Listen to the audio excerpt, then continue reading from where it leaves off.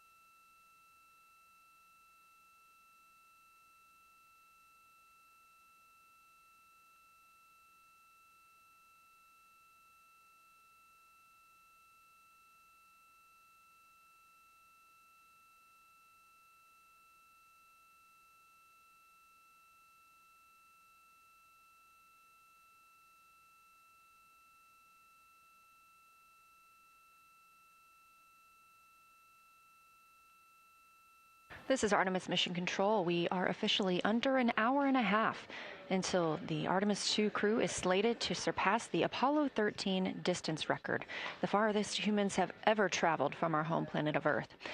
The record set by Apollo 13 in 1970 stands at 248,655 statute miles.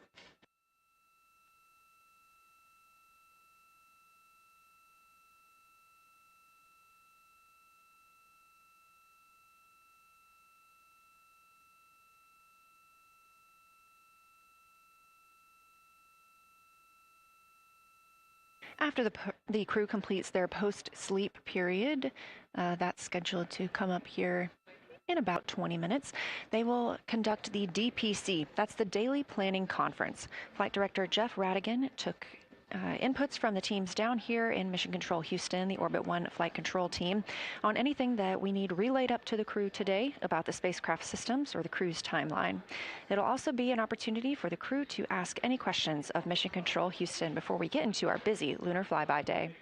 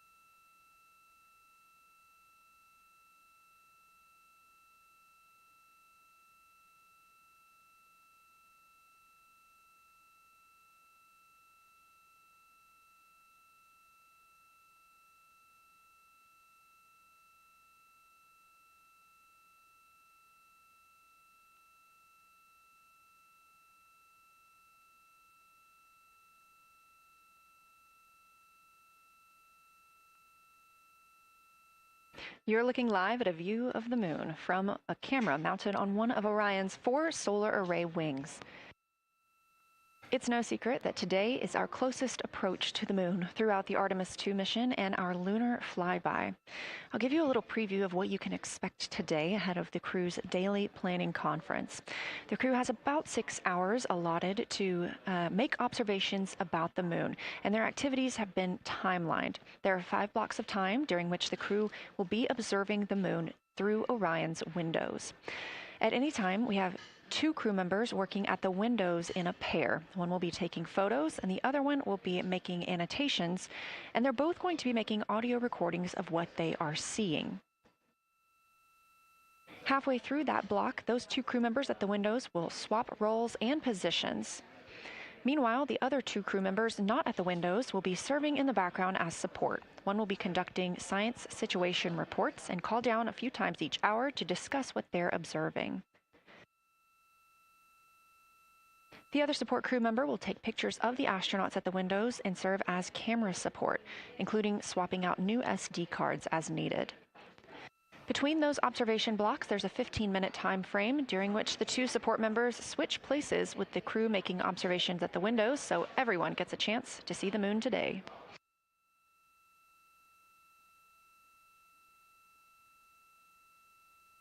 During 2 of the blocks, 2 crew members will take turns eating their midday meals. We're also looking forward to seeing an eclipse today. This crew will be the first to see an eclipse from the far side of the moon. If the past couple of days have been any indication, we expect to get great reports from the crew about what they're seeing. They've been training for this day with the science team for years.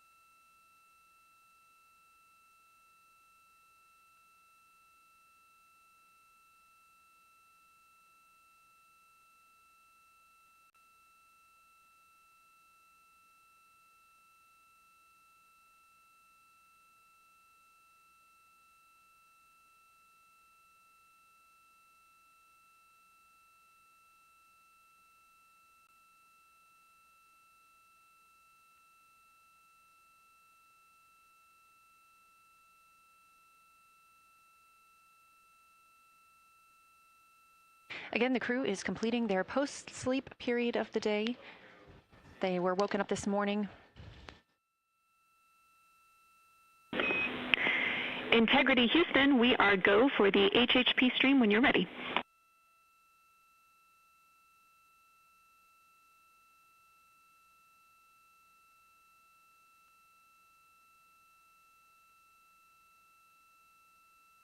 The crew was woken up this morning by the song Good Morning by Mandisa and Toby Mack.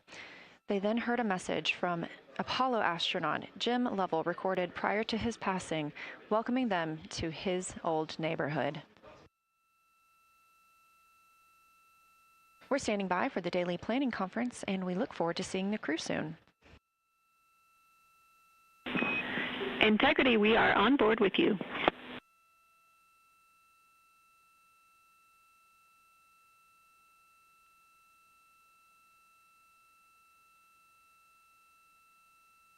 This view inside the Orion capsule, 4 crew members getting ready to fly around the moon, the first humans to do so in over 50 years.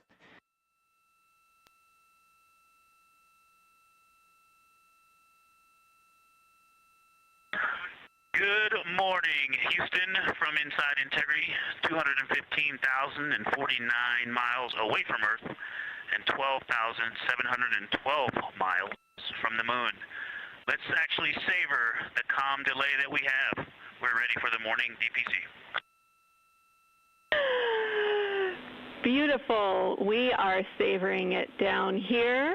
Good morning, Integrity, and good morning, Moon. Our room is buzzing with moon joy today, and I imagine yours is too. I have a few items related to flyby and then a few items for things further afield. Here we go. I will roll through them all. First off, we are looking forward to having science follow up with your observations as required on Orion to Earth throughout the flyby. Today, you will pass the Apollo 13 record distance at the end of the pre-lunar flyby conference. We are planning to call you with milestone words at that point at the end of the conference, not later in the allocated PAO time on Optimus.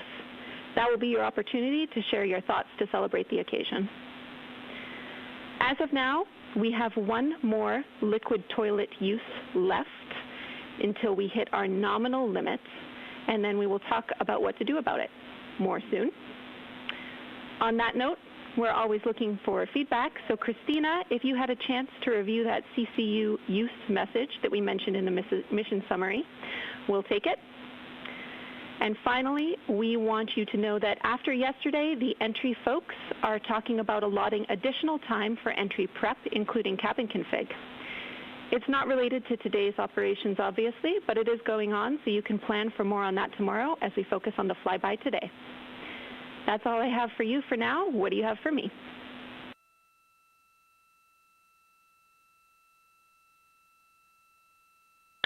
Thank you, Jenny.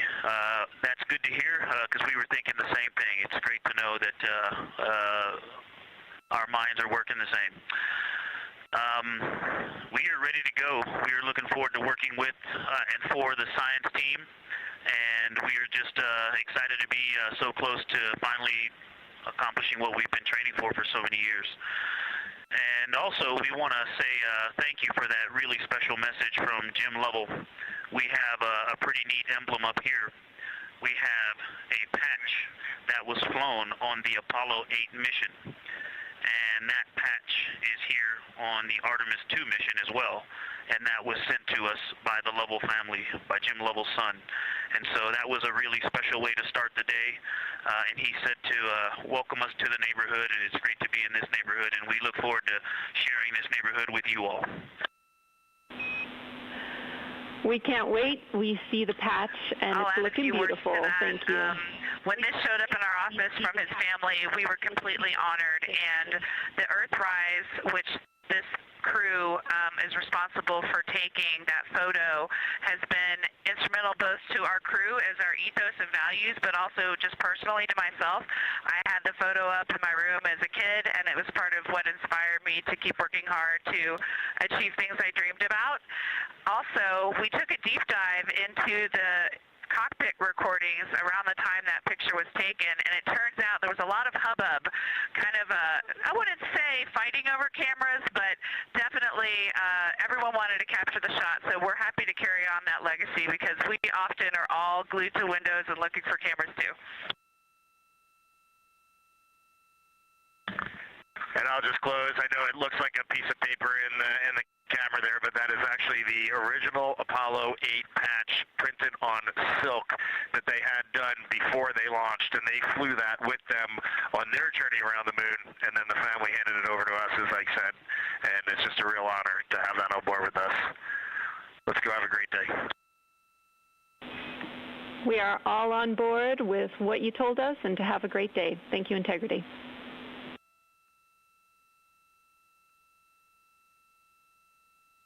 Exciting words from the ground and crew this morning. Have a great day, Houston and Huntsville. For Avatar, all lights lit except for 15 and 16.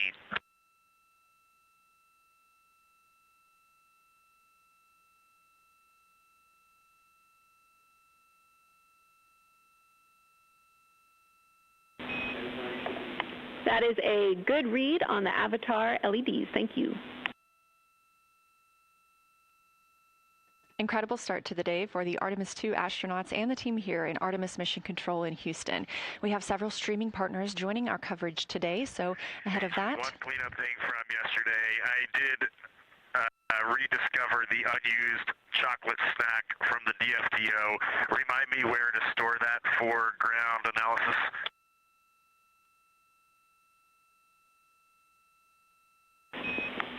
Hooray for a found snack. You can stow that in locker A1. Thank you, Reed. With our streaming partners joining us today, we will be going to a slate ahead of our broadcast start in just a few minutes. So just for those next few minutes, you can watch our live coverage on our YouTube stream, our second stream, but we'll be right back here at the top of the hour to kick off Flyby Day.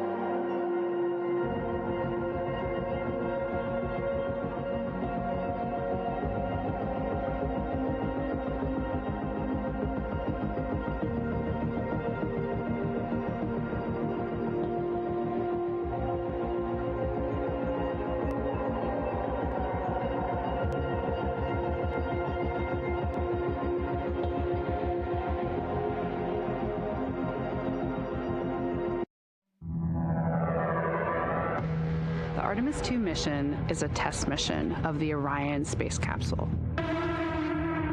Artemis II will be the first time we put humans on this rocket. We're going back to the moon because it's the next step in our journey to Mars.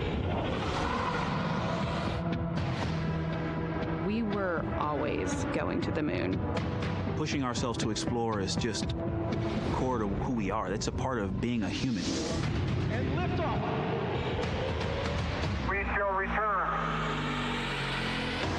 Continuing to test out every bit of Orion. Coming back to Earth, 7 miles a second.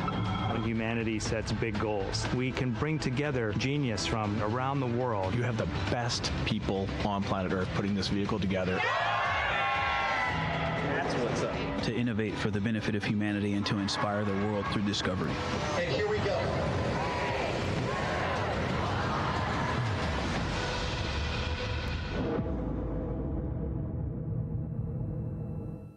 Welcome to Artemis Mission Control here at Johnson Space Center in Houston, Texas. I'm Leah Cheshire Mustachio. Right now, the Artemis II crew and Mission Control are preparing to support today's lunar flyby, the first time we've sent humans around the moon in over 50 years. Integrity, you can use the OEs and your HHP camera for the milestone words at the Apollo 13 record distance. You'll notice that we pause every time we hear communications to and from the crew. They are the stars for today. This afternoon, the crew will have their closest approach of the moon and will surpass the record. That record just mentioned of the furthest humans have ever flown, set by the Apollo 13 astronauts in 1970.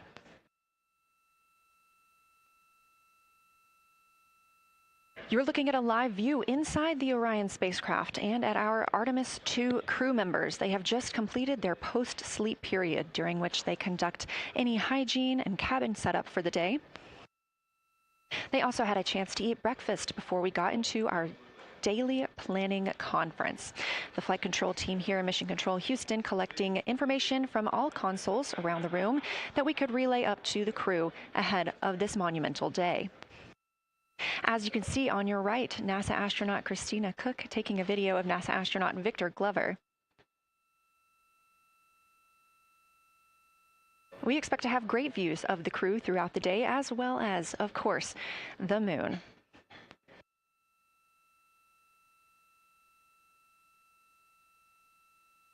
We expect to surpass that Apollo distance record in 55 minutes and 50 seconds.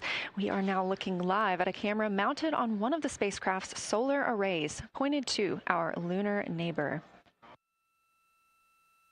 We are currently just 14,200 miles away from the moon and 247,672 miles away from planet Earth.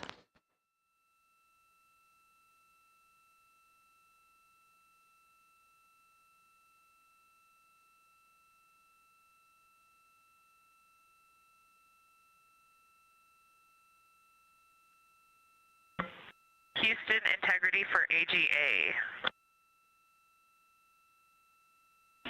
Ready to copy.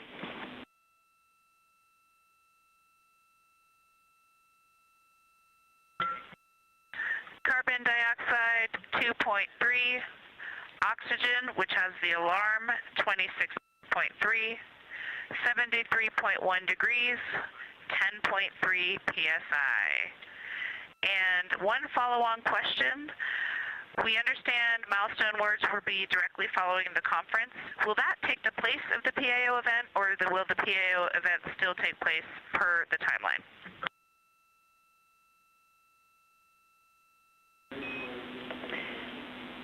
Good question, Christina. The milestone words that we exchange at the record distance at the end of the conference will take the place of the PAO timelined activity. So that'll be our moment to talk about this occasion, and after that there will be no more expected PAO words, and you can get straight into your flyby. Copy all AGA.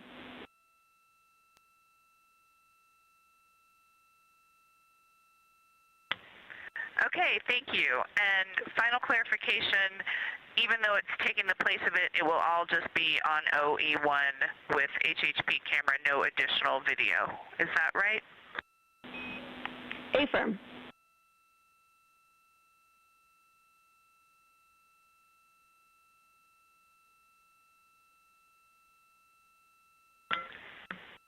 Okay, thank you. Yep, some of us had already heard that. Sorry about the second question. We appreciate it. Talk to you soon. No problem.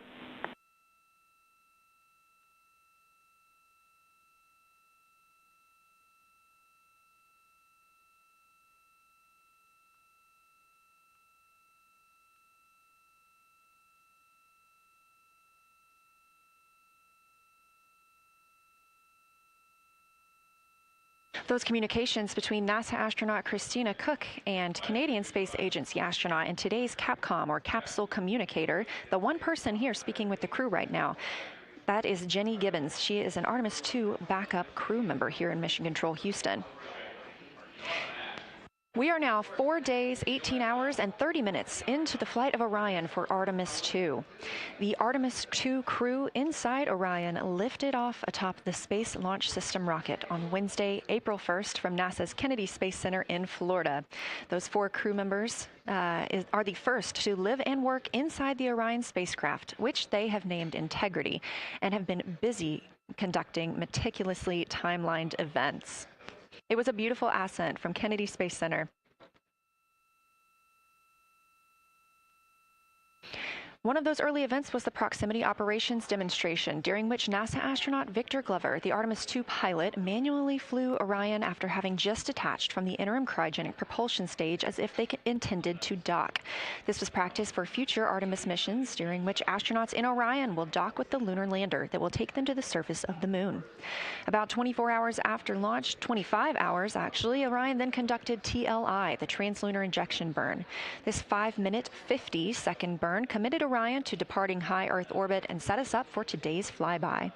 That translunar injection burn also served as the spacecraft's deorbit burn. It slingshots Orion around the moon and sends the crew on a free return trajectory, with splashdown approximately 7:07 p.m. Central on Friday, April 10th. Last night on Flight Day 5, the crew entered the lunar sphere of influence, the point at which the pull of the moon's gravity will become stronger than the pull of Earth's. We've also been getting some great views inside the cabin of the crew members living daily life, from working out to eating, taking photos, and making memories together. But they've also been taking some beautiful views of our home planet and of the moon, and we expect many, many more of those following today's activities.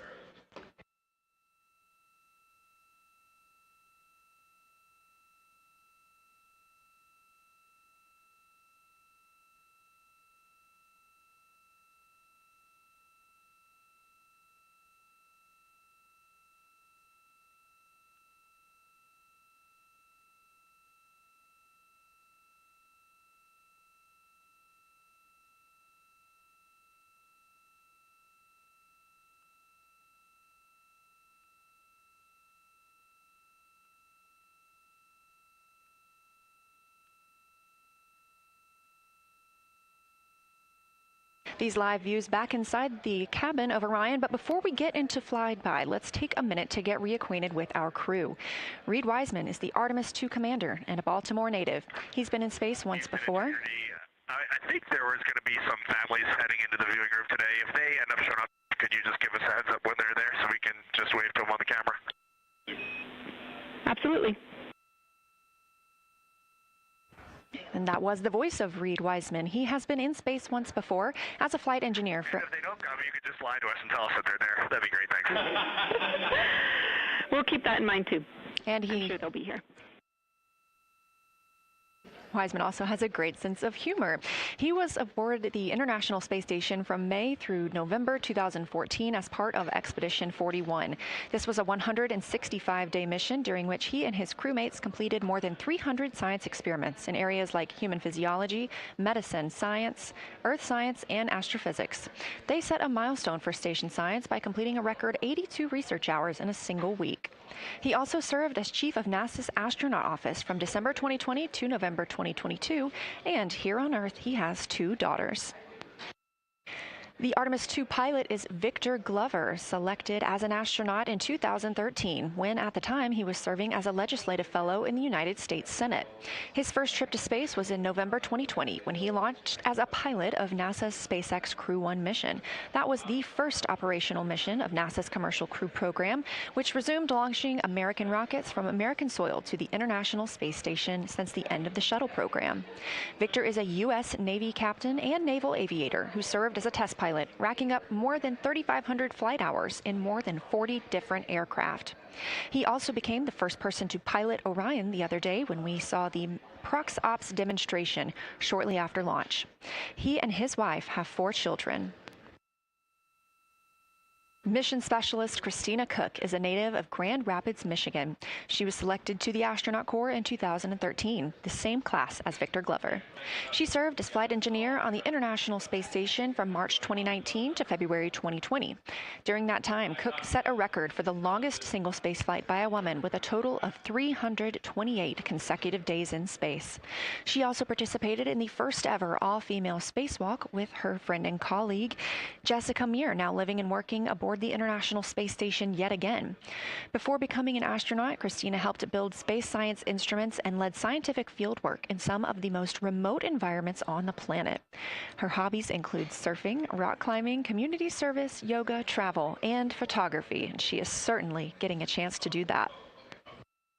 First-time flyer, Canadian Space Agency astronaut Jeremy Hansen is flying to the moon as a mission specialist on the Artemis II mission. The London, Ontario native was selected as an astronaut in 2009. After that, he worked as Capcom at NASA's Mission Control Center here in Houston. Capcom stands for Capsule Communicator and is the single direct voice communicating with the astronauts in space. He also participated in training exercises like living on the ocean floor off the coast of Florida to simulate deep space exploration for 7 days. In 2017, he became the first Canadian to lead a NASA astronaut class, and he also enjoys getting out on a sailboat, rock climbing, and mountain biking. And he and his wife have 3 children.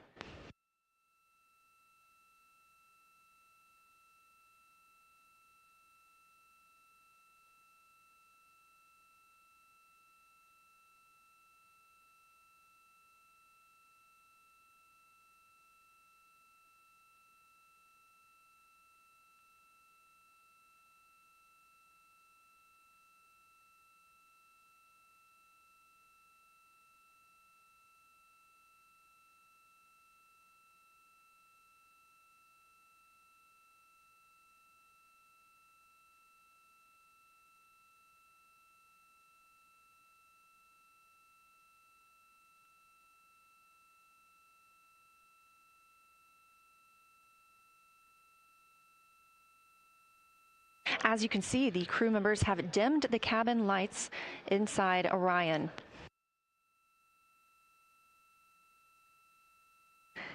As they prepare for their lunar flyby, they'll be configuring the cabin as they'd like to have it to allow for proper positioning as they move about to and from the windows, taking photos of the moon.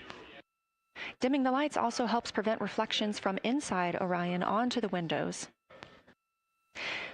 Ahead of this lunar flyby, let's dive in and explain what you can expect over the next several hours. The crew has about 6 hours allotted to make observations about the moon. Throughout the flyby, their activities have been precisely timelined. There are 5 blocks of time during which the crew will be observing the moon from Orion's windows. At any time, 2 members will be at the windows working in a pair. One crew member will be taking photos from window 2 with a blue shroud over the window. This can help prevent that glare or reflection from inside Orion. They have an 80 to 400 millimeter zoom lens to use. The other astronaut will be in window 3 using their portable computing device, you'll hear that referred to as PCD, to make annotations. Both of these crew members will make audio recordings of what they are seeing, and they'll wear headsets connected to those PCDs. Those audio recordings will be sent to the science team at a later date. We will not hear them live. The 2 crew members at the windows will swap roles and positions halfway through their timelined block. The other 2 crew members who won't be at the windows at that time will be serving in the background as support. One will be conducting the science sit reps, or situation reports. This is what we will hear live from the crew. They'll be calling down a few times each hour to discuss what they are observing. Those situation reports include how the crew is positioned, any missed targets, or anything unexpected they saw, lunar target descriptions, any hardware issues, and of course, their emotions and reactions as they fly by the moon. The other support crew member will take pictures of the astronauts at the windows and serve as camera support, providing new SD cards when needed. There's a 15-minute time frame between each observation block, during which the 2 support members switch places with the crew making observations.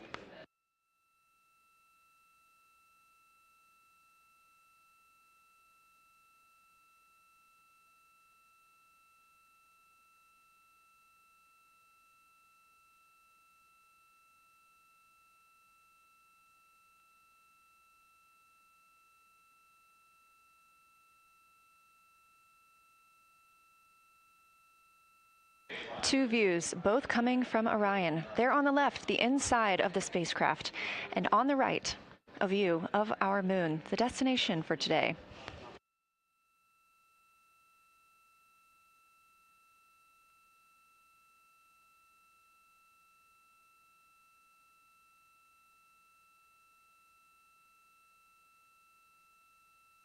During the lunar flyby today, Orion will provide astronauts with a full disk view of the lunar surface. They'll have a higher vantage point, much farther than Apollo's lunar orbits on average. And these astronauts can observe both holes and large-scale geologic features in a single view. And due to our April 1st launch date and current illumination conditions, the Artemis II astronauts have become the first humans to directly observe certain far-side regions of the moon with unaided eyes.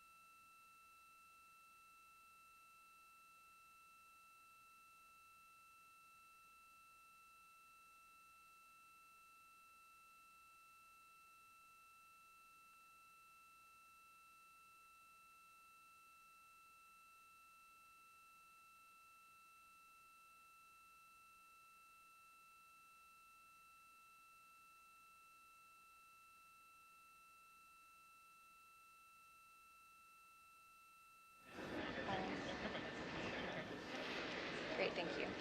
You ready? No. It's gonna be fun.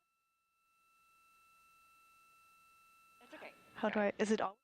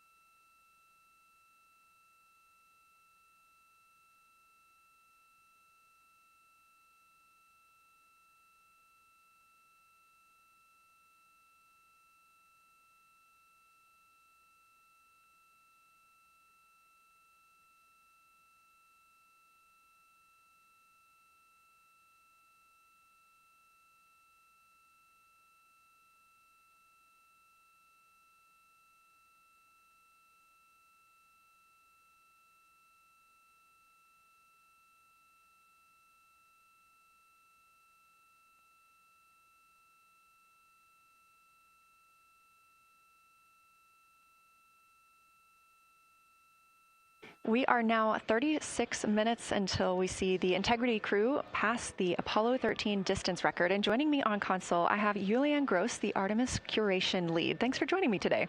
Thanks for having me. I'm very excited to be here. We're very excited to have you. So can you tell me about your role as Artemis curation lead and what that entails? Yeah, so for the overall Artemis campaign, I'm the Artemis lunar sample curation lead. That means I'm helping NASA to return the next set of lunar samples from the lunar surface. And for Artemis II specifically, I'm one of the science theme leads, and specifically I'm responsible, or the voice, for impacts, poles, and landing sites. Fascinating. So what helped us select the targets that the crew is going to be photographing today? So we had a plan coming in where we basically made a list of all the available targets during the April launch window, because before you launch, we wouldn't exactly be sure which targets would be visible. And so once we launched, we then were able to cut down on that list and prioritize our targets. And the 5 theme leads came together and really discussed and talked through which the long lens configured for lunar flyby. Which targets we could then see and prioritize. And so that made it into our plan. We worked then with timeline to make sure that all the targets are visible. Some targets are time dependent, like Earthset or Earthrise, and some targets will rotate out of view when Integrity starts going around the moon. And so we put these in early so that the crew has a chance to describe those to us. Fascinating. I cannot wait to hear what they have to say. So we just heard them say that their long lens is configured. That's very exciting. And for us, when we look at the moon from Earth, what features are we seeing that the crew will also fly by today? Yeah, so I really hope that people on Earth who are in nighttime will look up into the moon tonight. The features that the crew will see that we can also currently see is Aristarchus Plateau. Grimaldi is another feature. They're going to be sort of on our limb. And then Oceanus Procellarum, that really dark, large area on the near side that we can see. The crew is going to see that in the beginning. The more they fly around, the less of that they will see. So those are targets we will hear them describe early on in the flyby. Fascinating. Well, and the crew has been training for years for this day. And so we're going to hear them make a lot of calls about what they are seeing on the moon. And they're going to use a lot of interesting terms that I myself need some brushing up on. So could you walk us through a few of the things that we'll hear them use to describe the moon, like albedo, exosphere, ejecta, just some of those major terms we expect to hear from the crew? Yeah, of course. Albedo is basically a term of a reflectiveness of the surface. And so high albedo usually for the moon means bright areas, and low albedo means like darker areas. And so when you look into the night sky, you can see the high albedo areas are the white parts and the low albedo ones are the darker areas. Ejecta is when you have an impact and it ejects or throws out material that then ends up on the surface, and you can see that as sort of rays or ray systems. So you might hear them describe, I can see for example, with its rays. It has an isometric rays coming out, and so we're excited to hear them describe that. You might hopefully hear stuff about color or color hues, and so if they can see any changes in those color hues from like white to gray to maybe brownish, we're excited to hear about that. Exosphere is the almost no existing atmosphere of the moon. It's barely there. But there is dust on the lunar surface that can get lofted up through electrostatic forces. And when the sun goes behind the moon, it can scatter forward on those dust particles and sort of like create a little glow on the horizon. And so we're really excited to see if the crew can actually see that. This is so exciting. Thank you so much for walking through all of that with us. Julianne Gross, Artemis Curation Lead, we really appreciate you joining us here today, and good luck to your team. Thank you. I'm really excited to be here. We are now MET 4 days, 18 hours, and 49 minutes into the flight of Orion. This view of the moon from the Orion spacecraft as we get closer and closer.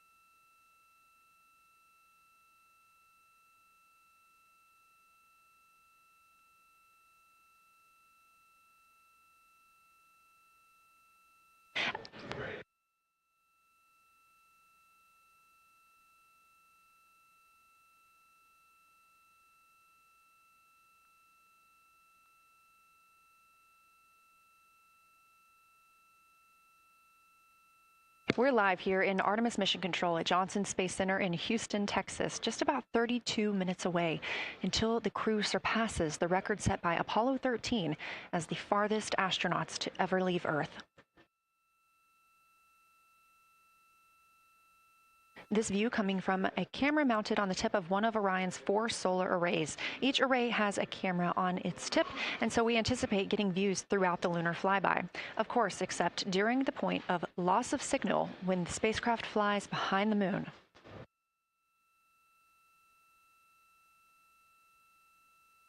Inside the cabin, the crew are configuring the inside of Orion for today's flyby, making sure they have everything just where they want it to help them take the pictures that they are aiming for the science team here on the ground.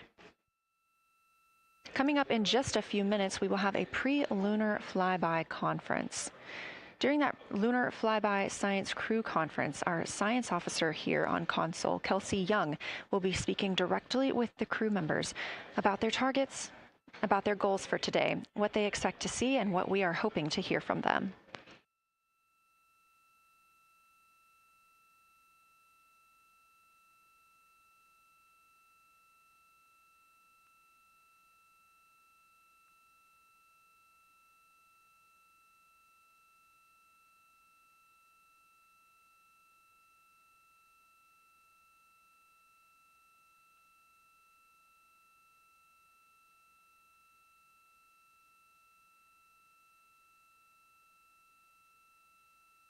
We have a lot of milestones coming up today, so make sure you don't miss them. The first coming up again at 1:56 p.m. Eastern Time, the crew will pass the distance from Earth record set by Apollo 13 in 1970.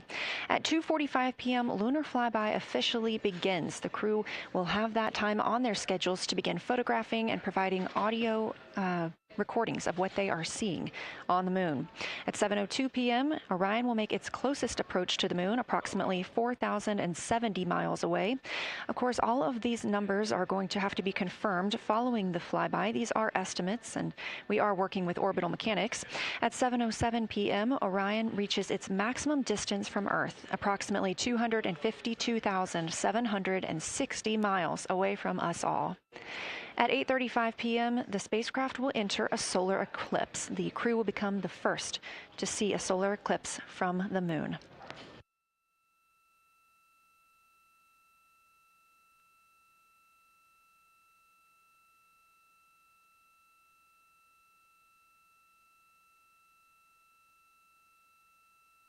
Ahead of the official beginning of flyby today, Kelsey Young, Artemis Science Flight Operations Lead, will be conducting a pre-lunar flyby crew conference. She will give information on camera setup, remind the crew of their intended targets, answer questions from the astronauts, and more. Young will help the crew set their targeting timeline, which counts down the time they have to image each target and what they'll be capturing next. She'll also remind them that the ground team will be calling for science sit reps, also known as situation reports. Those are essentially call-downs to report what they've been observing. They'll continue to do this even through their LOS, their loss of signal, as those communications will come down later on after they reconnect with us on Earth.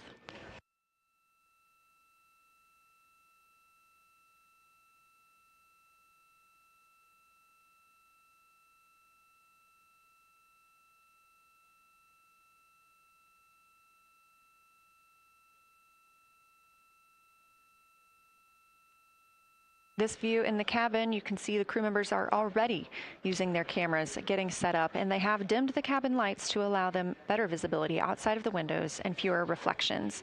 Now, 28 minutes until they become the humans to travel farthest from our planet.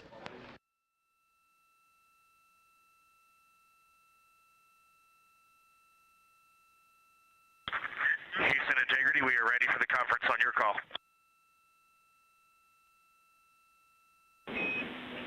Houston is ready for the conference, passing you over to Science.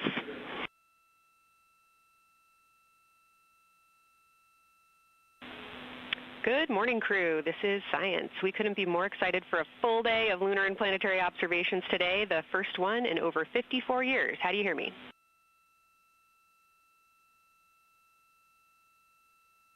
We hear you loud and clear, and Kelsey, you just got to know you're pulling us away from the moon right now, so let's go. Message received. I will keep it tight here. I did just want to start with a thank you on behalf of the Lunar Science team and the entire lunar and planetary science community, of which you are absolutely a part, for what you've already done in this mission and what you're going to do today to inspire the next generation of scientists. I have to say Moon Joy is the new term that's already become our team's new motto, so thanks for that. In this conference, we'll cover hardware and config reminders, and then I'll just briefly, as you said, cover today's science plan. I'm assuming you already have your LTPs up.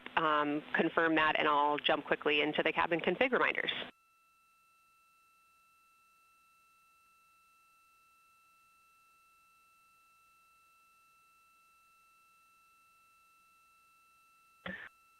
Okay, we have the LTP up just to give you a sit rep on board. You've got Reed and Christina on one PCD, and Ike has his own, and Jeremy has his own. Copy that. That was going to be one of my questions for you, and I'll ask a question back. Is that the config that you and Christina plan to carry throughout the day for PCD use?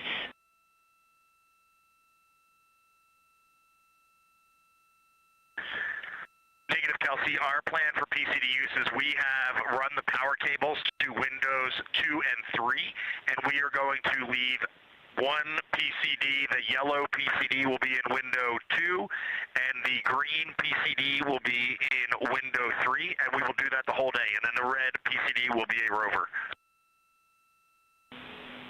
Understood. Super helpful. Recommend when you guys switch in and out of PCDs to add your initials to your OneNote annotations, just so we can keep track of whose is who. And then given that you have 3 PCDs instead of 4 for the data transfer at the end of the day, recommend making a new subdirectory entitled For Science for your own photos, or with your initials, that we can keep track of which pictures came from which flashcards.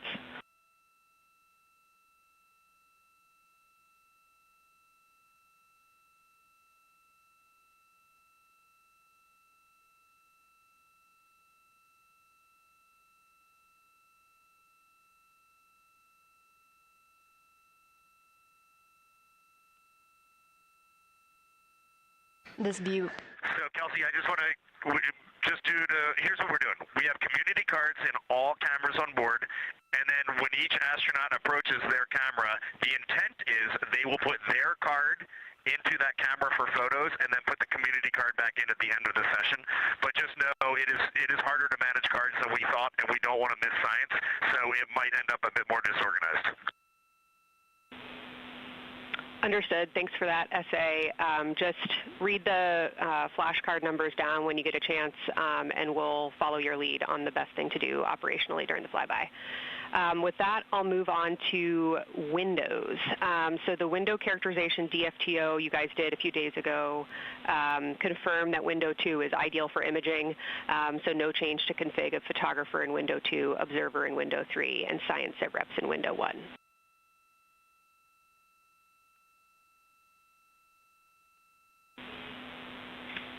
Coming up on a handover. Be back. Hang on, Kelsey. The way we have it configured, tell us if this is going to be wrong. Window 2 is the long lens with a shroud. Window. As you heard, Science Officer called to the crew. We are now in a handover time period. We will regain communications with the crew very shortly. These are tracked, and we are currently on the Deep Space Network. This is the first time humans have used the Deep Space Network in over 50 years, given that we currently use the tracking data relay satellite systems in for the International Space Station.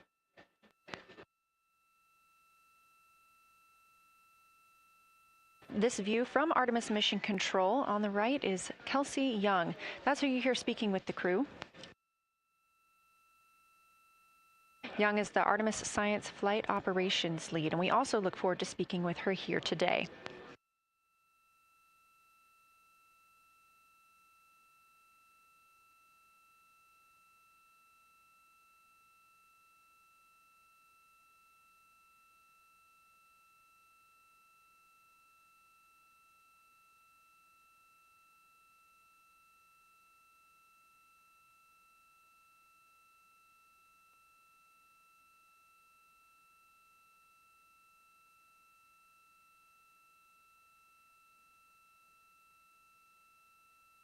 Again, we are just about 22 minutes until we reach the Apollo record. We are in a handover of satellites with the crew aboard Orion.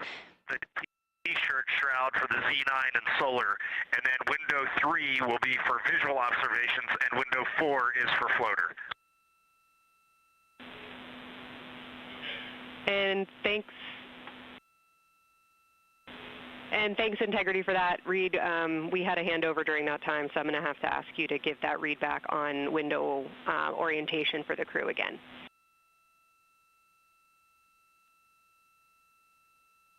Okay, we are happy to change it, but the way we have it configured right now is window 1 has a T-shirt shroud for the Z9 for solar. Window 2 has the shroud for the long lens for both lunar and solar. Window 3 is for visual observations. Window 4 is for floater. And then the docking hatch window has had a great view, so we've done a lot of mapping through that as well. All right, copy all, Reed. A note just on the window 1 T-shirt shroud that you can remove that for the lunar observation block if you want that extra view for another floater, but defer to you guys on that. You are go to use the full 400 millimeter zoom on the long lens, but where possible, try to keep the end of the lens flush with the window to prevent imaging through the multiple window panes at an angle. And if you have to take an image at an angle, recommend you limit the max focal length to 200 millimeters or simply acquire the images at multiple focal lengths. Last imaging update as a result of the DFTO is that if you can take the images out of the left side of window 2 where possible, that is the best half the window. Understand that might not be possible with the shroud. Any other imaging questions from you?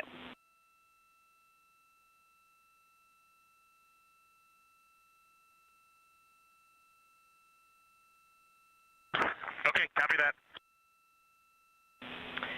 Okay, last couple reminders. Don't forget the ability to take the WAV files to tag imagery that you are wanting to follow up on using the FN3 button on your camera. And then a couple quick notes on your LTP. We have refined your precise flyby timing since generating the LTP. Optimus has the correct timing for the LOS and AOS, but the LTP identifiers for LOS and AOS are roughly 2 minutes later than they will be in reality. Final LTP timing update is that the green line on your LTP should start automatically 45 minutes before the flyby. If it doesn't appear, let me know and I'll have troubleshooting steps for you. Last updates are on the eclipse, so only for that last hour today. Of course, remember if the sun is in view to use your eclipse glasses. And reminder that we will have a few activities for you prior to the eclipse to reconfigure all 3 cameras for corona and deep sky observations. These activities, some of which will occur during the forward link LOS, so we wanted to flag it for you now. Any questions before I cover the last 2 reminders?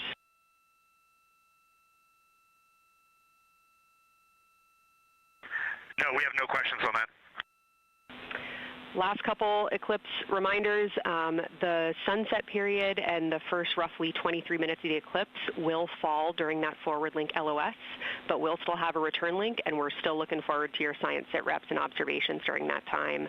And I do have a reminder for you on your preferred starting config for the eclipse in terms of role responsibility. Let me know if you want me to read that up or if you guys have that in your minds already.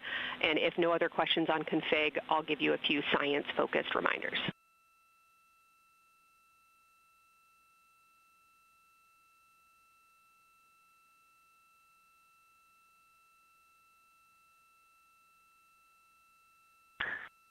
Give us a quick high level, but we see it in Optimus, and I think we got it squared away. But give us your quick Kelsey high level. Okay. A couple changes from the first LTP you studied is that Glushko is the only feature that the same pair will view twice. That's Reed and Jeremy. That's why that's the only target you see that is marked as 1 of 1 and one of two and two of two. So OM and Oriental are in there twice, but they're by different pairs, which is why you don't see them marked accordingly. A note from feedback on your observations so far over the last couple days, a reminder that if you note structure and texture as well as color and albedo, please note any correlation between the two, and also a reminder that negative observations are still valuable science. So a lack of color or a lack of structure associated with color is also valuable. A reminder also that your observations so far indicate it will likely take some time for your eyes to adjust. We especially heard that around your terminator observations and your color observations. So reminder to know that your eye adaptation is going to kind of come in throughout your shift, and let us know when you start to see that nuance. Last reminder is around Earthset and Earthrise. When you're viewing us back here at home, you'll be looking directly at Asia, Africa, and Oceania. So I'm sure people watching from those places here on Earth will want to give you all a wave as you take their picture. Any other questions from me? For me?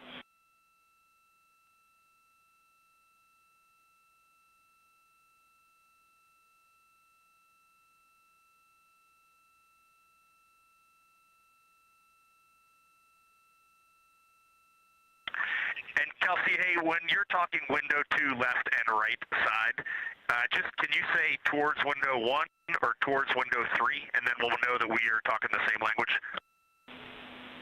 Absolutely. So I mean that the side of window 2 closest to window 3 is preferred for imaging.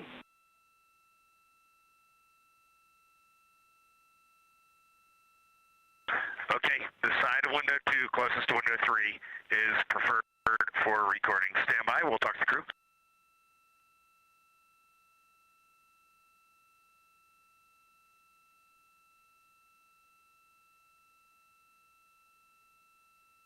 Again, we are in our pre-lunar flyby science conference with Kelsey Young.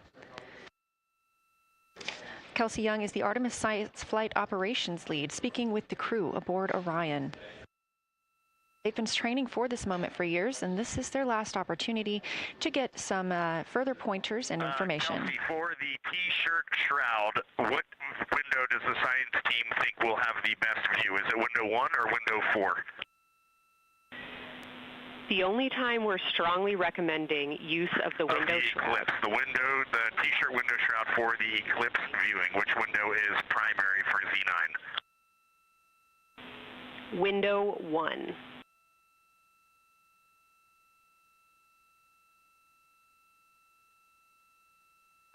Okay, awesome. So we have got that all set up. And just to be 100% sure, window 1 is the most port window by the food warmer. Window 2 is right in front of seat 1. Window 3 is right in front of seat 2. And window 4 is on the starboard side by the side hatch. Do you agree with all that? We agree on the ground. Good readback.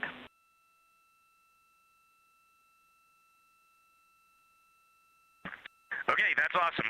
Kelsey, we're going to close with happy words. It's just incredible. I wish you were up here to see all the smiling faces, to hear all these terminologies being thrown around, and we are just fired up to get started on this day. Let me pass the mic around if anybody has anything to add. Kelsey, it's so great to hear your voice on the loops. I just want to channel everything that you guys are probably feeling right through my eyes and heart. It is awesome to see the side of the moon. You guys made us excited for this day, and we couldn't appreciate it anymore. And we are ready to hopefully deliver on all the awesome training you guys have provided. I'll just add, Kelsey, it is blowing my mind what you can see with the naked eye on the moon right now. It's just unbelievable. Kelsey, and to the whole Lunar Science team, all of you, all the work you put into this, we're just grateful. Can't wait to get going. And thank you for the tipper, for Carol Crater, and for Integrity. We can see them, and we've imaged them, and can even see with the naked eye. Quite impressive. Thank you so much. Beautiful words, you guys. Thanks so much. And I got video of the science team right now, and they are all absolutely buzzing. Looking forward to today.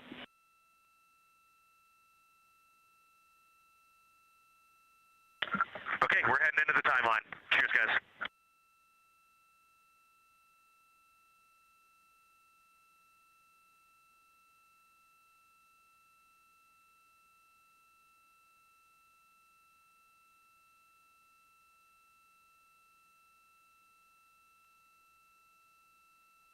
of the Pre-Lunar Flyby Science Conference with Dr. Kelsey Young.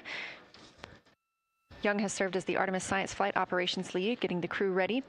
And we're live in Artemis Mission Control in Houston, but we are not the only room monitoring today's flyby. As you heard Young mention, in this same building and just down the hall, a multidisciplinary lunar science team supports the Artemis II crew in real time, including experts in lunar geology, impact cratering, volcanism, polar science, imaging, and visualization. There are two integrated facilities, and the first is the SIR, which is what you have right here. That's the Science Evaluation Room. They are embedded within Mission Control to provide science input during live operations like what we see today. Additionally, and not pictured, we have the Science Mission Operations Room, a back room that processes data, evaluates imagery, and supports rapid analysis. Our science officer on console in Mission Control Houston serves as the primary interface between the science team and the flight controllers, ensuring science priorities are represented during mission execution. Again, today, that's Dr. Kelsey Young, who will be speaking with the crew during the time they're behind the moon. We will be speaking with her once the crew is behind the moon and out of communication with Earth.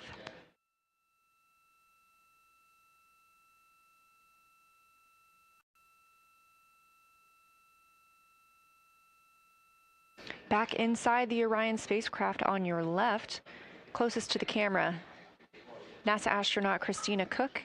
To her left, NASA astronaut Reid Wiseman. To his left, Canadian Space Agency astronaut Jeremy Hansen. And all the way in the back, NASA astronaut Victor Glover, our Artemis II crew.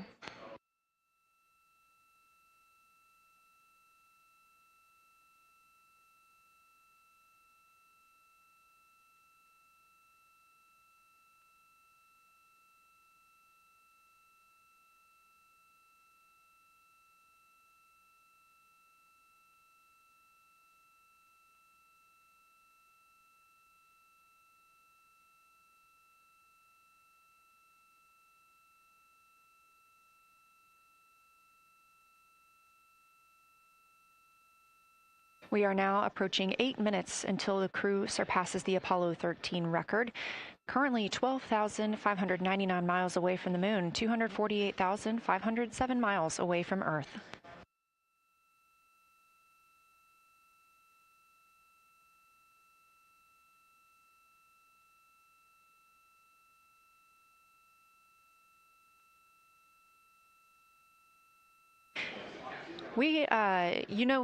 You may also hear the Orion spacecraft referred to today as Integrity. This was named by the Artemis II crew. It is Integrity crew. We have Reid's family in the viewing gallery. You're welcome to say hello.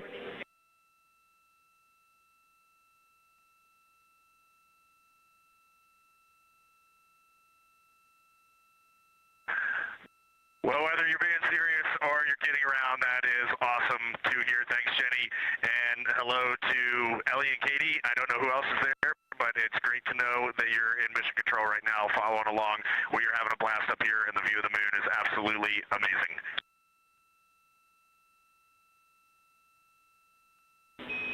I'm seeing a lot of hearts come out of the viewing gallery and even more smiles. Thanks, Reid.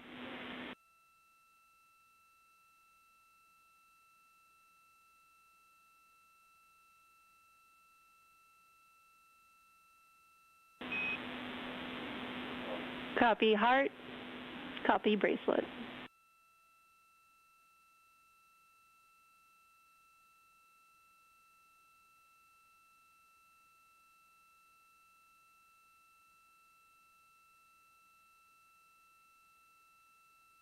that call from Capcom Jenny Gibbons, Canadian Space Agency astronaut and Artemis II backup crew member, letting Reid Wiseman know that he has family here to support him today in the Artemis Mission Control viewing room.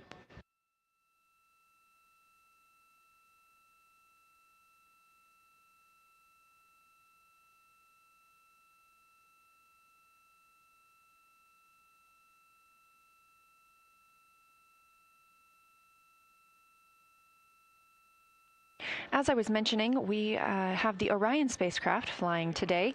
However, the Artemis crew members named their Orion spacecraft Integrity, so you will hear calls to this entire crew with the name Integrity. They say that the name Integrity embodies the foundation of trust, respect, candor, and humility across the crew and the many engineers, technicians, scientists, planners, and dreamers required for mission success.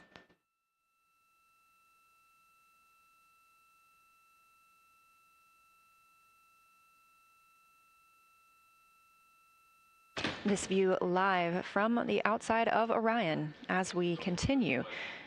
Preparing for our lunar flyby, now less than 5 minutes from surpassing the record set by Apollo 13 astronauts for the farthest humans to travel from Earth. This will not be the farthest that Integrity travels today.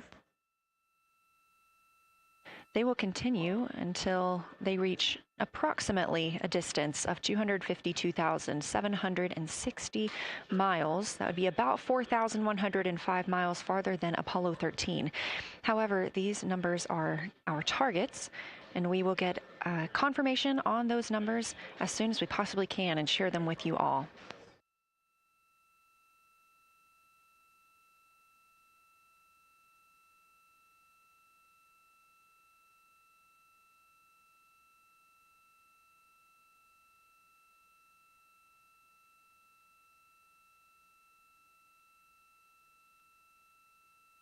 We've talked a little bit about what to expect from the crew, whether that's taking photos or making audio recordings.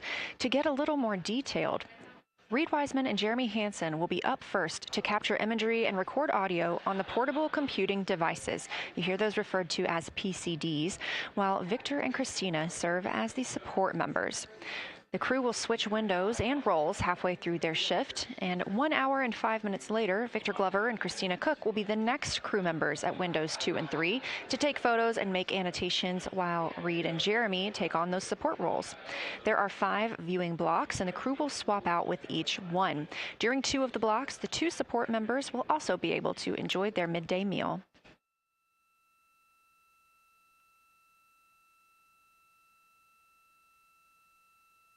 At least 3 times per block is a science sit rep. Again, situational report. This is partially an operational status, reporting back if they missed any targets or gotten any specific ones, if they have issues with their camera or any other operational items.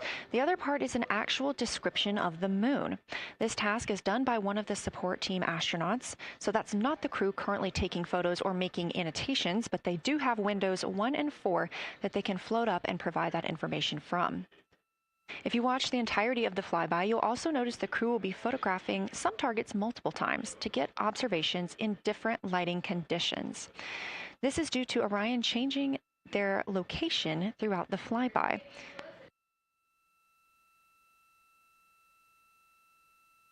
What this crew will be able to capture in a couple of hours of the same targets in different lighting would take orbiters years to do because of solar and spacecraft positioning. This crew has studied the moon extensively, and they're also familiar with what the science team calls the Big 15. These are 15 features that they've memorized, so at any time, they'll be able to see 5 of those and help orient themselves and where they are around the moon. Those targets are diverse and complex in their geologic history, and observations of them could help answer some big-picture science questions.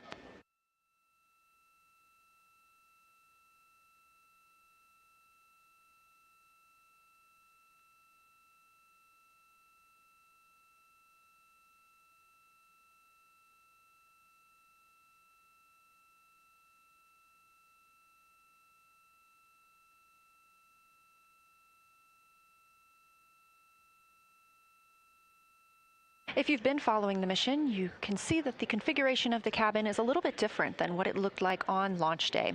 After ascent, the crew were allowed to reconfigure their spacecraft, and you can see that they've taken down seats. They have also taken away footrests. This gives them more opportunity to move about the spacecraft.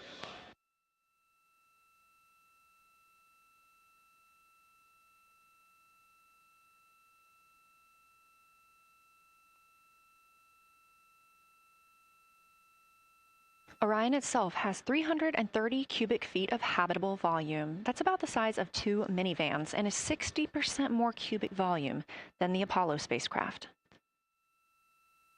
We are standing by for the Integrity crew aboard Orion to surpass the Apollo 13 record.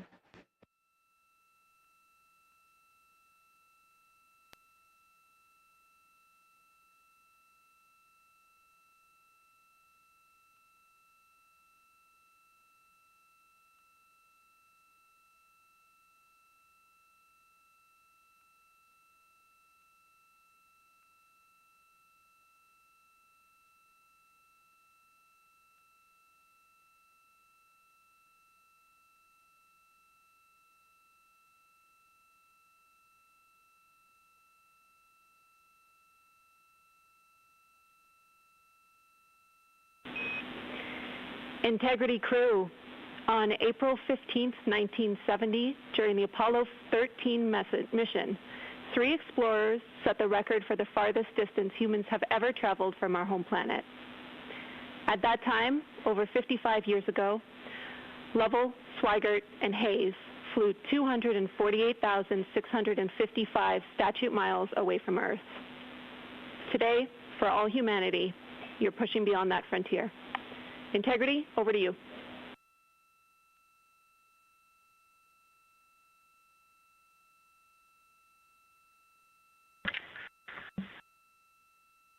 Yeah, from the cabin of Integrity here as we surpass the furthest distance humans have ever traveled from planet Earth. We do so in honoring the extraordinary efforts and feats of our predecessors in human space exploration. We will continue our journey even further into space before Mother Earth succeeds in pulling us back to everything that we hold dear. But we most importantly choose this moment to challenge this generation and the next to make sure this record is not long-lived.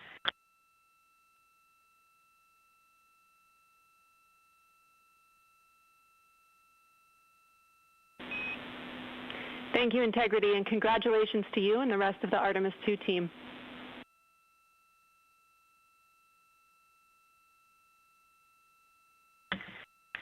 Thank you, Houston. We have a couple more things we'd like to take this moment for.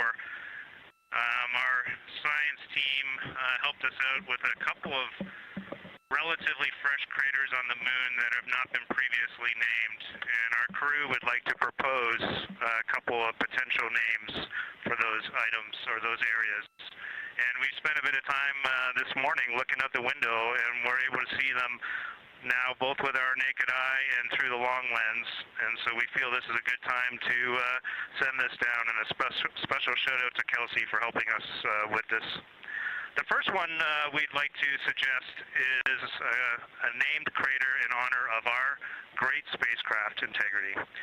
And so if you were to look at Oriental on the far side and then draw a line straight up to Ohm on the far side, relatively in the middle is an unnamed crater, and we would like to suggest it be called Integrity in the future.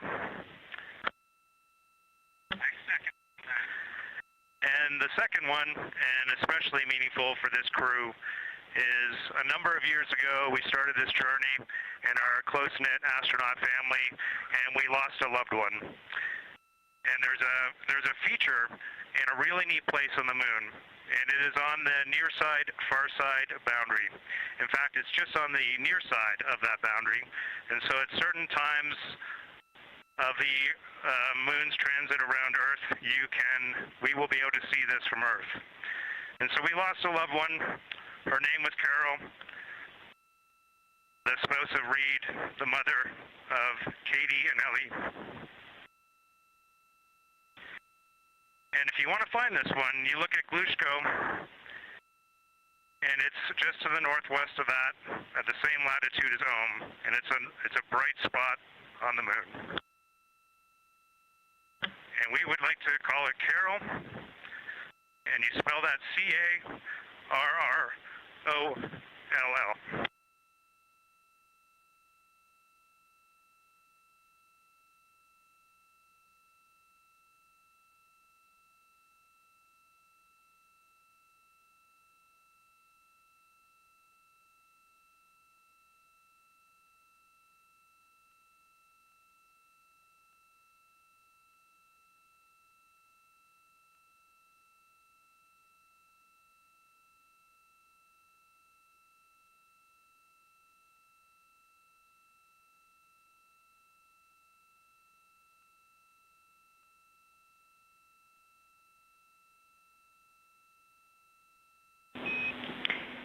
Integrity and Carroll Crater. Loud and clear.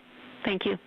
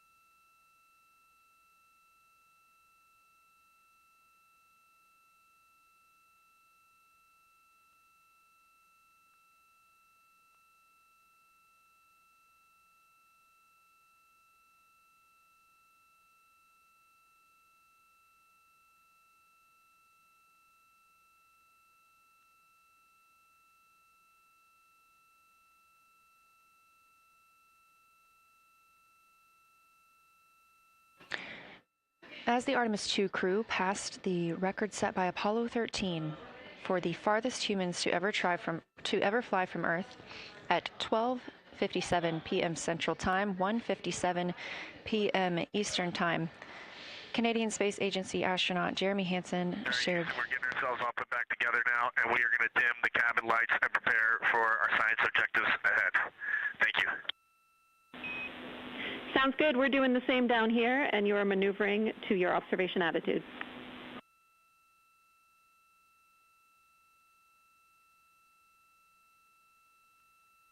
As we pass that Apollo 13 record of the furthest humans to ever fly from Earth at 12:57 p.m. Central Time, 1:57 p.m. Eastern Time, the Artemis II crew shared some poignant words, specifically Canadian Space Agency astronaut Jeremy Hansen. The crew also called down 2 craters not yet named that they would like to name. One, Integrity, in honor of their spacecraft, which they have named. That's near the Ohm crater. Another near Glushko, which is a bright spot, named Carroll, in memory of Reed Wiseman's wife.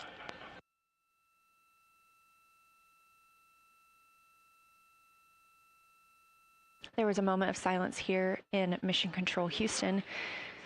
And now the team and the Artemis II crew are ready to begin their lunar flyby.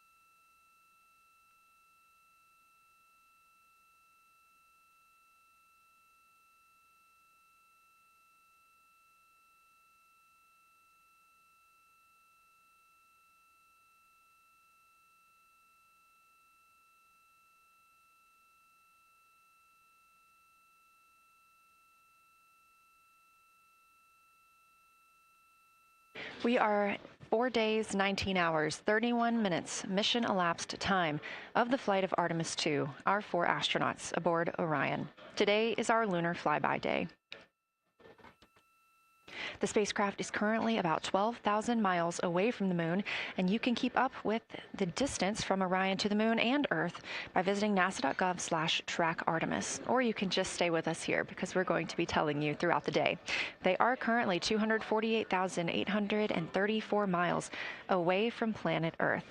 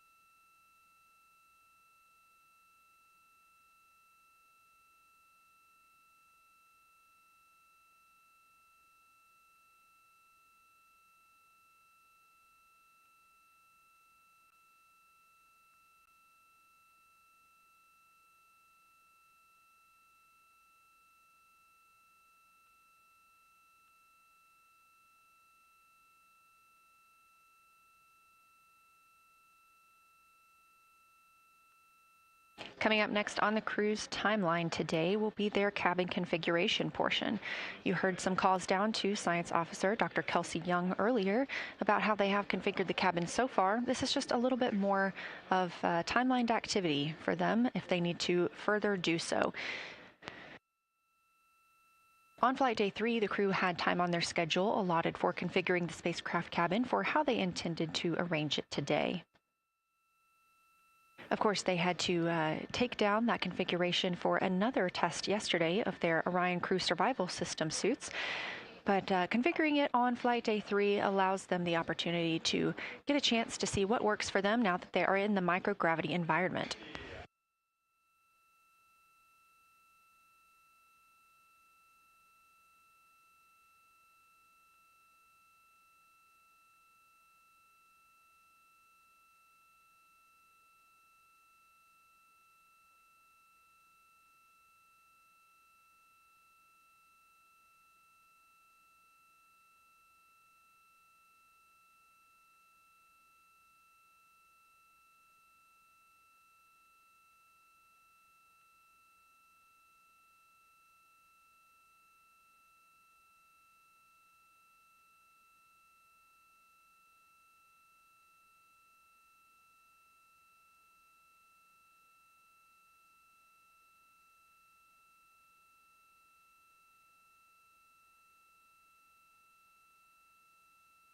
Again, the crew is about to begin their cabin configuration portion of their timeline, though they have been working that already, as well as potentially during their post-sleep period this morning.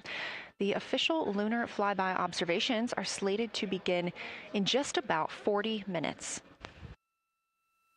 That's when we'll have the crew at the windows photographing the moon, as well as making calls down about what they are seeing.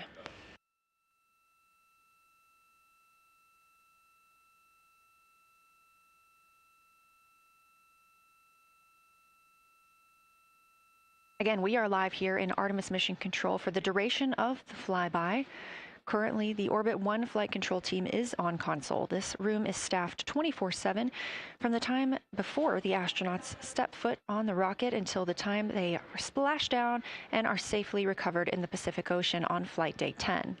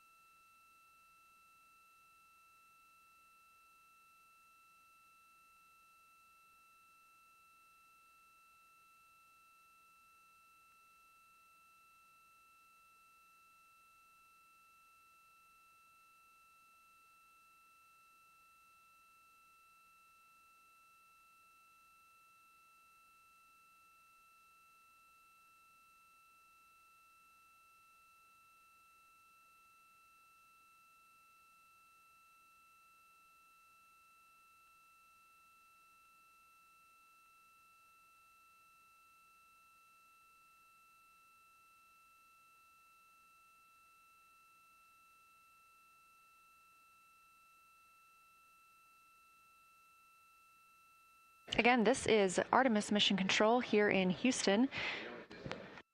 We are now 11,777 miles away from the moon. We did pass the Apollo 13 record of farthest humans away from Earth at 12:57 p.m. Central Time, 1:57 p.m. Eastern Time. That distance, 248,655 statute miles from the Earth, continuing to be exceeded by the crew. They will reach their farthest distance from the Earth around 6:07 p.m. Central Time. At that time, they will be in an LOS, or a loss of signal, with us on Earth, as they'll be flying behind the moon.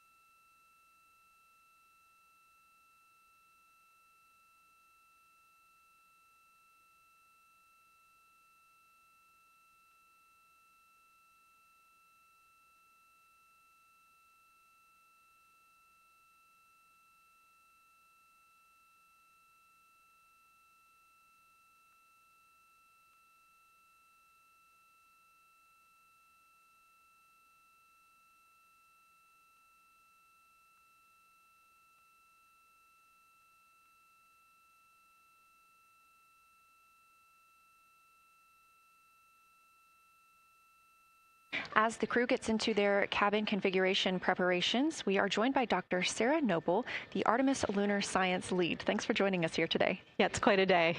Yeah, we are very excited. I can only imagine how you guys are doing over there. So tell me a little bit about yourself and what your role is for Artemis II. Sure. So I'm the Artemis Lunar Science Lead, so over the entire campaign, and my job is basically to make sure that as we have this big adventure back to the moon, we actually learn new things about the moon. Fascinating. So why is the moon such an important destination today? Yeah, so the moon is a pretty amazing place. It is a great place to learn about basic fundamental processes that happen on like all the planets, like cratering and volcanology. And also it is, part of our Earth-Moon system. And, the Earth recycles its rocks pretty well, right, through plate tectonics and weathering and whatever. Most of the rocks on the Earth are geologically young. But on the moon, we have the entire record that goes back 4.5 billion years since we formed. And so if we really want to learn about what was happening in that period, like the moon is really the only place we can go. We're also thinking about going back to the moon, and we want to go to the lunar South Pole. So what makes that such an interesting destination? Yeah, the South Pole is cool, right? It's far away from the places we went during Apollo. It's different kinds of rocks there, some of the oldest rocks on the moon. It's also a place where we think there might be resources like water. There are craters that really never can see the sun because of the low sun angles there, and they get very cold. And we think that water and other things can build up in those craters, and so we're very interested to see what that might do for us. I'm very interested as well. So for some of our viewers who might be new to this, what does lunar science look like during an Artemis mission? Yeah, it's pretty exciting for us as we have sort of built this from scratch to try to understand how we can best use the crew to support our science. And so, we've developed a system. We've got a team in place. We've got a back room here in this building called the SIR, the Science Evaluation Room. And there's a back room to that back room over in another building here at Johnson Space Center, where we've got our teams of scientists working really hard. They're actually speaking to this room through our science officer. This is now the first time we've ever had a science officer in flight control room, so we're pretty excited about that. So we have a really voice out and up to the crew. I know, it's been so exciting to hear Dr. Kelsey Young speaking directly with the crew today, now so close to the moon. And we have a live view here of the science operation, or the science evaluation room. So this is where the majority of your team is today, is that right? Yeah, that's right. This is a big chunk of our scientists. You can see them in there now working hard, trying to get ready for the day. And then again, there's a second room where we have a lot of our data folks, where the data will first come down and they'll sort of sift through the data and get it ready for this team to take. What's the mood like right now in the SIR? It is, I would say, giddy. I think we've worked very hard for this. They have done simulation after simulation. They have worked really hard over the last couple of years to get ready for this moment, and I think everybody's just really excited to see. Even already we've had some descriptions from the crew coming down, and it's so great to see their joy and our joy, our love for the moon come through. Yes, we are in for a real treat today, if it's been anything like their observations the past couple of days. So how are the lunar science teams using this test flight to prepare for future missions to the moon? Yeah, absolutely. This is the way that we are building our foundation for the future, from everything from, how do you train a crew to be a geologist, right? And so, working through that, getting them classroom training, field training, building the science team, building these physical rooms that we are in, designing the software that the teams are using, and then, figuring out what happens to that data. They're going to take this data and it's going to come down, and how do we get it out to not only our team, but out to the world and the rest of the science community. Yeah, that's a great point, because when you hear these crew members talk, you would never know that they're not geologists. Your team has trained them so well. They have been very good students. Who can blame them? It's a pretty great topic. One more question for you. How does the science that we're doing on Artemis help support long-term exploration, and including our sustained presence on the moon? Yeah, you know what? We have a saying in the Science Mission Directorate that science enables exploration and exploration enables science, right? So you needs the scientists, because we are the ones who are the experts in, landing site and doing analysis of landing site and making sure we can find a good place to land, to understanding the properties of the soil, so we can, design our systems to manage that, understanding the radiation environment, keeping our astronauts safe, all of these things, right? But, in return, you provide us with opportunities where now we're going to be able to collect this data and collect samples and deploy our instruments and all of that. So it's a symbiotic relationship. That makes perfect sense. Well, Dr. Sarah Noble, Artemis Lunar Science Lead, thank you so much for joining us here today. Best of luck to you and your team, and I hope that you get to enjoy today too. Thank you so much. We are now getting closer and closer to our lunar neighbor. This live view coming from the Orion spacecraft and a camera mounted on one of its solar array wings.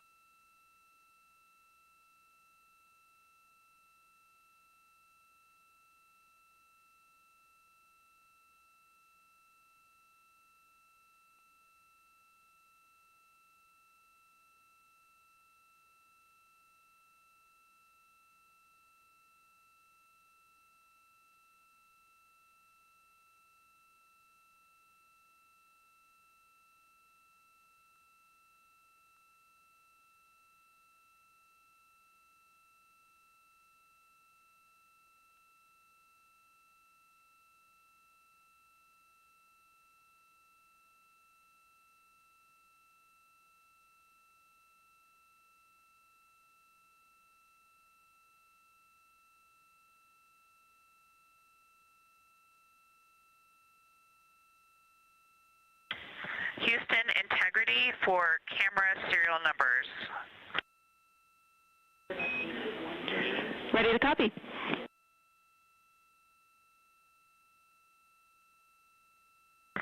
Hey Jenny, these are card numbers for the various positions. For the long lens on the D5, we will have individual cards. Victor's 1008, Jeremy 1019, Reed 1012, myself 1015. For the Z9, we will have one card that is dedicated for today, serial number 1007. For the cabin camera D5, we will have one dedicated card for today, serial number 1022.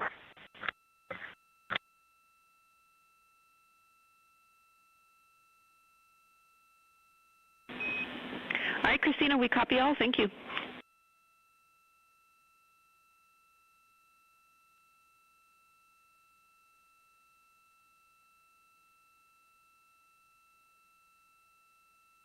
We just realized that we have Earth out window 1 and Moon out window 2. And Earth out window 4 and Moon out window 3. And it gives you the best idea of scale we have had yet. The Moon is about 3 to 4 times the size of the Earth, and it is almost full, and the Earth is just a small crescent out there.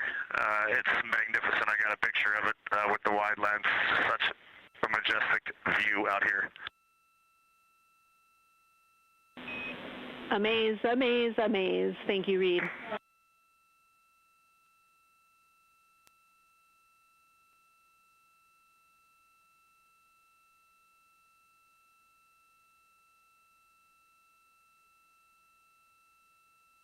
Those are some of the communications we're excited most about today. Commander Reed Wiseman calling down their view right now, obviously a little bit different than what we can see from this solar array camera.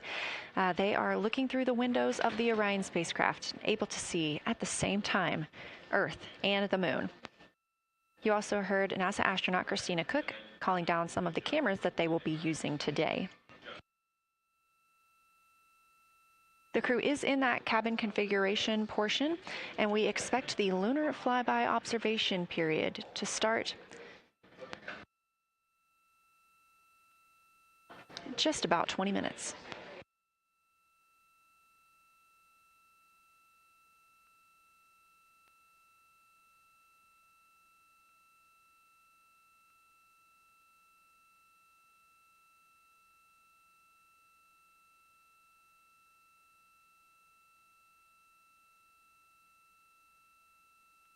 Checking in on Orion's distance and speed, they are currently traveling 1,071 miles per hour, 249,159 miles away from Earth, 11,293 miles away from the Moon, and continuing to grow closer.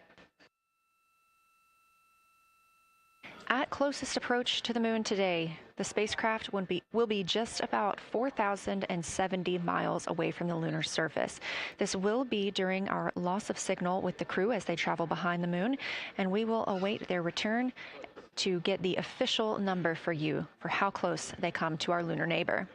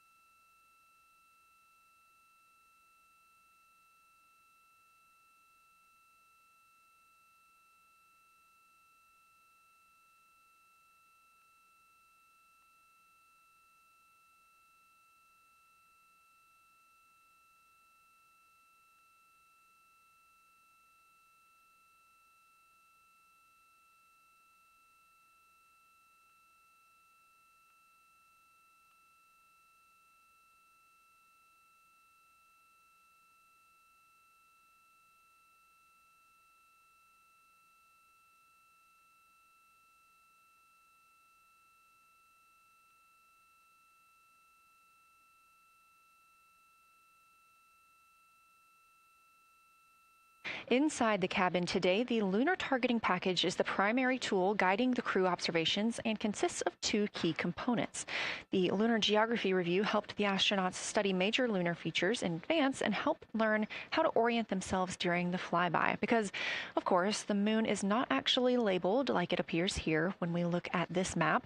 The lunar targeting plan provides a detailed timeline of observation targets, background science context, and specific instructions for the pictures the crew should take, as well as the verbal descriptions that will be helpful to the science team reviewing them later. This is a screenshot from their lunar targeting package, and a screenshot specifically of that lunar. Integrity for attitude. Go ahead.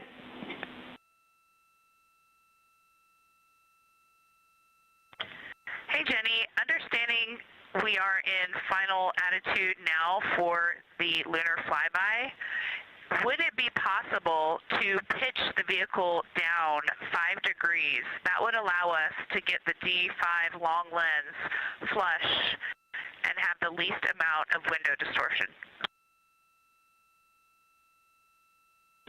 We're checking. That call from Christina Cook, NASA astronaut and mission specialist on Artemis II. Copy. The Orion spacecraft is positioned in a specific attitude to allow the crew to best see the moon outside of their windows today for this imaging opportunity. That call was a request for a potential attitude shift just slightly, another 5 degrees, to give them a better view and to give them a better opportunity to use their long lens camera. They'll also be using that lunar targeting package we were discussing. I am following along with that real time, so I'll be able to share with you exactly what targets the crew is looking at and when.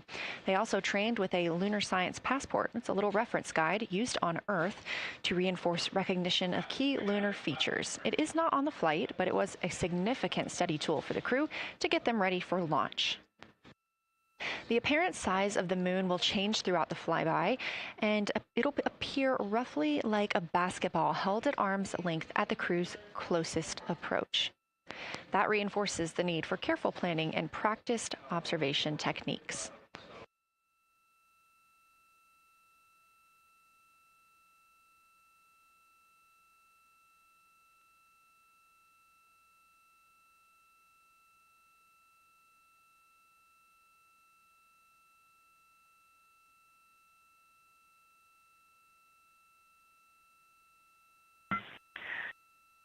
Houston, integrity for timeline.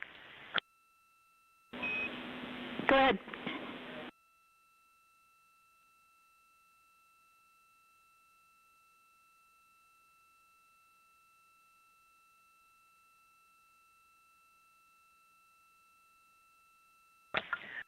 Hey, Jenny, just to make absolutely sure that we start observations when expected, we are showing in Optimus that observation time starts in about 15 minutes, and in LTP that our first target, discussion 1, starts in about 29 minutes. Can you confirm you'd like us to start discussion 1 in 29 minutes at 1900 GMT?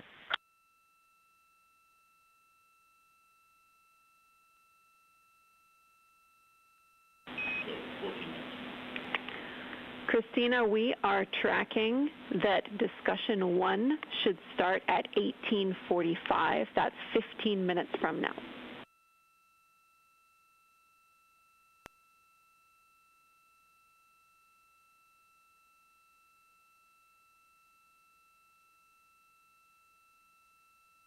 Okay, copy all. It may be a granularity issue with LTP, but understand that we start that observation in 15 minutes, and I bet when we get there, the green line in LTP will match the start of the white band for discussion 1.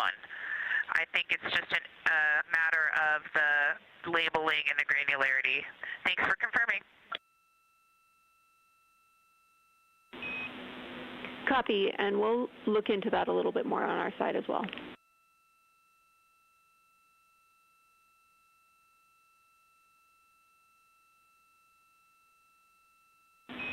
Christina, can you verify for us that your green line is moving on the timeline page of your LTP?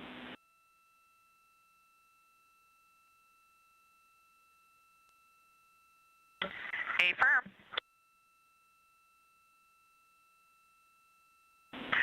Jenny, I do think we're good. Looking closer, I see the labels are just not aligned with start or end times of the white visible bands. It fully makes sense now, so I think we are all set. We'll look forward to starting some observations in about 13 minutes. Copy. Thanks, Christina.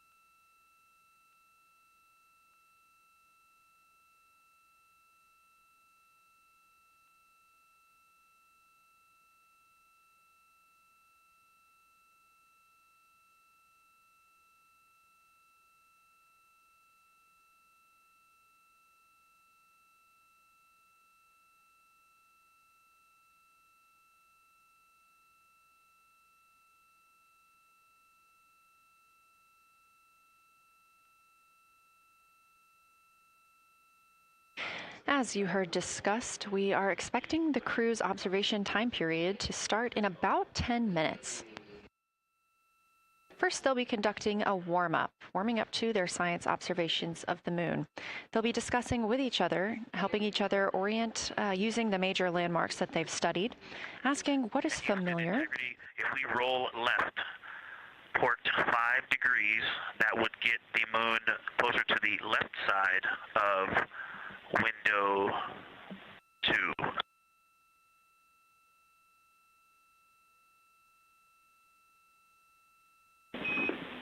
Copy, Victor. We'd like to know if it's pitch and roll or one or the other.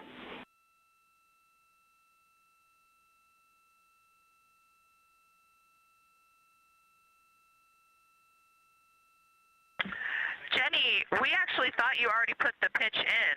Had the pitch been put in already? No, we need a little while longer to talk about it.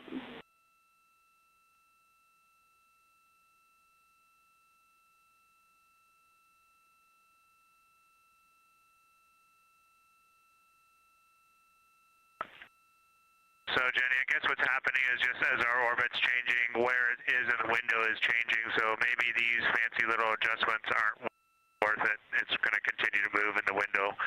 Or is the spacecraft going to keep the moon at the same point of the window if we adjust the attitude? I assume the previous.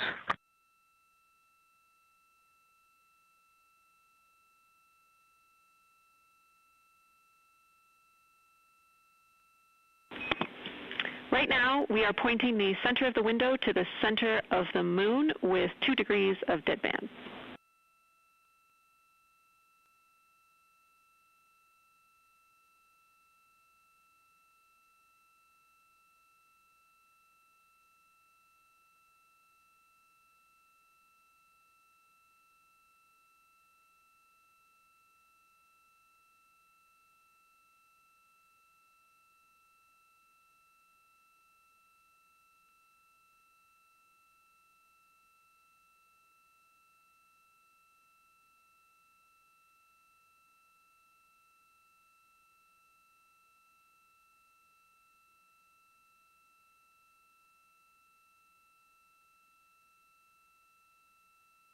The conversation you hear happening now between the astronauts aboard Orion and Artemis Mission Control here at Johnson Space Center in Houston, Texas. They are in the center of your screen, seated at the Capcom, or Capsule Communicator Console. That's Jenny Gibbons, Canadian Space Agency astronaut and Artemis II backup. She was also the lead Capcom for Expedition 63 aboard the International Space Station.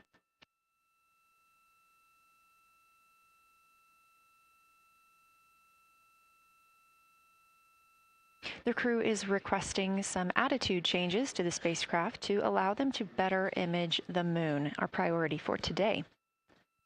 Of course, those have to be discussed on the ground before they are put into work aboard the spacecraft, so the team is taking some time to do so. You also heard Gibbons reference that we are in two dead bands. Dead bands are essentially keeping us in the lane in which we're traveling. If you're familiar with lane assist in your car, very similar in this case.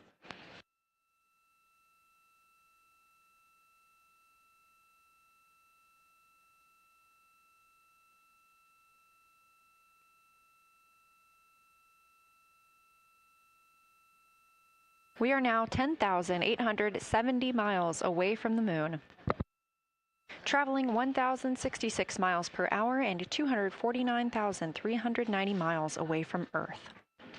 Again, we recently surpassed the Apollo 13 distance record of farthest humans have ever traveled.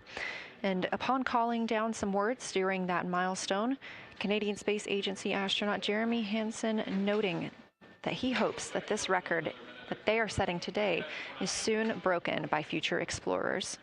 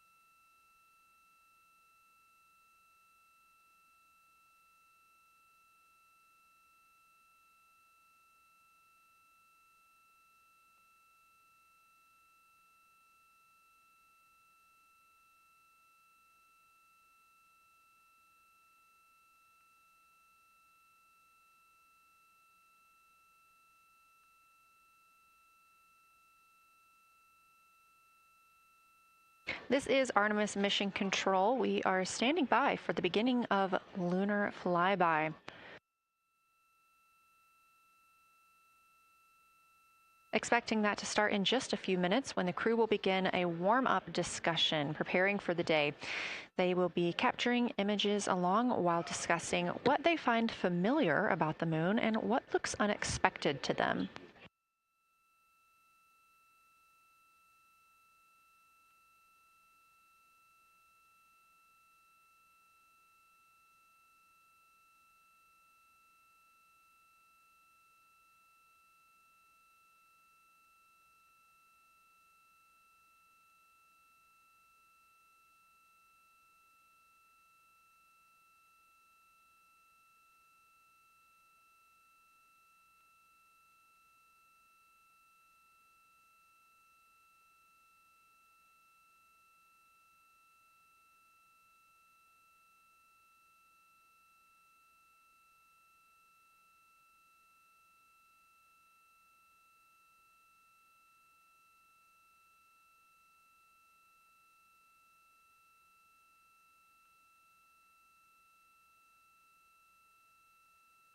Again, just minutes away from the official start of lunar flyby, or when it is timelined for the crew.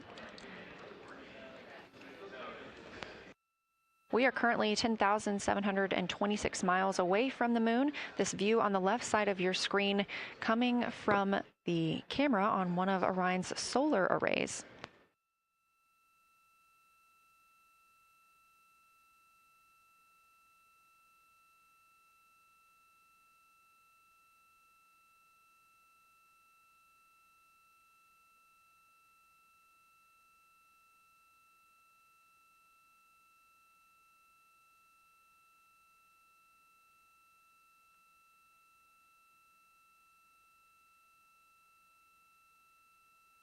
Other conversation points while the crew are getting ready for their flyby today. They'll be looking to orient themselves using major landmarks and annotating their observations along with their discussion. They'll have 10 minutes for that warm-up discussion.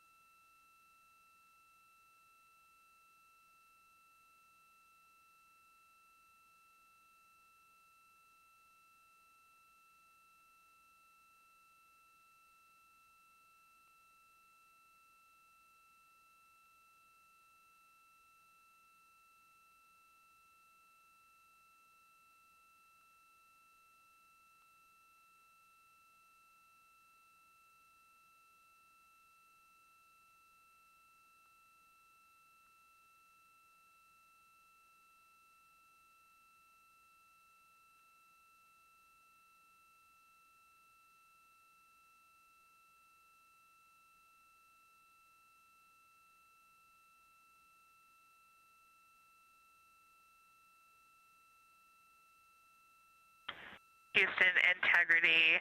We have two folks at the window deep in discussion talking about all of the awesome features that they're seeing. We just had a huge moment realizing that Hertzsprung is about the same size as our incredible Oriental. We're really excited about this target that's kind of new to us. We're orienting on things like how we talk about albedo, finding some of the prevalent things that we're used to from all of our training, and just overall taking in this view. We also are noticing that the moon is still getting noticeably bigger as we go, even when you're watching it continuously. It's great to see these two guys get warmed up. We love the report, Christina, thanks. And you nailed it on why we added Hertzsprung. As you'll see in the prompts, we're looking for comparisons to the comparatively much older Hertzsprung compared to the younger Oriental. Great words.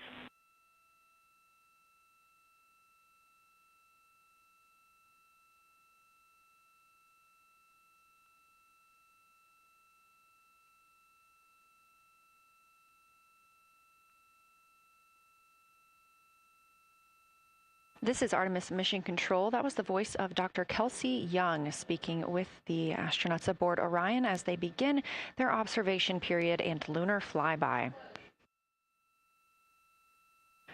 NASA astronaut Christina Cook reporting their view of Hertzsprung Basin. The team here is looking for centered images of the basin at a full zoom, and they're hoping that the astronauts can image and describe the inner and outer rings.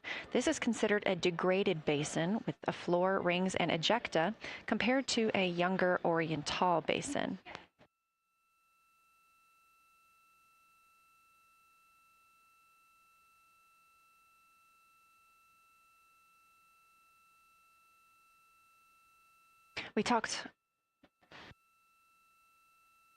We spoke earlier with Julian Gross, the Artemis curation lead, about some of the terms we will hear the crew use today. One of those just called out, that's albedo, looking at surface brightness, or the amount of light a surface reflects.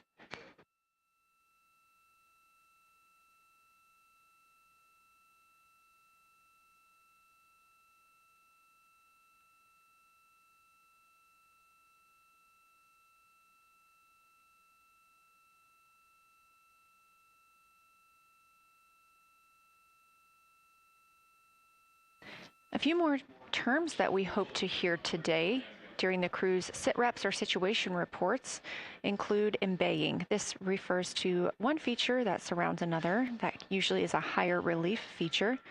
Houston Integrity, one report from the crew at the windows. We can actually see the moon and Earth at the same time right now. It's interesting because the Earth looks way brighter, so the Earth itself seems to have a much higher albedo than the moon.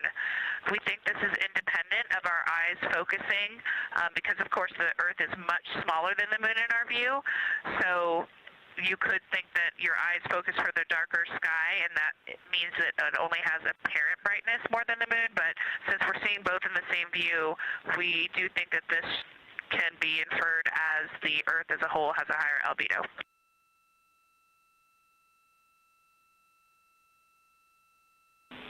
Great observation, Christina, and reminder that as you're starting to look for those subtle color and albedo variations on the moon, the relatively bright albedo Earth might make those a little bit difficult, but as your eyes continue to adjust, we expect you to start to see more nuance on the moon. Thanks.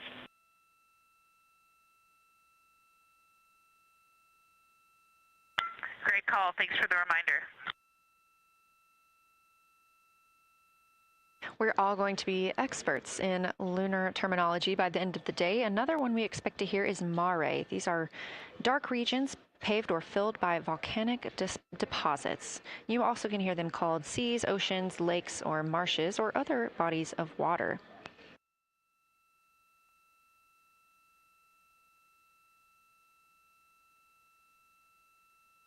Again, we are live in Artemis Mission Control, but on the right side of your screen, that is the Science Evaluation Room, team members who have been preparing for this day for years. The crew has significantly darkened the cabin of Orion. This allows them better views outside the windows and fewer reflections from inside. They reported being able to see the moon and the Earth out the same window at this time. We are really hopeful to get those photos. Right now, this view on the left side of your screen coming from a camera mounted on one of the solar array wings on Orion outside the spacecraft. The crew is equipped with 80 to 400 millimeter zoom lenses.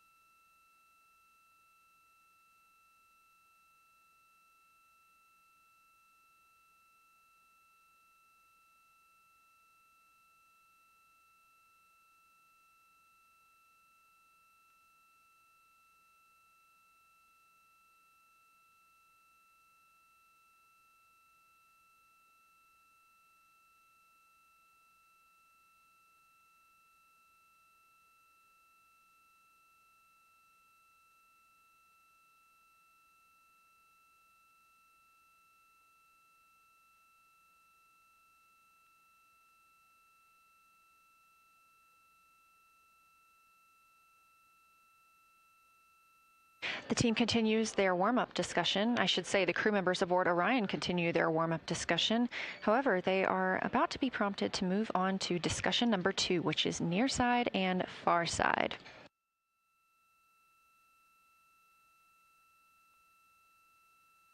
Some of the things that they are looking to capture, the ground has prompted them to photograph anything that stands out to them and to compare the near side versus the far side mare in color, albedo, topography, and texture.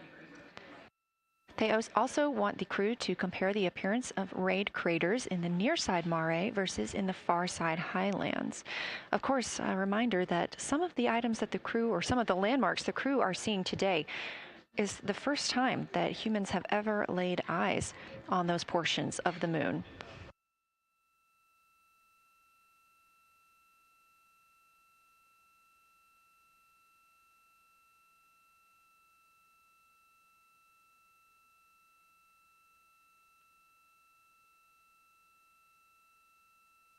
In the targeting package, there are a few reminders of the crew. For the crew, there are time-sensitive observation reminders and science sit-rep reminders. Integrity. We have a sit-rep. The targets that are being discussed right now, it's the far side, near side comparison, and hearing some great discussion of browns and greens in the Aristarchus Plateau and how those disappear as you go toward the North Pole, and then over to the far side, you lose the color. You've got Jeremy in window 2, Reed in window 1, having a great discussion. Christina's under window, I'm sorry, Reed is in window 3. Christina's under window 1, documenting the discussion. And we've got the lights completely off in the cabin. There are some LEDs that we cannot put out that do provide some light scatter. But we have all of the internal lights off. And are letting our eyes adjust as best we can. The window 4 view, you only get about a third of the moon. Tycho is going to go over the horizon soon, and you can see Aristarchus, and then you start to lose the view as you go to the west in Oceanus and Procellarum. So far, the team is on the plan, and the long lens is being put to good use, and recordings are being made, and internal documentation of the configuration and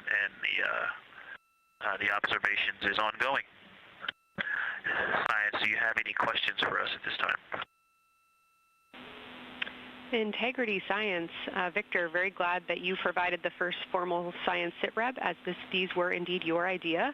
One follow-up question, any relationship between those browns and greens you described? Do you see them blending into one another, and do you see any topography associated with either color?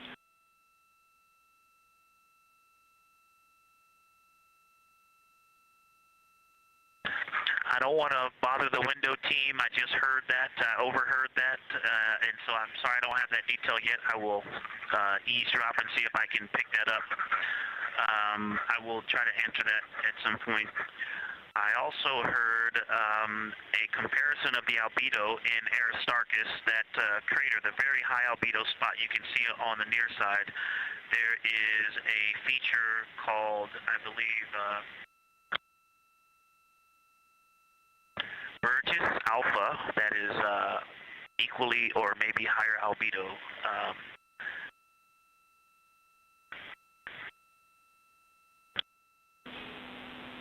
I apologize for the gaps. I'm trying to listen and talk at the same time, but I will try to get some more information to correlate those colors from Aristarchus for you.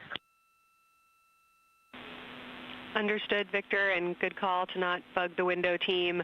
Really like the brightness comparisons to Burgess A.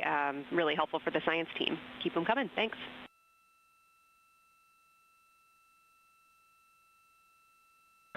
I also heard a discussion about the albedo of Grimaldi being a 10, and how many of us, when we were a little further away, saw that as the darkest albedo, and that the bigger mare off to the east was still dark, but maybe a 7-8. We still think that, but you are seeing color variation, albedo variation inside of Grimaldi as well, and that even on the west side there's still a very dark part of it. But it is still the darkest. It is just not as uniform as it looked when we were farther away. We're starting to differentiate the striations of albedo inside of Grimaldi. Copy all, Victor, and you read our mind. Superlatives like darkest, biggest are really, really helpful for us, so keep those coming.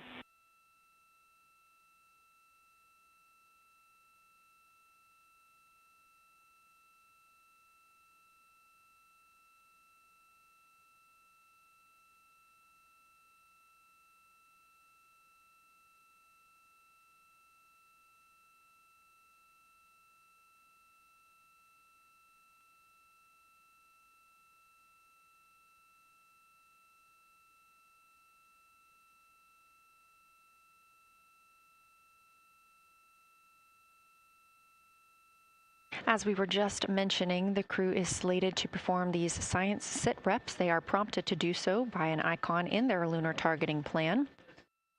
That one coming down from NASA astronaut and pilot of Artemis II, Victor Glover.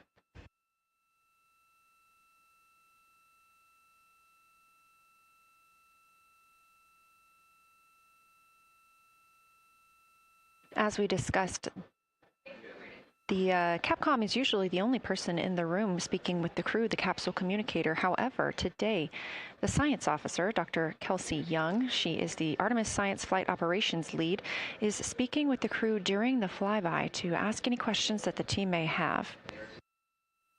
To her right is Trevor Graff. He is one of 3 science officers. Those would be Kelsey Young, Trevor Graff, and Angela Garcia, who will also join us later for an interview.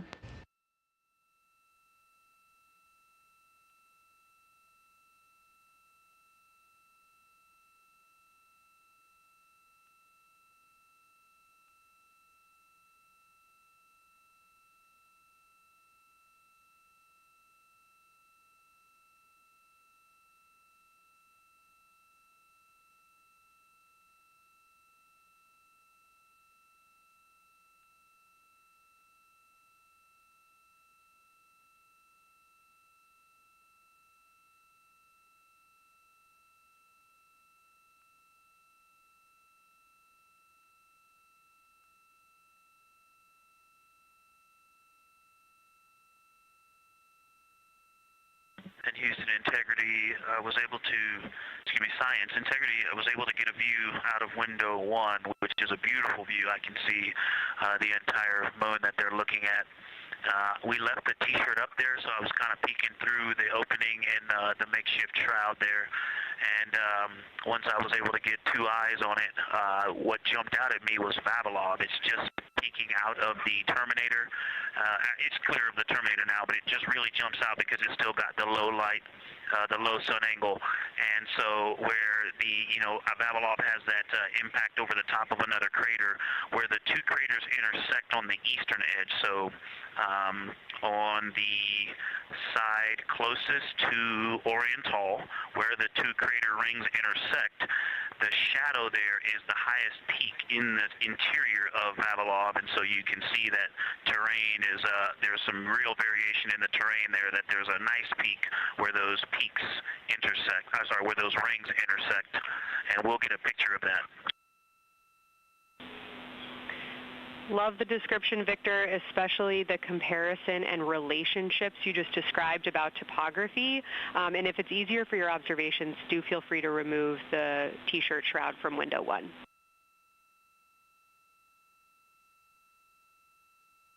Yeah, absolutely, we will do. Thank you.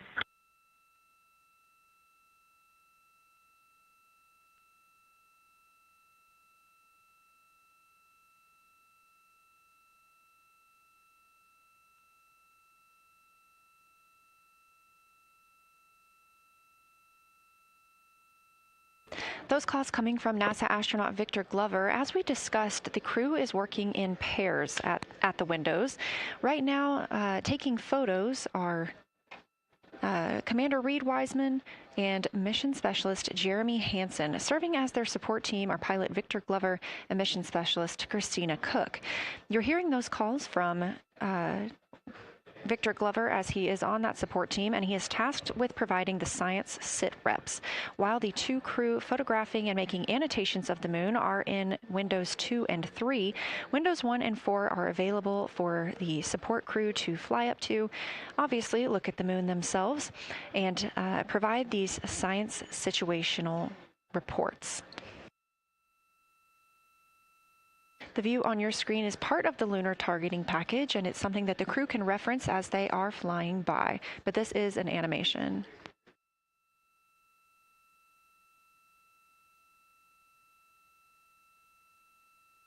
You also heard Glover mention Oriental. Oriental is a major feature that the team is interested in today, and it's known as the Grand Canyon of the Moon.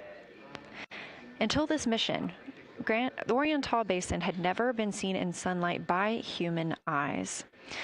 Oriental Basin and its surrounding ejecta could fit within a straight line distance from NASA's Johnson Space Center, where we are at today, to Kennedy Space Center.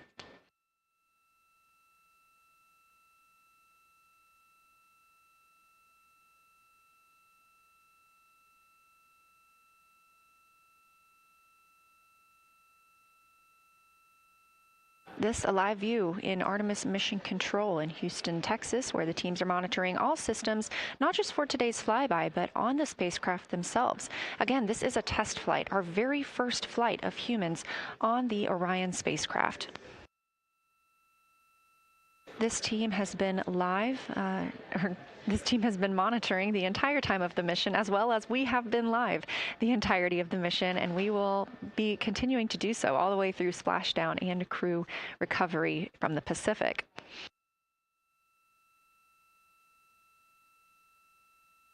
This is a visualization from ARROW, the Artemis Real-Time Orbit website that you can also access at any time by visiting nasa.gov/trackartemis, showing us that we are now under 10,000 miles from the moon, 9,948 to be specific, and continuing to count down.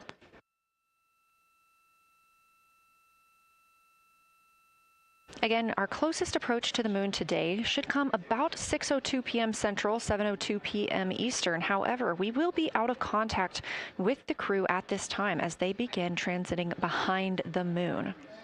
At that time of closest approach, the distance from Orion to the lunar surface will be about 4,070 miles. Of course, these are estimates at this time, and we'll be sure to provide you with the official numbers once that closest approach has been reached.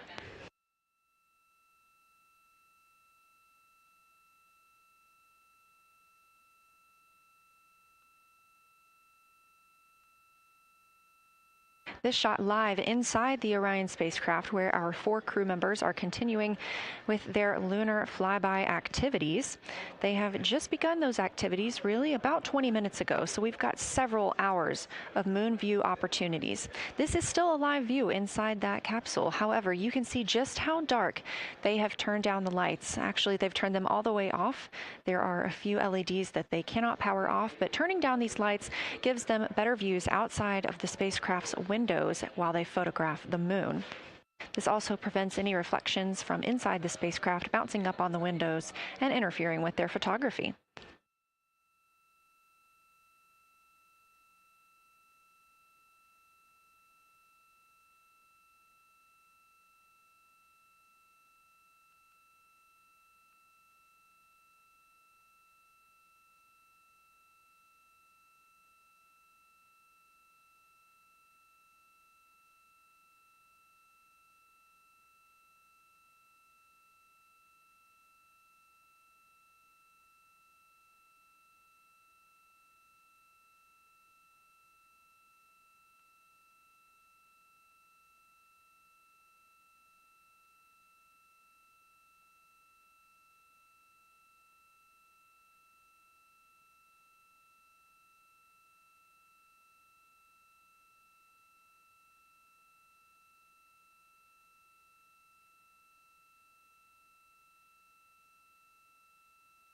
As we were previously discussing, the crew members are serving on teams. The first team being Commander Reed Wiseman and Mission Specialist Jeremy Hansen at the windows photographing what they see. We heard reports earlier that they could see both the moon and the Earth in the same view, and we are looking forward to seeing the moon and the Earth in the same view as well. That Earth set coming up in just a few hours. While Wiseman and Hansen are at the windows photographing, Glover and Cook are serving as support crew. They are able to assist with cameras.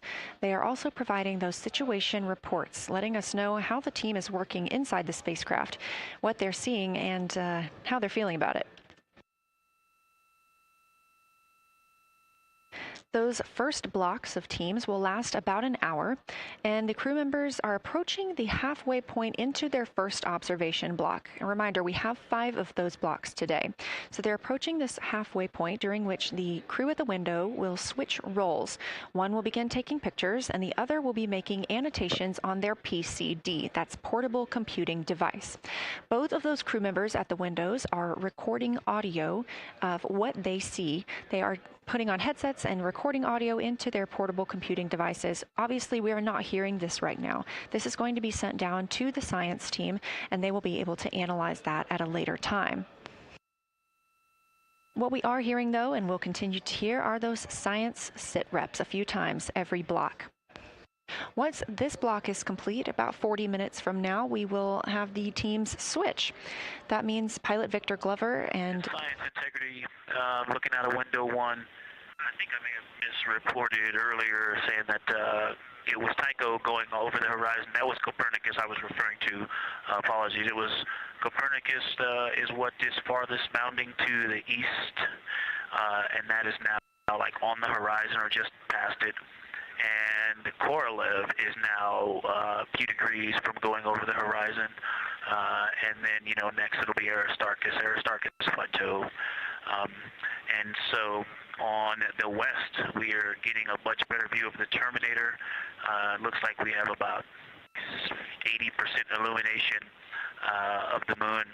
And Vavilov and 1 Vavilov diameter to the west is where the Terminator is right now. And so other features are starting to peek out there. The center of the illuminated part of the moon is, to the lower part is Oriental. And just around Oriental, a lot of light structure is starting to show up. A lot of high albedo, similar to the feature, I cannot remember, Burgess Alpha and Aristarchus type high albedo in the ring. So when you look at the interior ring and the external ring, it's almost as if the edges are starting to dry up and turn white. If it was something that was wet and got dry, the edges would be the part to dry first. You just kind of outline all the topography in the interior of that wall is like it was dusted with chalk or is starting to dry, or maybe dusted with snow. If this was the Earth, I would say there was snow dumped on some of the ridges on the interior of the rings of Oriental. Also, an interesting part of the discussion that I heard between Reed and Jeremy is that from Glushko to Grimaldi, there are 2 dark features there that look like commas, but in the wrong direction. But there's also a lot of interestingness, just a lot of geometry and squiggles and dots and lines that are starting to stand out as more small features come into view. And there also is a lot of variation in albedo. And some of those, the 2 dark features, for example, have on the southern edge of the larger one, the one that's further to the south, there's a very dark, the 1 albedo, like the southern and western part of Grimaldi. And the one to the north, closer to Glushko, is also that same dark albedo. And then around them, there are some very high albedo spots just to the north of the southern one, and just to the west, the smaller one to the north. Very high albedo, almost approaching the 10, a 9 or a 10, like Aristarchus. And lots of little bright bright spots are just starting to pop up in this view. To the north, as you look up at the North Pole, there is a very distinct crater with a lot of a very defined central peak that is also 3 in albedo, and all of that area past it, going to the horizon, gets lighter and lighter, and is very, very high albedo. And I will go look and find the name of that feature if I can look that up. And then to the south, really getting some interesting geography and topography in the South Pole Aiken Basin. And the view of the South Pole is quite amazing. We've got some Terminator there, as well as the limb view, and there is a very distinct crater right at the South Pole. And I'm going to go look up, I don't believe that is Aiken, but I'm going to go look up the name of that one because it's also giving a lot of good topography due to the shadows that I'm seeing. But that's, I was trying to bound the view that I'm seeing for you, and I got distracted by all of these interesting albedo variations that are popping up in the interior. But that's the view that we see just a Vavilov diameter to the west beyond is where the Terminator is. Just beyond, I think Copernicus is the easternmost feature that we can see. A very nice ringed, very nice structure crater to the north with a great high albedo central uplift to the north, and the south is dotted by a very characteristic crater with a lot of terrain, shadow features, and I will go try to find some landmarks to put names with those. Any questions for the observation team? Integrity Science, love the descriptions. You're definitely looking odd up there. Appreciate seeing the training being implemented. Especially interested in your descriptions of the dark patches. You compared the comma-looking features to the albedo you see in Grimaldi and notice that you're starting to see those color differences popping out. Any observations you want to make, especially when you get on, the PCD in a little bit, would really help us tease out the differences in those dark Mare deposits. Great description, Victor. Keep them coming.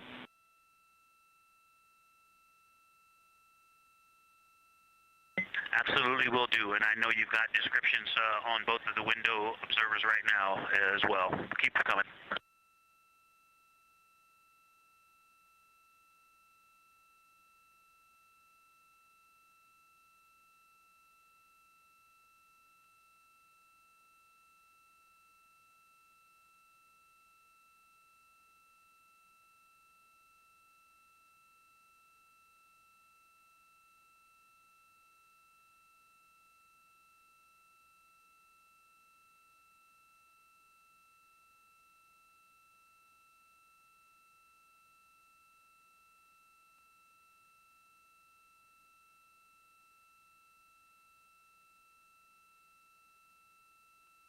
Great evidence of how well trained this crew is by the science team. NASA astronaut and pilot of the Artemis II mission, Victor Glover, calling down a situation report, noting several different features on the moon and such descriptions, even saying that it looks like snow on some of the peaks. Obviously, we do not expect that to be snow, but referencing that as some of the lighting on how it looks to the Artemis II crew from their current position.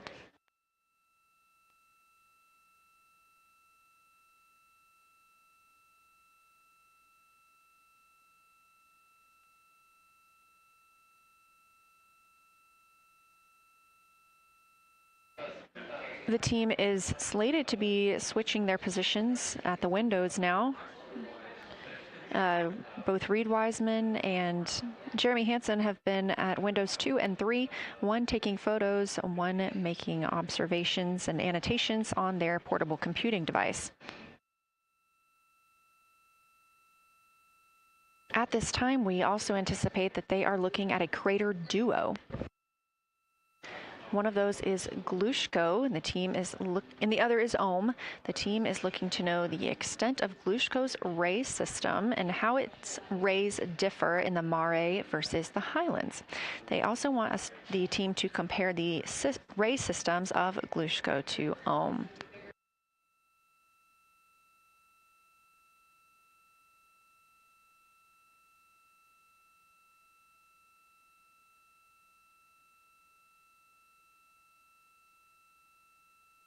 Ohm is considered a young crater. And if you've ever seen a photo of the Richat structure, it's also known as the Eye of the Sahara. It's 40 kilometers in diameter, and that could fit within Ohm's interior.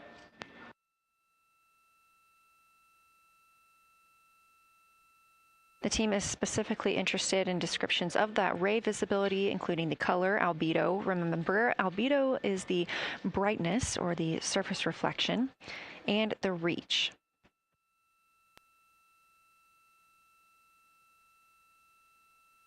Again, I am using the same lunar targeting package that the crew is referencing on board right now. This helps keep them on time as well as prompt them for when they need to make a call down to the science team and report what they're saying.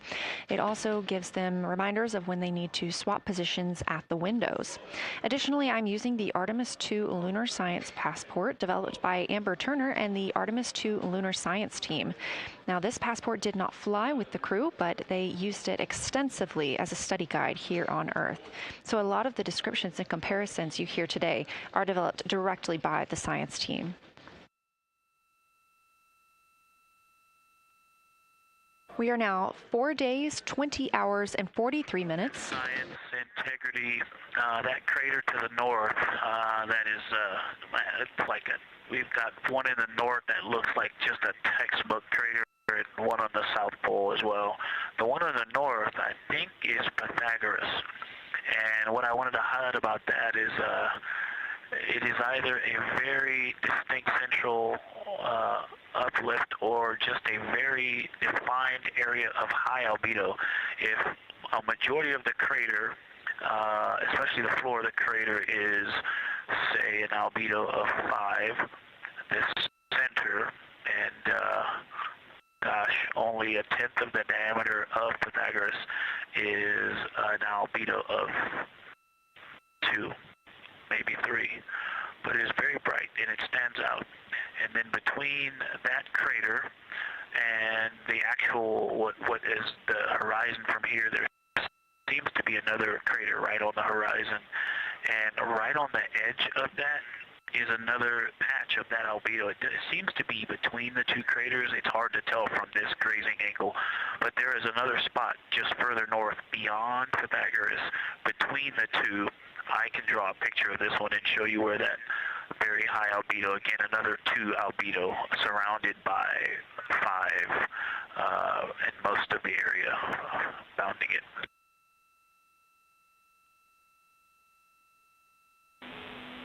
Integrity Science, thanks for that. We agree with the Pythagoras assessment. And as a follow-up to your previous report, the SIR had questions about topography comparisons between the North Pole and the South Pole of the Moon, if you're willing to provide words on that.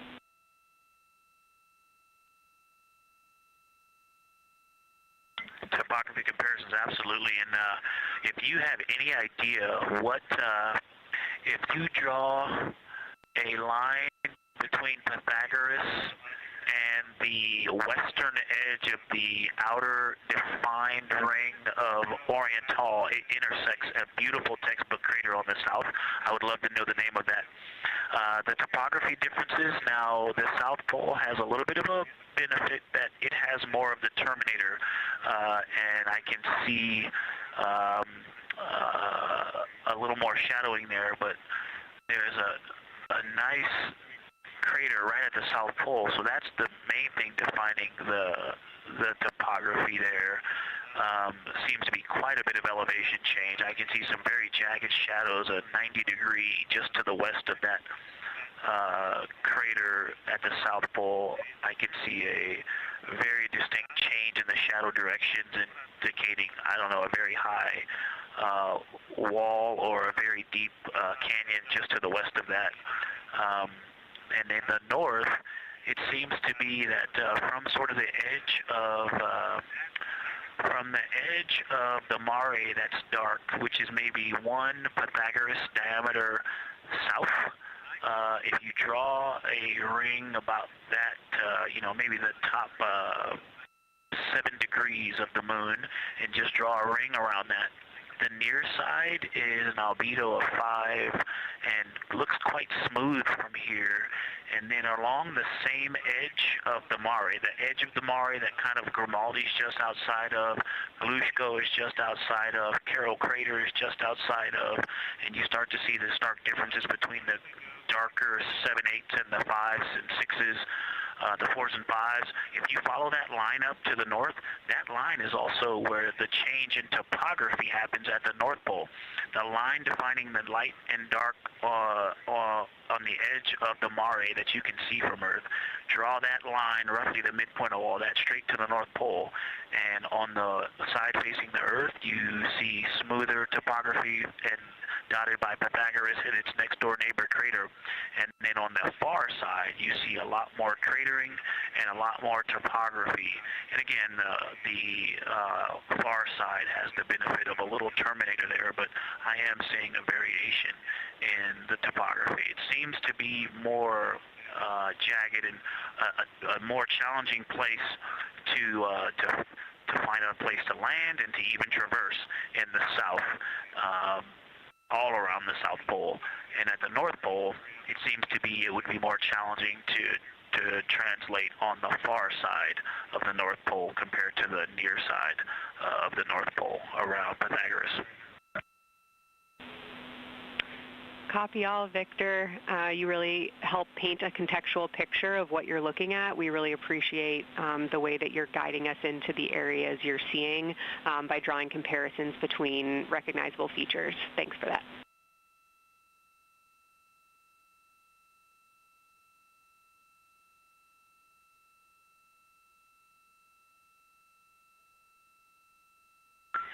And Kelsey, another little science sit-rep moment, something I just heard from the window team is the more I look at the moon, the browner and browner it looks. I thought that was an interesting observation. The 2 observers have been on timeline, no hardware issues. They did start to talk a little bit about another feature that you'll hear more about on the recordings that they call the handprint. That was at the end of their Glushko and before they moved into their current target. They thought that was worth chatting a little bit more about. And they're preparing to switch after this. Houston copies and concurs.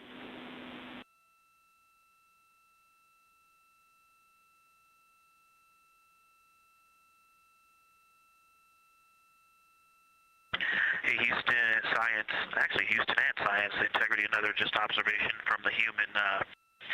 My eyes have shifted a little bit since I've been up here. I've been wearing my reading glasses to look at the PCD.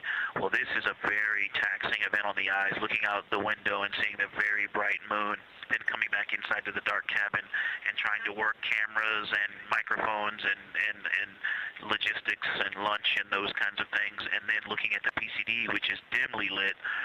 It's just been an exercise. It is a difficult thing to manage it. I'm up and down on the glasses and then having to wait as my eyes adjust when I come back in. As soon as I look back into the cabin from looking out the window, I can feel my eyes adjusting, and I just have to work through it as they adjust. Appreciate that report, Victor, and know that we are prepared to read you up targets from the ground if that would give you the ability to keep your eyes focused on the moon and not having to swap between that and the PCD. Just let us know.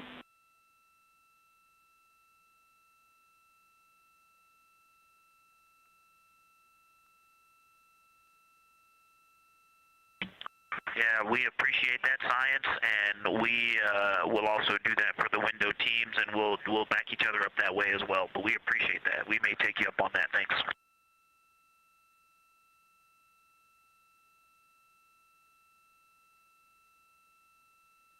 Continued detailed descriptions from the Artemis II crew aboard Orion. Again, this is a test flight, the first time we've flown humans aboard this spacecraft. So every detail, even that it's difficult to look outside the window and then back at the PCD, that portable computing device, every single detail is appreciated as we prepare for future missions. Glover also mentioned that he is now wearing his glasses now that he's in space and that his eyes have shifted a bit. This is something that happens when our astronauts go to space.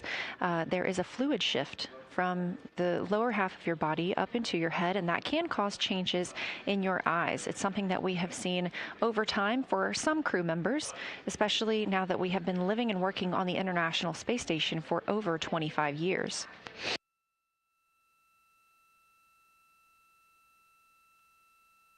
Again, it's clear that these Artemis II astronauts have undergone extensive lunar science training, including classroom instruction, fieldwork, and high-fidelity simulations. Training expeditions even took place in analog environments like the Icelandic Highlands and the Kemassassin impact crater in Labrador, where crews practiced identifying and describing geologic features under varying conditions.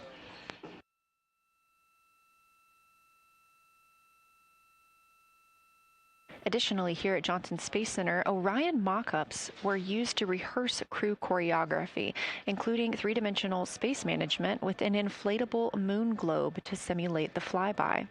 And while on Earth, the crew also used that small lunar passport that I mentioned with descriptions, photos, and prompts to help them study the features we hope they'll see.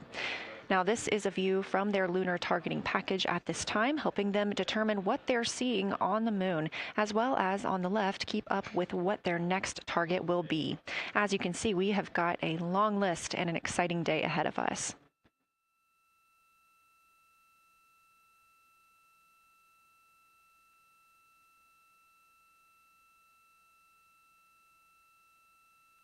It's now been 4 days, 20 hours, and 53 minutes since Orion launched atop the Space Launch System rocket from Kennedy Space Center in Florida with our 4 crew members aboard. NASA astronauts Reed Wiseman, Victor Glover, and Christina Cook, and Canadian Space Agency astronaut Jeremy Hansen.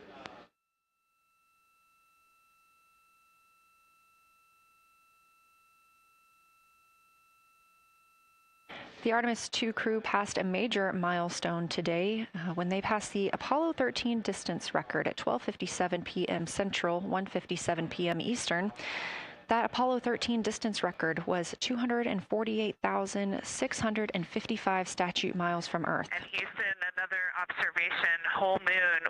When you look at the moon, something I've never seen in photographs before, but is very apparent, all the really bright new craters. Some of them are super tiny. Most of them are pretty small. There's a couple that really stand out, obviously. And what it really looks like is like a lampshade with tiny pinprick holes and the light shining through. They are so bright compared to the rest of the moon. We copy, Christina. Thank you. Looks like you guys might be doing it, but remind you to swap positions at the window and take your SD cards with you. We're loving everything that you're calling down, so keep it up.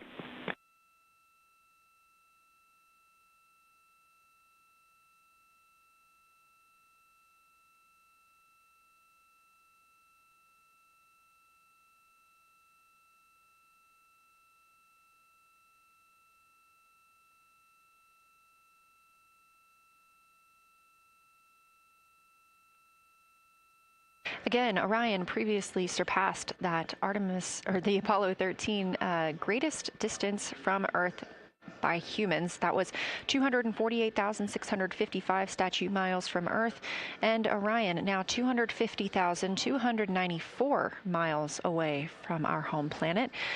The spacecraft is 9,033 miles away from the moon and growing ever closer. At its closest approach, it'll be about 4,070 miles away, and we will make sure we confirm what that distance ends up being. This is an approximation and an estimate ahead of that moment. We're anticipating them to make that closest approach at 6:02 p.m. Central, 7:02 Eastern, when they are in a loss of signal, transiting behind the moon. They will be the first humans in over 50 years to fly behind the moon and lose contact with Earth. We will regain that contact about 40 minutes later as they reconnect to the Deep Space Network, emerging from behind the moon, and we will look forward to seeing an Earthrise.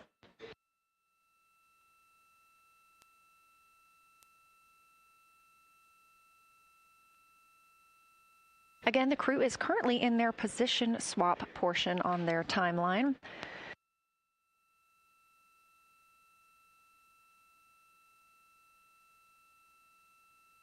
This allows crew members the opportunity and the experience of all roles necessary during today's flyby. Right now, those two crew members at the window have swap positions.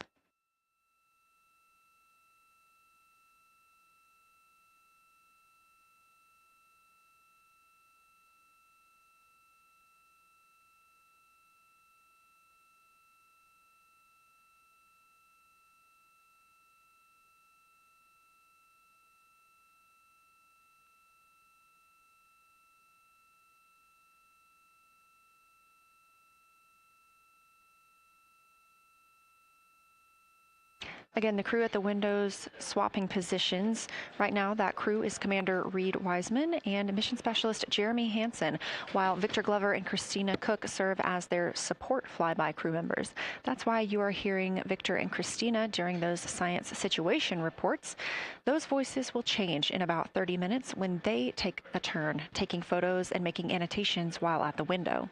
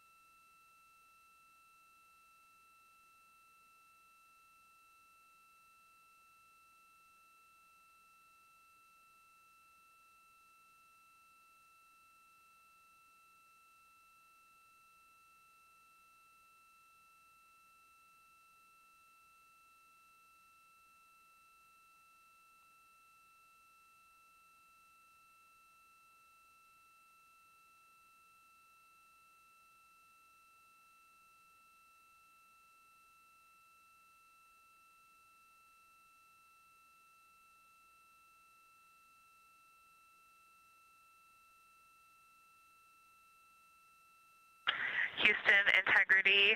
I wanted to provide an observation or a little bit of descriptive nature on something that we saw on the first day we had good moon views. This was when we saw more of the near side, and the ground helped me out with identifying Mare Imbrium. Mare Imbrium, when you have the western limb also in view, looks completely different than the normal view we have of the near side. It is the most striking feature of the western limb view that we had. And the mountain chains that form its eastern side are very prominent, but they actually stand out more than I'm used to seeing even on the western side, and the whole thing just feels like a big bump. It actually looks like a large healing wound with a high albedo forming the mountain chain around the impact basin. And I just don't think I had enough chance to describe how striking it was on that western limb view as we were coming in a couple days ago. Christina, science, absolutely love that, especially since that's a feature that all of us here on Earth can observe from home. So I'm sure tonight everyone's going to be going out and looking for evidence of that beautiful topography you just said. Thanks for those words.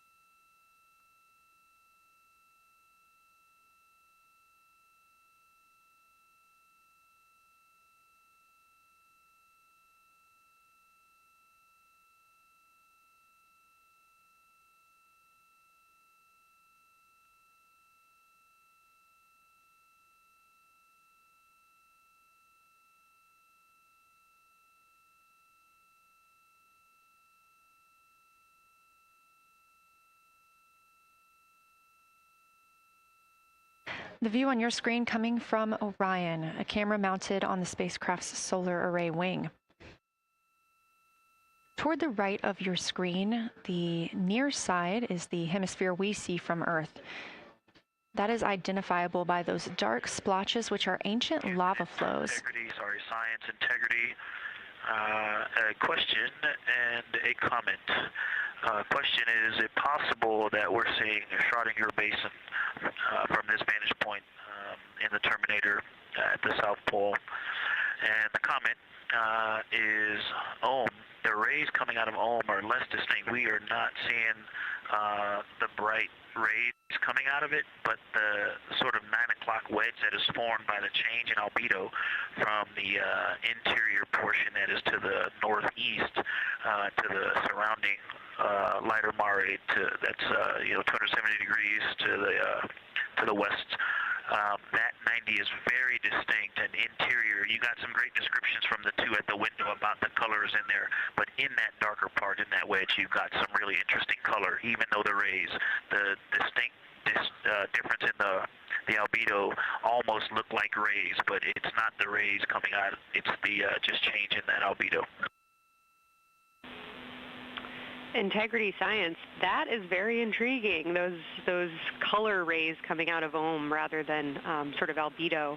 And as answer to your question, we do not think you can see Schrodinger. It's in darkness as of now. But thanks for that Ohm description, and it sounds like the pair at the window's got great descriptions that we're definitely going to dive into tonight.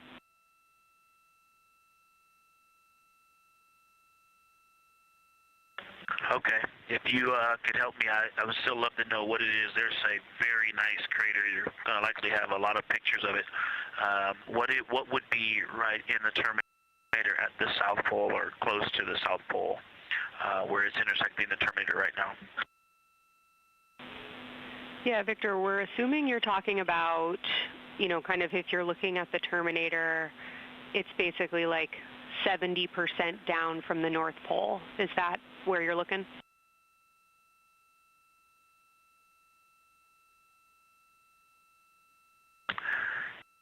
Contact, yes, that is where I'm looking.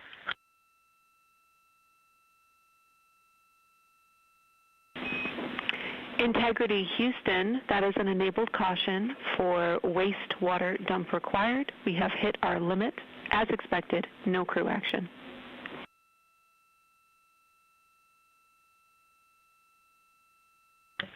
Copy, no crew action.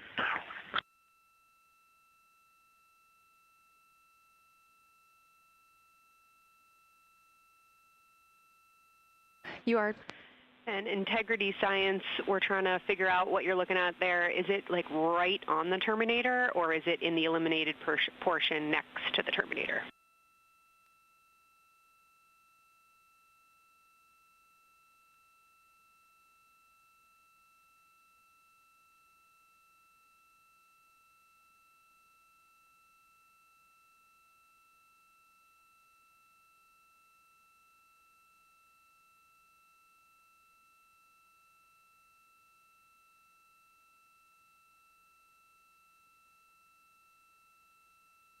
While we wait for a response from the crew, the Terminator is that difference between day and night, or brightness and darkness, that you see on the moon. We see this from the International Space Station as well, looking down at Earth. And science from integrity, excuse my space orientation adaptation. If you draw a line between Glushko through the center of Oriental, and then another line from Glushko through the southern tangent of Oriental, that line would almost perfectly intersect tangentially the crater that I'm talking about, and it is on the Terminator. So yeah, I think I'm not looking at the South Pole. I was a little twisted. That line description was really helpful. I have eyes on the SIR right now, and they are actively discussing lunar geography. We will be back with you shortly.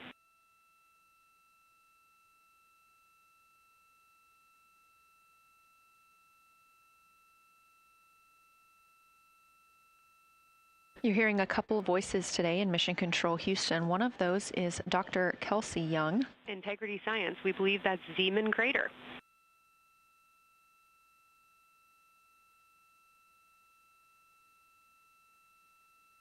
Oh, I floated away from the speaker. Say it again, please. We believe that that is Zeeman Crater.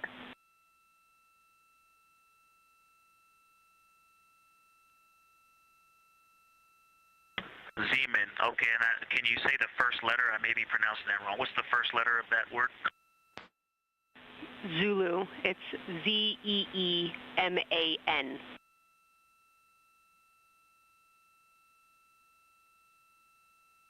Copy. Thank you for that. Yes, we've got a great view of that. And when I went back to the window just now, the view has completely changed. Our trajectory is taking us to a new view, and I'm looking more into Vavilov. I've got a nice, great view into Vavilov. I'm actually away from the window right now, so I'm going to go try to give you some bounding words on the view that we're seeing.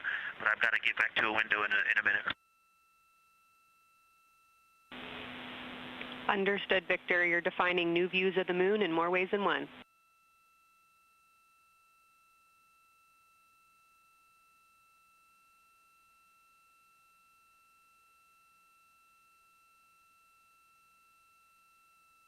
Again, when you hear calls down to science or from science, that's Dr. Kelsey Young, the Artemis Science Flight Operations Lead here at a console in Mission Control. You also hear communications with the crew from Canadian Space Agency astronaut Jenny Gibbons. She is the Capcom for today. She is a backup Artemis II crew member. Those calls from pilot Victor Glover asking about a feature he was seeing, specifically a crater on the moon. Meanwhile, the team here in the science evaluation room was actively working together to determine what feature he was describing.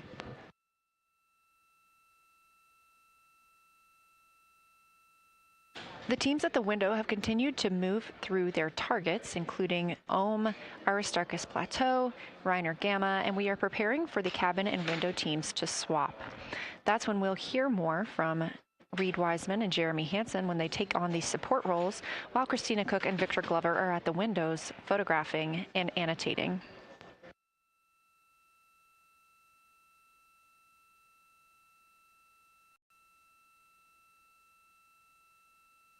As we briefly mentioned, if you look towards the right side of the moon, essentially,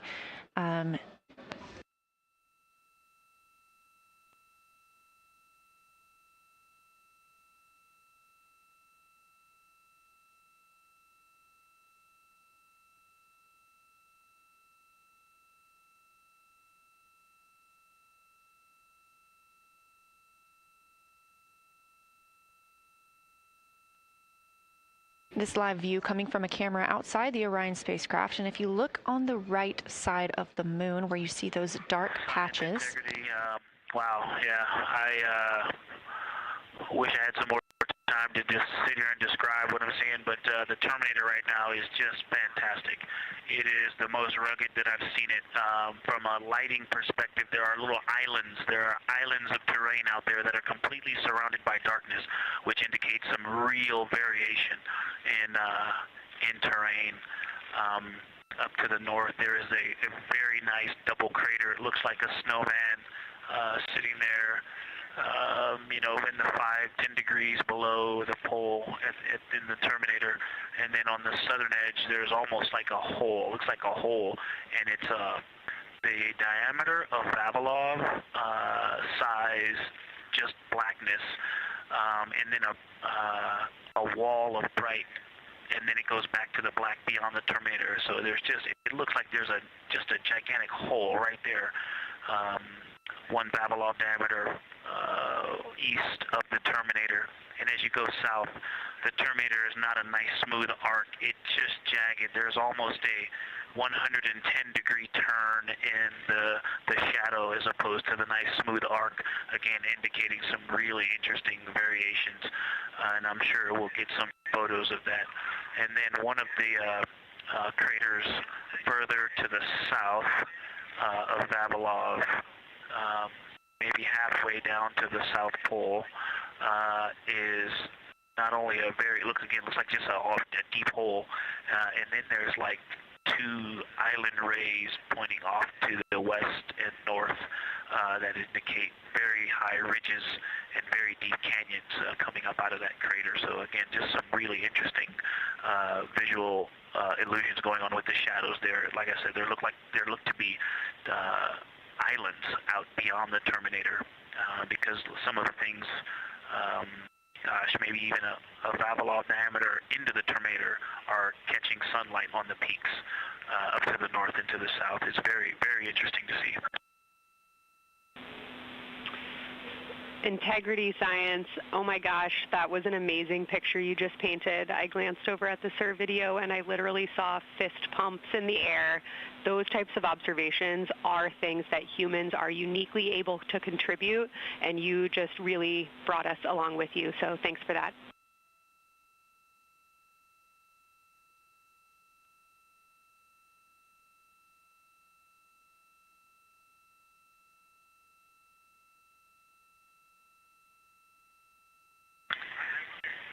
That's awesome, Kelsey. Did you get a sit rep updating you on a slight change in logistics for PCD use? Christina, this is Houston. We did not, but we will take it now.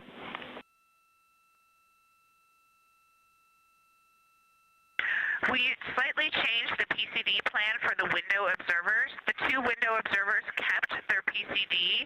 So in other words, the one at window 2 went to window 3, and the one at window 3 went to window 2 when they swapped rather than staying at the window. We'll plan on all observers keeping the same PCD for all observations. Copy, Christina. That makes sense to us, and good plan. We are coming up here on a cabin and window team swap. Let me know when you're ready for a quick vehicle status.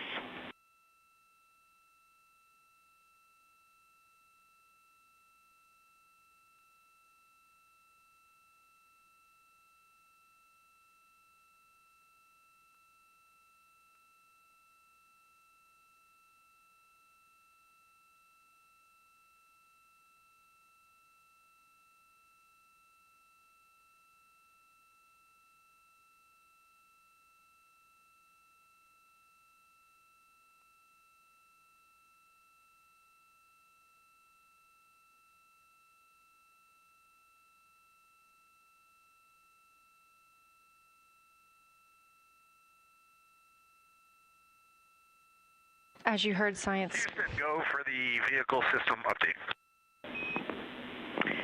Howdy, Reed. We don't have much for you. We just wanted to let you know that toilet right now is no-go for use as we stick with the predetermined limit for now. All crew members, please use CCUs. Otherwise, Orion is looking very good.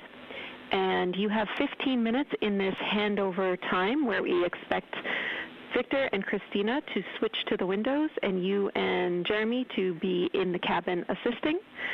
Let us know if you have any questions.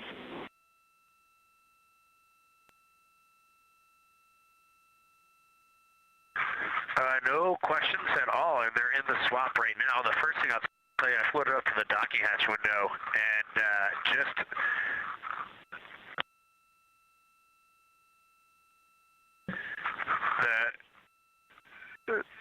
what I'm going to call the Mari around Oriental just looks so different out the docking hatch right now. It's quite a bit darker. It's the same darkness, if not a little darker, than Grimaldi. But it's cool after just being in the 400 mil for the last half hour, looking up close. I got pictures of everything Ike was just describing on the Terminator. It really is a fascinating Terminator. And then Oriental just looks so dynamic right now. It's very three-dimensional out the docking hatch compared to what I was just looking at through the 400 mil. We love it. We are getting a sneak preview from one of our SAW cameras at what you're looking at, and we see some of what you're describing. We cannot wait to see your photos. Thanks.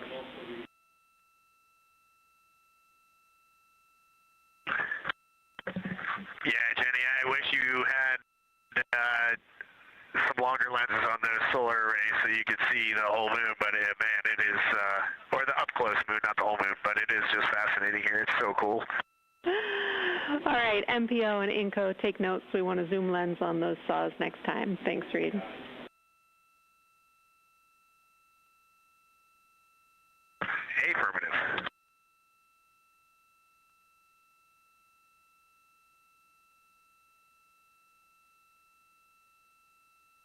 As the crew gets ready to switch positions from the window crew going back to the support crew and the support crew flying up to the windows. This view inside the room, Capcom Jenny Gibbons speaking with the crew, Canadian Space Agency astronaut.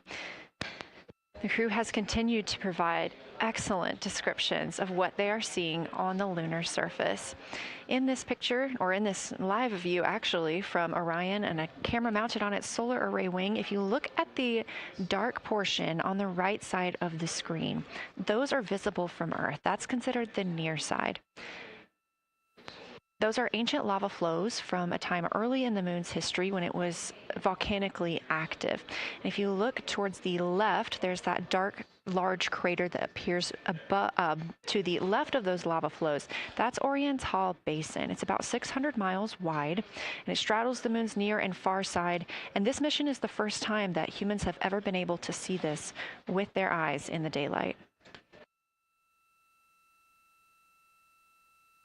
Again, you hear conversation about that terminator. You have a great view of that as well. That's the difference between light and darkness on the moon. Victor Glover explaining that as a very jagged looking terminator due to the peaks that they're seeing and the craters that they're seeing as they prepare to cross over the far side.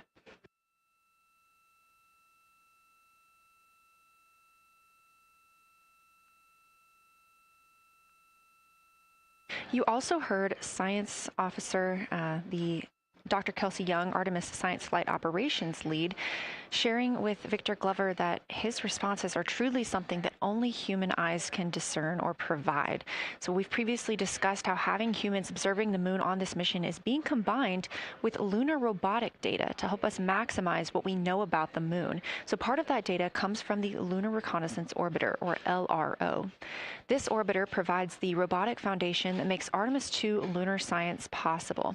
LRO has been orbiting the moon for 17 years, which makes it the longest operated lunar orbiter in history. And it's also the only American spacecraft dedicated specifically to lunar science and exploration.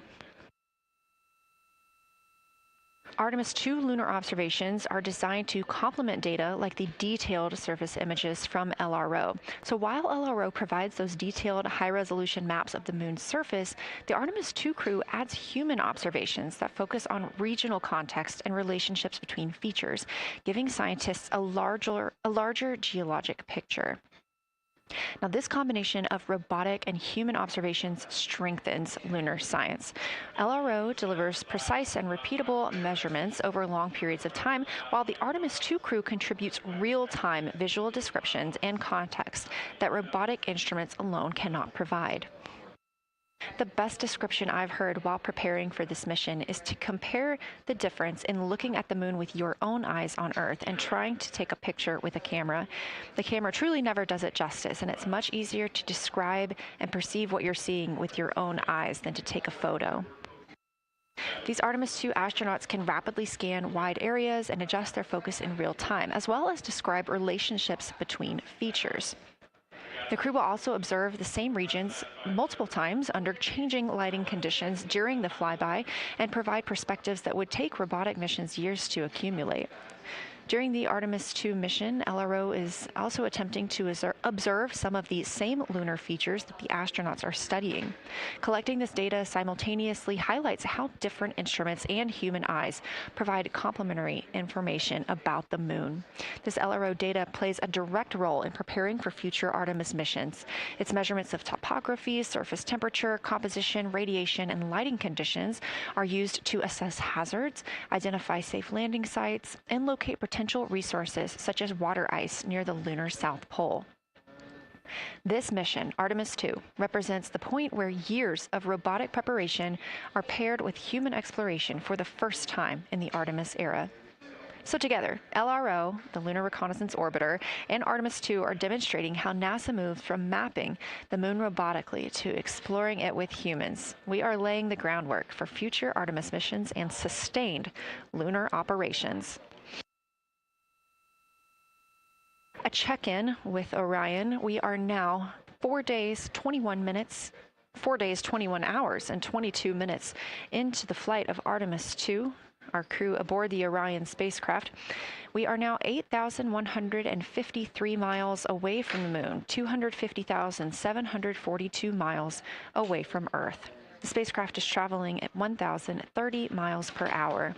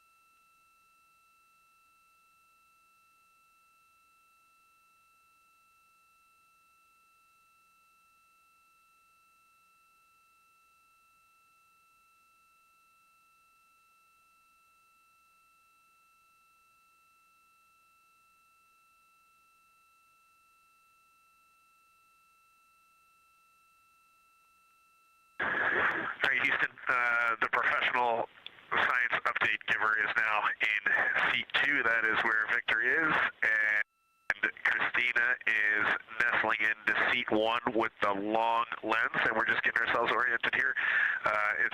It's a cool view in the cabin. It's actually a cool view to be off the camera now and looking at my crewmates getting up to their observation post and looking in. It's super fun.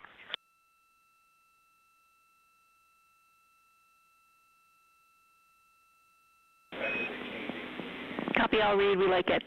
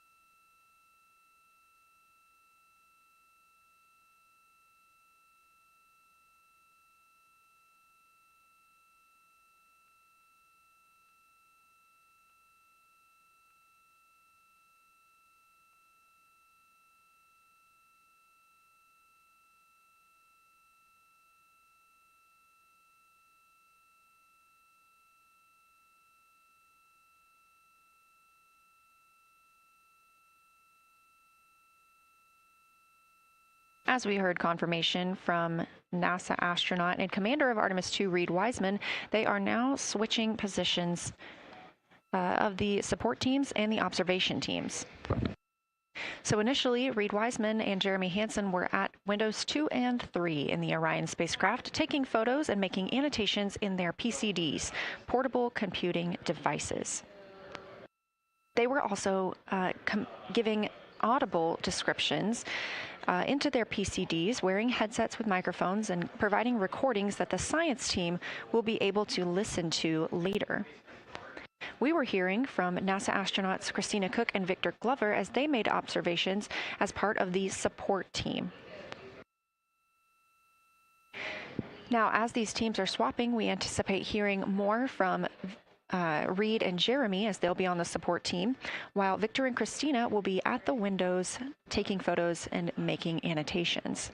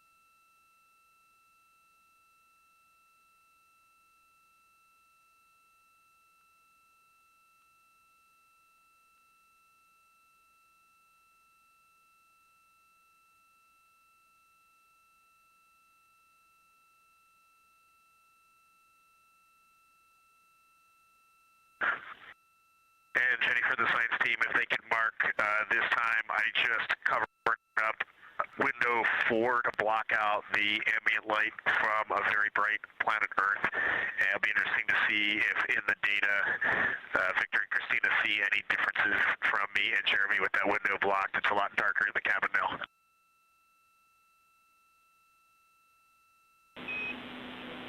Copy, Reed. We're taking note, and we'd be curious too.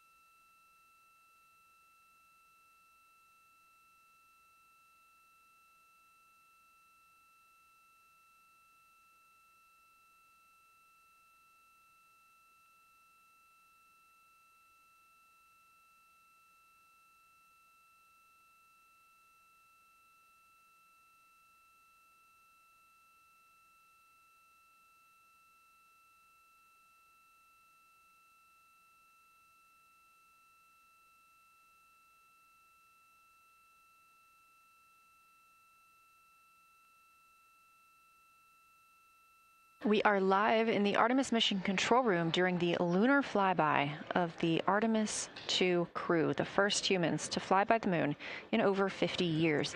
Orion launched 4 days, 21 hours, and 30 minutes ago atop the SLS rocket, Space Launch System rocket from Kennedy Space Center in Florida.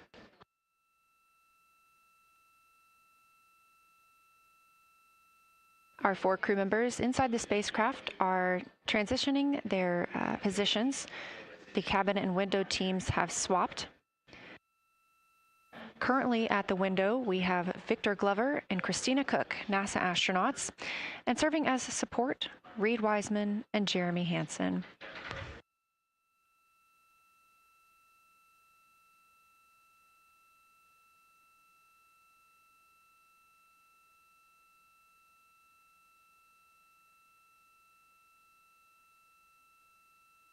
For our crews at the window, they are using handheld Nikons with an 80 to 400 millimeter zoom lens. There are also GoPros on each of the solar arrays on Orion, and that's where this view is coming from right now. We have an interior camera of the crew as well, but they have dimmed the cabin lights. They've actually turned off the cabin lights to allow them to better see outside of the spacecraft. This also helps prevent any reflections from lights inside the spacecraft reflecting onto the windows while they are photographing the moon.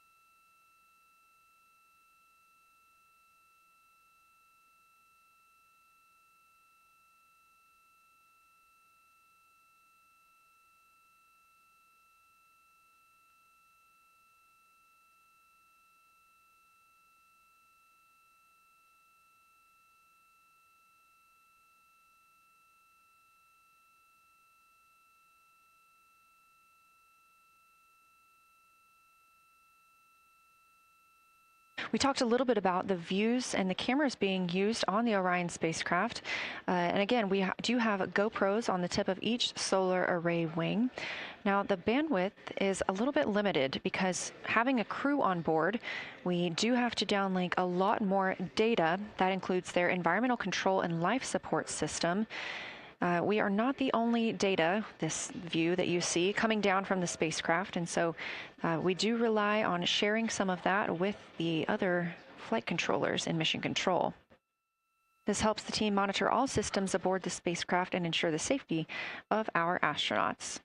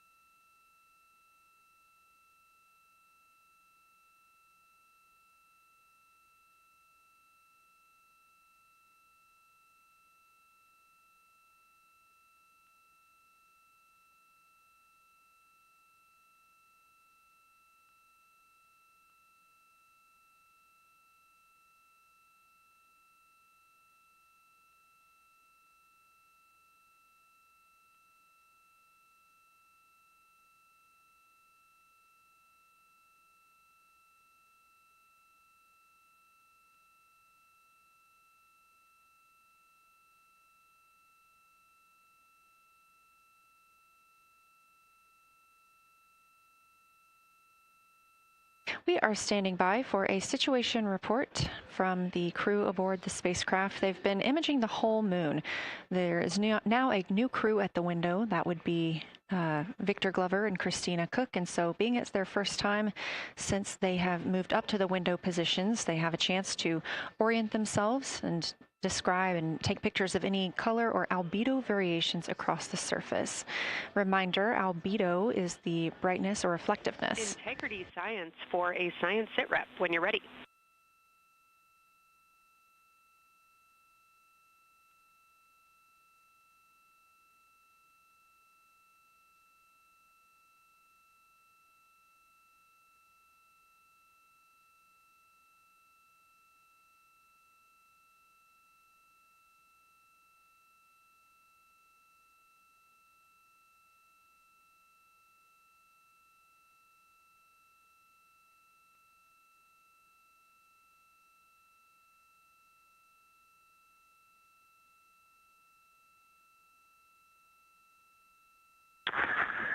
Houston Integrity, we have no external view of the moon right now for the floating crew members, so my only science sit rep is that we have Victor in window 3 doing observations and Christina in window 2 with the long lens.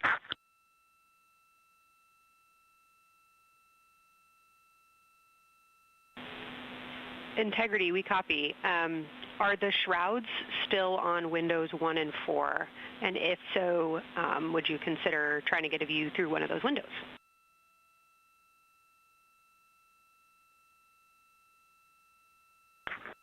We cannot take the shroud off of 4 because the Earth is too bright and it's impacting Ike's peripheral vision. And then I can get a grazing glimpse out the docking hatch window. I can see Oriental south down to the South Pole.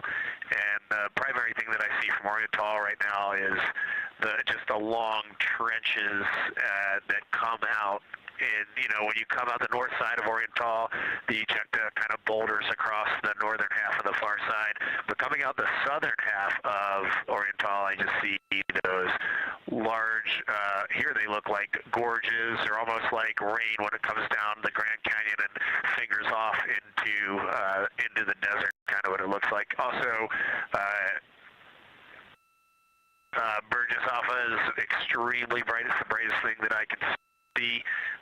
Even brighter now than Aristarchus, which is heading off to the Terminator. It's almost impossible now to see Aristarchus, the thing that Jeremy and I looked so much at.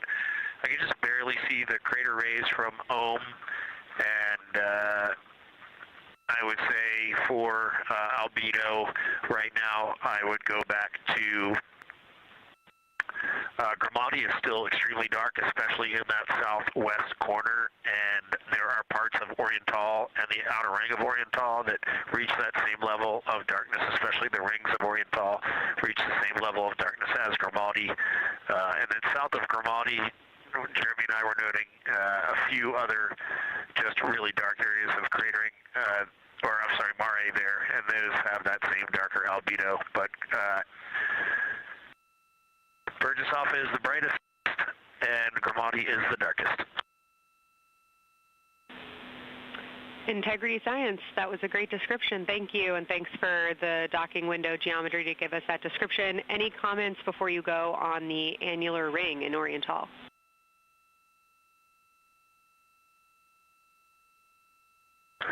The annular ring, which I think everybody kind of describes as like a pair of lips or a kiss on the far side of the moon from here, is very circular in nature. The northern part of it is wider, darker. The southern part is much lighter.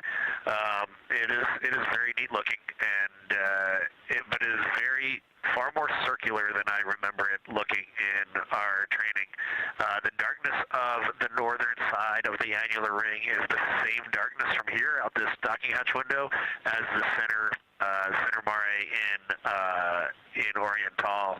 Not quite as dark as Grimaldi, but it is probably only because dust and lunar regolith has kind of impacted over time.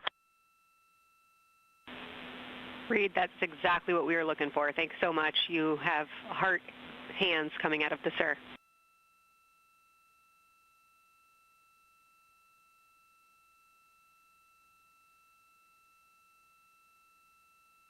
Say that again, Kelsey. Just saying that the SIR was really excited about that. That annular ring was something we were really eager to hear about, so thanks.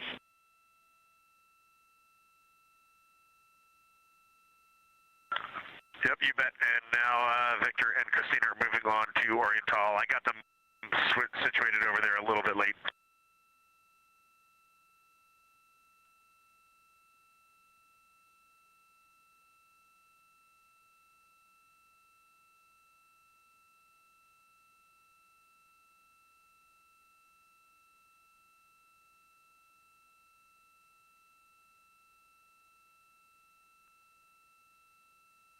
That was NASA astronaut Reed Wiseman, now providing a science sit rep as he is away from the windows most of the time. He is working as the support person along with Jeremy Hansen in the spacecraft, as Victor Glover and Christina Cook are now at windows 2 and 3, able to photograph the moon.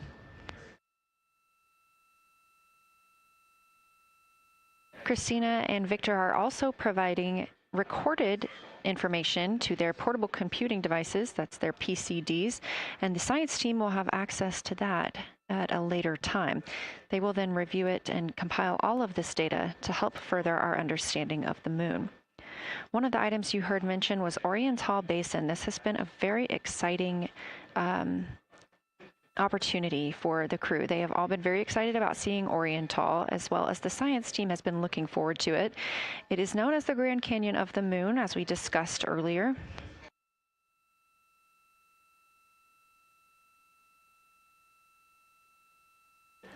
From the pictures, the science team is hoping that the crew will take centered images of the entire basin and surrounding craters in a single frame, but also use those 80 to 400 millimeter zoom lenses to create a mosaic entire basin.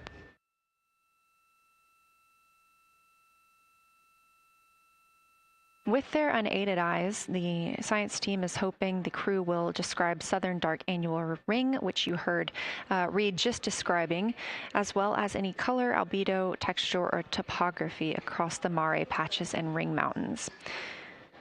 Science team reports that the observations will be used to study the geologic evolution of the youngest lunar basin and to inform formation hypotheses for the annular ring.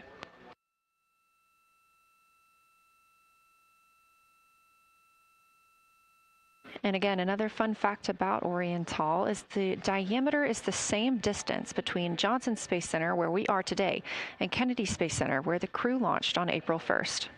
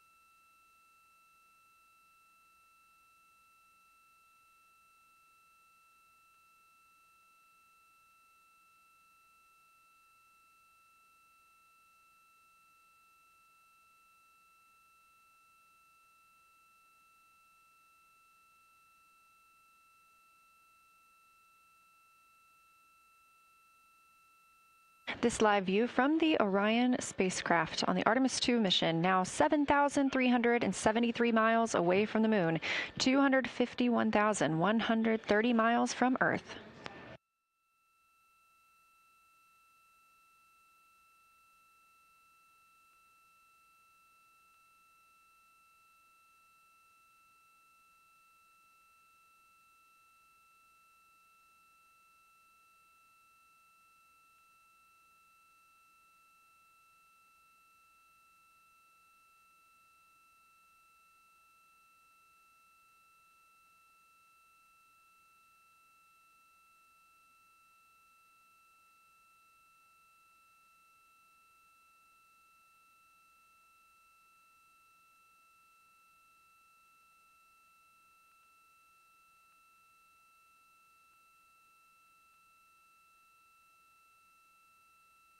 Again, the Artemis II crew passed the Apollo 13 record of the humans farthest from the Earth today at 12:57 p.m. Central Time, 1:57 p.m. Eastern Time.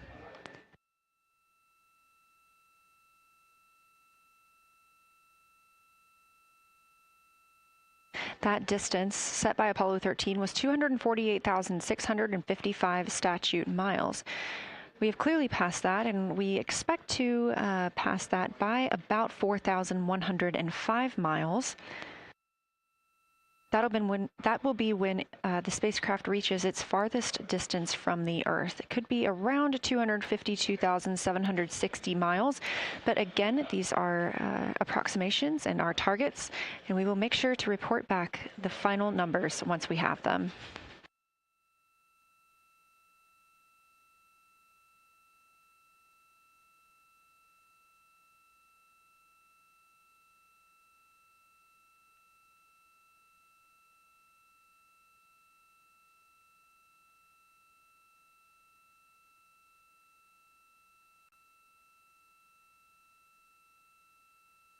We have some refined times of when we expect to have Earth set of Earth behind the moon while Orion flies behind the moon. That would be about 5:41 p.m. Central, 6:41 Eastern. The spacecraft would make its closest approach to the moon at 6 o'clock Central, 7 Eastern, and that would be about 4,066 miles. And then at 6:02 p.m. Central, and the spacecraft will reach its farthest distance from the Earth. We anticipate that'll be about 252,755 miles, which would be 4,111 miles farther than Apollo 13. We would see Earthrise again at 6:21 p.m. Central Time, and a few minutes later, regain communications with the crew.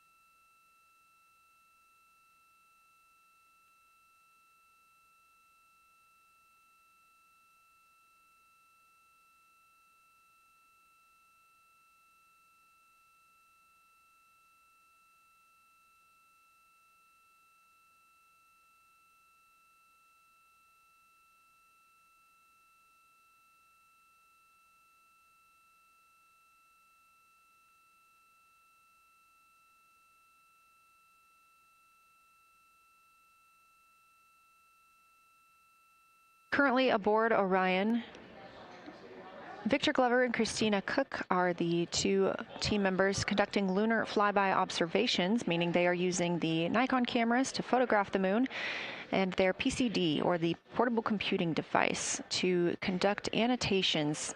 They are both recording information that will be downlinked to the science crew, and tomorrow morning the science team will have a conference with the team while the information is so fresh. They'll be speaking with the crew about their observations and their data collection.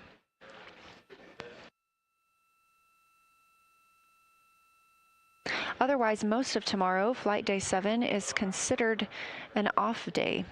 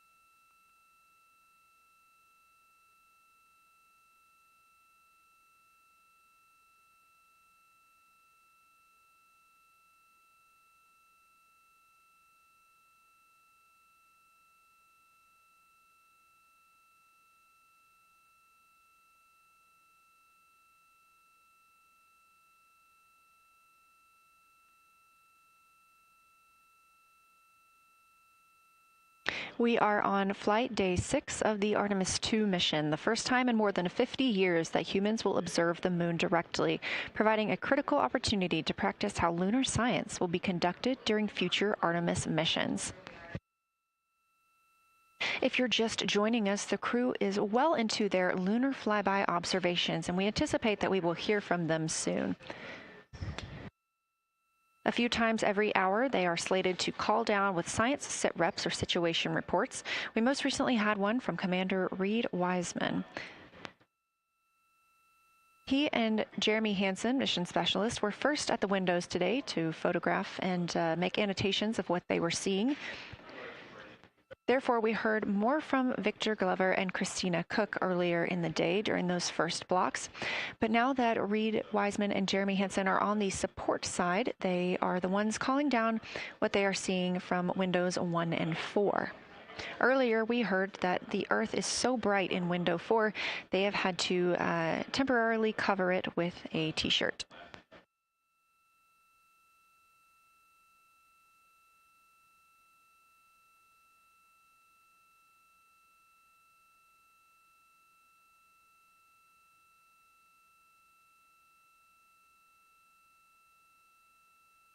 The moon preserves a near-continuous record of solar system history that has been erased on Earth because the moon doesn't have an atmosphere. So things that we experience on Earth, like weather or plate tectonics, don't really apply.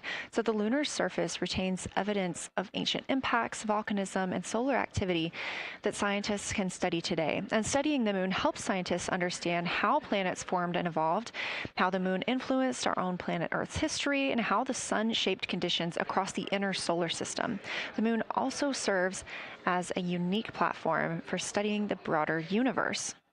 Artemis science is designed around questions best answered by humans, working alongside robotic systems, combining decades of robotic lunar data with real-time judgment, context, and adaptability that only humans can provide.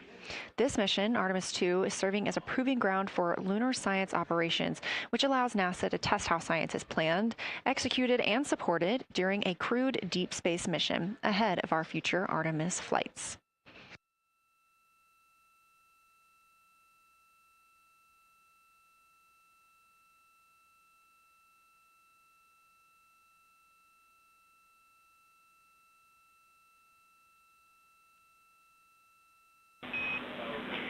Integrity, time for a window team position swap.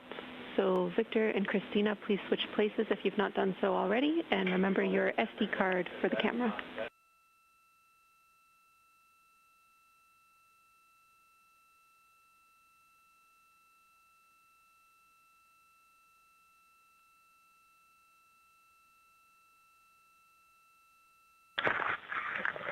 We're in the swap right now. They're wrapping up their last comments, and they'll switch over and change cards from the long lens. Copy.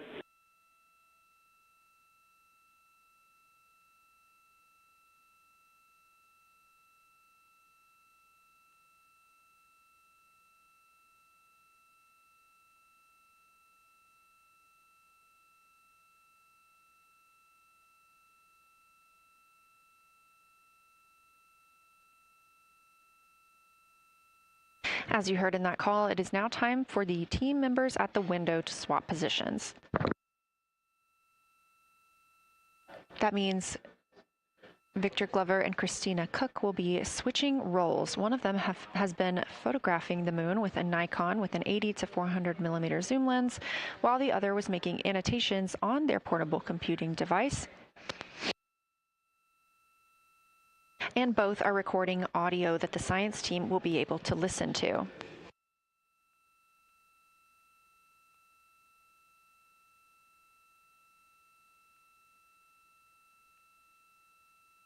We are now 2 hours and 10 minutes until we expect to lose signal with the spacecraft as they fly behind the moon. And the next target for the crew is considered a crew choice event. They have the option to focus on any regions or patterns or features that interest them. The science team has asked the crew to capture pictures that illustrate their choice, as well as at different zoom levels, and to describe why those certain features or regions caught their eye.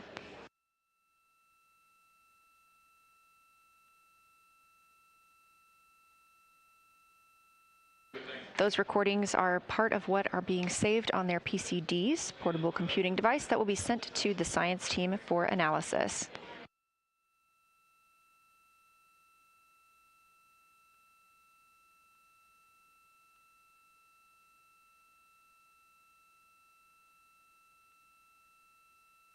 The crew has been allotted 8 minutes for this crew choice event, and it's also a time for a scheduled sit rep or situation report. So we expect to hear them calling down what they are seeing soon.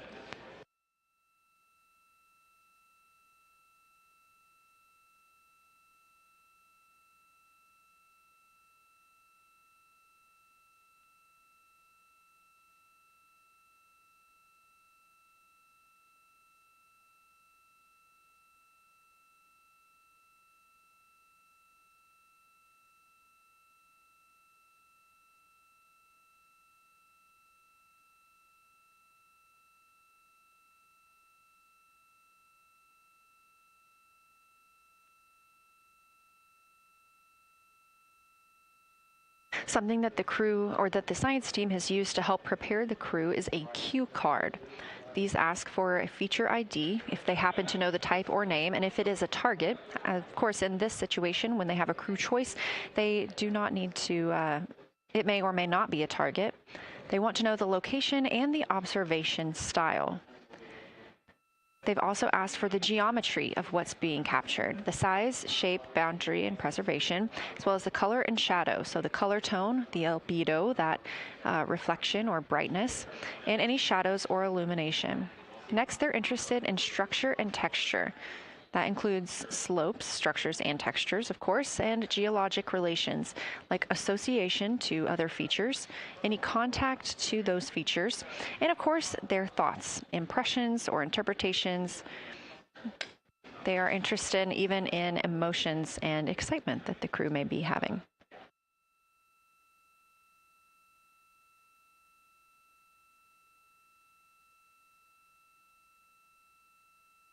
This flyby day has been practiced in many ways, even in sims here in Mission Control Houston.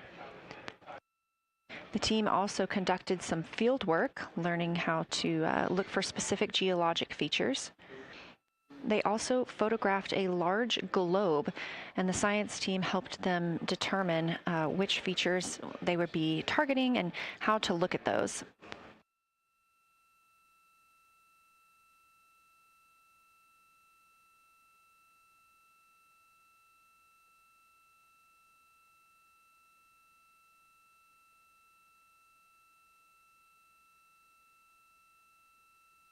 We have a few more minutes that the crew would be photographing their crew choice. Again, this is NASA astronauts Victor Glover and Christina Cook at the windows. They will then move on to another discussion portion. This is for the far side albedo, that reflectiveness, and color that they are seeing. We heard earlier about some browns seen on the moon, which is very interesting, especially here from Earth, where we are just seeing whites, grays, and maybe even black at some points. When they get into that discussion for far side albedo in a few minutes, the theme is looking to know how that color and albedo is, what those variations look like across the far side.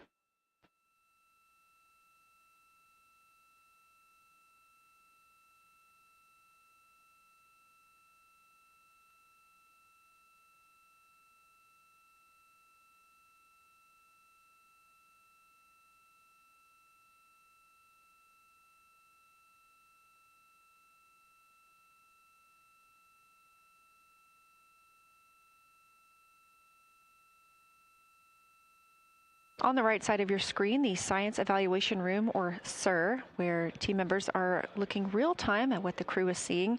And even earlier, we're... Houston Integrity, you ready for a science zero? We'll take it.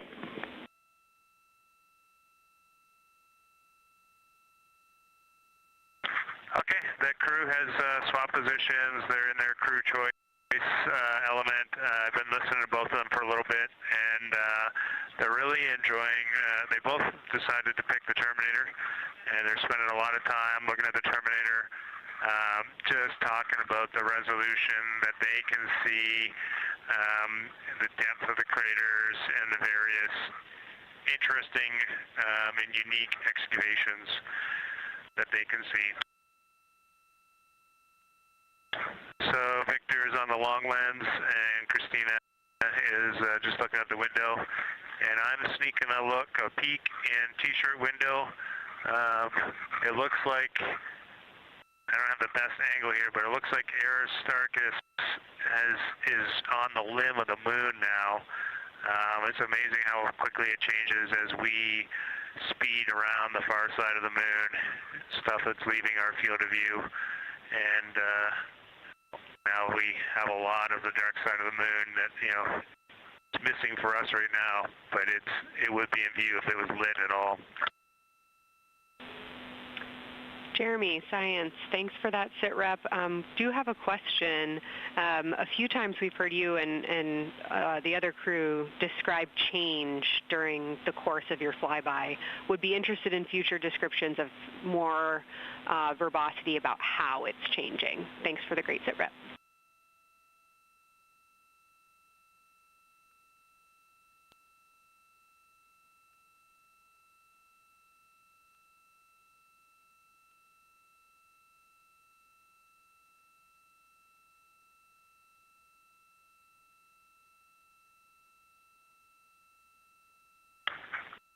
Yeah, Kelsey, sounds good. We are definitely keeping an eye on that.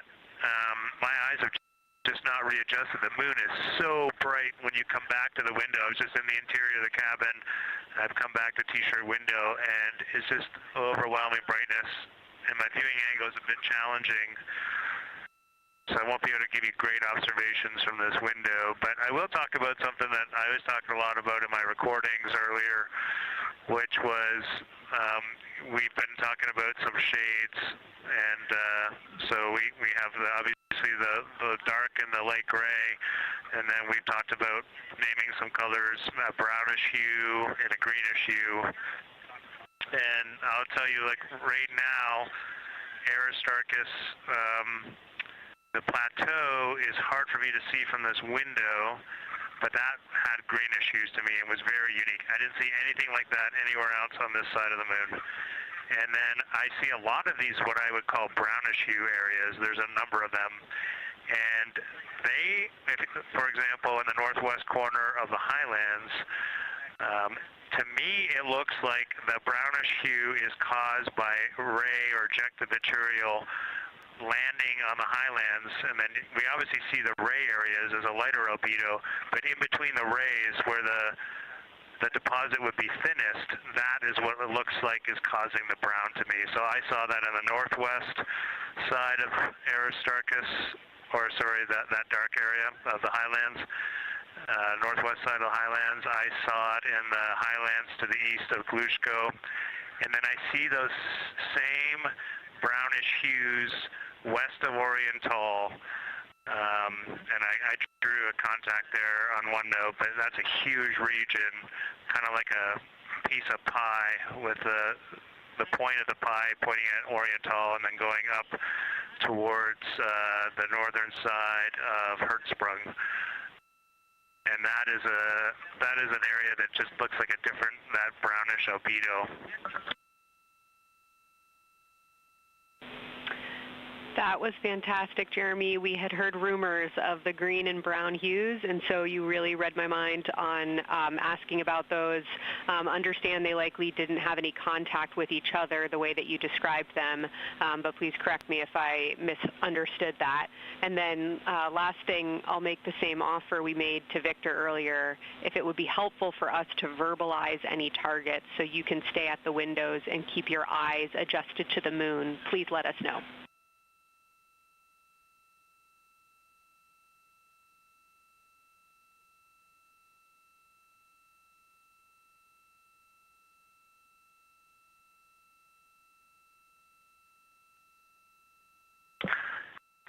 If you got something you want us to look at, Kelsey, you can send it on up.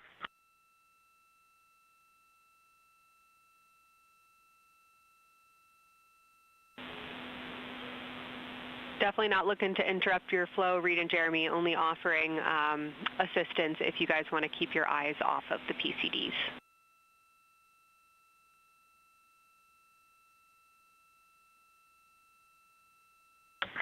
Oh, I see what you're saying. Okay.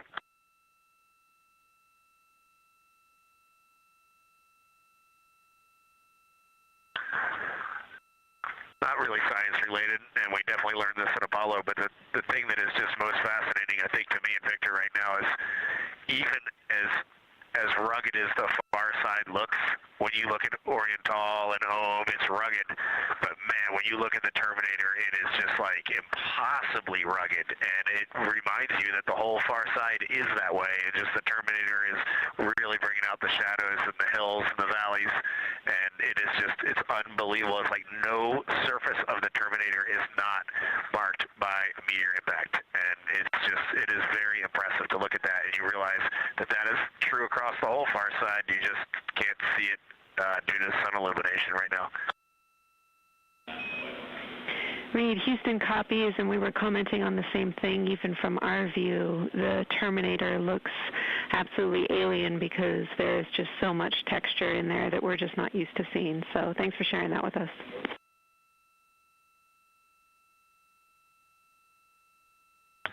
There's also, I don't know the name of it, coming out the south-southwest of Oriental, right on the southern Terminator, is just a massive crater. I don't know the name of it. Maybe you can look on the solar array wing video and tell me it's right. It's the southernmost crater you see on the Terminator right now. We're looking for you.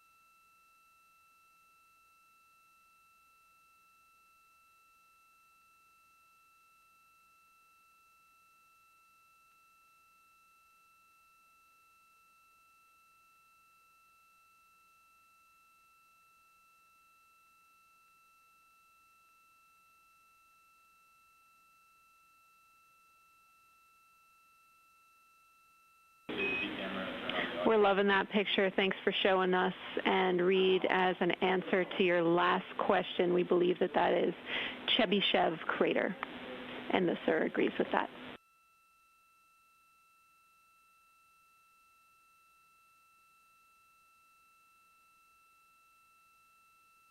Okay, that picture I was just showing you is an 8X iPhone out the docking hatch for the high grazing angle. It's just amazing. We love it. Thank you.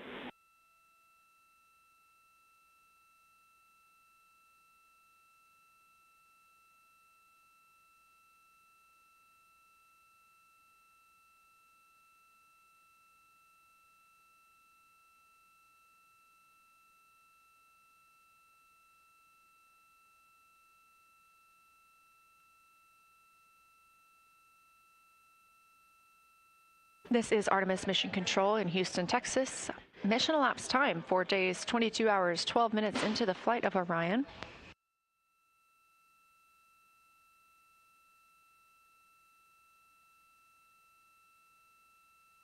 This is Lunar Flyby Day for the crew aboard the spacecraft. Reed Wiseman, Victor Glover, Christina Cook, and Jeremy Hansen are now the farthest people to have ever traveled from Earth.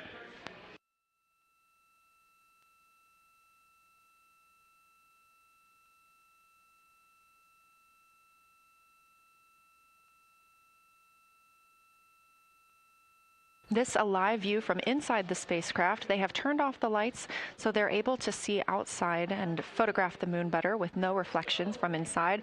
And for a very brief moment there. Integrity Science, thanks for those iPhone views. It's helpful to see what you're seeing.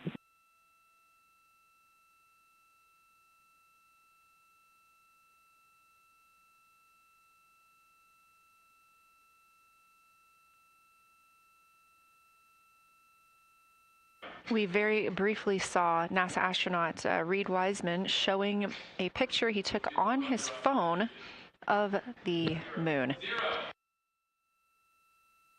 We do expect to get all of the photos that the crew is taking today, and we cannot wait to share some of those with you. But pretty cool in the meantime, just to see one quick shot from what the crew is seeing. And this view from outside the spacecraft on Orion's solar array wing. Orion is now 6,643 miles away from the moon and continuing to grow closer. Again, their closest approach will be about 4,066 miles. The best comparison is if you held a basketball at arm's length. That's about what it would look like to the Artemis II crew at their closest approach.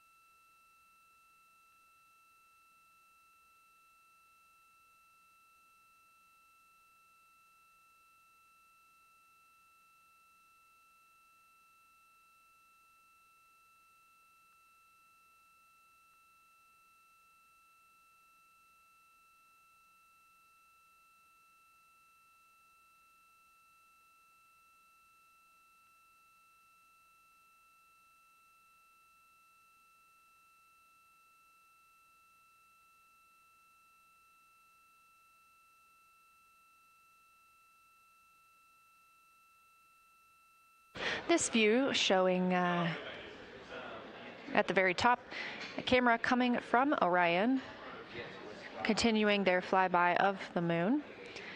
We have 3 more flyby observation blocks after the completion of this one.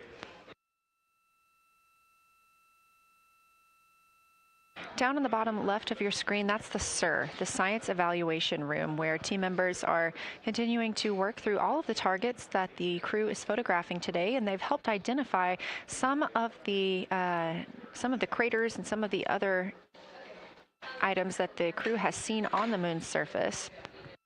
Down on the right is Artemis Mission Control here in Houston. Those 2 rooms down at the bottom are just down the hall from each other.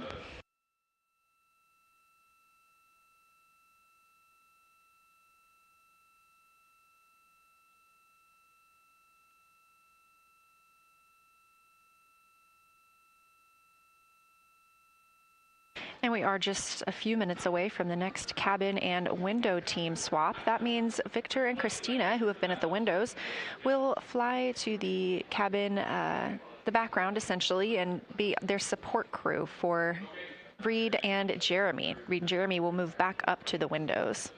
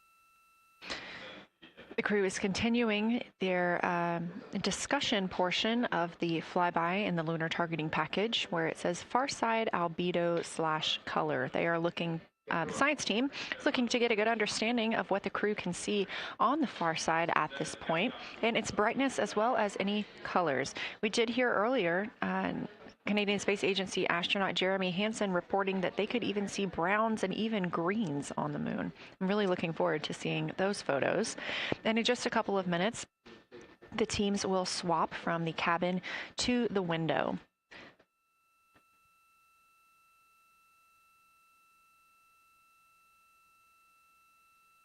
Another rundown of just how this flyby is choreographed inside the spacecraft today. So these activities have been timelined, and there are these 5 blocks of time during which the crew is going to be observing the moon from Orion's windows.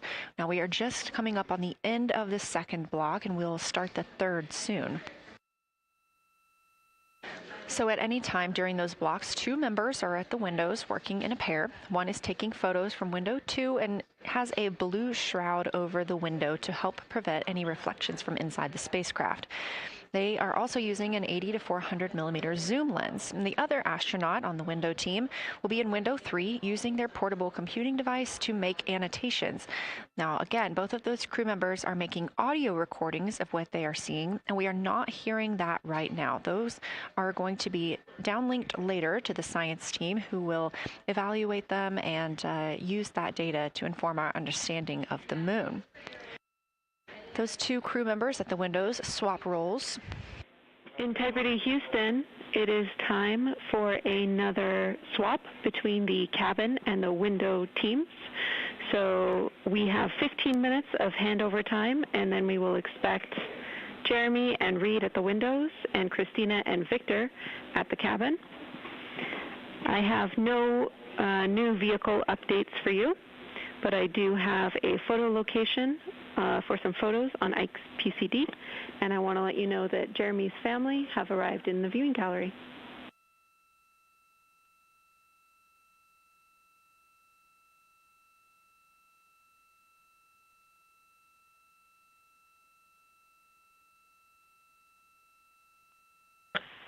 Okay, Jenny, we copied most of that. The only thing we're missing is what you meant about the photo location on Victor's PCD. And hello to my family. I think that must be Catherine and Devin that are there. And I'm glad they made it into the viewing room. And we copy, it's time for crew swap. The A team's coming out of the windows and the B team's going in. Okay, copy. All I meant to pass for Victor's PCD is that there are some late load photos that were requested that are now in his favorite photos folder. And you're exactly right. We have Catherine and Devin here. They give you a big wave, and they're super excited and happy to see part of what you're seeing.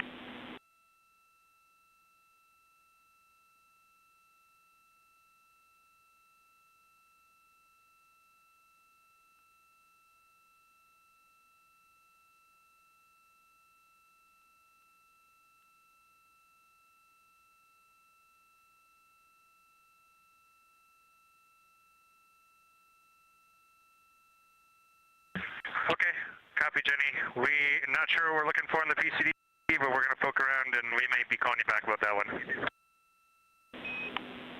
All right, that's no problem, and it's unrelated to flyby.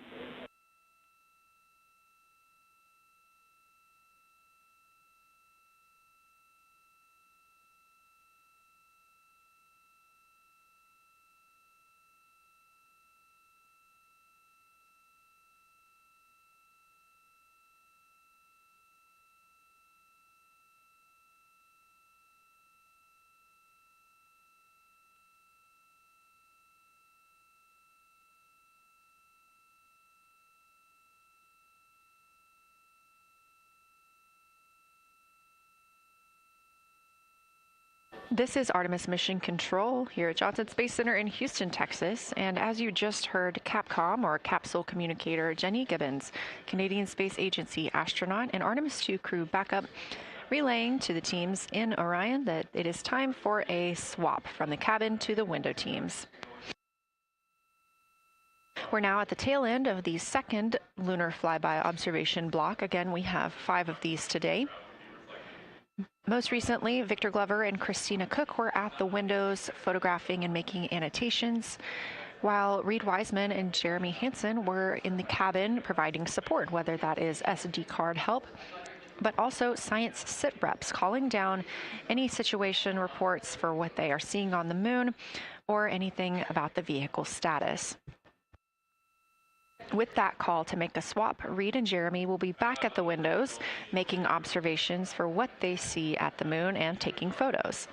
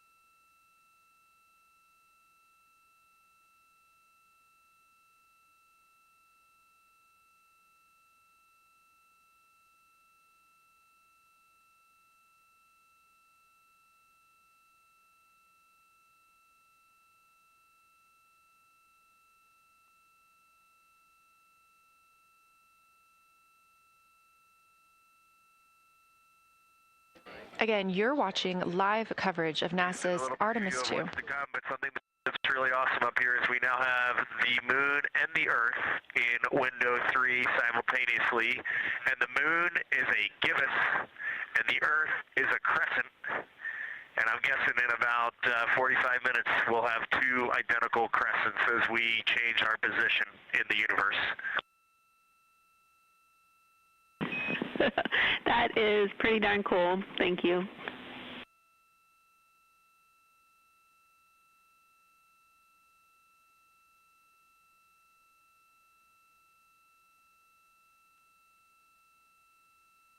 That's the Artemis II crew, the first astronauts to fly by the moon in more than 50 years, reporting that when they look out of window 3, one window, they're able to see both the Earth and the moon at the same time now.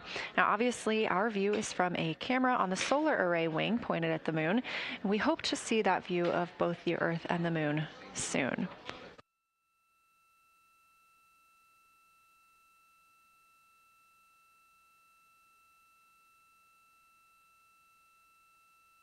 Some upcoming times for what you can expect. In about an hour and 40 minutes, we will have Earth set. And during that time, we will have a view of Earth going behind the moon.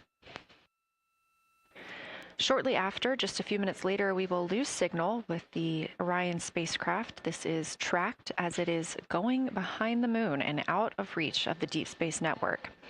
At 6:00 p.m., the spacecraft will make its closest approach to the moon at a distance of about 4,066 miles. At 6:02 Central, the spacecraft will reach its farthest distance from Earth at about 252,755 miles. Of course, these are approximate, and we will make sure to provide you with the final distances once those are confirmed. At 6:21 p.m., we will have Earthrise from the Orion spacecraft, but we will not have communications with the spacecraft until 6:25 p.m. Central, when we expect to acquire signal with them after they've emerged from behind the moon.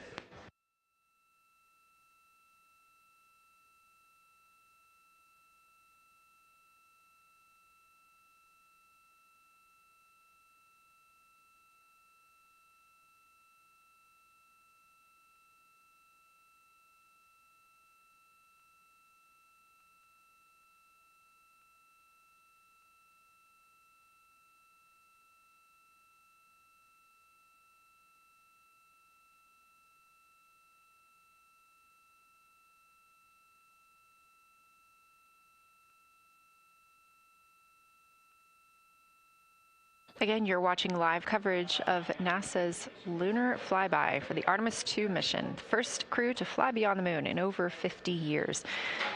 The astronauts inside the spacecraft are switching positions, 2 at the windows and 2 serving in support roles, before they start their third timelined flyby observation for today.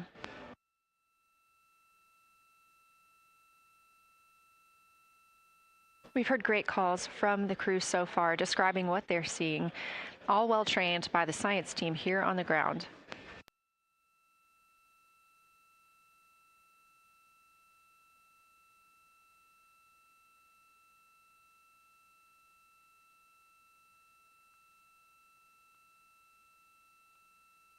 Another major milestone for the crew today will be to experience a solar eclipse from their capsule. No one on Earth will experience this solar eclipse. To the astronauts, this will look a lot like a total solar eclipse on Earth, except the moon will be huge compared to the sun. Whereas if you're standing on Earth and looking at a solar eclipse, the moon and the sun appear to be about the same size in the sky. As the moon begins to cover and then uncover the sun, the astronauts will see a partial solar eclipse, so that's before and after totality, and during that time frame they will have to wear eclipse glasses so they can safely view this phase. They also intend to capture images of the sun's corona during the eclipse. This is a rare glimpse at the innermost corona that will only be captured by the astronauts' cameras.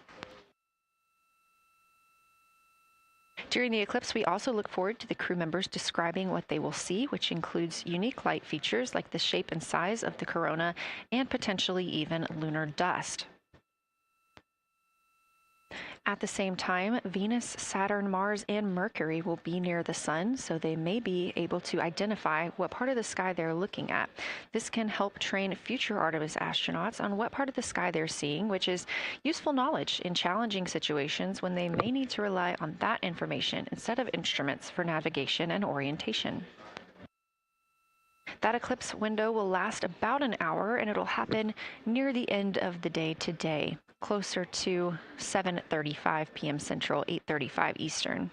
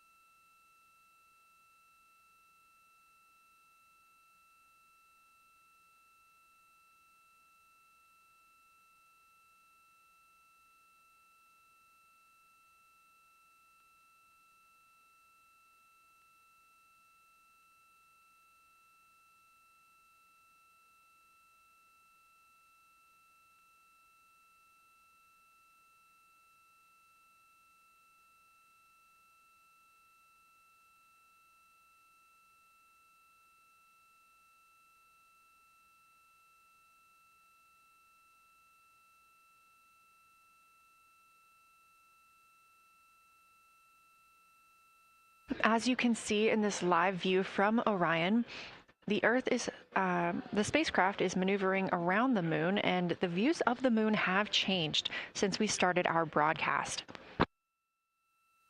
The near side is now very far to the right side of your screen. This is the side that we can see from Earth. That darkened portion are ancient lava flows.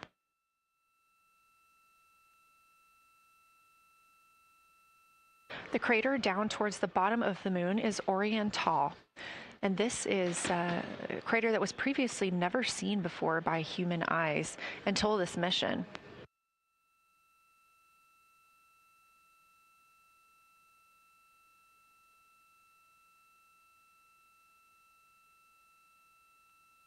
Everything to the left of Oriental is considered the far side.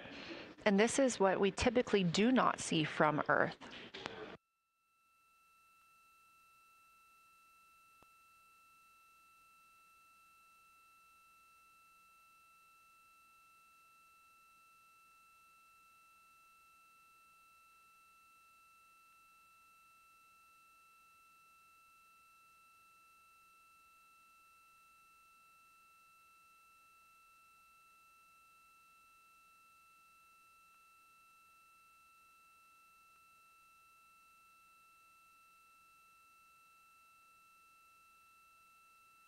And just a reminder about this view, this is coming from a GoPro camera mounted on the tip of one of Orion's 4 solar arrays. Each solar array has a camera mounted on it, and the bandwidth is limited due to we have a crew on board, and this is our first flight of crew aboard the Orion spacecraft. So having a crew means we have to have an environmental control and life support system. There's a lot of data around, a lot of data to bring down for the crew members to keep us up to date on everything happening aboard the spacecraft. So we have to share our bandwidth when it comes to imagery and data.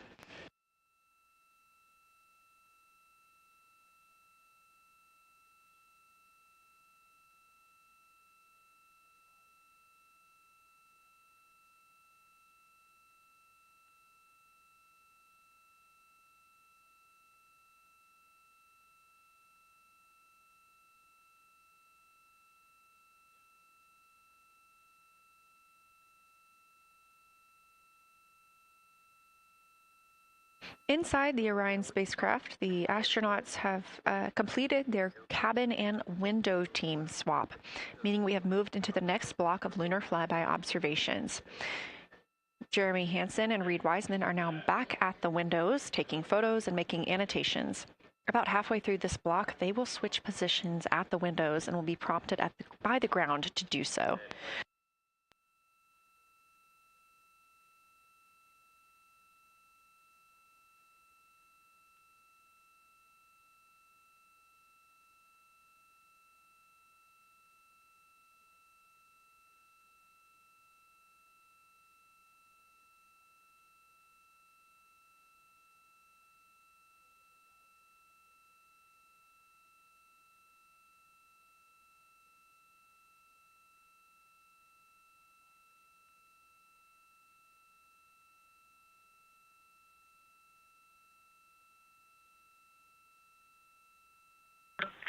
Houston integrity for SITREP.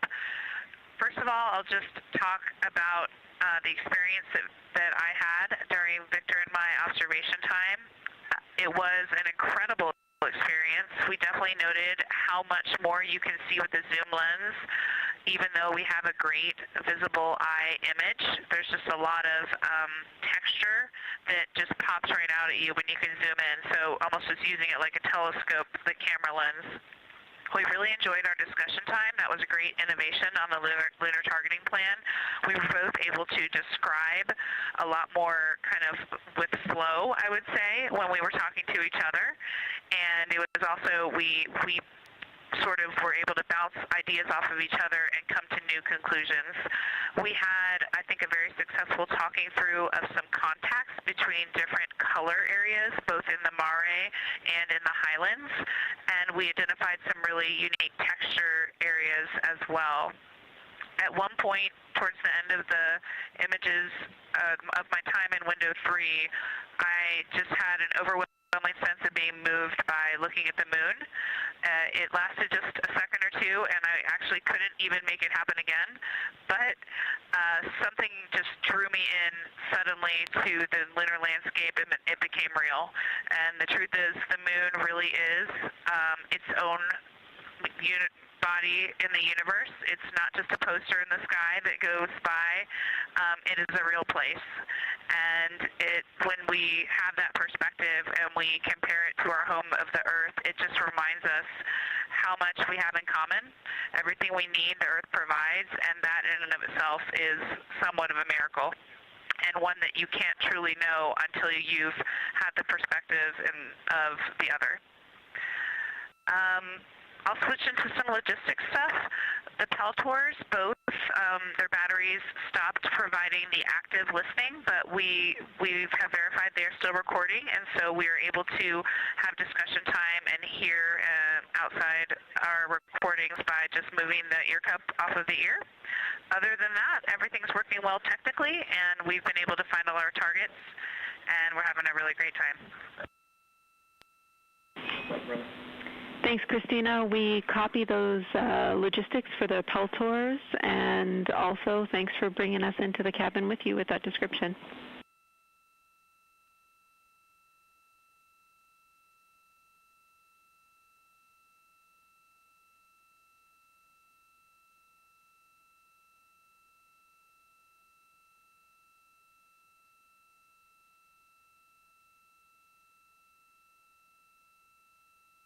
Right on time, NASA astronaut Christina Cook, a mission specialist for Artemis II, calling down a science sit rep, a situation report. Good news, reporting that she and her teammates have been able to capture all targets that were listed.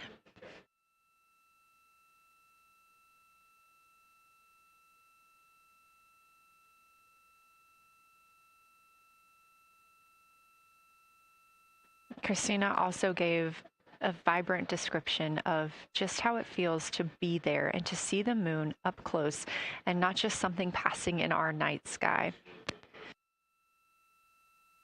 Currently, the team members at the window are Reed Wiseman and Jeremy Hansen. Meanwhile, Integrity cabin team for window shroud.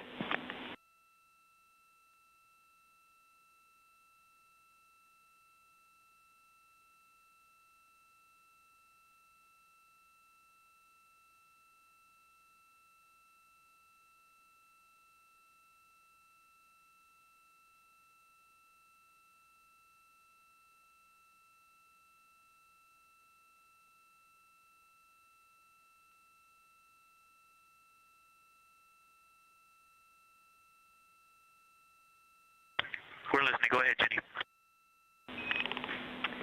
Hey, Victor, we have a temperature constraint on the windows, and the shroud might be getting us close, so we just want to check on the state of window 4's shroud, whether you believe it's still necessary because maybe things have changed with our viewing, and if so, we would like to request to have the shroud removed.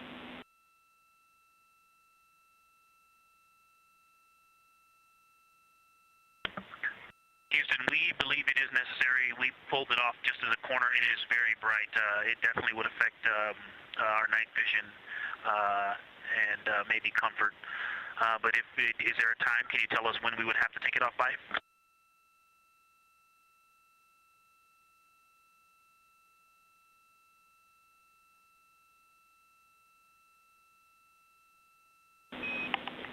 Unfortunately, since it's been on for a while, we are going to have to request that the shroud is removed, and we can recommend something that could block the light but just create a bit of distance between the window and whatever is covering it.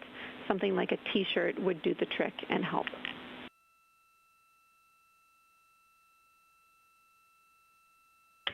Okay, we're removing the shroud, and we'll make it work. Thanks.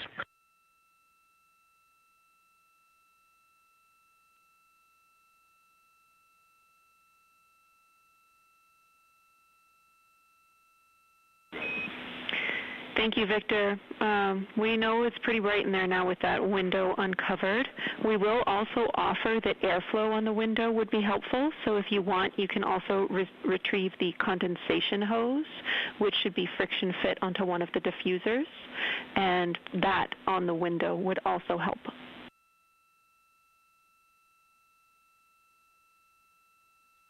We can easily point a diffuser at the window, so we're going to start with that. And it's pointing at the window now.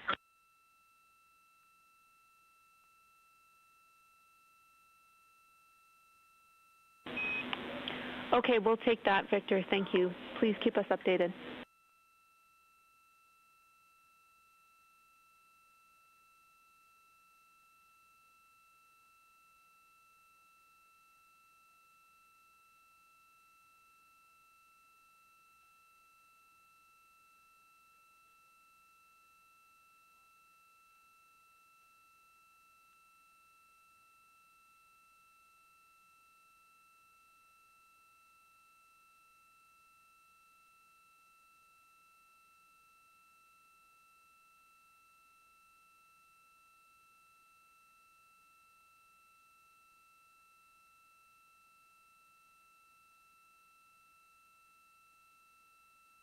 That call from Capcom, Jenny Gibbons, CSA astronaut and Artemis II crew backup to the crew aboard Orion, letting them know that they will need to remove the window shroud they had placed on window 4.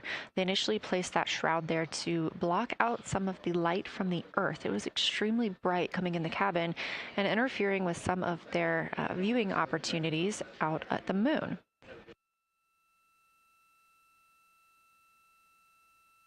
This was a request from ground teams to ensure that they are protecting other systems, and the crew has been offered the opportunity to use something else to cover the window.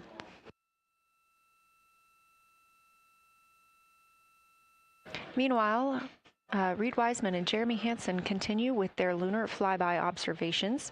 They have just looked at Glushko crater. That's about when we heard that call down from Christina Cook with that description of everything she had been seeing during her observation period and what she was seeing at that time. The science team asked this crew to take centered images of the entire crater and their ray system in one frame. They're also interested in knowing the brightness, texture, and extent of Glushko's rays and how they differ in the mare, or that sea area, versus the highlands. Glushko is considered a young lunar crater, and these observations can help understand material properties of those craters.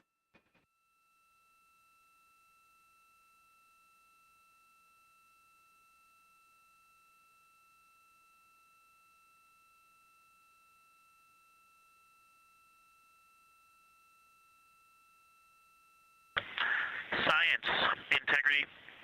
First, I wanted to start off with connecting with what Christina said, that it was very moving to look out the window. I had the unfortunate sequence to start looking out the window and then moved to the long lens, and it was hard to speak looking through the zoom because I went straight where Christina went, and I was walking around down there on the surface, climbing and off-roading on that amazing terrain. I also want to underscore something that she said.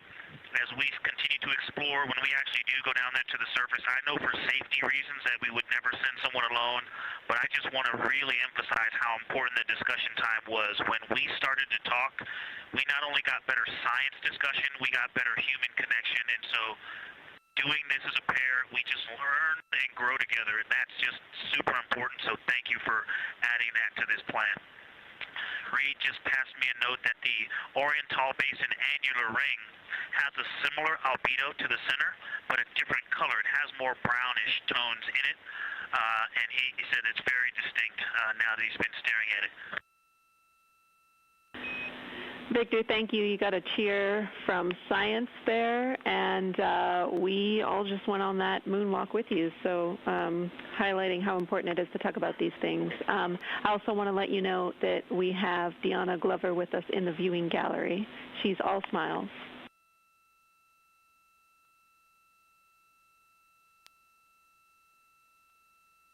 Well, you just got a bunch of cheers up here. Hey, babe. I love you from the moon. We love that we got a hey babe too, and we also have one of your lovely daughters here watching you guys work.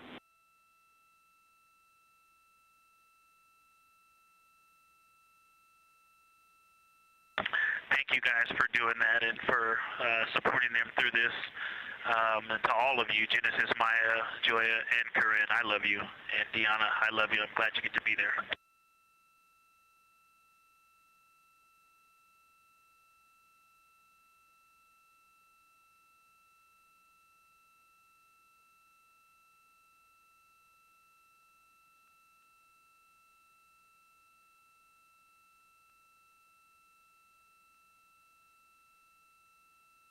We've had some really sweet words from the crew members aboard Orion today, as their families have been able to filter in and out of the viewing room here at Artemis Mission Control at Johnson Space Center in Houston. Victor Glover also giving a great science sit rep and just a description of how it must feel if you were down on the lunar surface while he was looking through that 80 to 400 millimeter zoom lens. He also expressed how important it was to be able to talk through that real time with Christina Cook and stress the importance of that on future missions, that it not only made their discussions better, but also more human. Glover and Cook are in the support roles right now, not taking photos or making annotations at the windows, but they are also encouraged to have their midday meal at this time. For lunch today, those two crew members have options of beef ravioli, salmon, butternut squash, sweet and savory kale, pickled beets, cherry blueberry cobbler, tuna noodle casserole, tomatoes and artichokes, broccoli, and chocolate peanut butter bar.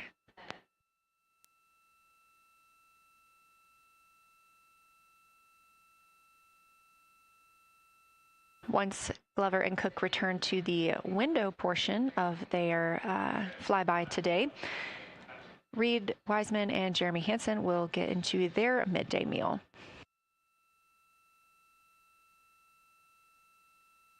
Again, this is the third of 5 scheduled blocks for our lunar viewing today, and if you were watching at the start of the broadcast, you can definitely tell the difference and the distance from the moon.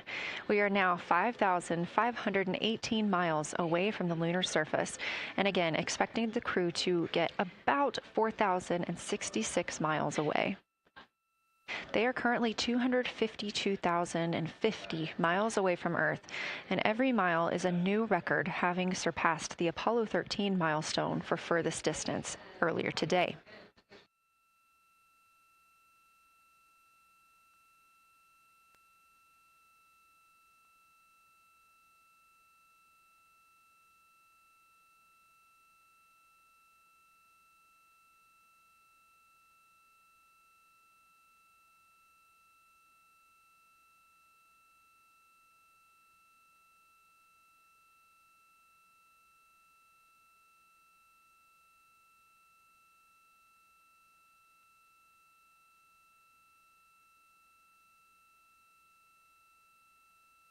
If you look down to the bottom right of the moon in that darker looking area, that is Oriental Basin.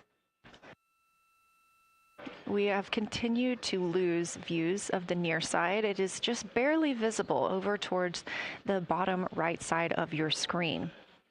And then you'll also hear later about that terminator. That's the line between light and darkness while on the moon. It is really exposing some of those craters at this time.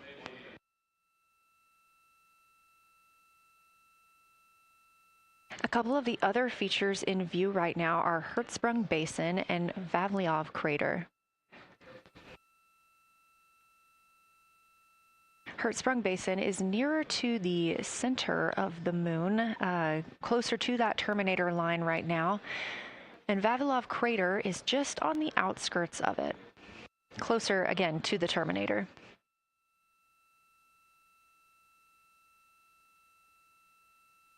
Towards the bottom of the moon and to the left of the terminator line, or currently shadowed in darkness, is Apollo Basin.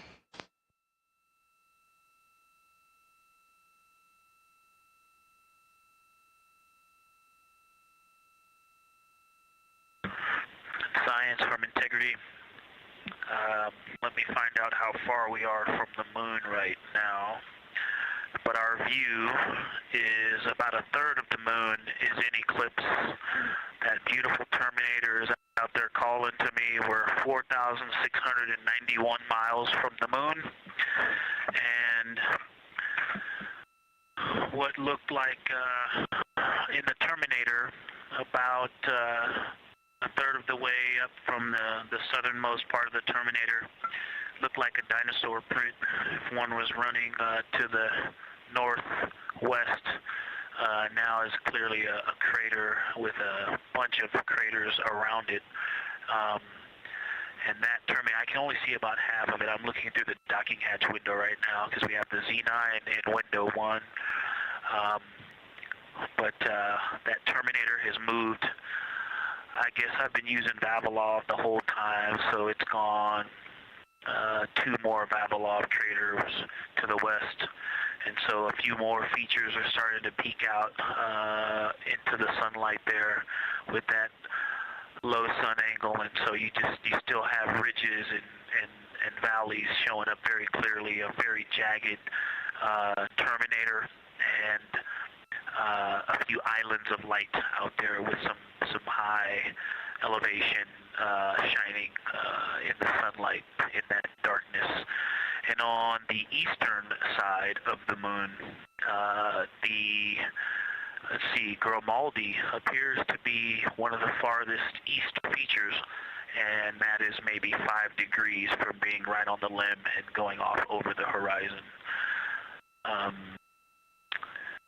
It is interesting, just looking at Oriental, that my first impression of it is all of the dark areas appear lighter, which I think makes sense because it is now facing, well, it's still relatively the same to the sun, but my angle to it is different.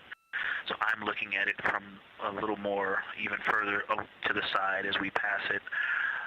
But all the darker features appear to be just a little bit lighter from this vantage point. The darker ring structure in the outer and inner ring and the interior, as well as the annular ring portion, everything seems to be just a smidge lighter at this point.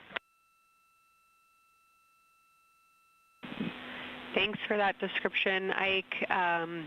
Any additional words you can provide on Oriental would be wonderful, as that is such a high priority target for us. And while I have you, as we get closer to target 15, which is the Terminator target, if you can find Zeeman Crater again that you were looking at earlier, everything to your left of Zeeman would be getting into the South Pole Aiken area to help you orient yourself.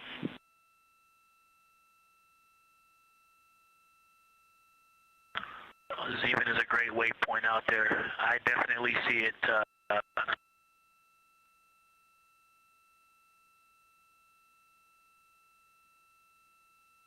Yeah, Zeeman is very easy to find, and that is awesome. Thank you for pointing that out. Feel free to do that as often as you think of things.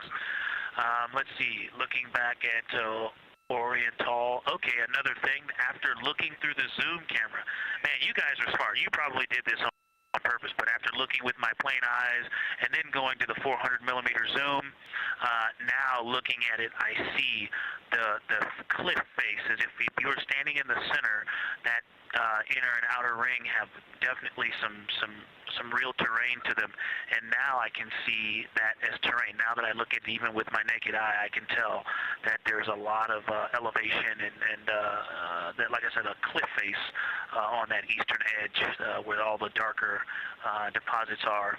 And it's just the scale now.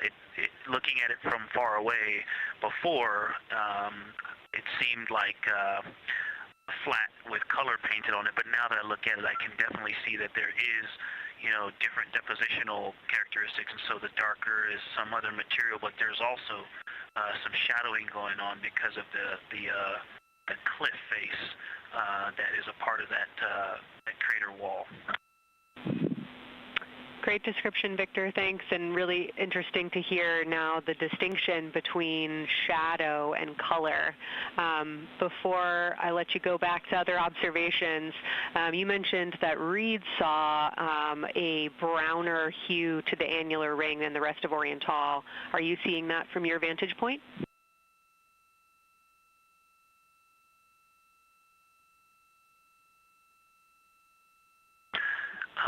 The way that I'm looking at Oriental, again, I'm still in the docking hatch window. There's like a thermocouple right here in the center of the window, and it is the orange Kapton tape color, and so it is unfortunately, it's like trying to look at stars, next to a metropolis. I think it's drowning out any color that I could pick up from the moon. I am not able to see that color, but I have not looked at it through one of the forward face, from one of the windows 1 through 4. I think when I get away from this Kapton tape strip that I would be able to see the variation that Reed's talking about. That is great feedback operationally. Thanks, Victor. I'll leave you to it.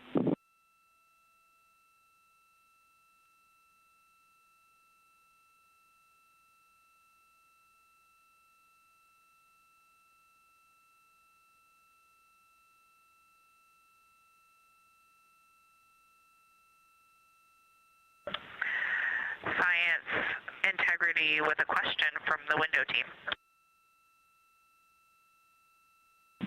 Integrity, this is Science here with you.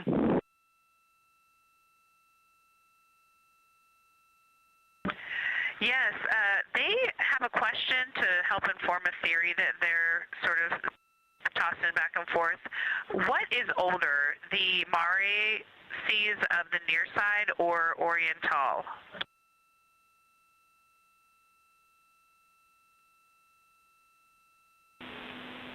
Stand by, Integrity. We're going to get you a little geologic history here.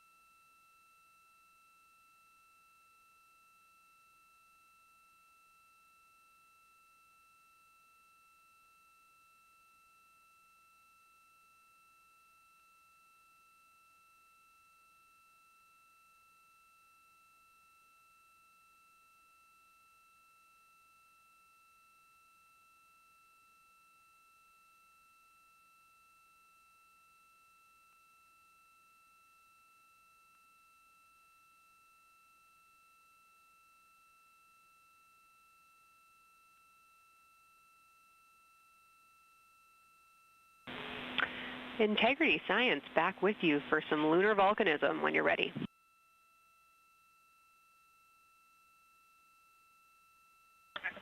Go ahead. You're making our day down here getting to talk about lunar volcanoes. Oriental, as far as Mare go, is younger than almost all of the Mare on the near side. The exception are features like Aristarchus, which really pop out to you guys and really pop out to us here on Earth. That is younger, but other than that, Oriental is pretty young as far as Mare go.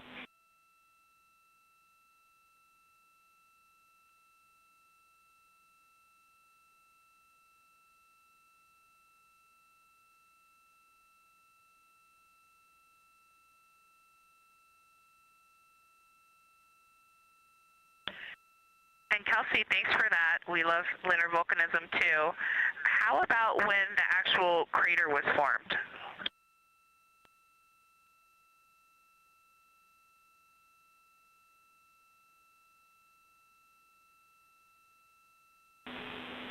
Yeah, we're going to get you an age for Oriental, and while we're getting that, Christina, can you, maybe you've heard the window team talk about the sort of contacts around Oriental, but because that material is so much younger, if anything pops out to you about physical relationship between that and surrounding terrain, we'd love to hear it.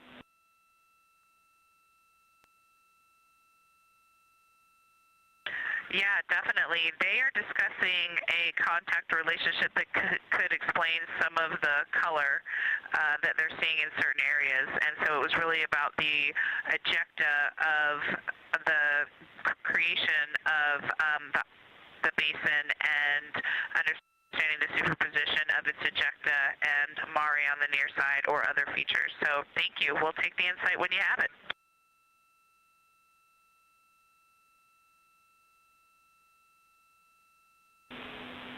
Thank you, Integrity. And I know Jenny wants to get to you with some topics, so I'll leave you with Oriental is 3.8 billion years old.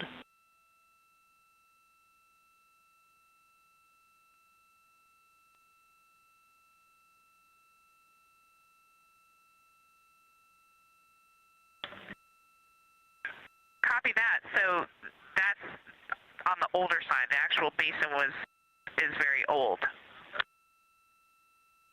Correct. As is the case with a lot of mare, typically the big basin formed, and then the volcanic eruption was able to punch through the crust where it was weakened by that basin formation.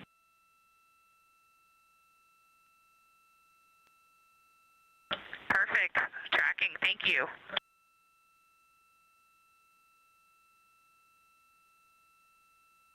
NASA astronaut Christina Cook calling down some questions to the science team on console. The voice you're hearing with those answers is Dr. Kelsey Young. She is joined by Trevor Graff on console today. Christina asking about the age of Oriental, and specifically the mare regions. Those are those dark regions that you see. They are paved or filled by volcanic deposits.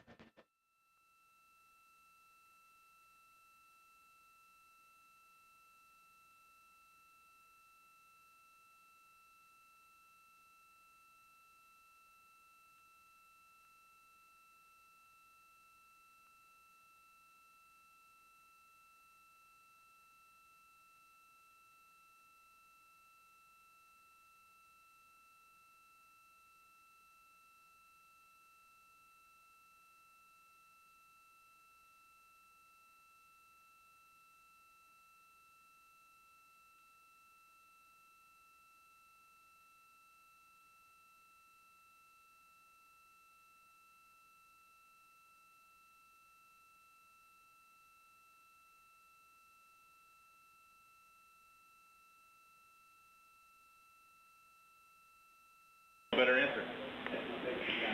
Integrity, it's about time for a position swap at the window. So we will ask Reed and Jeremy to swap positions, and I'll remind you again about your SD cards. And Victor or Christina, I have one window task for the cabin team when you're ready.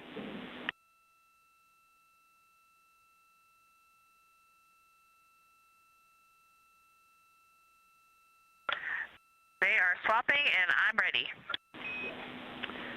All right, Tina, we found a way that we can reinstall the shroud on the window. We understand it's pretty darn bright compared to everything that you're looking at. So in order to reinstall it, we will ask that you retrieve the condensation hose and you install it on a friction fit on the cabin air outlet port. That's right by one of your diffusers. You're going to point that little condensation hose such that the air is flowing over the window pane. Let me know when you're ready for the stowage location.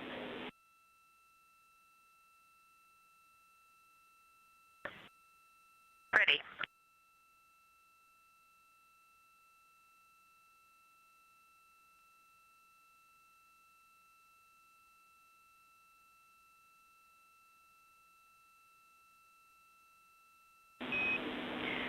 Christina, the hose is in locker A1. The crew has gotten a go to reinstall that window shroud they were using to block some of the earth shine. Copy. This view coming from inside the Orion spacecraft as the crew members are swapping windows, specifically Reed Wiseman and Jeremy Hansen. They've been our crew members at the windows taking photos, making annotations, and making recordings that'll be downlinked later to the science team for review. The science team will have a conference tomorrow morning with the crew to get any fresh perspectives or things that they learned during the flyby.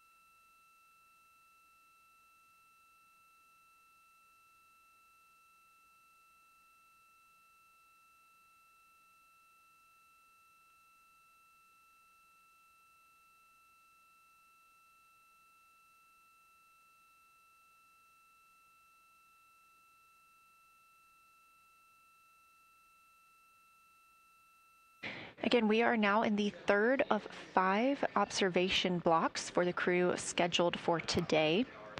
During this flyby, Orion is passing around between 4,000 and 6,000 miles from the moon and providing the crew with a full view of the lunar surface. It's a higher vantage point and much farther than Apollo's lunar orbits on average. So from this view, astronauts can observe both the North and South Pole and large-scale geologic features in one single view.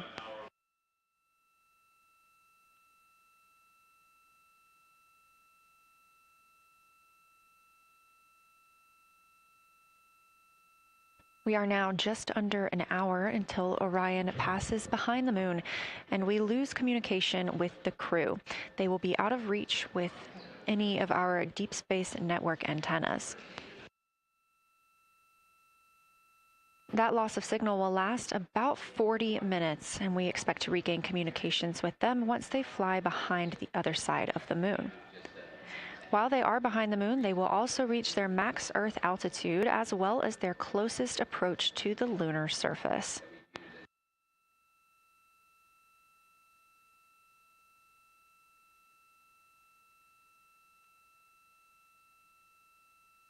The view you have right now is a live stream from a camera on Orion's solar arrays.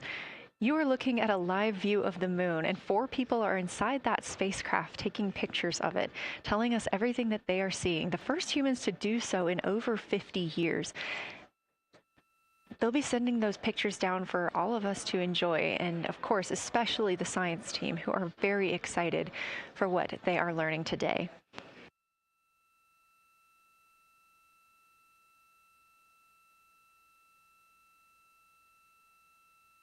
It appears the Artemis II spacecraft, Orion, is now under 5,000 miles away from the moon. Again, we expect their closest distance to the moon be about 4,066 miles.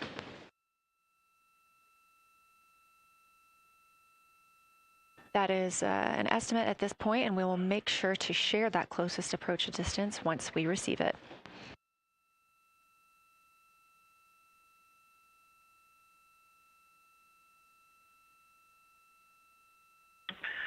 Houston integrity question, did you just want us to cool the window with the condensation hose, or did you want us to put the shroud back on and cool the window at the same time?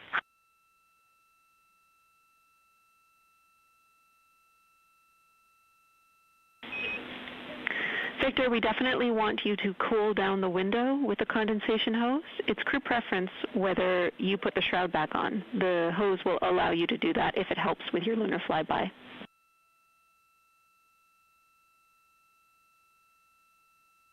Okay, copy. We're going to do both at the same time. Thank you. Houston copies.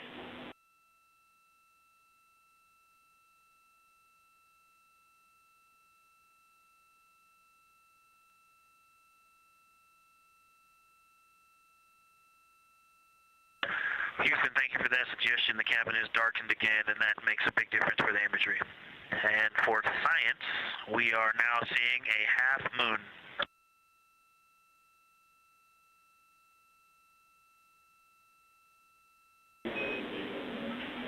Thank you, Victor. We're happy to hear it, and we see half moon, full moon joy still.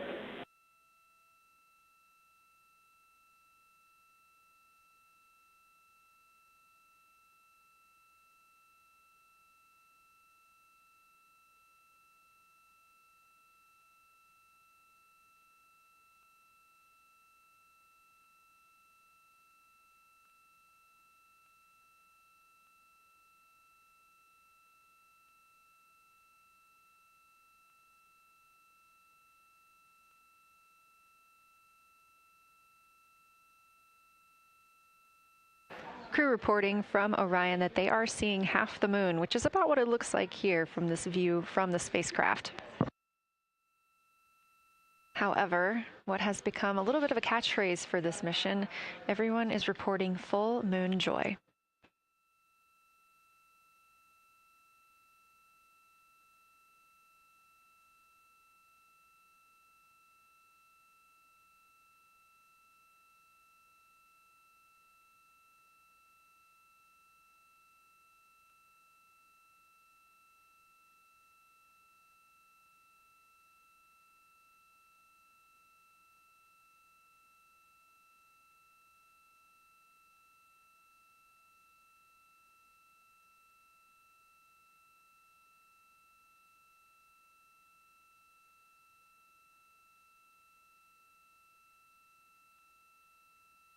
We are keeping up with which targets the crew is tracking through their lunar targeting package. They are just wrapping up their second. Science integrity, another observation the window team commented on and Christine and I discussed a bit is in Hertzsprung.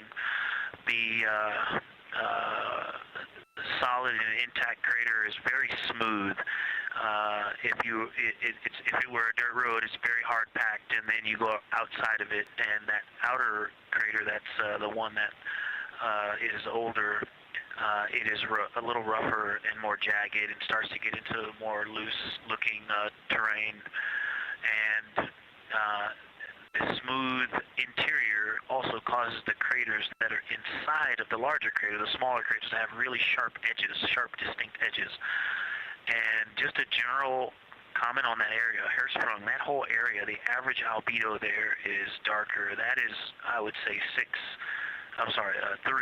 And the average albedo around Oriental and between Oriental and Ohm, excluding the wedge, the darker wedge, is more on the 6-7. And that they also seem to be different texturally. Christina described it earlier around Hertzsprung, and then from Hertzsprung toward toward Oriental, there appears to be a frozen, a rippling pond, but frozen, or like choppy waves when it's windy out, choppy water, and then it freezes instantly. That's the texture. If you walk down there barefoot, it looks like it would be hard on your feet, like lava. After it's cooled, it would be pokey. Except for right there in the center of Hertzsprung, it looks paved, like a paved road, nice and smooth.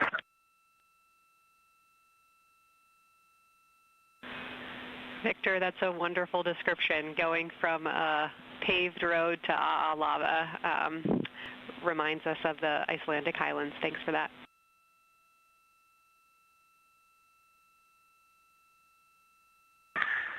In science, another in the interior of the very intact, the interior of the intact crater at Hertzsprung is albedo variation. I think I heard one of the window crew maybe say color variation, but definitely albedo variation. There's lighter patches and slightly darker patches.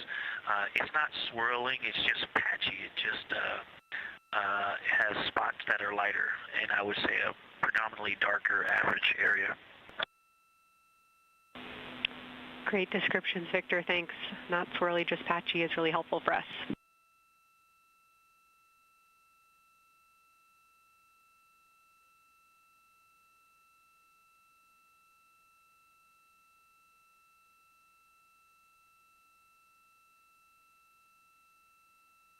Really great descriptions coming from science.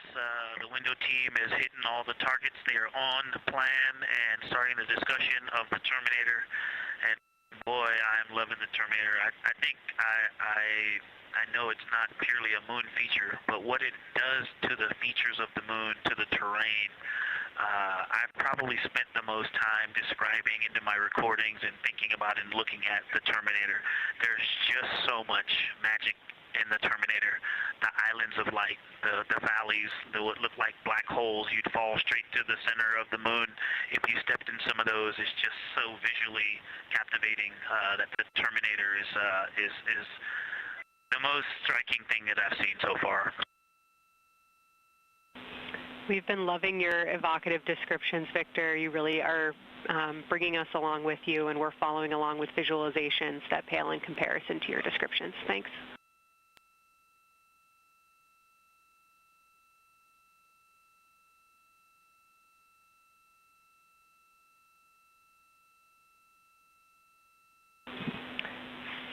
Integrity Science, one more question on a status of what the window team chose to observe for crew choice.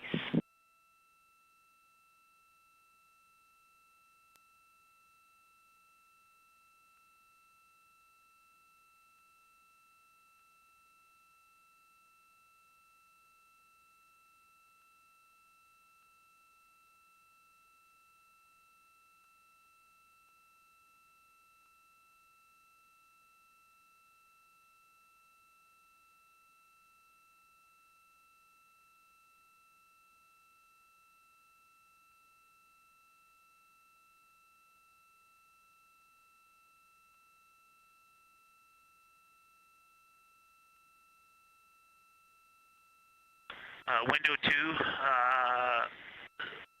talked about Vavilov, looked for suspended dust, and the Terminator. And window 3 about the experience and about the three-dimensionality of the moon this close. Wonderful. And another observation about Oriental, I would say, is the features going off to the southwest, the two large, almost look like scratches in the surface.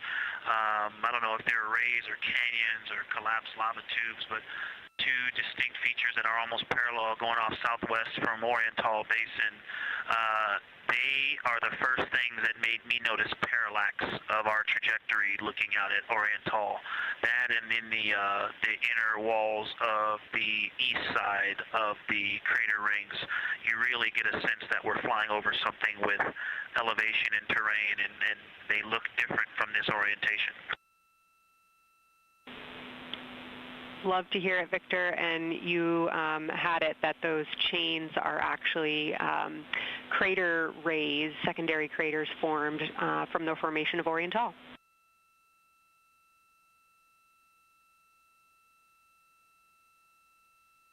Yeah, speaking of crater rays, the crater rays that are going off to the northwest,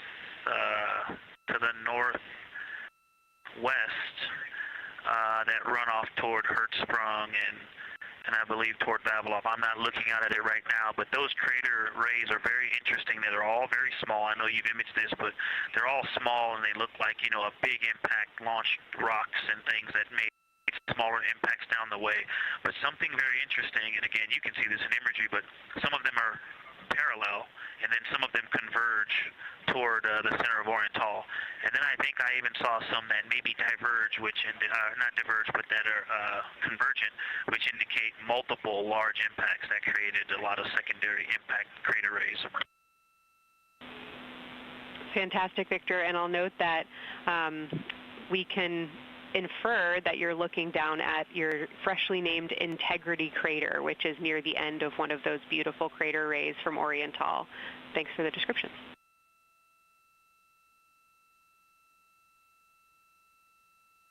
Yeah, you're welcome. And Integrity is easily identifiable with the naked eye from this point.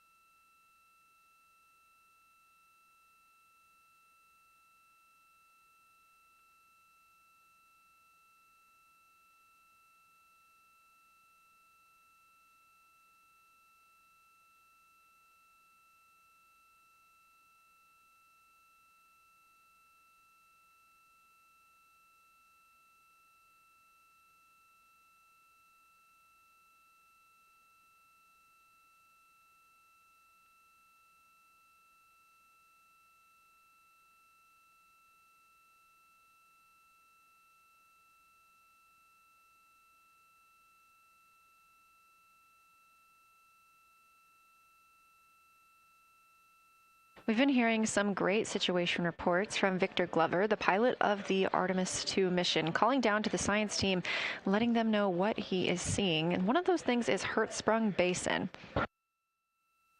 If you look just to the right of the Terminator, that is the difference between light and darkness on the moon. You can see what he's describing when he says Hertzsprung Basin and how it looks a little bit paved in the middle there. It's almost in the very center of the moon in this view, coming from the Orion spacecraft and a camera mounted on its solar array.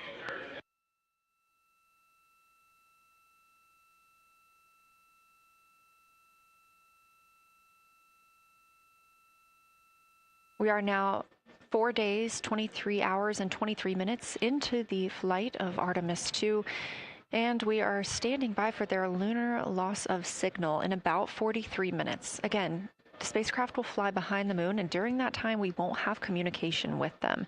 They will be out of reach of our deep space network. However, we will regain communication with them approximately 40 minutes later when they come around the other side of the moon.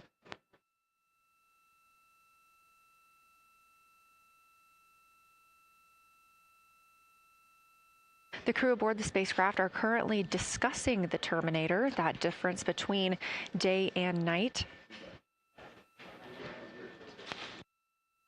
The science team is interested in learning about the topography and the color of the lunar surface, and it's already been very interesting to hear that they have seen colors like greens and browns while looking at the moon. Some of the questions that they are hoping the crew will discuss are how do the quantities and sizes of craters and mountains vary along the terminator, and they are looking for the crew to describe the topography of features along or near the terminator. They're also looking for more information on any color or tone variations, and they're hoping that the crew will take images to illustrate their findings. Glover reported earlier that the crew has missed none of their targets when they are photographing at the window. We aren't hearing the conversations that the crew is having right now, but these are being recorded to their personal computer devices, PCDs, and those will be sent down to the science team. The science team will have a conference with the crew tomorrow morning to discuss their findings and experience when looking at the moon today.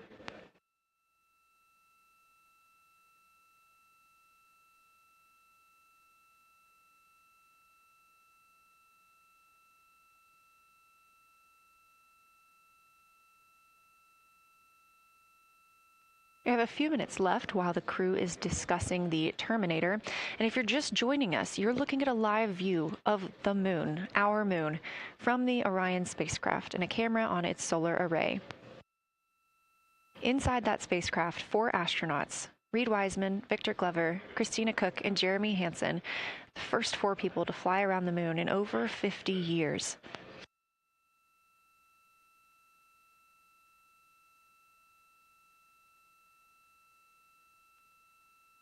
This is our lunar flyby day, and the crew has already surpassed one record today. The crew passed the Apollo 13 distance record at 12:57 p.m. Central, 1:57 p.m. Eastern. Canadian Space Agency astronaut Jeremy Hansen calling down that he hopes it's a record soon broken by other explorers.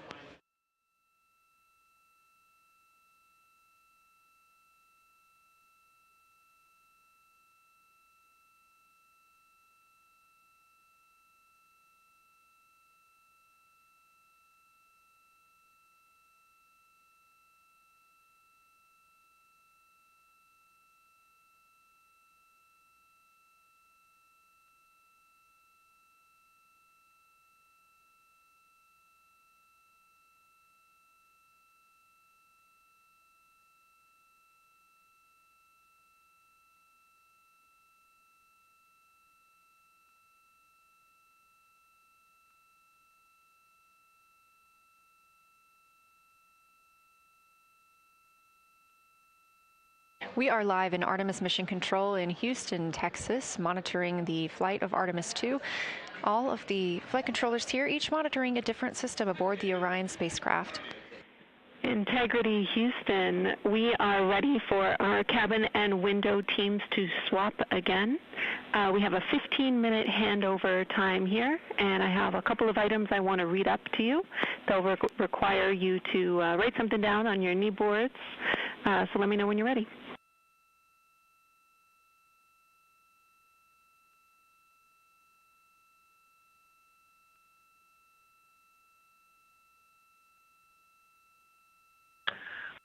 Okay, Houston, we are ready. Copy, Integrity. First of all, once you start this next shift here, during this lunar observation shift, we will begin our lunar LOS, so you can expect a call from me a few minutes prior reminding you. And second of all, FIDO just sent us updated altitudes and METs for lunar closest approach and max Earth altitude. Let me know when you are ready to write those down. They differ slightly from Optimus.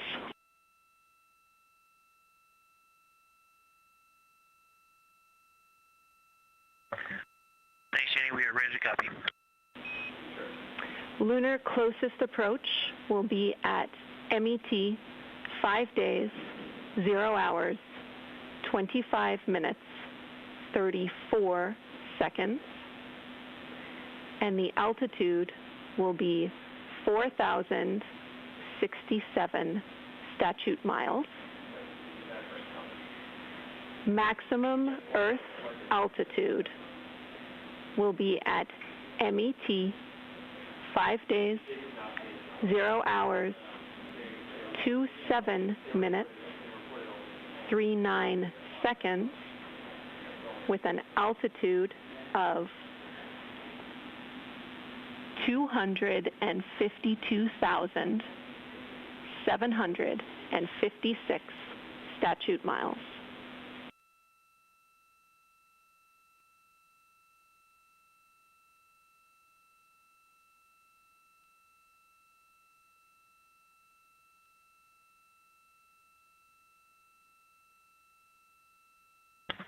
The crew really wants to ask for that in kilometers and in parsecs, but thank you for those. That is great. Thanks for that update. I'll send Fido to work, and I appreciate the metric. Other than that, I have no new vehicle statuses to pass to you. Enjoy your handover time, and we're looking forward to picking back up with you shortly.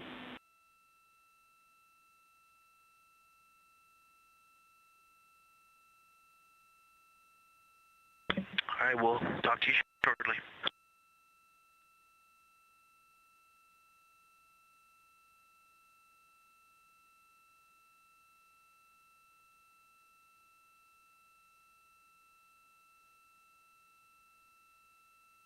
Those words called from Capcom Jenny Gibbons, CSA astronaut and Artemis II backup crew member, to the crew working aboard the Orion spacecraft.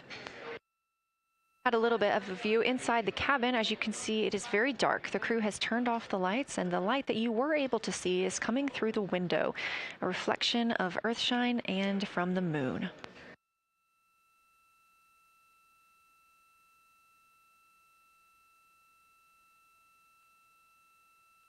The crew is moving into their next observation block, meaning they are taking time to switch cabin and window teams. We've had Reed Wiseman and Jeremy Hansen at the windows taking pictures and making annotations and recording some audio files that will be downlinked later to the science team. Meanwhile, Victor Glover and Christina Cook were in the background serving as support. They were also timelined to enjoy a little bit of their midday meal. Now that we are swapping positions, the support team becomes Reed Wiseman and Jeremy Hansen. They will be in the background helping with SD card swaps, as well as providing those situational reports to the science team. Victor Glover and Christina Cook will be the astronauts at the window, photographing and speaking into those PCDs, portable computing devices, about what they're seeing on the moon. As you heard Capcom Jenny Gibbons call to the crew, this block is also when we will lose communications with the crew. That LOS, or loss of signal, scheduled to be less than 35 minutes from now. We anticipate to be out of signal with them for about 40 minutes, and will regain that communication once they've flown around the other side of the moon.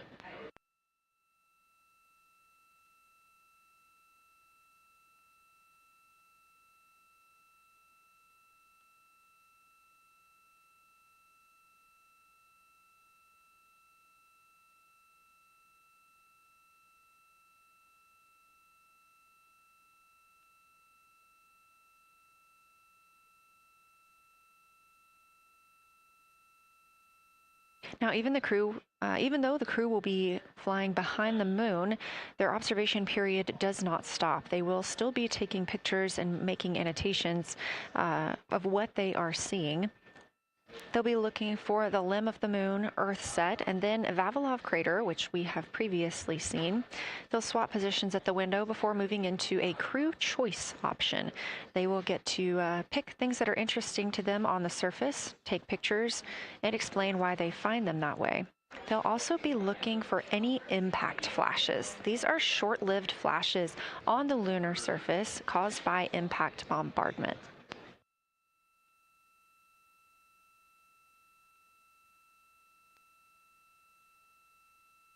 Just before Earthrise, the crew will be looking for lofted lunar dust. This may be lofted just above the lunar surface, and we could only see it just before Earthrise along the dark western limb. Any Earthshine would illuminate potential lofted dust. But once the crew is all the way around the Earth, the brightness of the Earth will wash out any of that dust they might be able to see. These were based on observations from Apollo missions and orbital spacecraft, and so we're very interested to see if the crew might be able to capture some of that lunar dust today.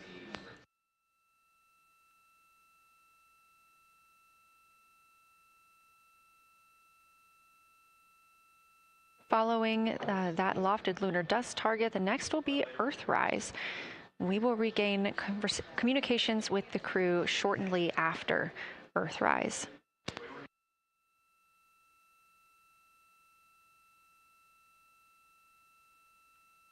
There will be a short observation break period where the moon is not in view. That's because we are also anticipating the crew seeing an eclipse today. The moon won't be in view because the team here in Mission Control Houston will need to change the attitude of the spacecraft and ensure that its solar arrays are gathering light from the sun heading into that eclipse period. So we will have communication with the crew, we just won't be able to see the moon. However, we will have views during that eclipse time frame. During that time, the science team is looking to know, it will only be illuminated by Earthshine at that point. So they want to know what the whole moon looks like overall, but they also want the crew to look into deep space and potentially see if they can spot any planets.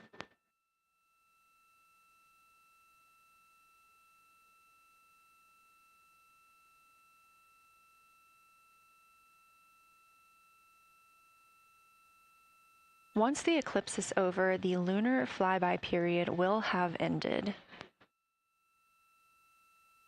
We are live through the whole thing, and even once flyby is over today, we remain live 24/7 on NASA's YouTube.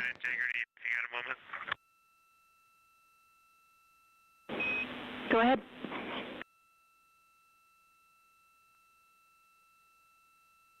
I don't know if Catherine and Devin are still there, but if they are, just wanted to just let them know how much fun we're having out here. It's extraordinary to be on the far side of the moon right now, just seeing hanging out there and looking back at the Earth. And Ashley and Kaylin, I know you're back in Canada, but if you happen to be watching too, just wanted to say hi to all you guys. Love you guys, and we'll be heading back your way shortly.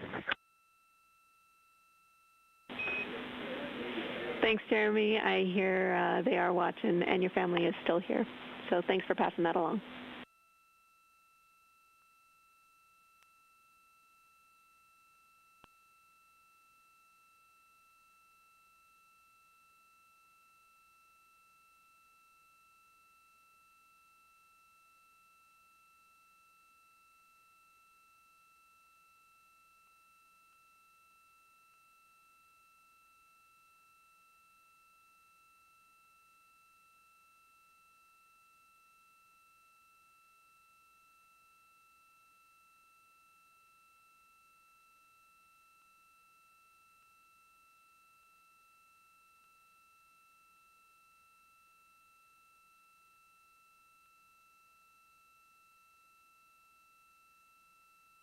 This view inside the Orion spacecraft, and it's a little hard to make out, but on the left there, that is Jeremy Hansen just calling down some well wishes to his family, joining us in the viewing room and watching online. Currently in the window are Victor Glover and Christina Cook. They are taking pictures outside of the window as they are now in their flyby observation block. At this time, Reed Wiseman and Jeremy Hansen are serving as support crew members, and they are also going to have an opportunity to enjoy their midday meal at this time.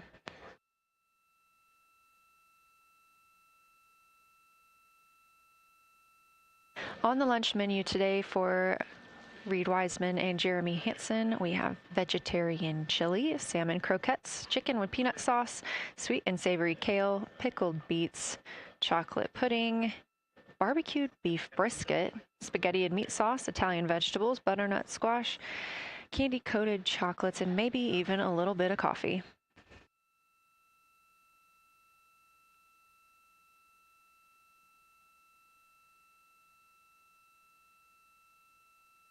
And if you look closely, you can see it looks like they are getting into some of their food for the midday meal.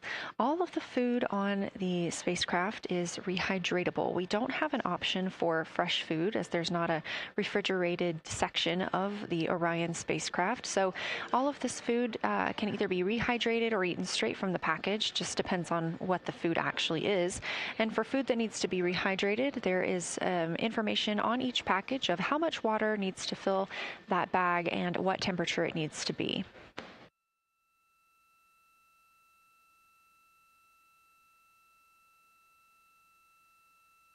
We are now 4 days, 23 hours, and 39 minutes, 40 minutes actually, into the flight of Artemis II, the spacecraft now under 4,500 miles from the moon.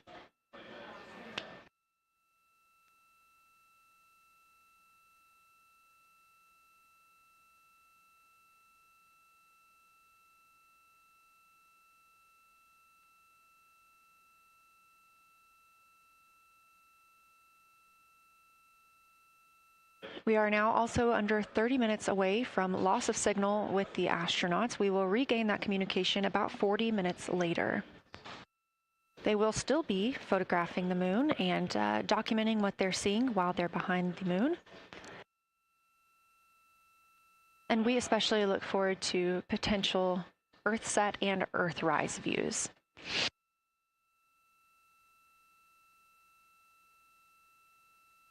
As you can see on the left side of your screen, we are streaming this solar array camera view throughout the flyby.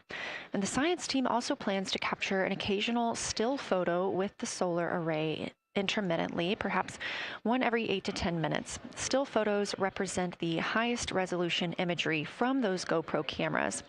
So starting 5 minutes before Earthset and loss of signal, the science team will capture a series of photos, one every 30 seconds, to include Earthset, all the way through 5 minutes after Earthrise and acquisition of signal. In order to capture these frequent photos, the solar array camera that we were streaming will need to switch to time-lapse photo mode. So during this time, the streaming video quality won't be as sharp as you have it right now, but we want to ensure that the science team captures the data that they need during these time frames. And we really look forward to seeing those higher resolution images once they're available. But with the view you are seeing right now, we are sharing bandwidth on the Orion spacecraft with every system that is keeping the spacecraft powered and the crew alive, especially the environmental control and life support system. As this is the first flight with crew, this is also the first flight of a life support system, keeping the crew healthy and safe on the way to the moon and the way home.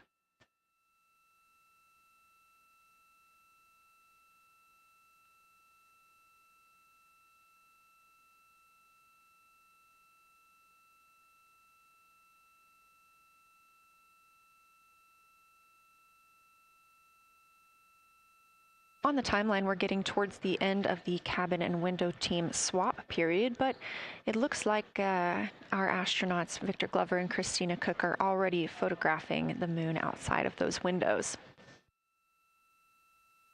The next target is Ohm Crater, and this is something that they have photographed previously during the flyby. This is a small, complex crater with a prominent ray system, and as referenced earlier, it's the size of the Eye of the Sahara. That Eye of the Sahara is a feature in Mauritania. Seeing this crater more than once throughout the flyby allows the crew to photograph it at different lighting conditions.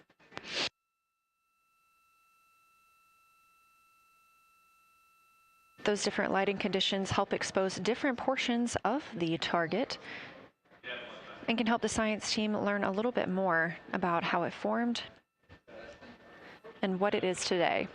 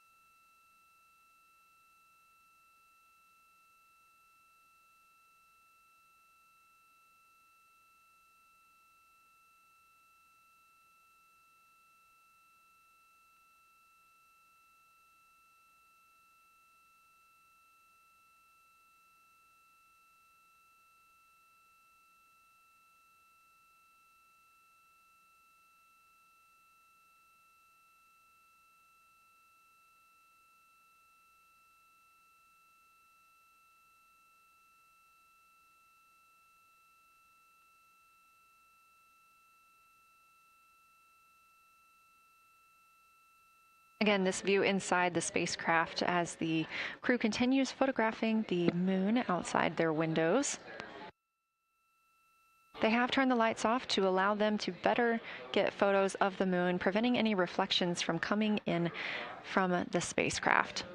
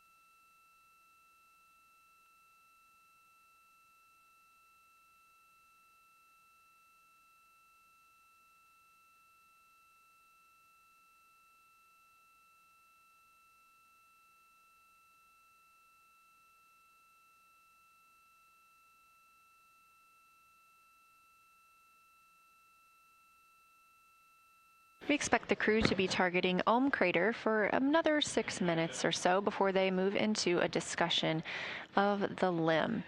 Now, the science team has asked for a science sit rep or situation report during that time, so we hope to hear calls from the crew on what they are observing.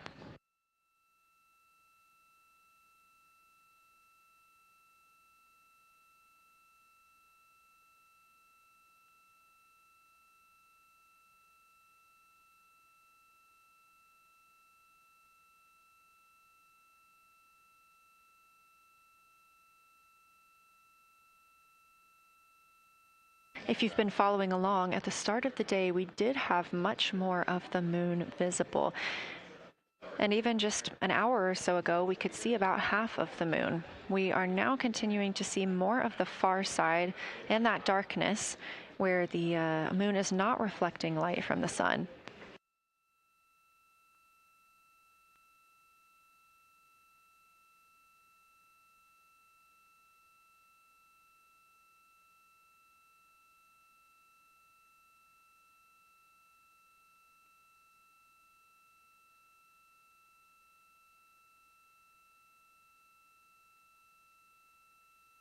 Earlier, we were also able to see some of those darker portions, that old lava flow that we often see on the near side of the moon and that we can all see from Earth.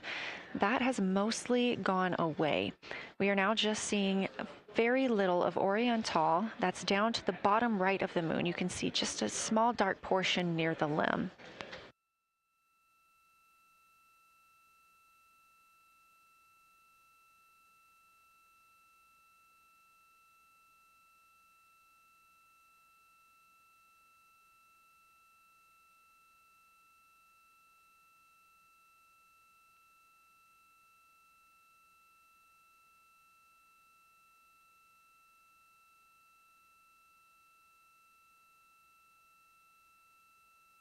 We are now about 18 minutes away from loss of signal with the Orion crew.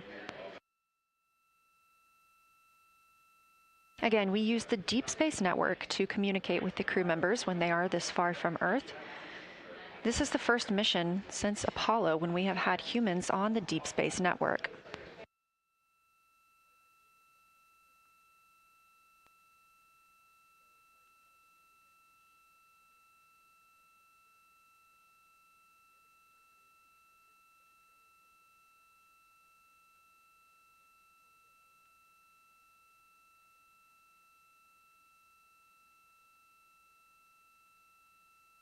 As you recently heard Capcom Jenny Gibbons call to the crew, We expect their closest approach to the moon to be at MET, or mission elapsed time, of 5 days, 25 minutes, and 34 seconds. At that time, their altitude would be 4,067 statute miles above the Earth's surface. Just over 2 minutes later, they will reach their maximum distance from Earth at mission elapsed time 5 minutes, 5 days, 27 minutes, and 39 seconds. The altitude at that time would be 252,756 statute miles. These are our latest numbers, and we'll make sure to verify and confirm those once those milestones have been achieved. Obviously, we will be without communication to the spacecraft at that time, so once we regain communication, we will make sure to find out those numbers and report those to you.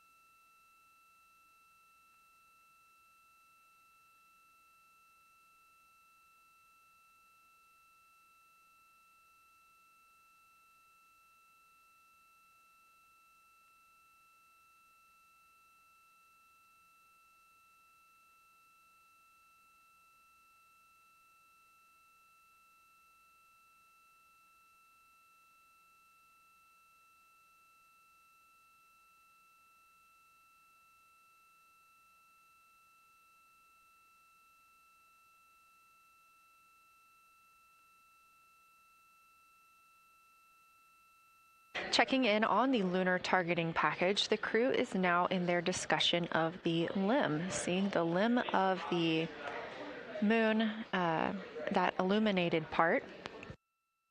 Currently at the windows taking photos and making annotations are Victor Glover and Christina Cook. We are expecting loss of signal in about 13 minutes. We will regain that signal with the crew about 40 minutes later.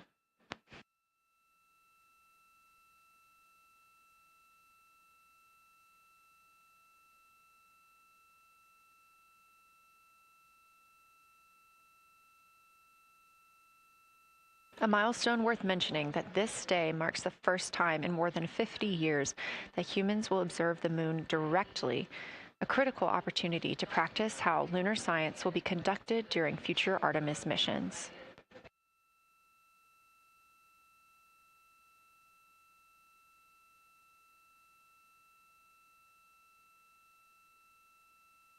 I've continued to reference the lunar targeting package throughout this broadcast, which is the primary tool guiding the crew observations, and that consists of two key components. The first of those is the Lunar Geography Review, which helped the astronauts study major lunar features in advance. That also helped them learn to orient themselves during the flyby. The Lunar Targeting Plan provides a detailed timeline of observation targets, background science context, and specific instructions for the picture the crew should take, and verbal descriptions of what will be helpful to the science team reviewing those pictures later. That's what we've been tracking real time and what the crew is using right now to keep up with their next milestones.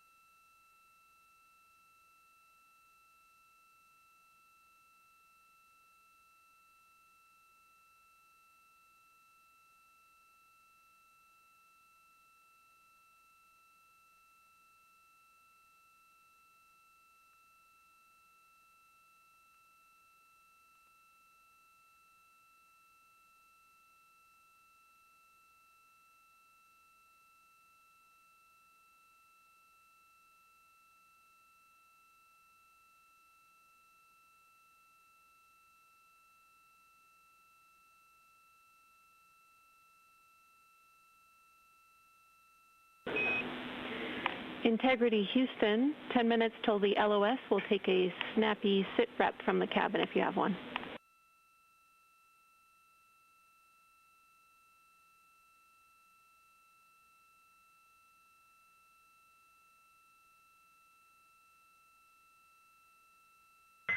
Okay, Jenny, that came, we missed most of that, but just a 10-minute warning, is that what you're saying? 10-minute warning for the LOS, and I'll take a quick sit rep from the cabin, please.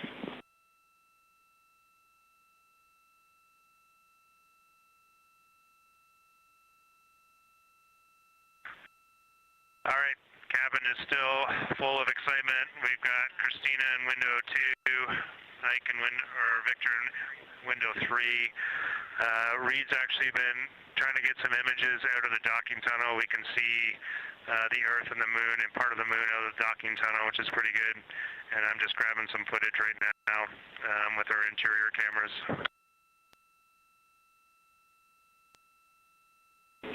Copy, Jeremy. We'd like to know what camera Reed is using and also the status of window 1. Looks like there might be a shroud removed.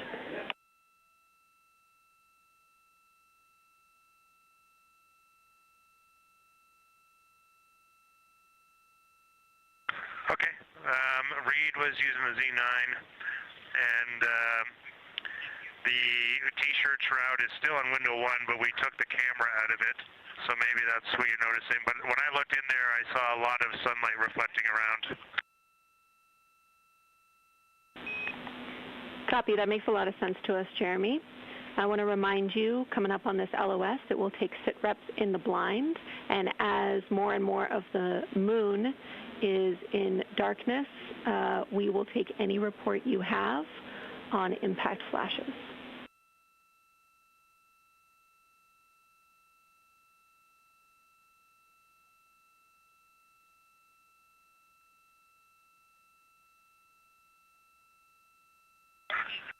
All right, Jenny, you'll have to say again your last. There's a lot of conversation here, and I was on the other side of the cabin, so I missed all of it.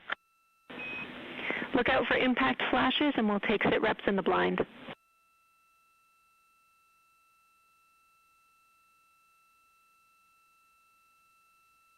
Okay, impact flashes, sit reps in the blind. We got it.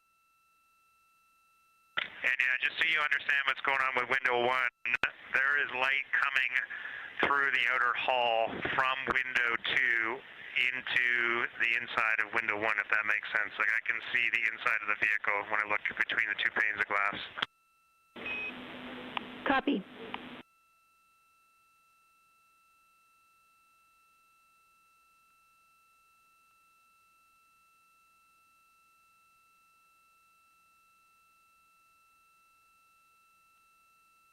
You're getting your first live look at Orion, the Moon, and the Earth.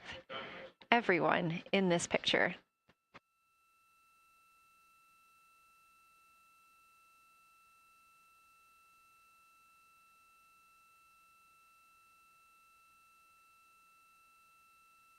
This is a live view from the Orion spacecraft.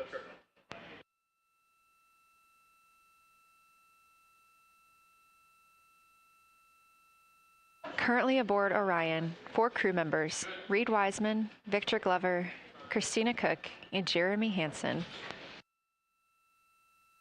And on the Earth, all of us, all of humanity. You can see the moon is starting to get a little bit dimmer as the astronauts are going to pass behind it. Now 6 minutes and 26 seconds away from that loss of signal. Again, we will be out of communication with them for about 40 minutes until they come around the other side of the moon and we can re-establish contact.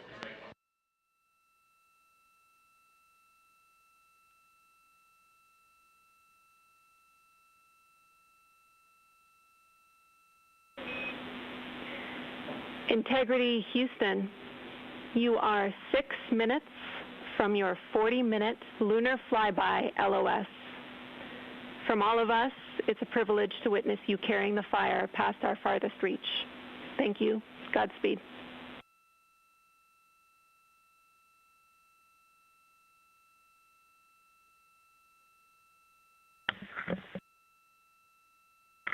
Thank you for that, Jenny. And thank you to all of you for allowing us the immense privilege to be on this journey together. It's quite amazing. And as we go on this journey, thinking about the NASA mission to explore the unknown in air and space, to innovate for the benefit of humanity, and to inspire the world through discovery. And as you've gone along on this journey with us, hopefully we're doing just those things. And as we get close to the nearest point to the moon and farthest point from Earth, as we continue to unlock the mysteries of the cosmos, I would like to remind you of one of the most important mysteries there on Earth, and that's love. Christ said in response to what was the greatest command, that it was to love God with all that you are. And he also, being a great teacher, said the second is equal to it, and that is to love your neighbor as yourself. And so, as we prepare to go out of radio communication, we're still to feel your love from Earth, and to all of you down there on Earth and around Earth, we love you from the moon.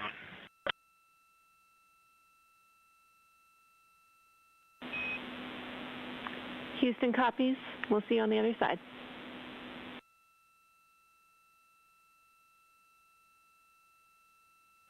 We will see you on the other side.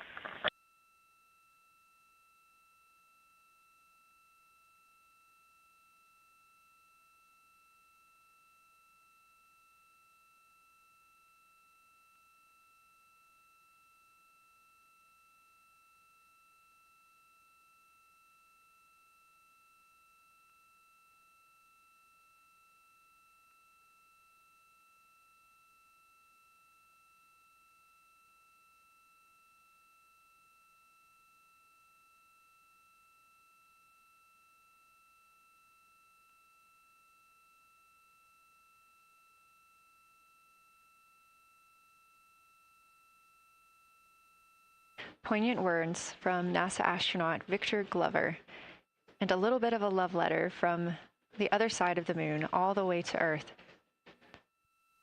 Glover touching on the teachings of Jesus, including to love your neighbor as yourself. We are now less than 3 minutes away from loss of signal with the Orion astronauts. The Artemis II crew will be out of signal for about 40 minutes as they are on the other side of the moon, continuing their work photographing the lunar surface, and they will reemerge, and we will also get this view on the other side.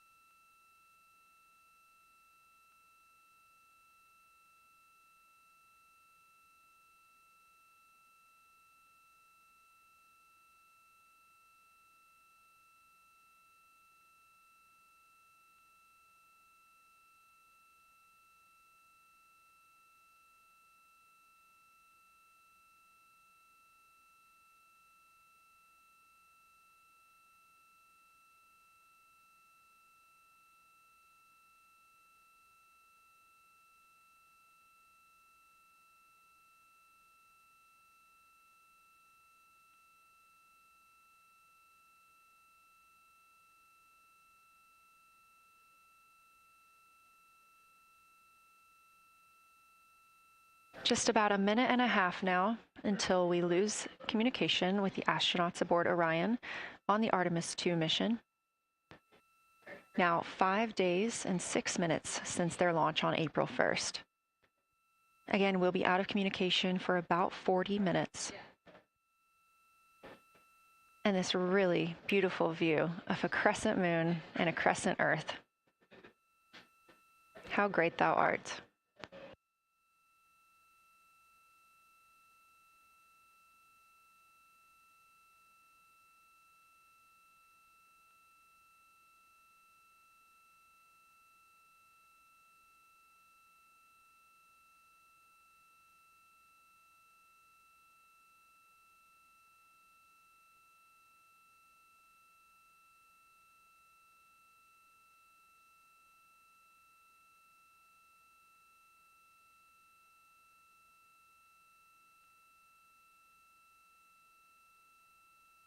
"30 seconds now until we expect loss of signal.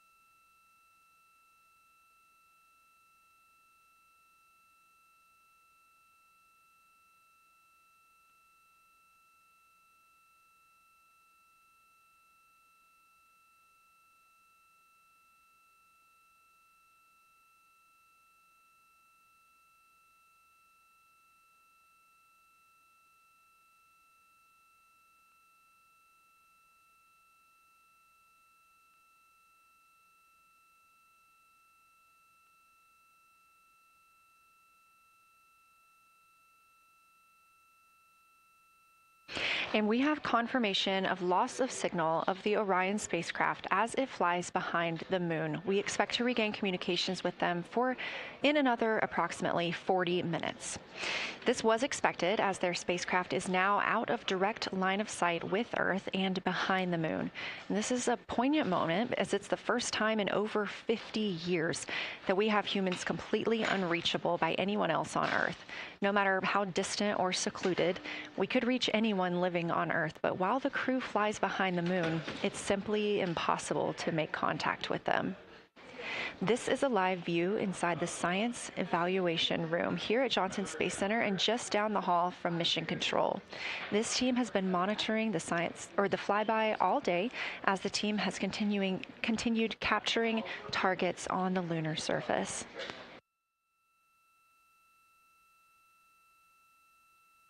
We even got to see this team in action as they were helping the astronauts identify some of the features they were seeing on the moon but not expecting. There will be a couple of milestones during this loss of signal. The first will be when the astronauts make their closest approach of the moon at MET 5 days, 25 minutes, and 34 seconds, when we expect they'll be 4,067 statute miles above the lunar surface. Their maximum Earth altitude will be reached just 2 minutes later, at 5 days, 27 minutes, and 39 seconds, when their altitude should be approximately 252,756 statute miles. Once those milestones are reached and we have confirmation, we will report the official numbers.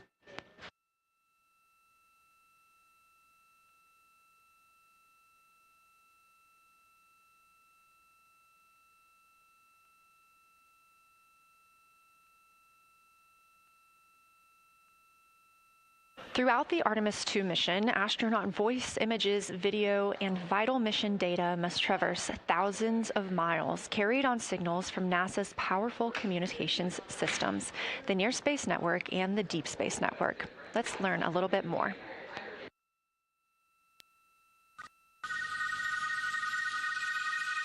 NASA's Artemis II will send 4 astronauts around the moon, preparing humanity for a long-term lunar presence and future journeys to Mars. Enabling communication and navigation for this test flight are NASA's Near Space Network and Deep Space Network. With antennas around the world and a fleet of relay satellites, the networks will deliver vital data to and from Earth through all phases of the mission. The networks are seamlessly integrated at NASA's Johnson Space Center in Houston, Texas, where Mission Control coordinates the network handovers. These transfers represent a delicate dance between the two networks, exchanging support as the mission shoots toward the moon. On the launch pad and during their early orbit phases, NASA's Orion spacecraft and Space Launch System rocket will rely on communications and tracking services from the Near Space Network. After its translunar injection burn, the Deep Space Network's global array of antennas will serve as Orion's primary communication support during lunar orbit. As the mission journeys farther into space and away from Earth, signal strength weakens and bandwidth is conserved for crew communications. The astronauts will have a near constant connection to Earth, ensuring their safety on a journey farther into space than ever before. We say near constant because as Orion goes behind the moon, a planned loss in communications will occur. The Deep Space Network will be standing by to reacquire the signal as Orion reappears. The Artemis II mission also provides an opportunity to test new capabilities. Using laser links, NASA will periodically transmit Orion data to showcase the benefits laser communications could have for future human spaceflight missions. The data from Orion, sent by radio signals or laser links, is massive. The mission is gathering images, data, and video, while also generating details about mission health and crew voice files. All of that data gets processed here on Earth, where systems compress it for efficiency. In the future, we'll upgrade these systems on Earth so that image and video clarity improve with each moon mission. With the Artemis II test flight, we're evaluating the communications infrastructure that will help carry us into the future as we explore the moon and journey forward to Mars.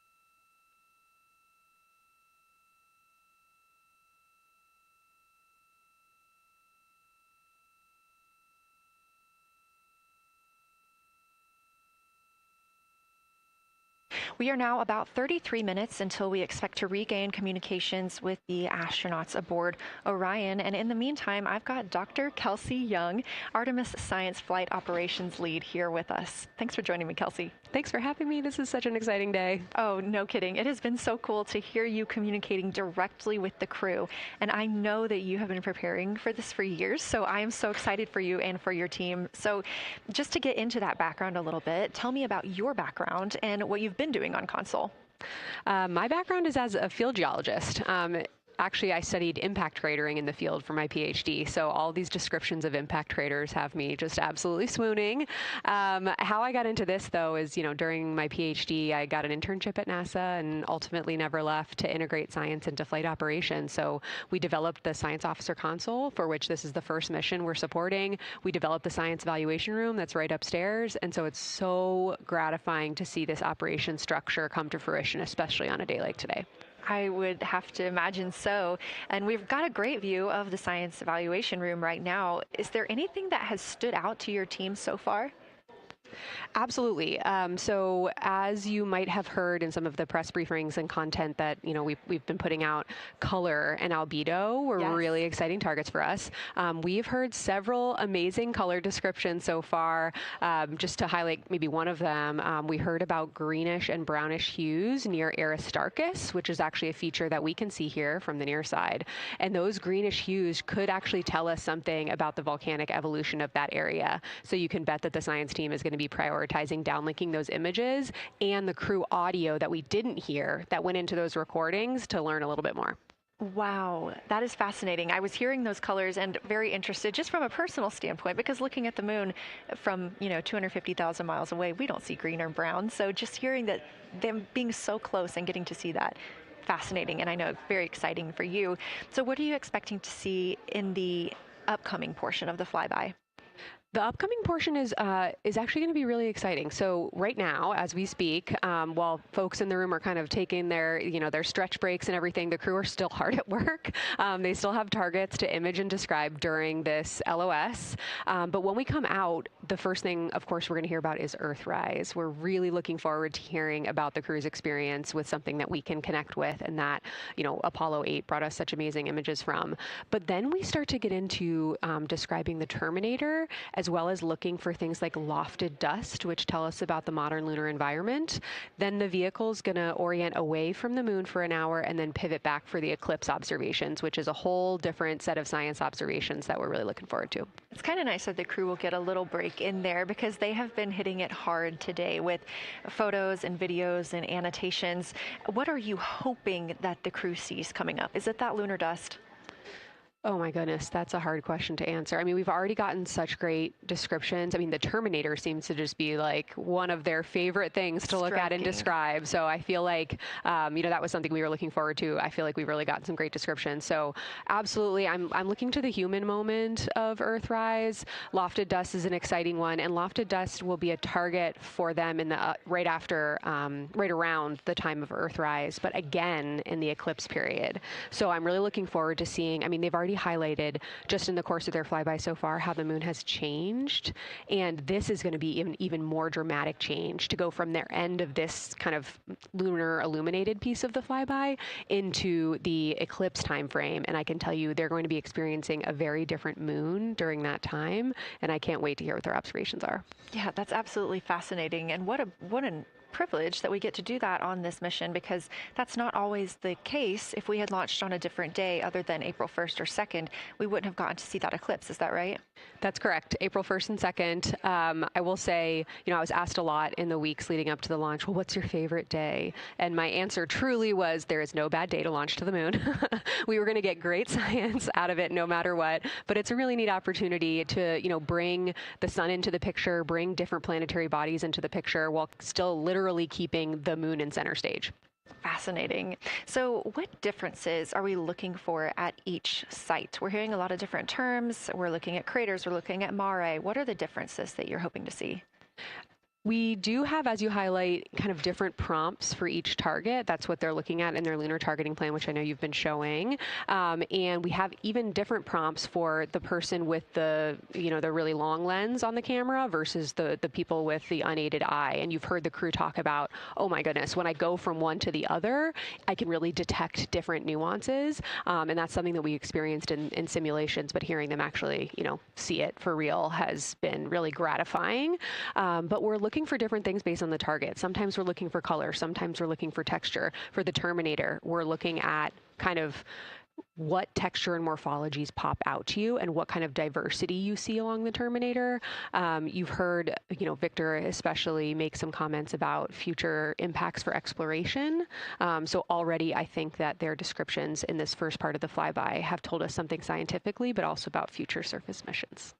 Well, it was so interesting to hear Victor talking about he was imagining in his mind's eye being down on the surface and walking around. That was very cool to hear.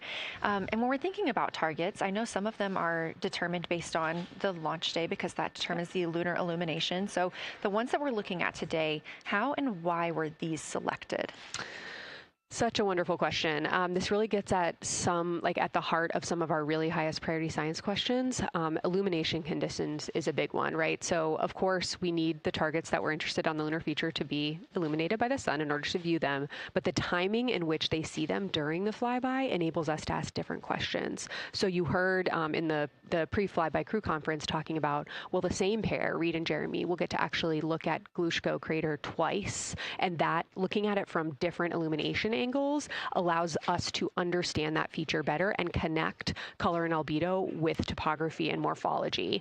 Then you have other craters where you want to look at it with the sun shining on it obliquely versus straight on, and that tells you something different about the scientific objective that drove the target being on the targeting plan in the first place. We've talked a little bit with the viewers today about what the crew is able to capture in this short time frame of those craters in different lighting conditions. Could take years for something robotic to be able to do based on attitude maneuvers and where the sun is at. So can you just talk a little bit about the importance of having both the robotic operation and having the crew? Absolutely. We definitely don't want to minimize the impact of orbiting spacecraft. Lunar Reconnaissance Orbiter is the one that's often referenced. Data from LRO and its payloads have really been instrumental in getting us, frankly, to this point for Artemis II and future missions. But the human experience, the crew observations that we've already been hearing about, it is such a perfect complement to the orbiting spacecraft data because they are able to have this unique perspective. They are far enough away where they can make these contextual observations. You've already heard it. How many times have we heard the crew and their science sit reps say, if I track this feature from all the way up here in the northern hemisphere down to the southern hemisphere, here are comparisons I can make. That right there is not something we had the ability to do with the Apollo missions, and it allows just literally in the blink of an eye to synthesize observations that it would take, a really significant effort to coordinate with different orbiting platforms, and they're making it like that. Wow. It has been very, very exciting to hear all of their calls so far. And so I've heard they were able to capture every single target so far too. Is that correct? I think that's correct. And I think it's important also to remember that, and I know the science team is anxiously awaiting this, we've been hearing from the crew members who are not at the forward windows, right? Those crew who are, really in the thick of the observations, they are recording minutes-long observations per target on their crew tablets. We will be getting those down starting here in a couple hours, and that's going to contain really meaty science information that we haven't heard live yet, and that's going to form the basis of my conversation with them tomorrow morning, where we're going to have a really deep dive into the science and absolutely nerd out about what they were able to do today. One of the most gratifying things for me today is hearing multiple crew members say, thank you for putting the discussion times in the targeting plan, because when we have had the ability to put multiple brains on a problem, we have elevated each other. And I'm looking forward to them, sleeping on it overnight and then us actually being able to really, truly have an elevated science discourse tomorrow. Well, we're looking forward to it too, and I cannot wait to hear everything that you guys get to learn overnight from some of those audio recordings and just everything that they'll be able to share tomorrow. So, Kelsey, I know you are very busy. You've done a great job today, and thank you so much for joining us for this interview. Thanks for having me. It's such an exciting day.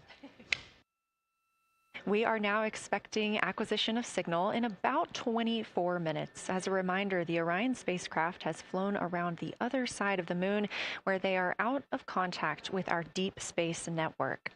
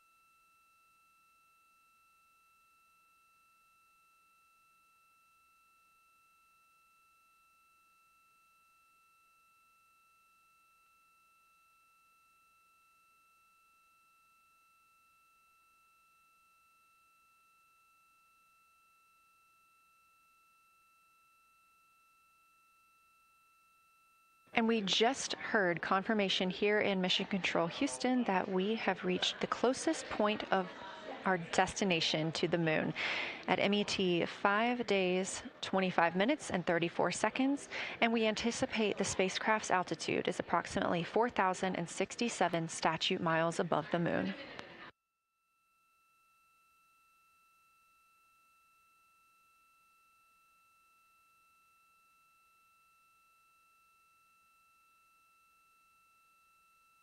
We're continuing to track what the crew is doing while around the other side of the moon. They are continuing to take pictures of the of the moon, the Earth now out of sight. What they are in right now is a crew choice event. The science team has encouraged them to find interesting features on the surface, to take photos of those, and describe why they were interesting. Something else that they'll be looking toward next, just momentarily, will be impact flashes. They've got a few minutes allotted to look at the darkest portions of the moon. They're interested in short-lived flashes on the lunar surface because these would be caused by impact bombardment. After their impact flash targeting, the team is interested in if the crew can see lofted lunar dust. This would only be visible just before Earthrise. Now 20 minutes until we expect to regain communications with integrity and the astronauts for Artemis II.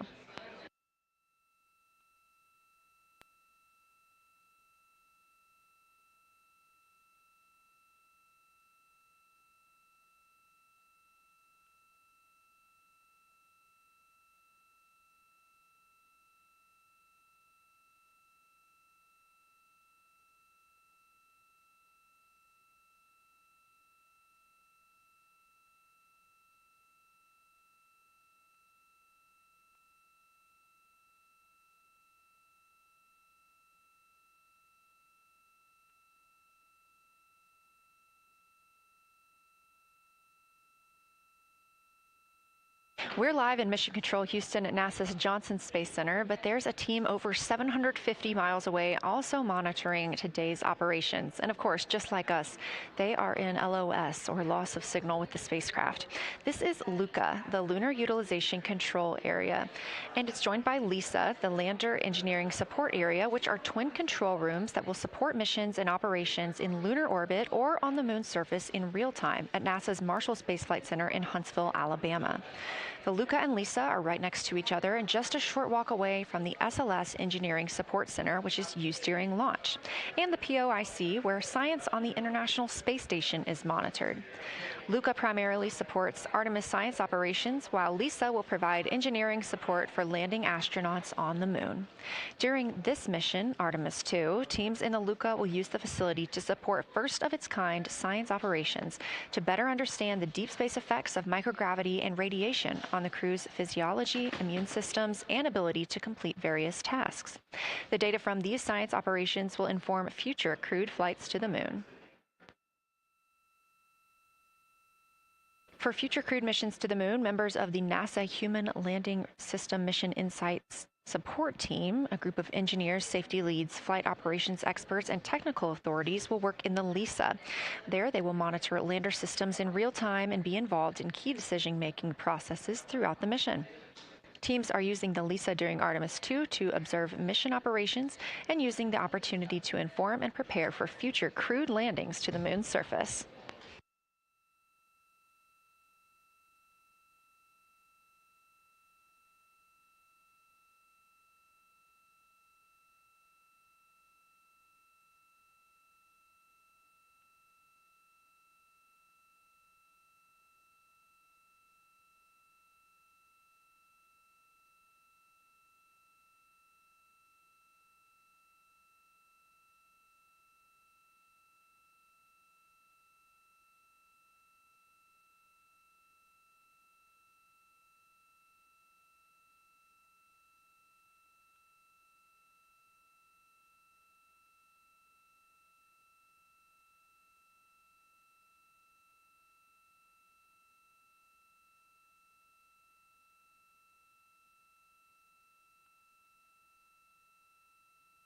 We now expect to regain communications with the astronauts aboard Orion in about 17 minutes. In the meantime, a little overview of how our crew members flying by the lunar far side at an altitude of between 4,000 and 9,000 miles are testing the capabilities of the Orion capsule. Artemis II visualization lead Ernie Wright has simulated views of the flyby using detailed topographic maps of the lunar terrain and photorealistic lighting scenarios. The Artemis II crew members have been using these visualizations to prepare for this historic mission, which is paving the way for future exploration of the moon's surface and beyond. So the most exciting thing to me about Artemis II is just the return to the moon. We haven't been there in 50 years. Human eyes are going to see parts of the moon that haven't been seen by anyone before. It also recommits us to exploring the solar system in a way that we haven't in a long time. And I think it provides an opportunity for younger generations to understand the excitement of doing that kind of exploration. Artemis is our return to the moon after 50 years. The emphasis of Artemis is going to be, first of all, science, but second of all, learning to sustain a presence on another world. First on the moon, but we're hoping that that's a stepping stone to Mars and other destinations in the solar system eventually. Artemis II will be a flyby mission. It's not going to land. We're testing all of the technology that we've created for flying to the moon since Apollo. A lot of systems have been modernized, and we need to make sure that all of those work. The astronauts will be looking out the window at parts of the moon that have never been seen by human eyes before. They will be flying by the moon at an altitude that's much higher than Apollo's orbits. And so they will see the entire disk of the moon, including areas that are closer to both the North and South Pole that astronauts from Apollo never saw. All of that depends on the lighting, which we really won't know until launch day, but we can practice with different lighting scenarios. It's hard for people to sort of picture that in their mind. If you can make a visualization of it, show them a movie, that helps everybody choose the targets and also practice aiming at those targets. The astronauts have actually been looking at these visualizations through the lens of the camera and practicing aiming at the various targets. This is a map of the surface of the moon, obviously, but it shows what the Apollo astronauts could see in sunlight while they were in orbit. The brighter parts are the parts that they could see. The darker parts, like this entire area here and places that are farther north and south, are places that they couldn't see in sunlight, either because it was nighttime there or because it was beyond the horizon of the astronauts. All of the Apollo flights orbited the moon at a distance of about 110 kilometers. Because the astronauts were flying at such a low altitude, their horizon was actually quite close, and they couldn't see the North and South poles.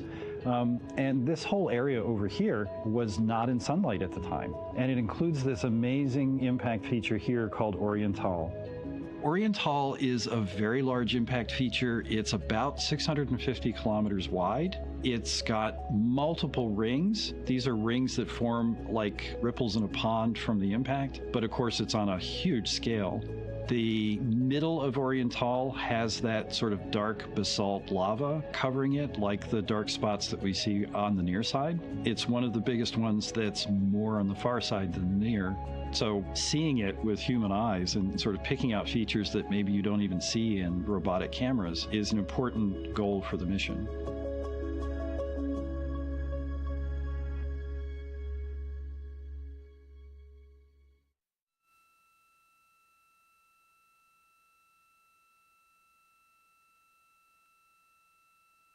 This live view in the Science Evaluation Room, or the SIR, here at Johnson Space Center in Houston, Texas, just down the hall from where we're at in the Artemis Mission Control Room. Teams continuing to monitor the flyby.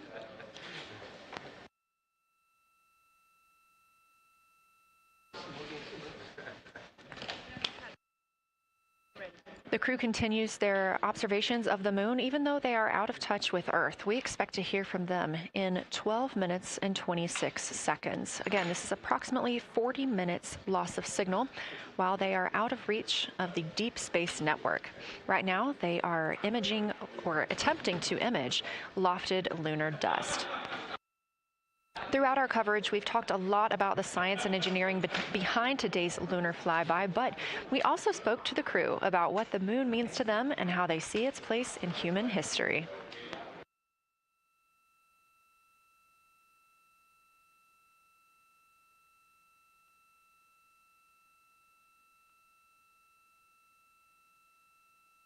I remember being a little kid lying in bed at night and just looking out at the moon in whatever phase it was in. And I was thinking, man, my friends that live like 20 miles away, they can probably look out and see that same exact moon. And then when I was in the Navy and I would look out at the moon and I'd be halfway around the planet and I would think, man, my brother can see that moon where he is and he's halfway around the planet from where I am. And it's a connection of life on Earth. We can all look up and see that moon. It represents history. It is a witness plate. Everything that's ever happened to the moon is still written on the moon. There's no processes of wind or change in the Earth, geologic processes like we have here that change it. And something that's been telling and can read out the story of its own evolution, there's something beautiful about that. I've also learned from my indigenous mentors that they refer to the moon as Grandmother Moon. So you've probably heard of Mother Earth. They use Grandmother Moon because Grandmother Moon is responsible for the water in their community. The grandmothers, sort of protect the water source, just like the moon moves the water around the planet, affects the tides. It's something that represents something different for each individual culture around the planet. And that's really neat because we all share that same moon in the night sky. We all have seen the same side of the moon in different lighting conditions our whole lives. And so it seems very familiar to us, but it's also kind of unknown. When we get up close, some of the imagery that we'll get to describe and to share with people will be very unique.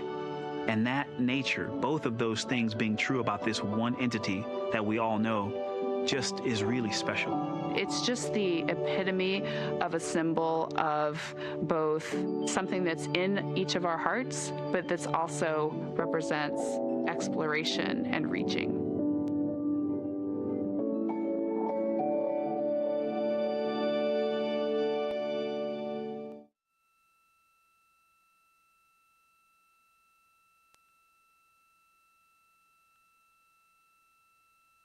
You're looking at a live view inside Artemis Mission Control here at Johnson Space Center in Houston, Texas. We are currently out of contact with the Artemis II crew. This was a planned, or not really a planned, but a tracked loss of signal that occurs when the crew flies behind the moon. We use the Deep Space Network to communicate with the crew, and when they are behind the moon, they are out of reach of that Deep Space Network. And when you consider our nonstop communications during the time in which we live, this is even more striking. For the Artemis II crew, they're only currently communicating with each other. Now, we expect to regain those communications in under 9 minutes from now, and we also are hopeful for a view of Earthrise. Despite being out of communication, the crew is continuously capturing imagery of their predetermined lunar targets.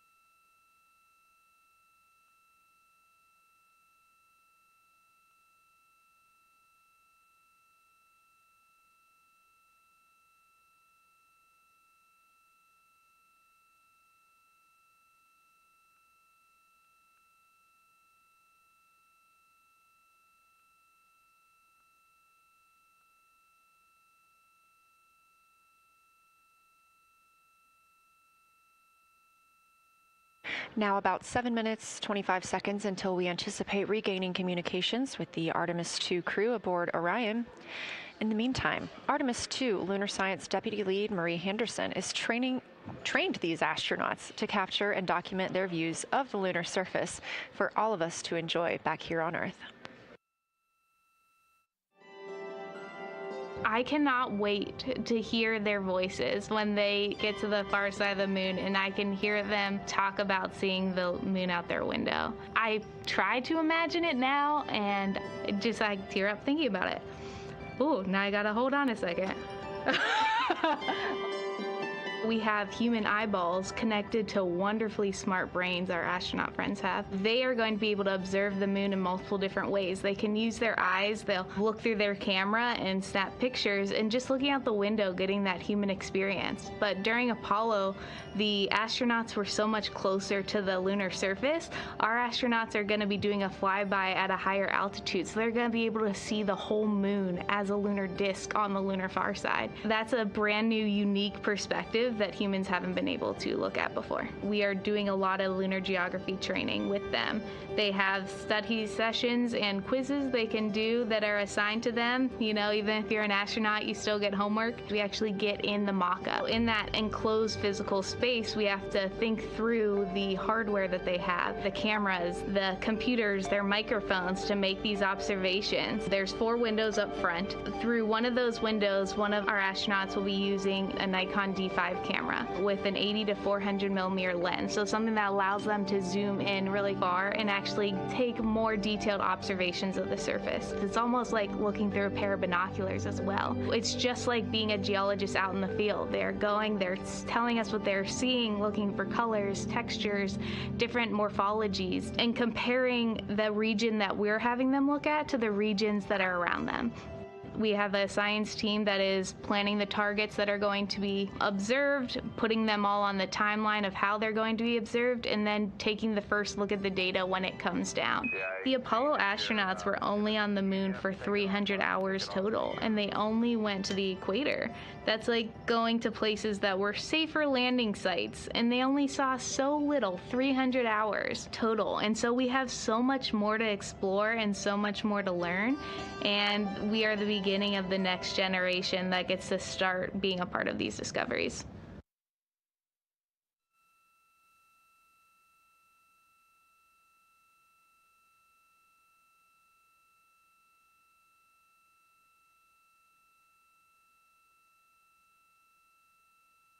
We are now 4 minutes and 28 seconds until we expect to regain communications with the astronauts flying aboard Orion on the Artemis II mission. They are now flying behind the moon. While behind the moon at an MET, or mission elapsed time, of 5 days, 25 minutes and 34 seconds, we expect this was the point in which they made their closest approach, 4,067 statute miles above the lunar surface.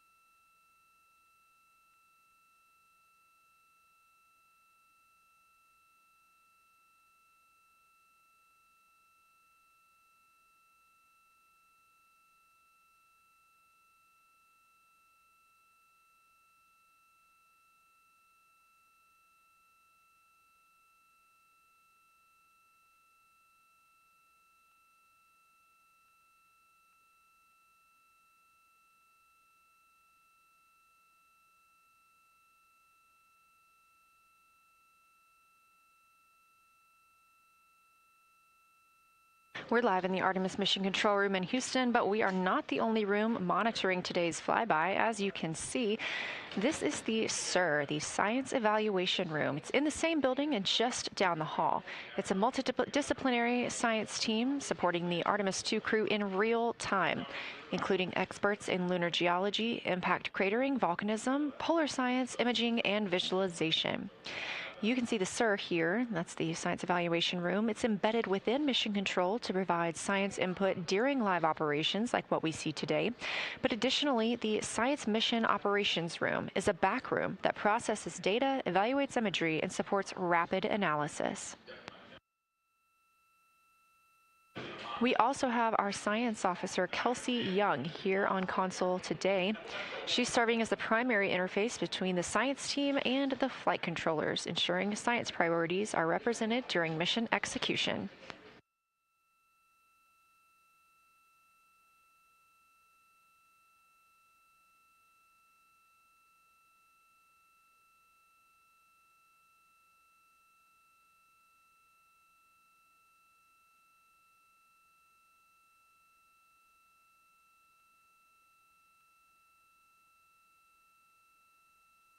Coming up on 1 minute and 36 seconds until we contact Orion.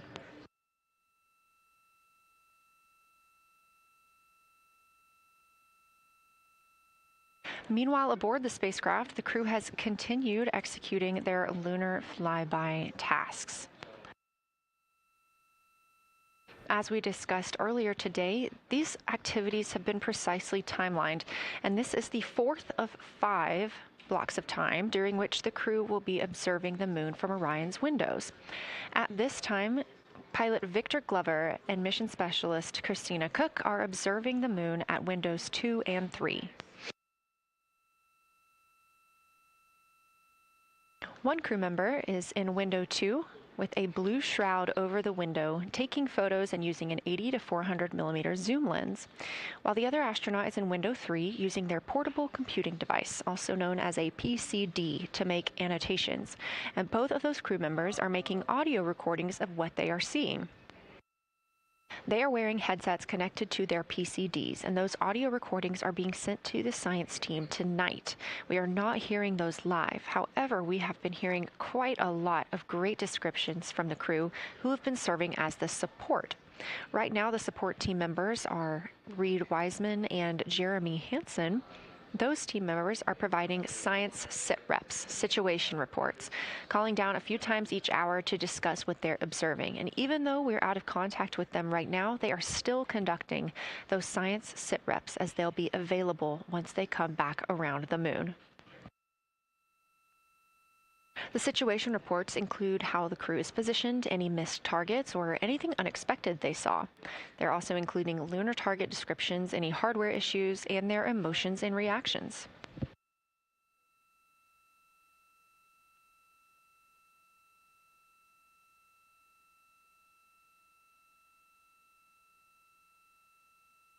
Again, we are standing by to acquire signal from the Orion spacecraft.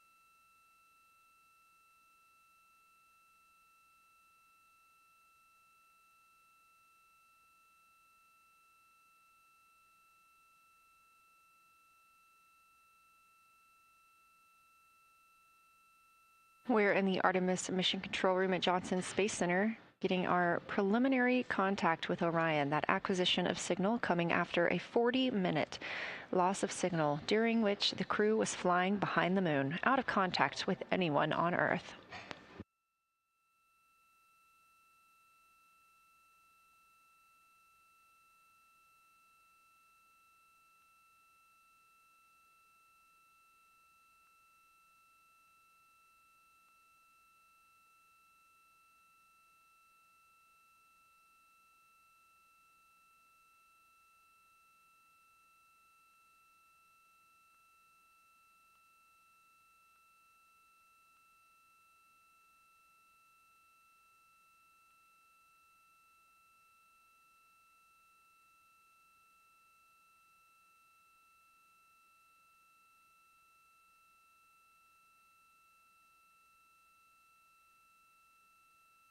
We are getting our first views from Orion after the loss of signal.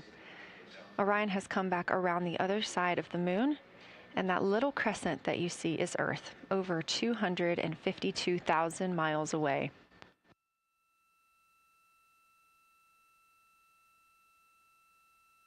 With this transit complete, lunar flyby continues, but Orion has also technically begun its journey home.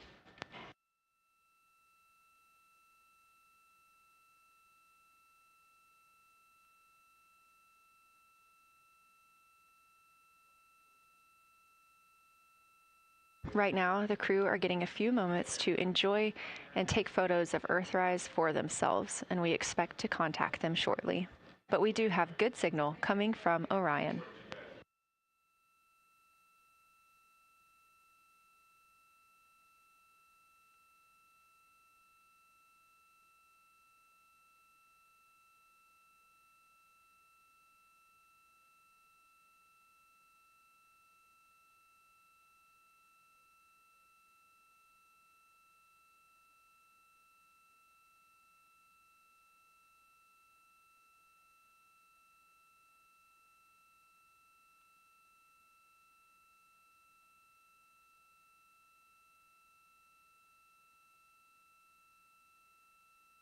This view from inside the Orion spacecraft, all 4 astronauts now back on the other side of the moon and in contact with us on Earth. Their tasks for lunar flyby did not stop as they went behind the moon and out of contact with us.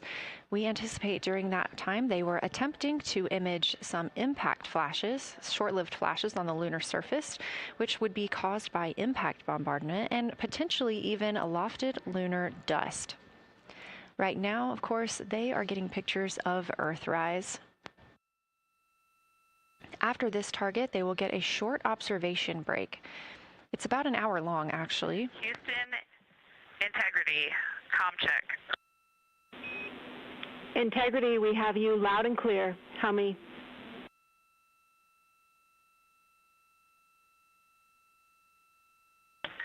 Houston, we have you the same, and it is so great to hear from Earth again. To Asia, Africa, and Oceania, we are looking back at you. We hear you can look up and see the moon right now. We see you too. When we burned this burn towards the moon, I said that we do not leave Earth, but we choose it. And that is true. We will explore, we will build ships, we will visit again. We will construct science outposts, we will drive rovers, we will do radio astronomy, we will found companies, we will bolster industry, we will inspire. But ultimately, we will always choose Earth, we will always choose each other. Integrity from Earth, our single system, fragile and interconnected, we copy. Those of us that can are looking back.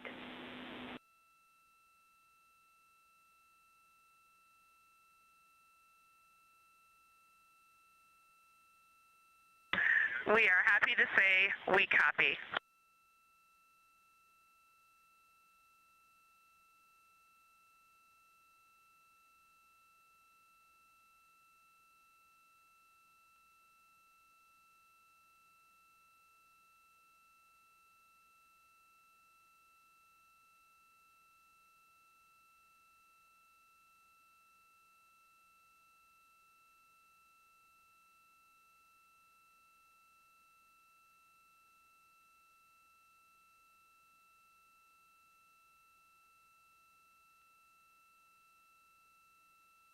Those first communications back with the astronauts aboard Orion. Christina Cook calling back to what she said just before translunar injection burn, that with this burn, we do not leave Earth, we choose it. The translunar injection burn served as not only what put them on this trajectory to fly around the moon, but what also committed them to splashing down in the Pacific Ocean on flight day 10.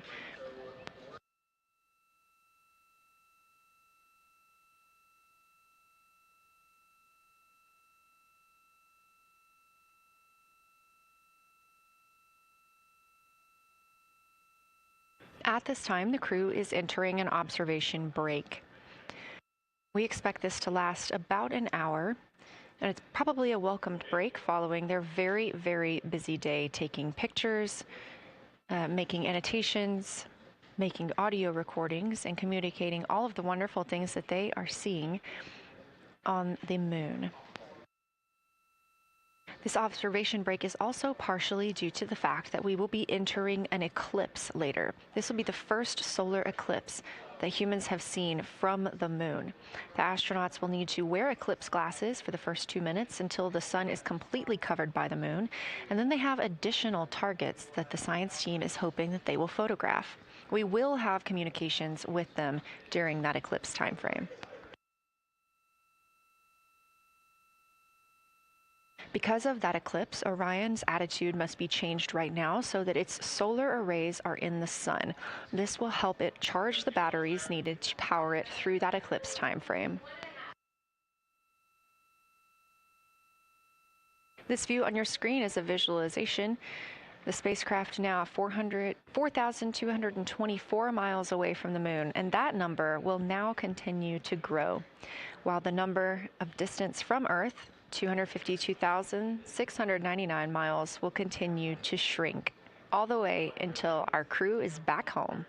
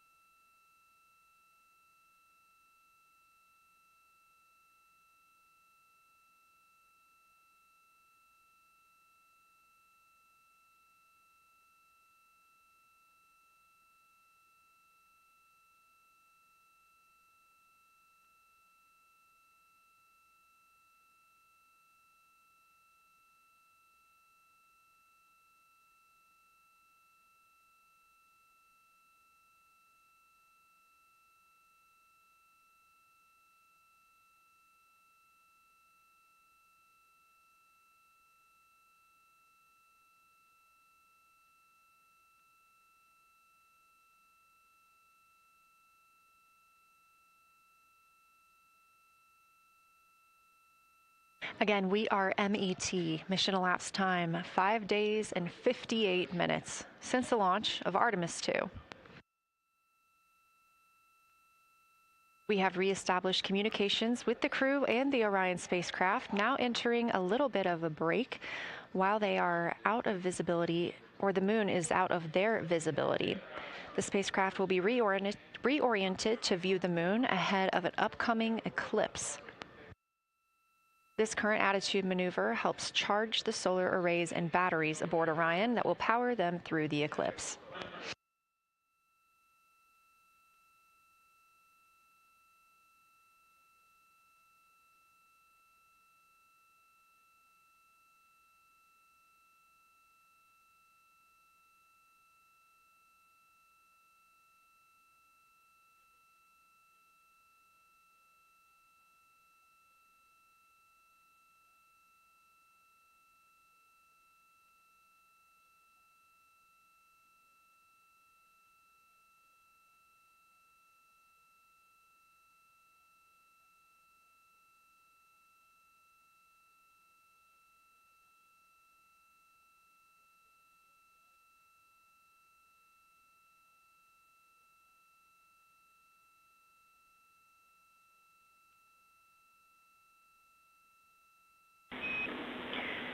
Integrity, Houston. In mission control, all of your flight controllers and your flight director have flipped their Artemis II patches around. We are earthbound and ready to bring you home.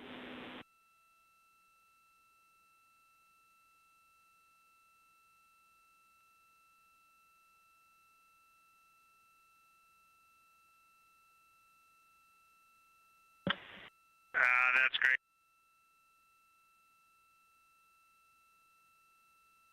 See the light of day as we head back to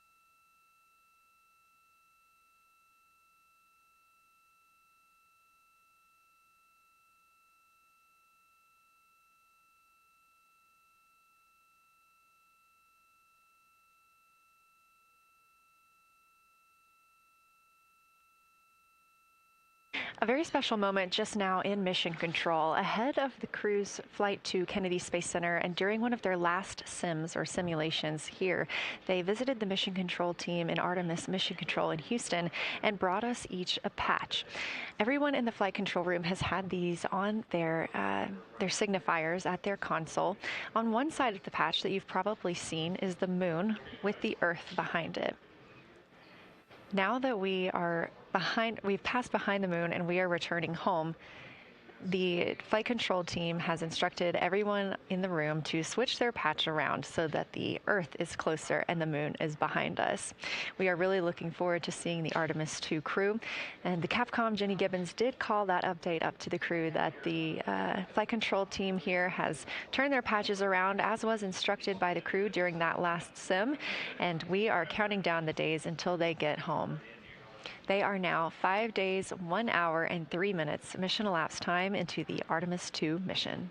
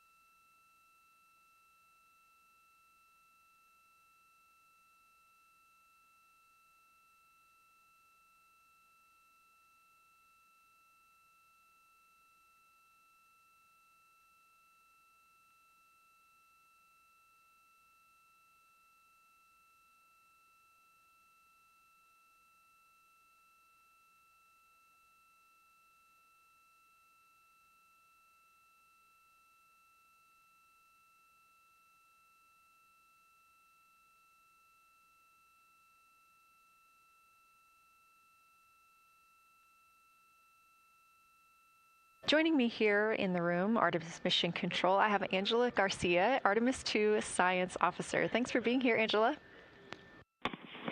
It is an honor to be here. What a day. Everyone's been buzzing.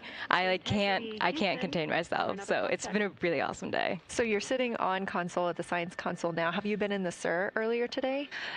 There's a lot going on. So I went here first, and then I'm going to go there after. Clear, Houston.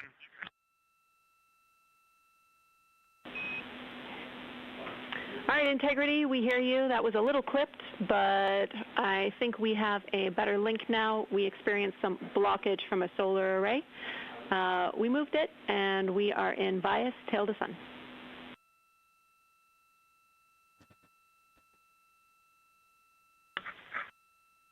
Okay, Houston, you're coming in loud and clear, and copy, we're in bias tail to sun now.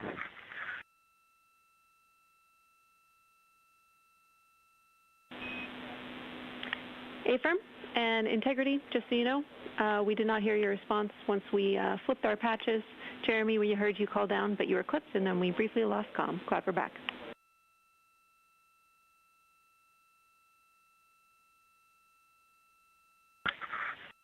Okay, copy that.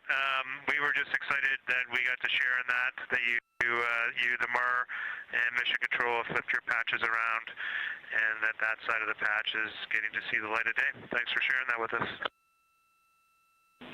Our pleasure.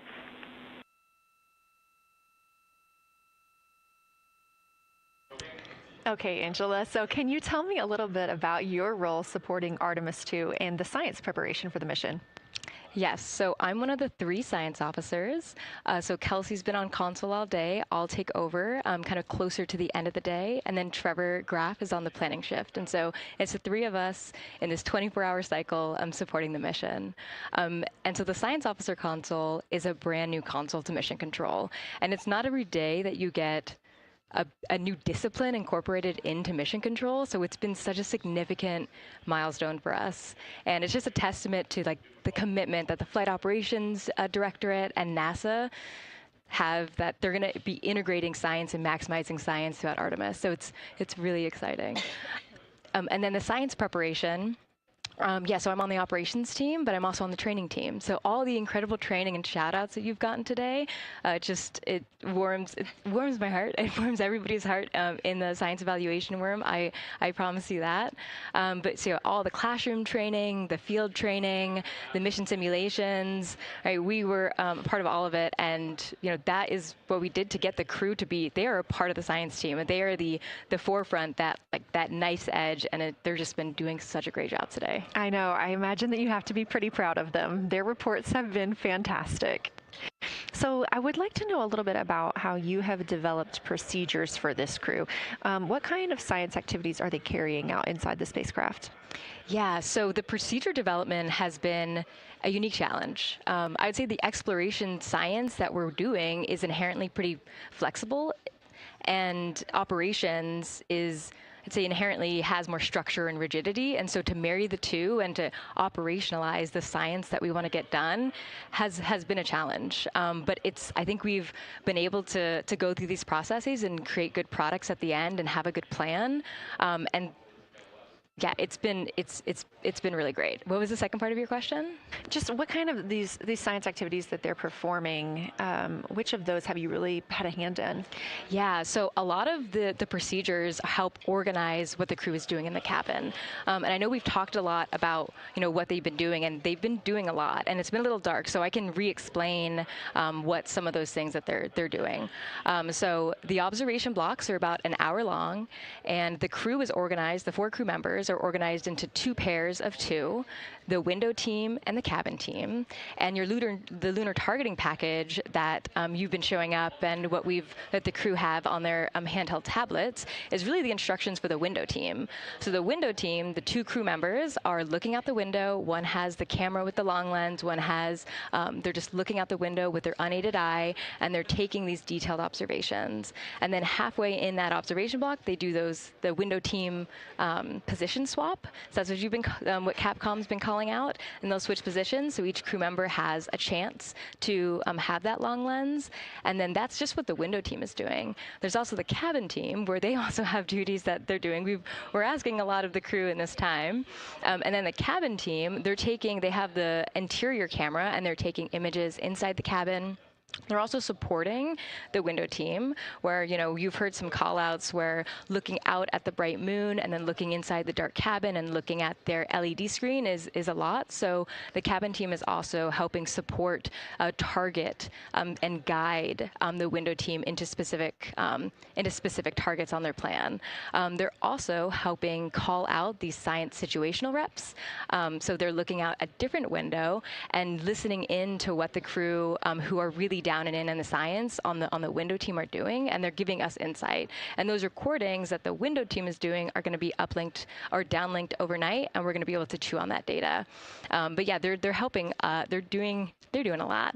And so making sure we have a plan that's flexible, but also make sure that we check off all those boxes was really important. So tell me a little bit more. You talked earlier about the analogs that the crew has done. What kind of analogs or environments were really useful for this? Yeah, so for procedure development, right, you have so many different environments that you can do. You have classroom, like we said, you have the Orion mock-up, you have simulations, and at least for developing the plan, we kind of did it in a tiered approach, because each of those different analog environments helps us answer a slightly different question and has a little bit of a higher fidelity. So we would start with the classroom. So we would we would just get into a classroom, we would put all the hardware on the table, and then we'd almost role play of like, you be Victor, you be Reed, you be Jeremy, and I'll be Christina, and like, let's just do the plan how we think we should do it. Write that down, and then just keep iterating on that, and then Integrity Houston for a tag up pre-forward link LOS in place of the Flight Director Conference.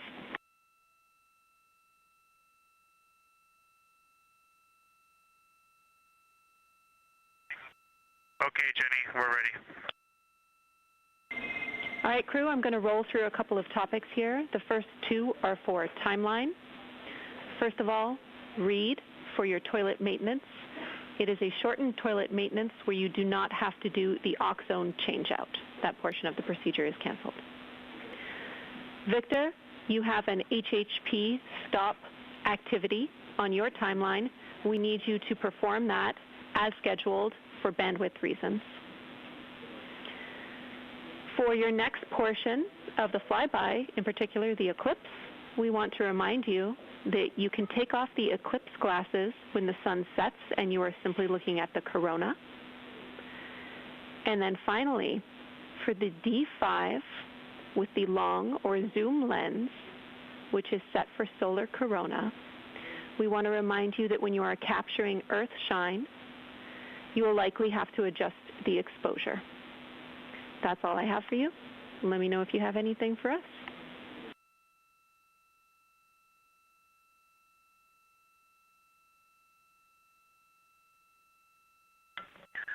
Okay, Houston, we copy all. Thanks for those words, Sydney.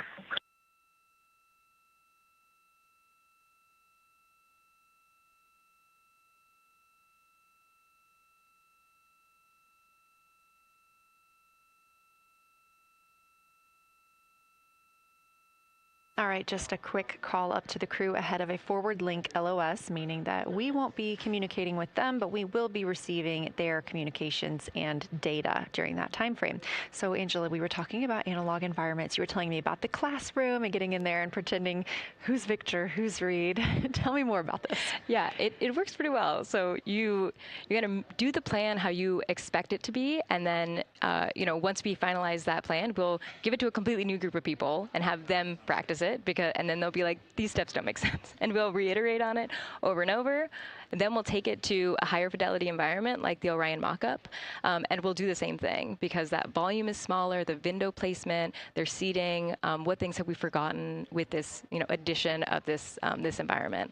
And then once we reiterate on that, we'll take it then, we'll give it to the crew and have them execute off of it during mission simulations. That's the highest fidelity that we can do before we send it to space. So this is the first time we've had to do this because we're a brand new console, and it just sparks so many neurons of like, how are we going to do this for surface missions and integrate this in so many different ways. So excited to have kicked off this process, but there's so much more to come. Fascinating. And I think it was really well thought out too, because each crew member gets an opportunity to do each task. And so you're getting different perspectives and different insights from each crew member, maybe even about the same target, but something that one person sees could be completely different than something another person notices.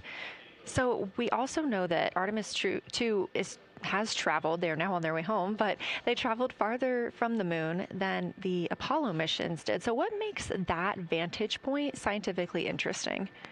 Yeah, observations are so fundamental in the scientific toolkit, particularly observations from different perspectives, different scales, and with different techniques.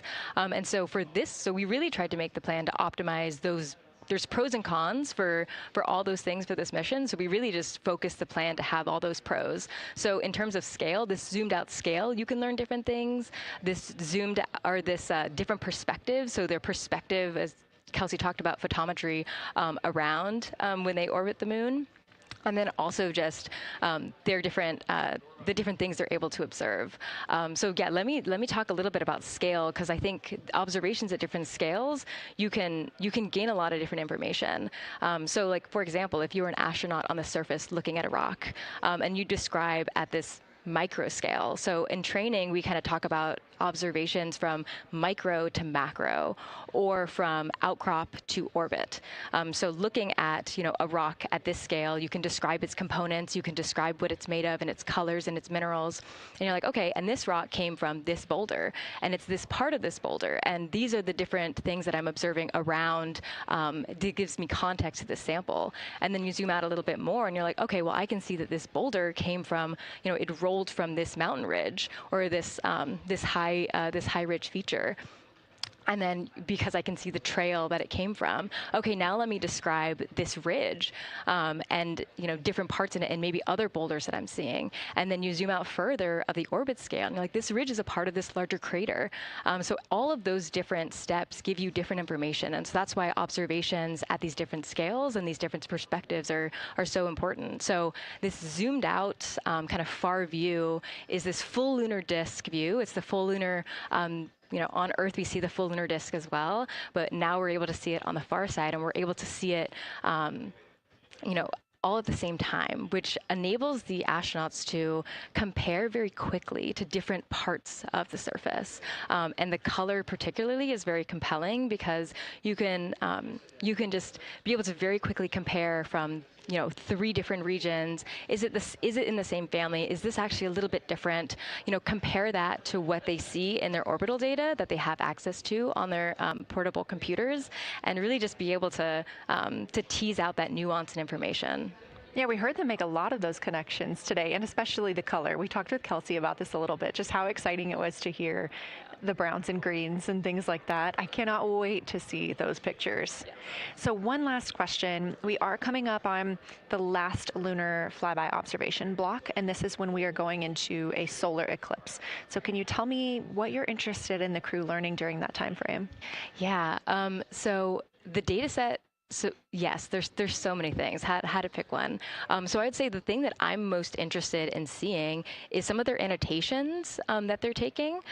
So in this opportunity, it's a very dynamic type of experience in that we don't normally see this activity. And so being able to have crew observe the solar corona and then also annotate it in their on their portable computing device is just such a unique thing that humans can give to missions, and also particularly being able to annotate what they're observing while they're talking about it is also unique to being able to have astronauts in orbit as well, because we won't be able to have annotations on the lunar surface because the astronauts will be in suits. They're going to be collecting samples, they're going to be deploying instruments. And so personally, I'm really excited to see some of these annotations and to see how that develops over time, because you've heard a lot of descriptions. And I think, when people are describing something that's unique and different,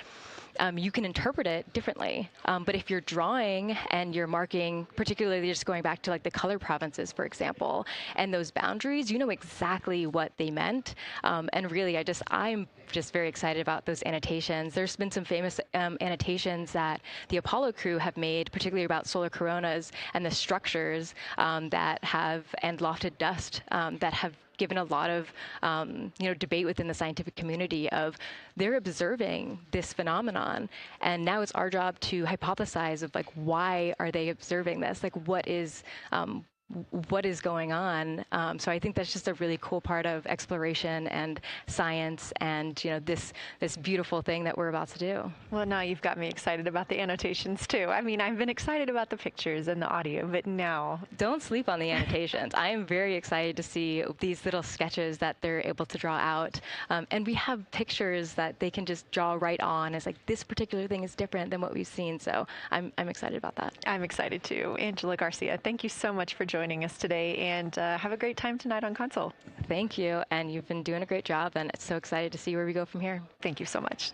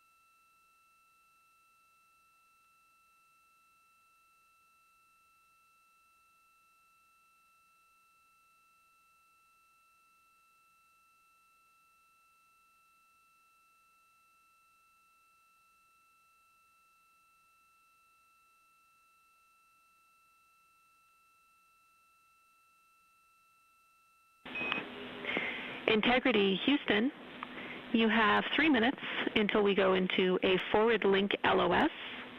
We will be back up with you in about an hour during the eclipse on Madrid.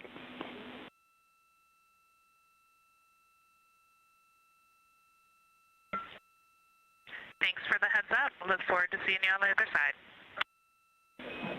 Likewise.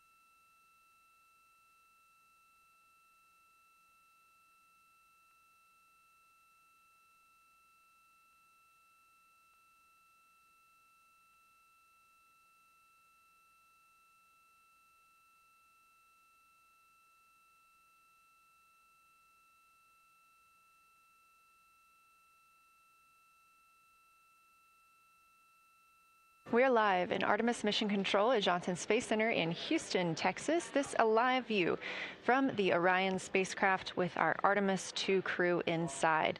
That's Reed Wiseman, Victor Glover, Christina Cook, and Jeremy Hansen. We are still live for our lunar flyby coverage. The crew is in a short break while the spacecraft is pivoted away from the moon. We are going to be going into a solar eclipse. This is the first time anyone has ever seen a solar eclipse from the moon. So it's going to be a unique vantage point for our crew. But ahead of heading into that solar eclipse, we need to charge the batteries on the Orion spacecraft. Therefore, we have positioned the solar arrays into the sunlight to allow time for those batteries to charge. We will get back pointed at the moon just in time for that solar eclipse. We are also in a forward link LOS. What that means is essentially we cannot send calls or commands to the crew right now from the ground. However, we clearly get all of their data and communications. The spacecraft is now 4,632 miles away from the moon, and that number will only continue to grow as the distance from Earth shrinks, now 252,523 miles away. Our closest approach to the moon today was approximately 4,067 statute miles in altitude. Our maximum distance from the Earth is suspected to be 252,756 statute miles. Both of those moments came while Orion was flying in their loss of signal time frame behind the moon. The crew also set that new record today, beating the Apollo 13 record of distance from Earth. This is an animation or a visualization that you can track anytime, day or night, by visiting nasa.gov/track-Artemis. This shows you how the spacecraft is positioned as well as their distance and velocity, now traveling 930 miles per hour.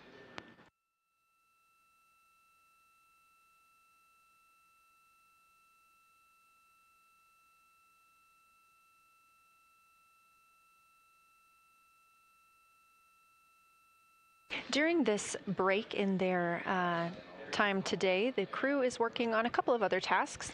Some of those include their National Geographic timeline test. National Geographic was selected through a competitive process by NASA to help tell the story of Artemis II. So you've seen the crew with some GoPros inside the cabin, taking videos and pictures, and with other cameras as well. National Geographic plans to leverage its portfolio of media assets, including magazines, social and digital content, and television programming for engagement opportunities. Throughout the flight, the crew has been timelined a little bit each day to film from a shot list provided by National Geographic, and that includes their morning routine, talking with their families, exercising, and just their overall thoughts about the mission. And I cannot wait to see that footage.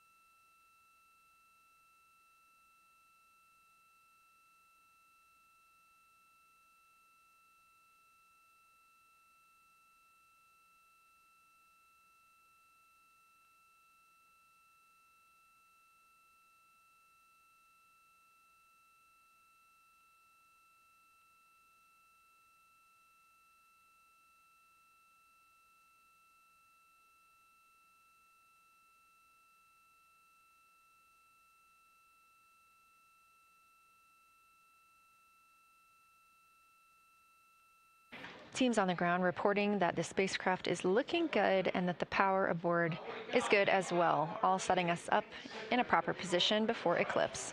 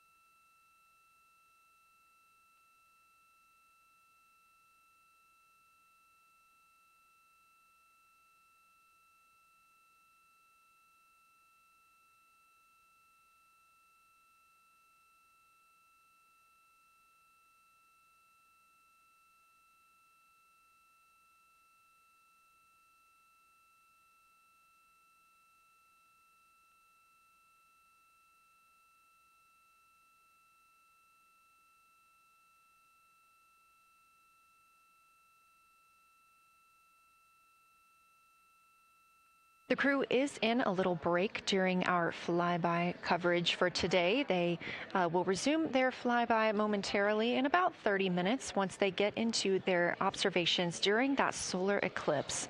Now, the moon is our nearest celestial neighbor, orbiting Earth at less than 250,000 miles on average. When our astronauts venture there for future Artemis missions, they'll target landing sites near the lunar South Pole.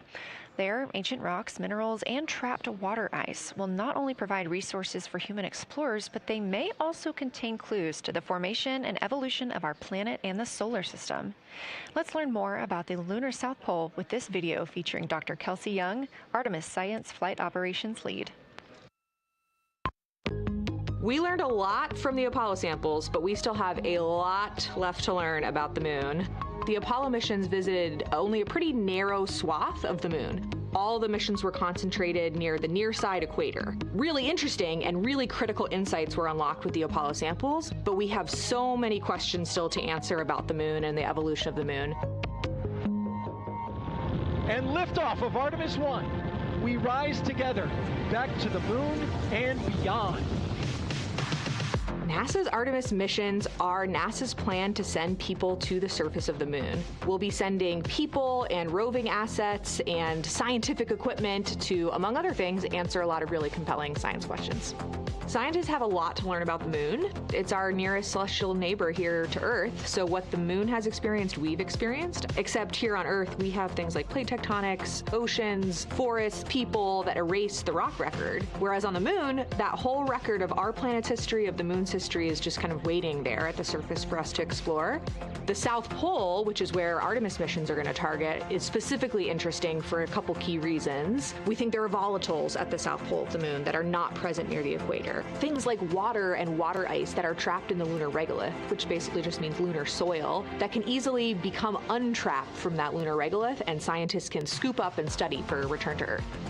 The lunar South Pole is a really exciting scientific target, and it also comes with some challenges for operating. For example, the lighting environment will change drastically within the course of one mission, and even over sometimes the course of one spacewalk. So preparing the crew members, preparing the hardware that we're sending to the moon, and preparing the mission control teams is really, really important. The South Pole Aitken Basin is particularly exciting. We think it's one of the oldest and largest impact basins in the solar system. And if we can get the right rock from the South Pole Aitken Basin and bring it back to our labs here on Earth, we can use that sample to constrain the entire evolution of our solar system and really understand the timing of how the moon and our planet and the entire solar system evolved.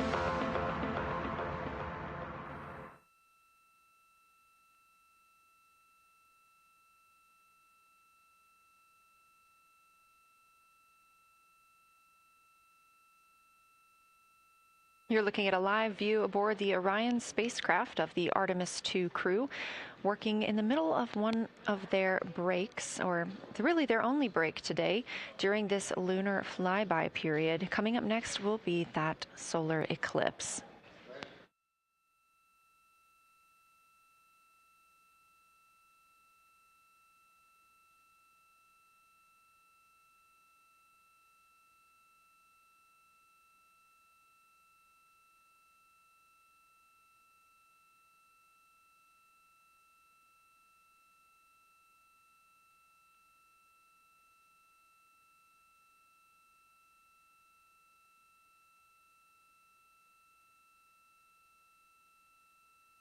Throughout the Artemis II mission, and of course throughout today, you've likely heard the crew being called with the name Integrity.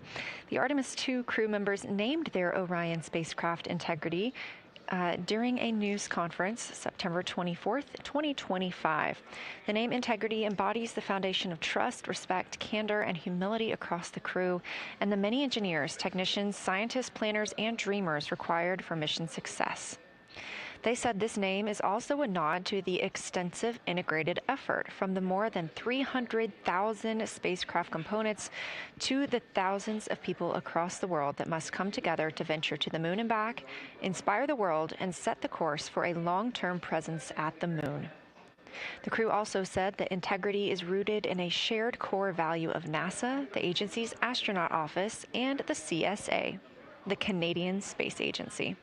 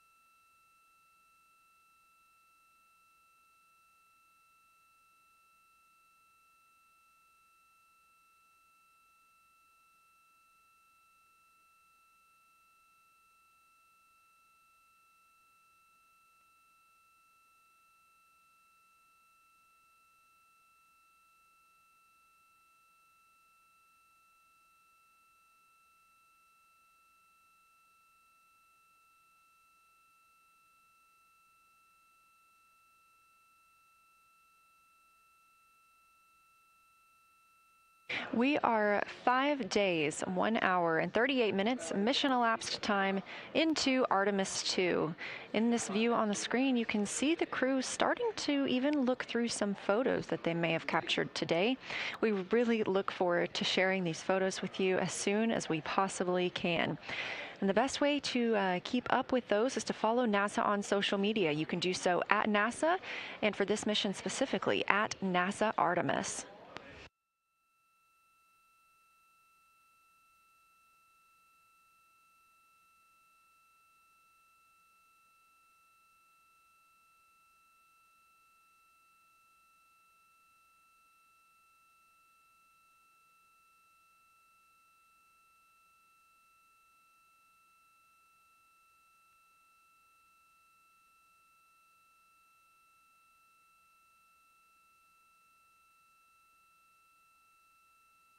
Again, we are in a forward link LOS, or forward link loss of signal with the crew, meaning that we're not able to communicate or send any commands to them right now as they were.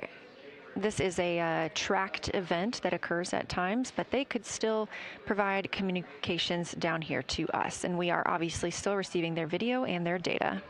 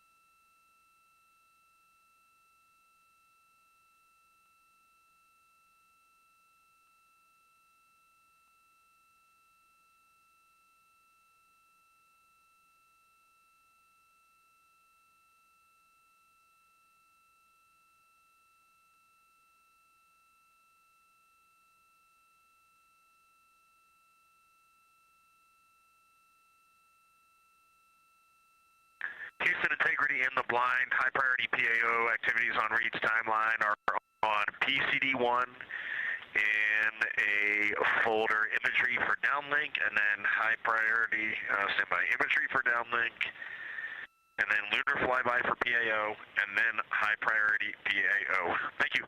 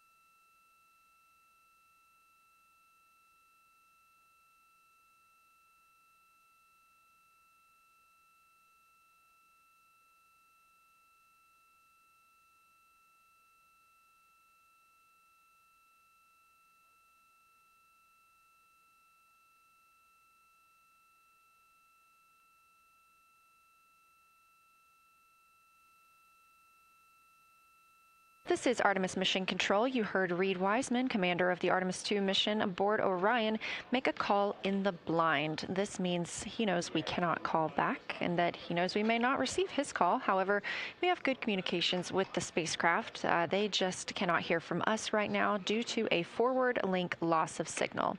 Again, we were tracking that this would occur, and we will regain that momentarily.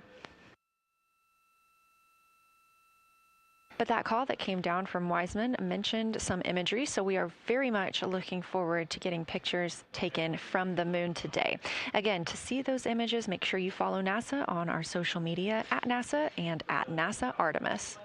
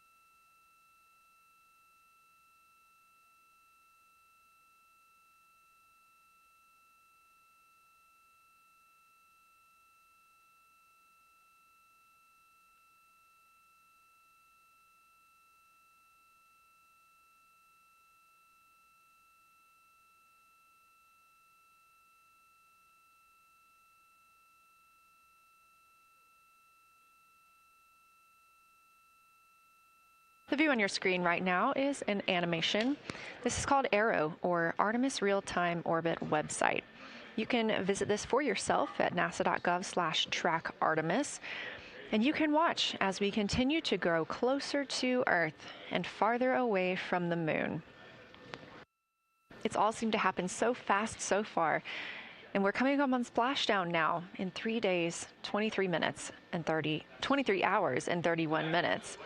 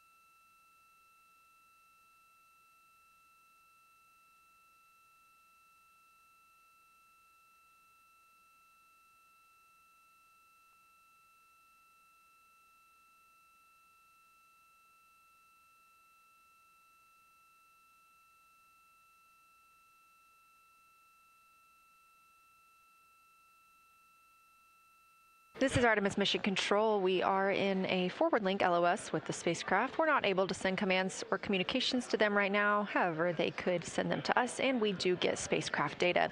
This is tracked as we are on the Deep Space Network. This is the network that we use to communicate with the spacecraft now that we are so far from Earth, over 252,000 miles. We are still in our lunar flyby coverage. The crew still have a very important and very exciting flyby milestone coming up when they will see a solar eclipse from the moon, the first humans to ever do so.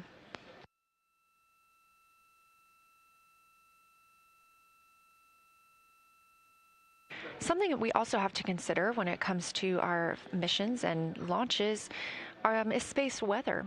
So since the Apollo 16 and 17 missions, there were some solar eruptions near that time frame that could have been dangerous to our explorers. Over those 50 years since those storms, the data, technology, and resources available to NASA have improved, enabling advancements towards space weather forecasts and astronaut protection, which is key to NASA's Artemis program to return astronauts to the moon.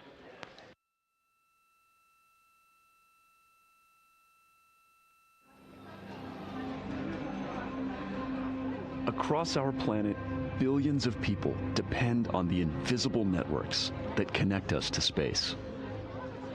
Every day, those networks are at the mercy of our temperamental sun and the space weather that it unleashes across our solar system. That's why NASA's space weather program tracks solar storms from the moment they erupt, modeling their paths, anticipating their impacts, and leading the research that the world's industries rely on. NASA's space weather research and modeling is driven by the needs of society and enables critical decision-making that equips pilots to reroute around high radiation areas, farmers to adjust GPS-based precision planting and harvesting plans, and power grid operators to mitigate the impacts of potential surges. For those exploring other worlds, NASA provides 24/7 space weather monitoring for Artemis crews at the moon and future Mars astronauts who may be exposed to dangerous levels of radiation during solar storms. Whether you're a pilot or a passenger, a farmer or a consumer, a power grid operator or energy customer, a satellite controller or GPS user, space weather impacts us all.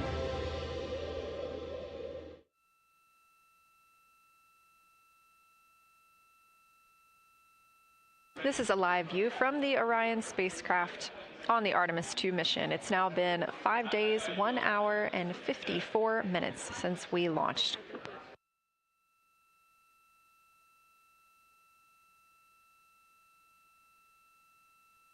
We are still in our flyby coverage, and the crew is on a short break right now as we have changed the attitude of the spacecraft to help charge the batteries aboard. We use the solar arrays to gather energy from the sun and store it in the batteries. That way, when we are not in the sunlight, we have those batteries to continue powering Orion.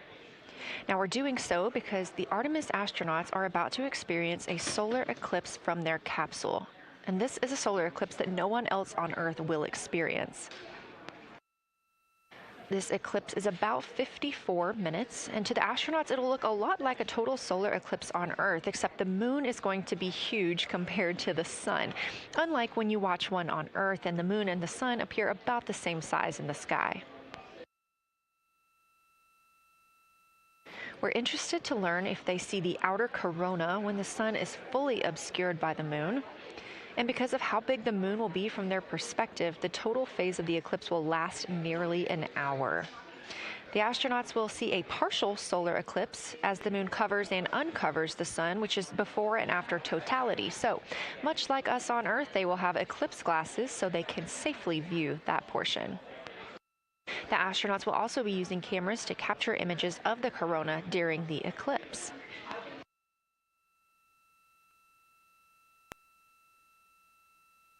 There also may be some other planets visible during the eclipse, including Venus, Saturn, Mars, and Mercury. If they can identify what part of the sky they're looking at, this can help train future Artemis astronauts on what part of the sky they're seeing. This provides useful knowledge in challenging situations when they may need to rely on that information instead of instruments for navigation and orientation.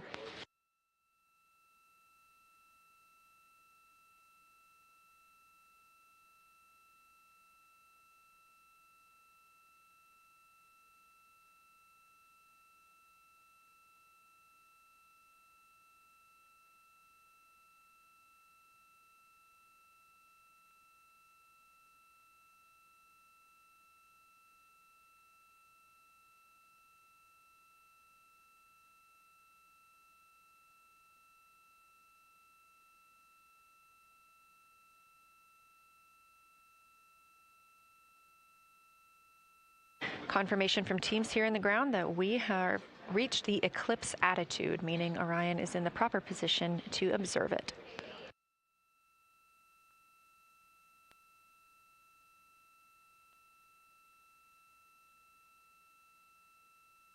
The astronauts' break during this observation period is now over, and we are resuming their lunar flyby observations. The first of these is sunset. This is the solar corona that we'll be looking for. It's the outer atmosphere of the sun.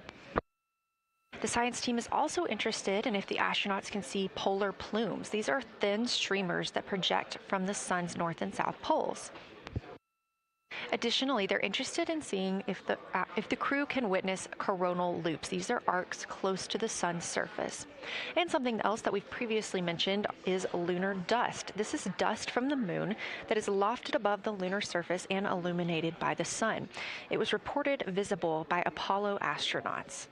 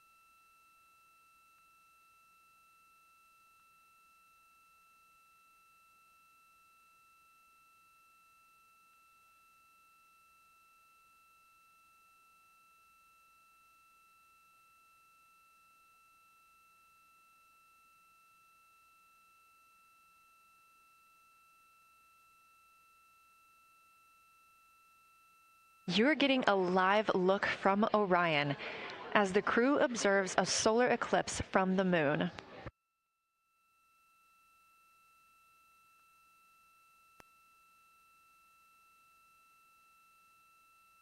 Again, this solar eclipse is only visible to the crew on the spacecraft. It's not visible to anybody on Earth. The science team is interested in several different targets for them during this time frame. And we're personally looking forward to getting those images as well. Again, during the beginning portion of this eclipse, the astronauts will need to use eclipse glasses, just like we do from Earth, to safely view it. Once the moon has completely covered the sun, they'll be able to take off those glasses for almost an hour. Totality on Earth during a solar eclipse lasts only a couple of minutes. So this opportunity gives them a chance to look out into deep space and to look into see if there are other planets nearby.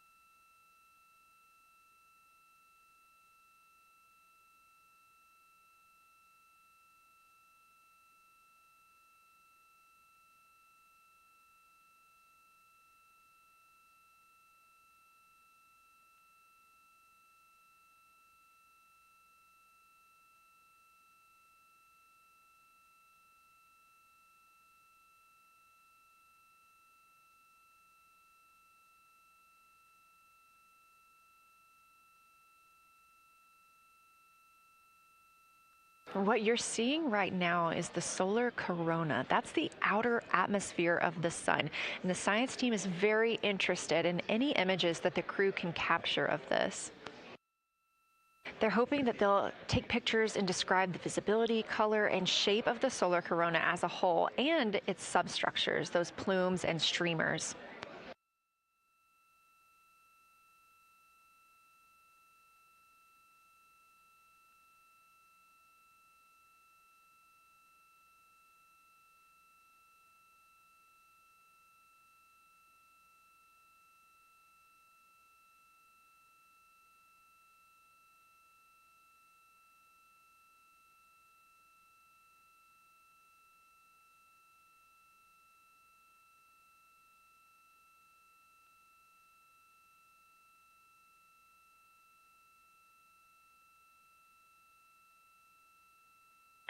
Science, integrity, in the blind. This is continues to be unreal. The sun has gone behind the moon, and the corona is still visible, and it's bright, and it creates a halo almost around the entire moon. But when you get to the Earth side, the Earth shine is already shown. I mean, almost seconds after the sun set behind the moon. You could see Earth shine. The Earth is so bright out there, and the moon is just hanging in front of us. This black orb out in front of us, in front of now, not the blackness, but the gray that blends and drifts into the blackness. We can see stars and the planets behind it. And Christina is in window 1, Reed is in window 2 with the long lens, and Jeremy is describing it in window 3, and it is quite an impressive sight.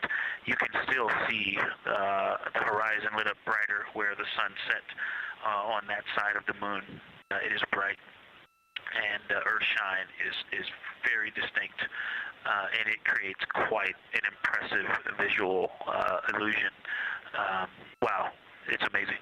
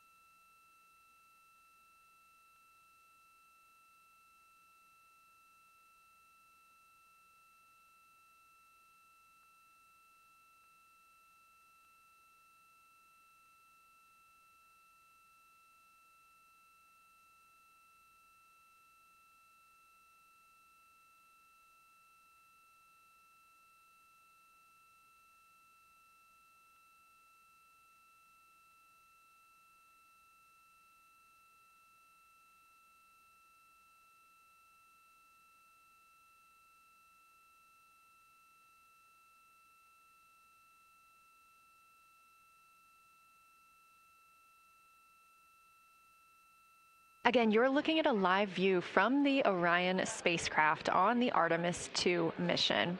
Orion is now 252,125 miles away from us all on Earth. We're here in the Artemis Mission Control Room in Houston, Texas. And what you had just before we lost that view quickly was the corona of the sun peeking around the moon as the astronauts are entering a solar eclipse for this portion of the lunar flyby. We're now over 5,500 statute miles from the moon. That closest approach today was just about 4,067 statute miles away.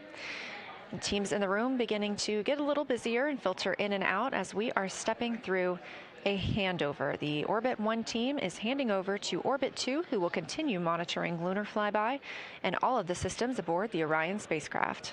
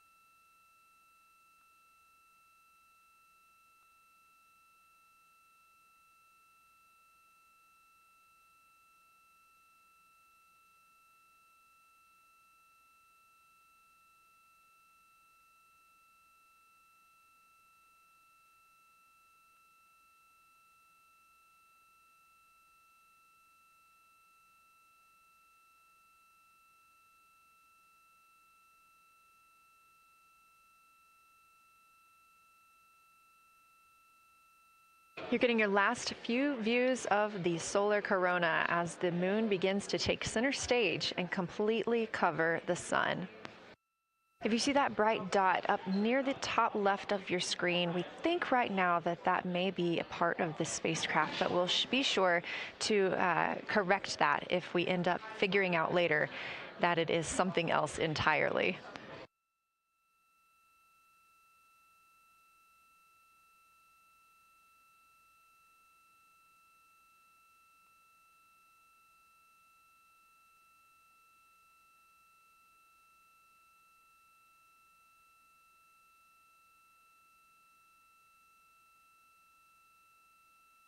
It has been an absolute honor to join you here today for the lunar flyby of Artemis II, the first time humans have flown by the moon in over 50 years.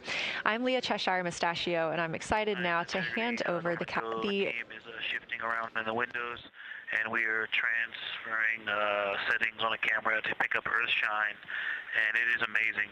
The brightness where the sunset is still bright. I think there may still be corona visible, but that part of the horizon is still lit brighter, and you still have a distinct Earth shine.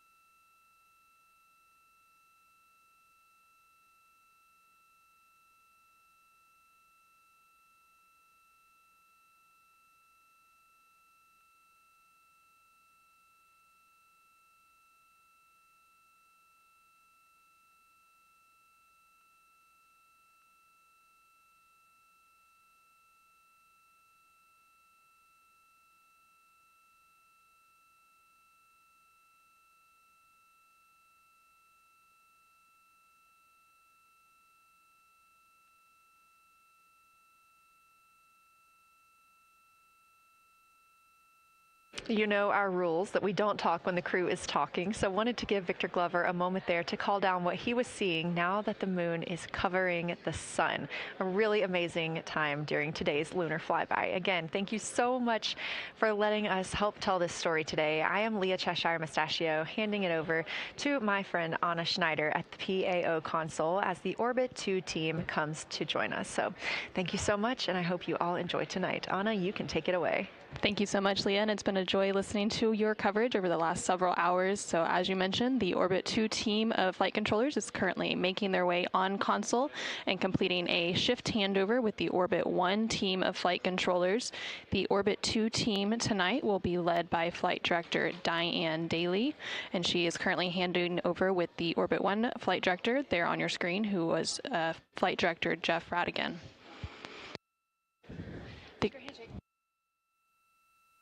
The Artemis II crew currently on board the Orion spacecraft. It continues to observe the eclipse that they are witnessing. There's about 43 minutes remaining in that eclipse period.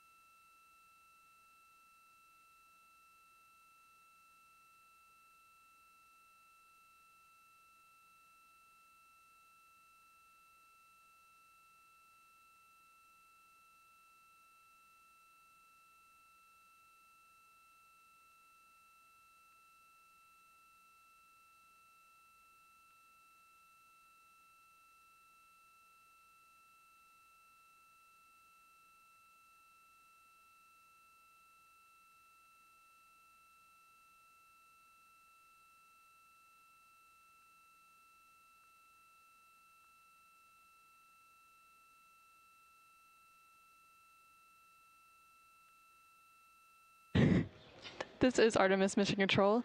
You are currently seeing a live view of the solar array wing cameras on the Orion spacecraft. We spoke with our science team, and they did determine that that dot in the distance is Venus.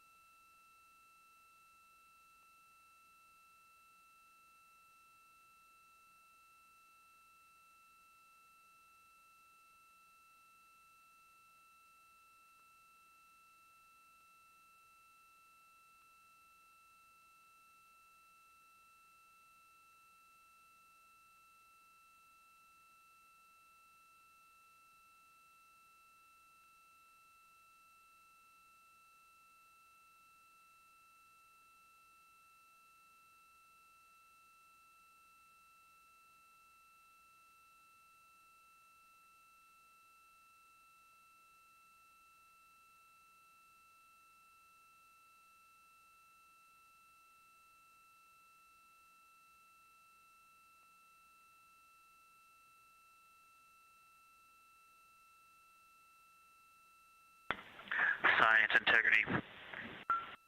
Let's see, not a huge change in here, just an update. The camera settings for Earthshine are challenging. This one's challenging to capture. What we're seeing, we're just not picking up on the cameras. And after all of the amazing sights that we saw earlier, we just went sci-fi. This has, it just looks unreal. You can see the surface of the moon between, I guess, the Earthshine. I guess Earthshine. You can actually see a majority of the moon. It is the strangest looking thing that you can see so much on the surface.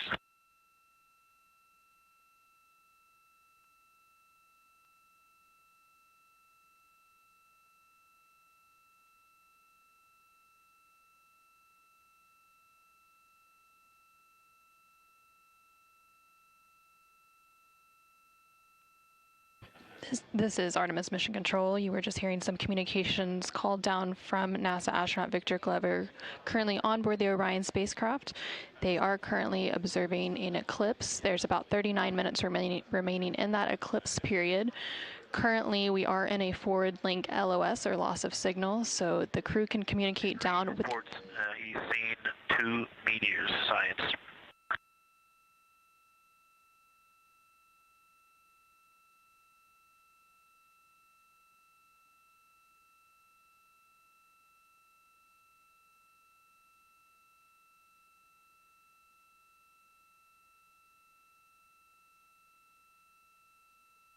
So we are in a forward link loss of signal. We do expect to regain signal in about 3 minutes, and at that point then the ground can communicate back up to the crew on board the Orion spacecraft.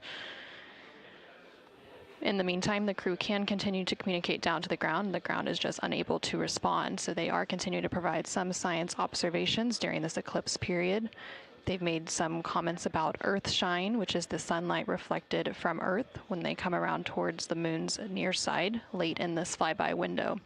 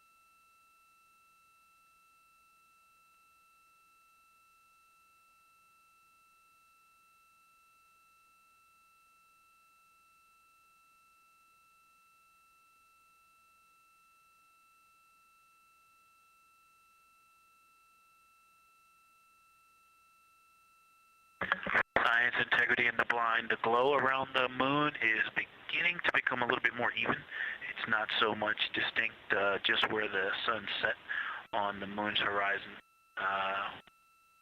as we're flying through this trajectory, and then the sun's going to come up out of the other side. I think we're starting to see the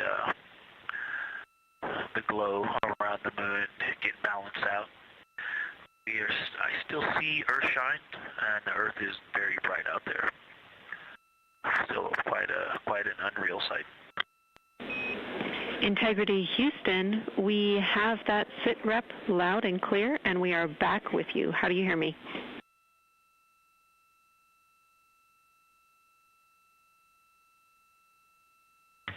Hey Jenny, we have you loud and clear, thanks. Copy. Victor, we're handing you over to Science for some critical questions. Thanks for your reports.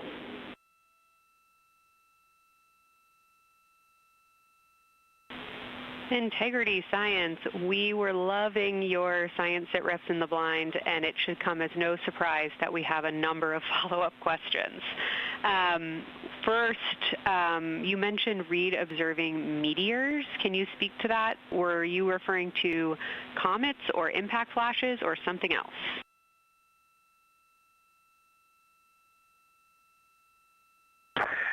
Yeah, there was a little bit of giddiness. We have seen 3 impact flashes so far. I saw 2, and Jeremy has seen 1. Undoubtedly, Jeremy saw 2, so that's 4 total. Undoubtedly, quick impact flashes. It was not sun glint off of particulate from the thrusters or the purge tanks. It was definitely impact flashes on the moon.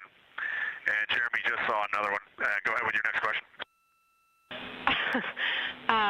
Amazing news. I literally just looked over at the SIR and they were jumping up and down literally. If you could describe where on the moon you saw them, please.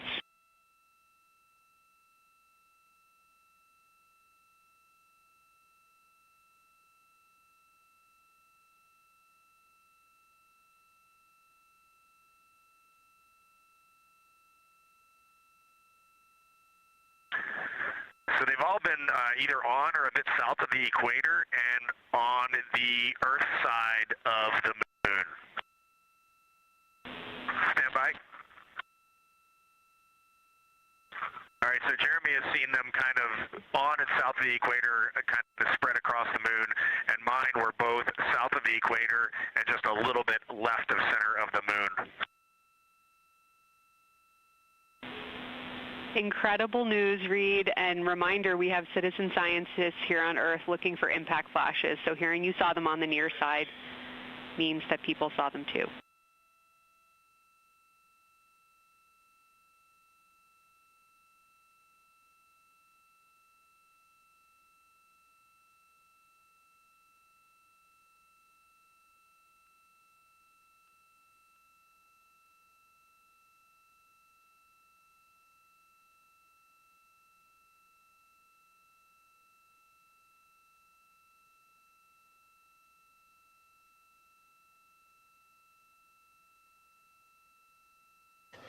This is Artemis Mission Control. We have regained that signal, so the team here in Mission Control was able to call back up to the crew on board the Orion spacecraft as they continue their lunar flyby. Specifically, they are now in that eclipse period. So the science team here in Mission Control was able to ask some questions about some of the situational reports they were providing during that loss of signal. Specifically, they were interested in some of the meteors that they mentioned seeing and those impact flashes, and they did provide confirmation that they did see at least 4 impact flashes during that lost signal. Are you still with us, Houston, or do we lose you? Integrity, I hear you loud and clear. How do you hear me?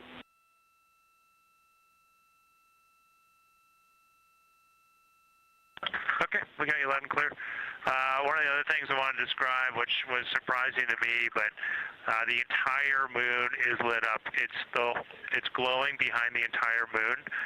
I thought it would look, dark against the black sky or deep space, but the sun is lighting up the entire limb of the moon. You can see the entire perimeter of it, and even now with the sun far behind the moon, you can still make out little bits of topography around the entire limb, just bumps as you go around it.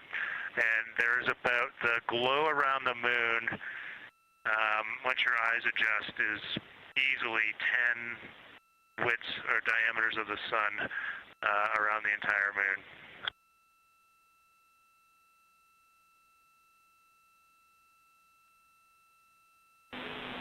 Incredible to hear, Jeremy. Were you able to actually pick out any discrete features on the lunar surface? And if so, how do they look different than when you observe them in solar illumination?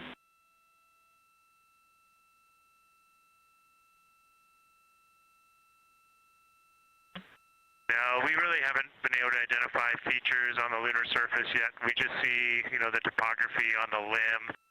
For the Earth glow, we're about a quarter moon, waxing quarter moon, if you will, from the Earth glow perspective, and it's just at a very, just the sight angle. I'm just not able to tell what I'm looking at yet in the Earth glow.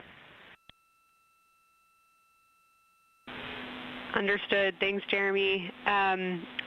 One other question for you on the solar corona. Were you actually able to see any structure or color in the corona before most of it disappeared behind the moon?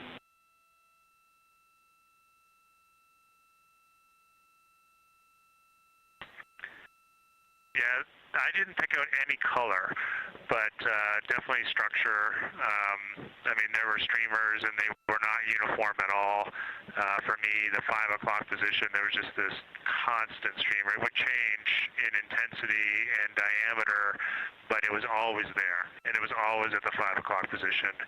I only saw one plume, and it came out of basically the 3 o'clock position of the sun. That was very short-lived when I could see the plume. Exactly what we were looking for. Thanks, Jeremy. And a heads up that we, calculated here on the ground about how long you could see the corona for, and we expect it to start to appear again in the next 11 minutes. Thanks for those amazing descriptions.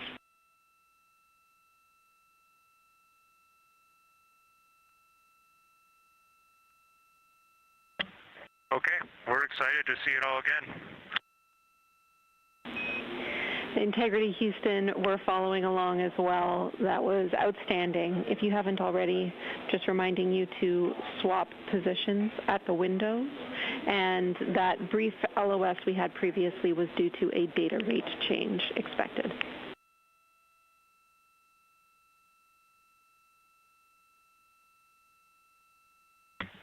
Okay, we copy that, Jenny.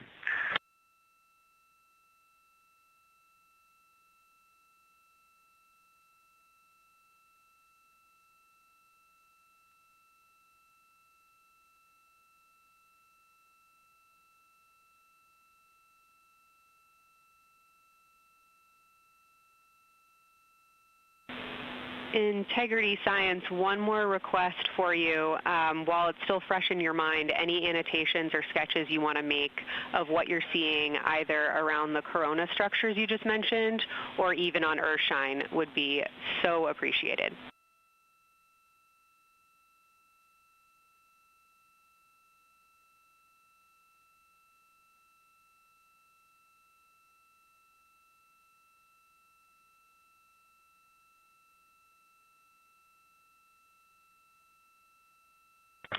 Okay, Kelsey, it's going to be pretty hard to go look at a PCD right now, but we'll definitely try and annotate what we saw. And if the annotations come in the next block where you're cleaning up your documentation, that sounds like a good plan to me.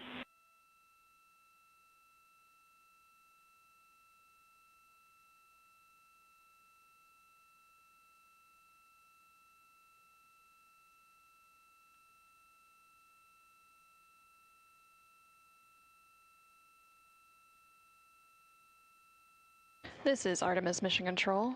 On the bottom right corner of your screen, you can see a view of the Science Officer Console here in Mission Control. And we've been hearing that communication between the science officer. The Orbit 1 science officer is Kelsey Young, and she's been asking questions to the crew, specifically CSA astronaut Jeremy Hansen, based on the observations they've been making during this eclipse period. And then in the upper left-hand corner of your screen, you can see a view of the Artemis real-time orbit website, which provides updates on the velocity and the distance from Earth and the Moon of the Orion spacecraft as it continues to make its way back to Earth. The distance from the Moon will continue to increase at this point. So right now, Orion and its crew are about 6,300 miles away from the Moon and about 251,000 miles away from the Earth.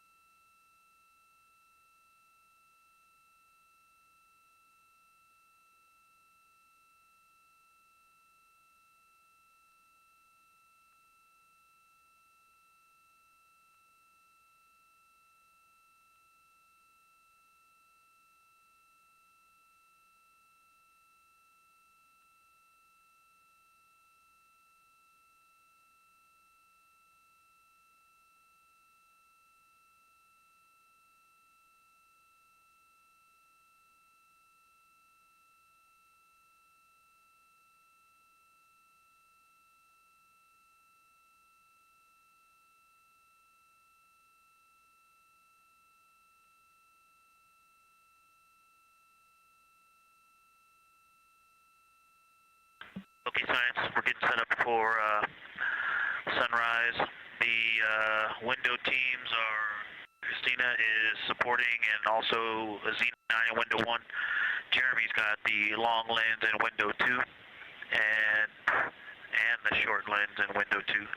And Reed is in window 3, and he has started recordings and is set up to see Corona.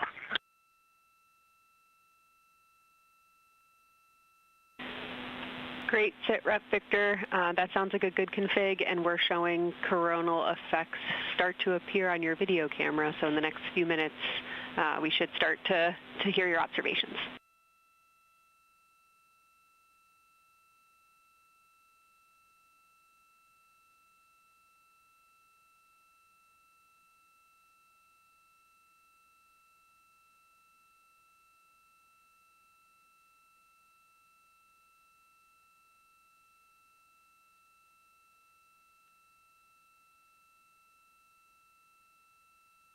This is Artemis Mission Control. We just heard the crew call down to the team here in Houston, reporting that they have swapped out who is in the windows for the final portion of the lunar flyby. So Christina Cook is in window 1, with Jeremy Hansen in window 2 and Reed in window 3.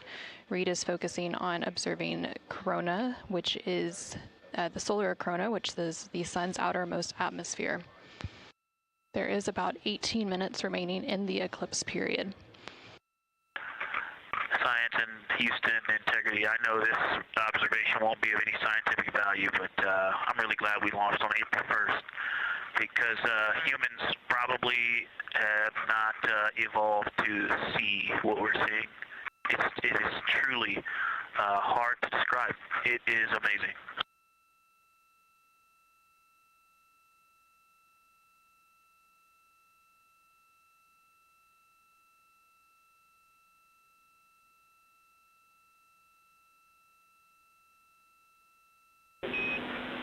Amazing. Thank you, Victor.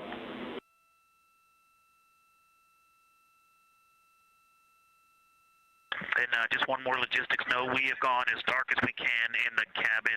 We have turned the DUs all the way as dim as they can go, so you can't see anything on the screens. Every bit of light in the cabin affects the view. You're definitely seeing the brightness go closer. It's definitely brighter on the Earthshine side, and so we're expecting to see some corona here soon. We copy all. Excited for what you see next.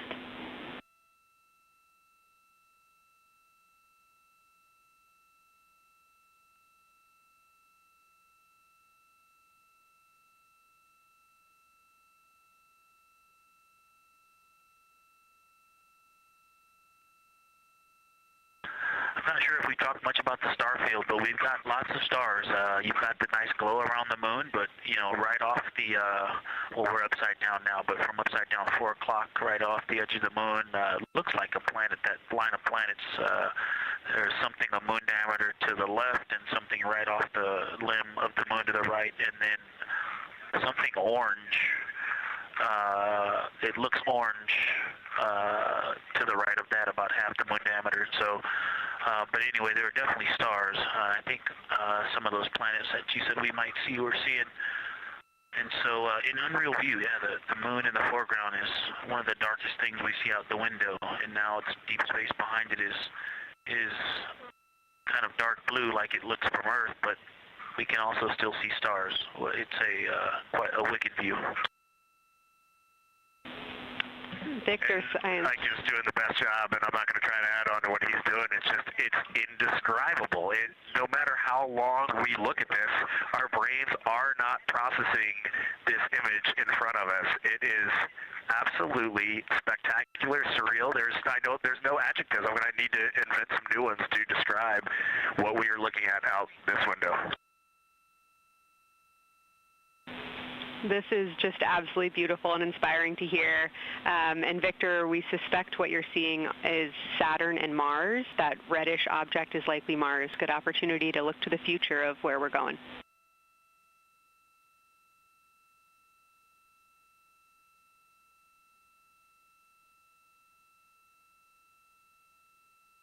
Yeah, we can absolutely see the color of Mars. That's awesome.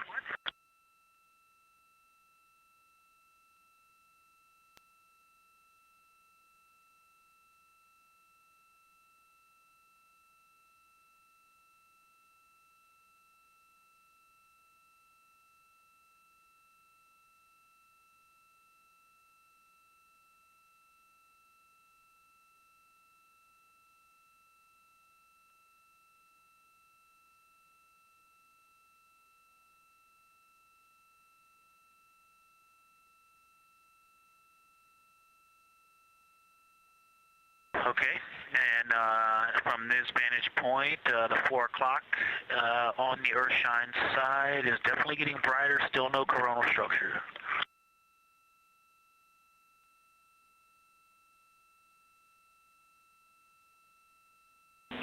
Houston copies.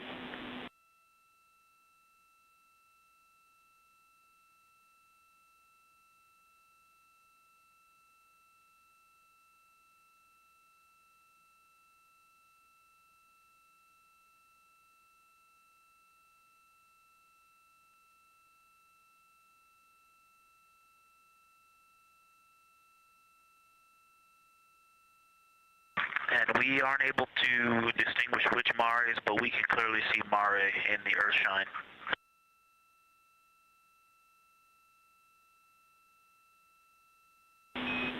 We copy.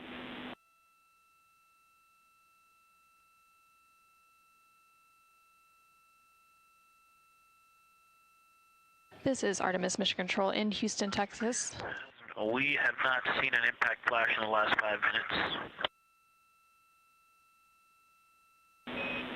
Sounds unlucky, but you had a pretty strong start, so we'll take it. And actually, right after I said that, right at the South Pole, near the South Pole on the Terminator, Reed just saw one. Amazing.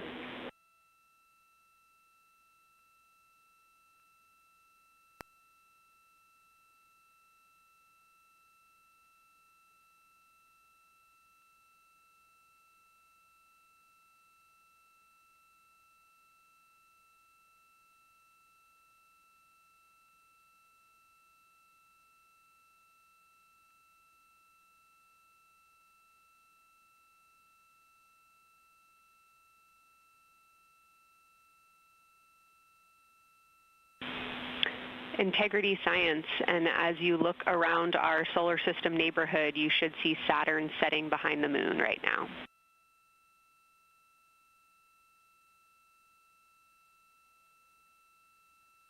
We do. We've been watching it track close to the horizon, and it's right tangential to the moon at this moment.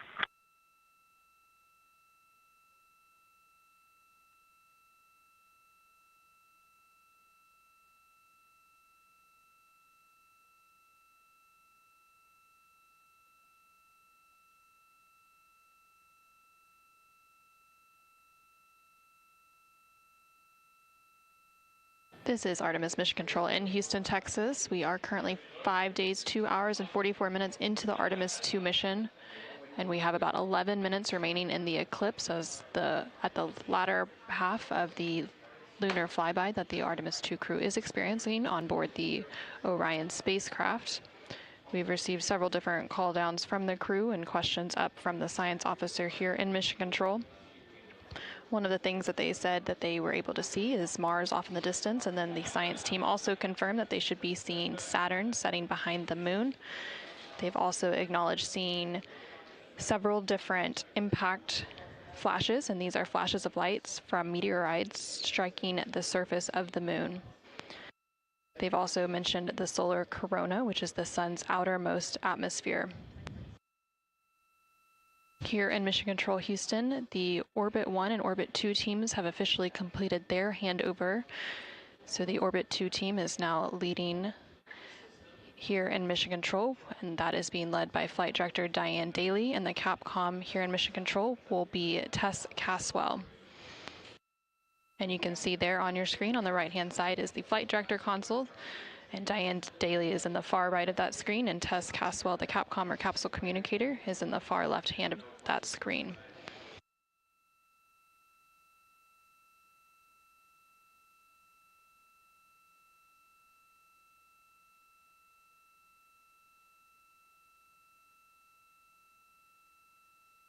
Yeah, the light is continuing to grow in intensity. At about the 4 o'clock position on the, about the 8 o'clock position on the Earthshine side. Saturn has set. Mars is tracking towards the moon's horizon.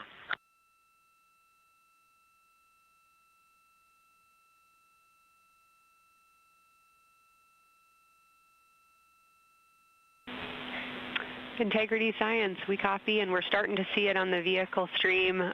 Looking forward to any coronal observations you can share with us.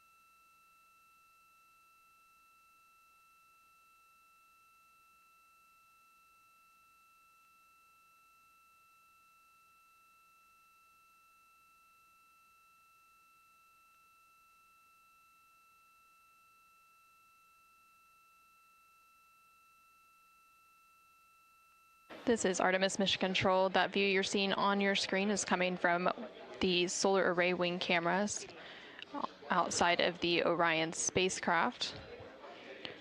And you can see the light starting to come into view as the solar eclipse period is starting to end. Integrity, still no coronal structure at this time, just continuing to grow in intensity.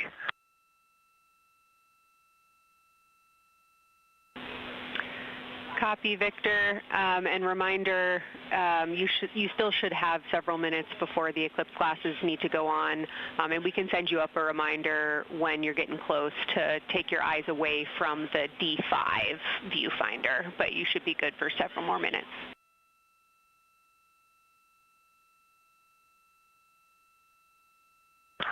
Copy, thank you, and yes, please send up the reminder. Thank you.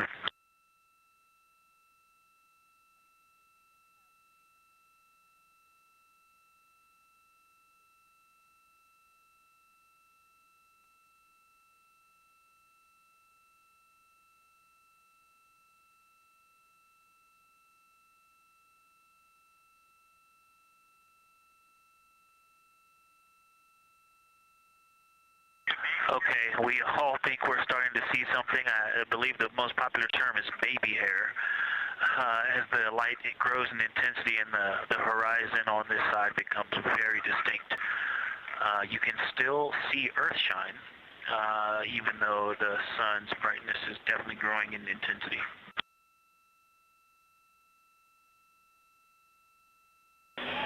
Love the description, Victor. I'm sure as the next couple minutes progress, more of those structures will continue to pop out.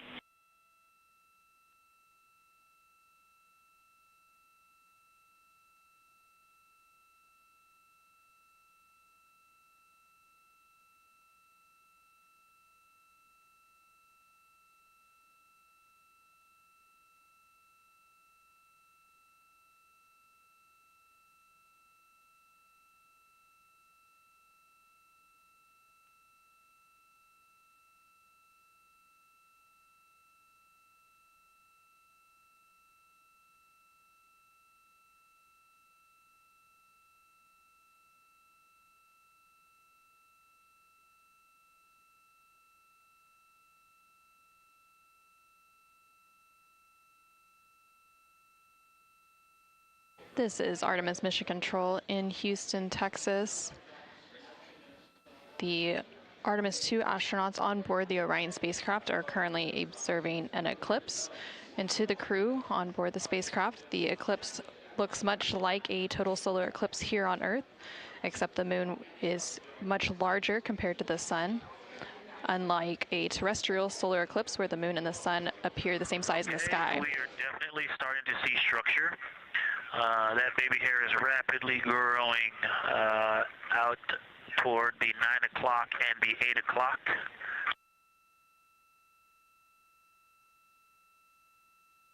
It's almost as if it were reaching out for Venus or for the Earth.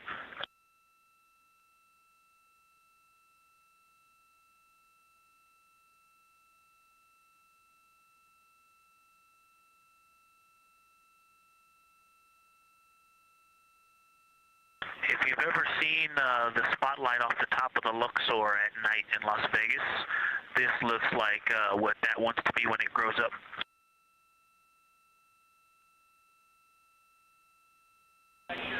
Integrity Science, glad to hear you're following your training of tell it like you see it.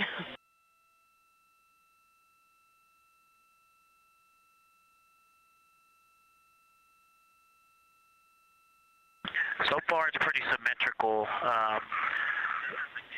There are 2 or 3 streamers that are growing in intensity and in magnitude, and it's slowly starting to widen, starting to spread out across the horizon. Pretty amazing view.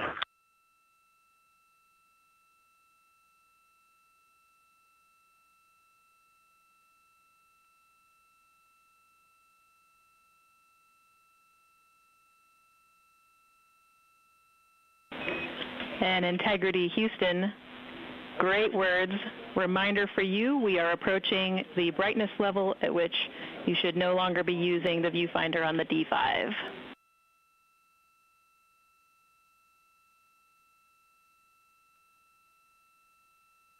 Integrity copies, and thanks for the heads up.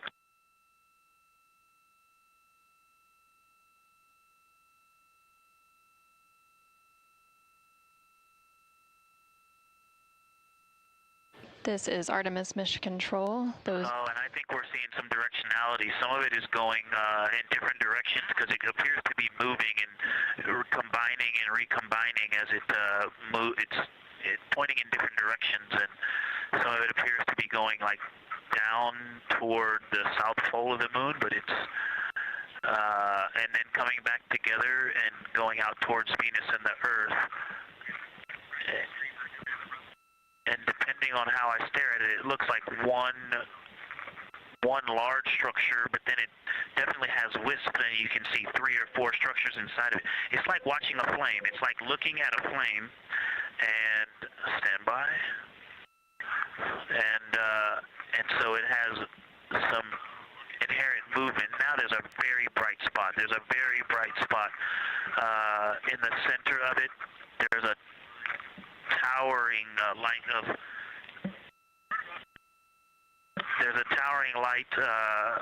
and then there were like 2 streamers that were going 30 degrees out from it, and now it is just extremely bright.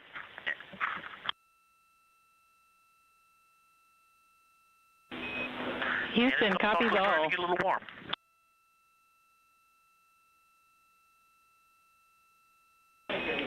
And we copied all. We wanted to remind you at this point on the eclipse glasses. Should be about time for those.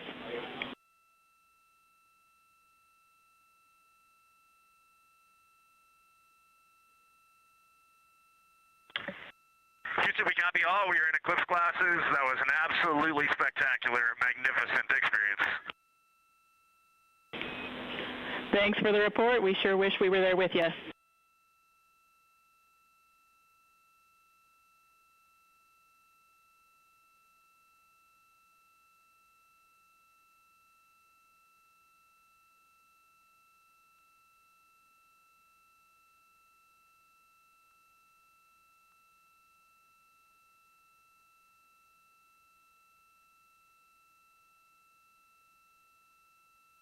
This is Artemis Mission Control. The eclipse period is coming to an end, and we did hear that call up that the crew now has to put on those eclipse glasses to be able to protect their eyes for this final portion of the eclipse. And these views coming to you from the solar array wing cameras on the Orion spacecraft. Houston, if you could give me about 20 new superlatives in the mission summary for tomorrow, that'll help my vocabulary out a bit. Thank you. We will solicit input from the team.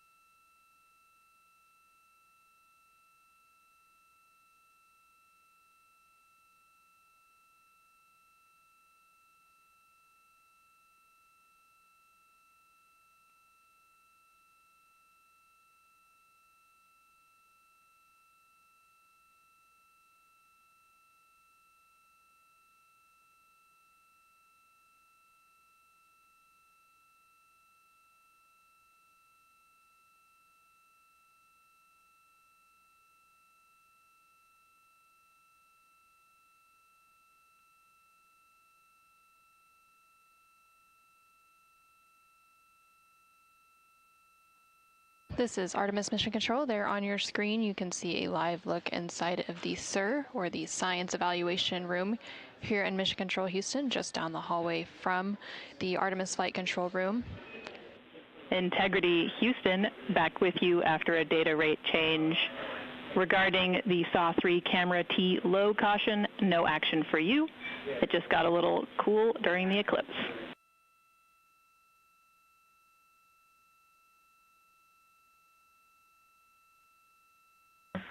Okay, we copy, and if you didn't copy my request for the mission summary to add about 20 new superlatives to help my vocabulary, I would appreciate it. We copied it fantastically.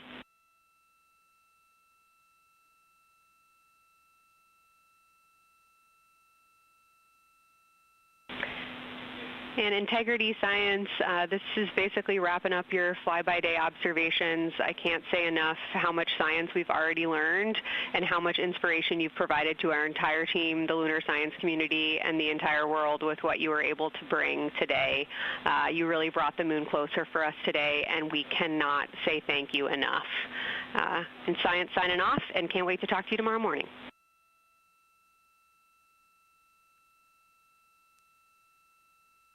To your entire team, Kelsey, to the entire NASA science team, you all really turned to when we shifted launch dates to April 1st, and you got the most incredible package together for us to go do some great science and some great, truly human experience moments here. And we were well prepared, and we appreciate all of you. And this is what we do best when we all come together and work as a team. So you all knocked it out of the park. Thank you for giving us this opportunity. Beautiful words, Reed. Thanks so much.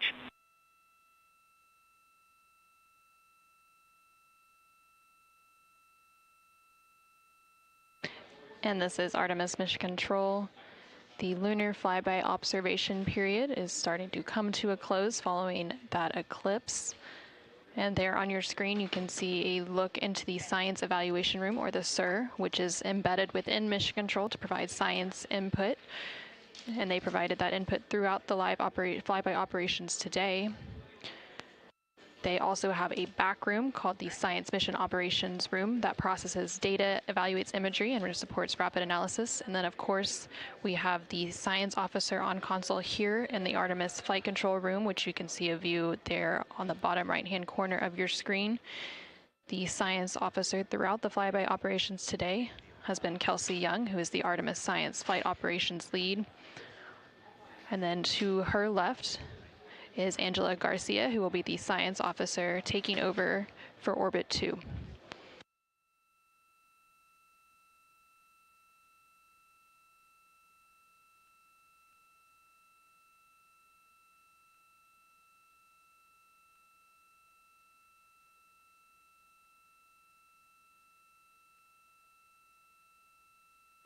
And for the past 7 hours or so, the crew has been going through their lunar flyby observation period.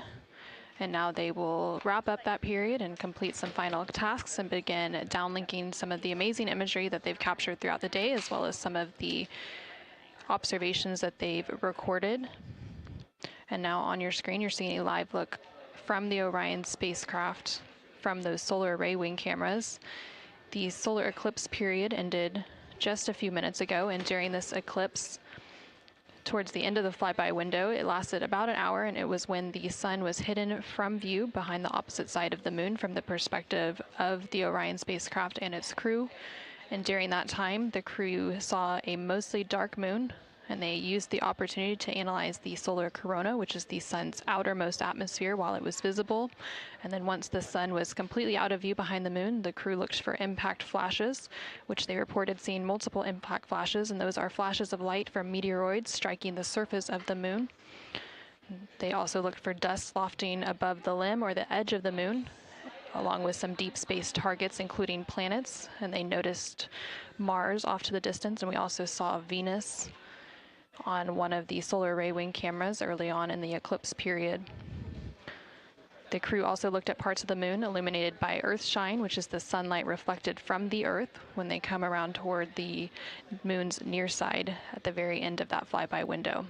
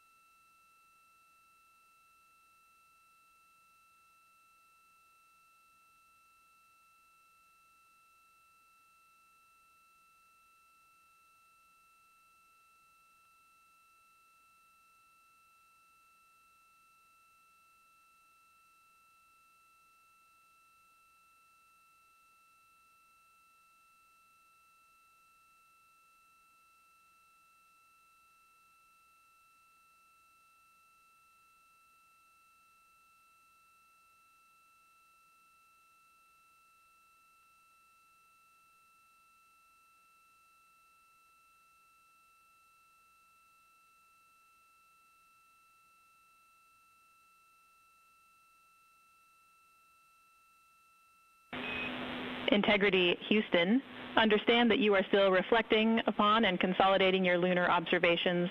At your convenience, I have 2 items related to the upcoming VIP event.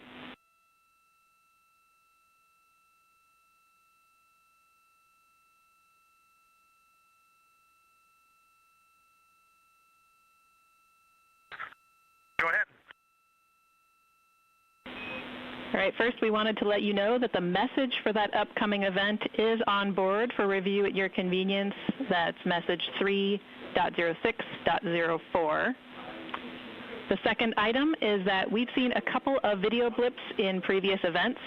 So during the HDPAO setup activity, we're wondering if Jeremy could please confirm for us that the TS rate is set to 1300 when you get to step 10.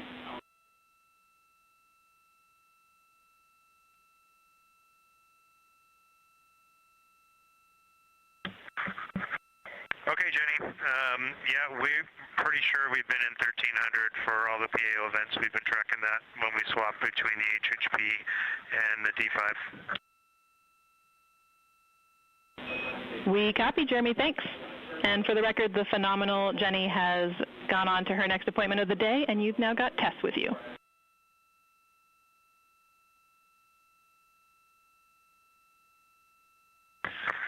I'm sorry, Tess. Great to have you on board Integrity. No worries. Happy to be here.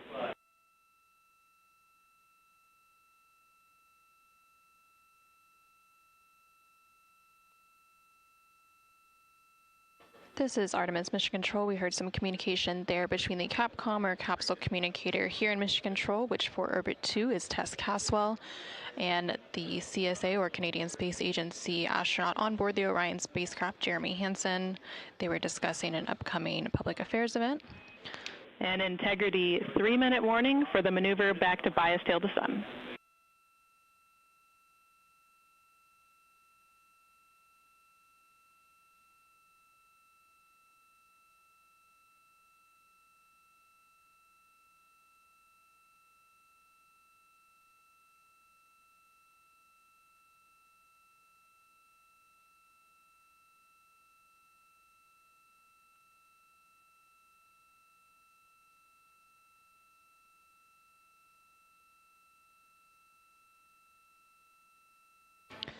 The crew on board the Orion spacecraft recently completed their lunar observation period. It was an approximately 7-hour period of time in which they were focused on several different targets identified by the science team here on the ground that they studied and prepared for ahead of time. And then they also were referencing a lunar targeting package that was uplinked about a day ago with those final targets. Now they are completing some post-lunar flyby activities, so they're working to clean up their observations that they've made and also working to downlink some of the photos that they've taken throughout the day. The science team here on the ground will then work to get as much data as they can overnight, and then there will be a post-flyby conference tomorrow after the crew wakes up. And that's not a debrief, but a science data collection to capture their nuanced experience while they're still in the field and the experience is still fresh. And then, of course, there will also be a public affairs downlink event later in the day. Now that once the post-lunar flyby activities are complete. And then after that, the crew will go into some of their final activities for the day. They will have a private medical conference, or PMC, with the medical teams here on the ground. These are regular conferences that they have at the end of every day. And then there's also a flight director conference that they will have before they go into their pre-sleep period, during which they can complete hygiene activities, and they will have the chance to eat their dinner and complete any other final personal activities for the day before they head into their sleep period.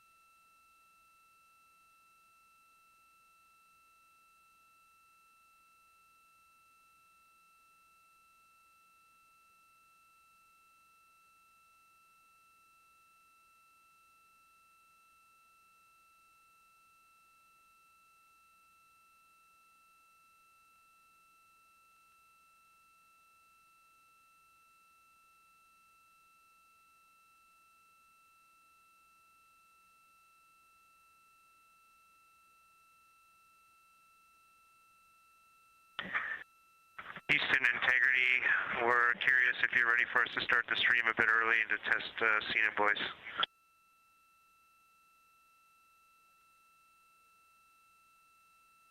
Checking.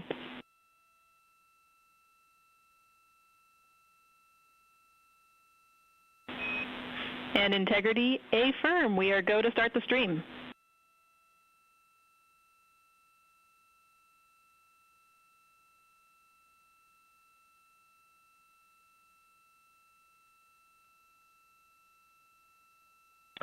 Okay, Houston, the stream has started.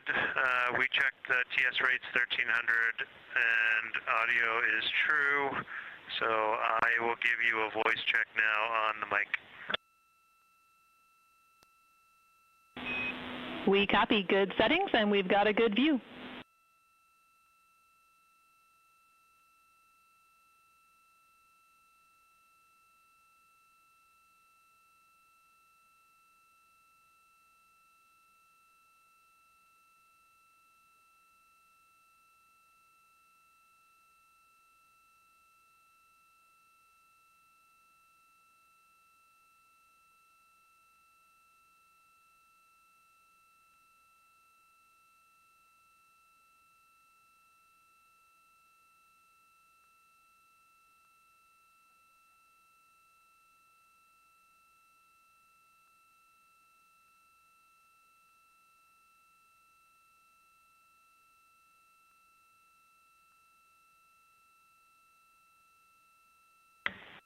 In test, I sent an audio check down on the handheld mic. Did you get it?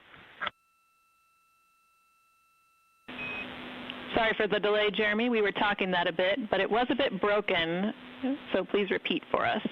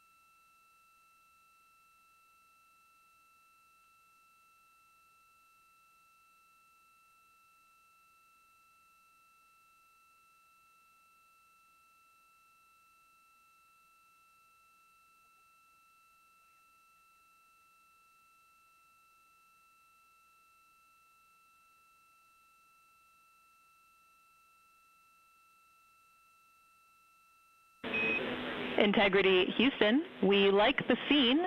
At your convenience, we'll take a 10 count with Jeremy in frame.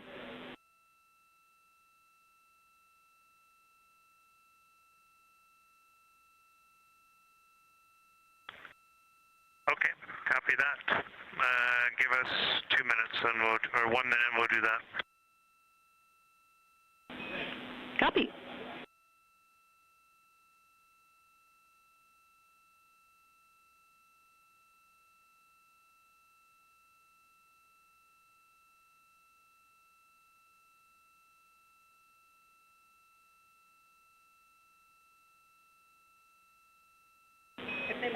Great voice check and good words. We like the scene.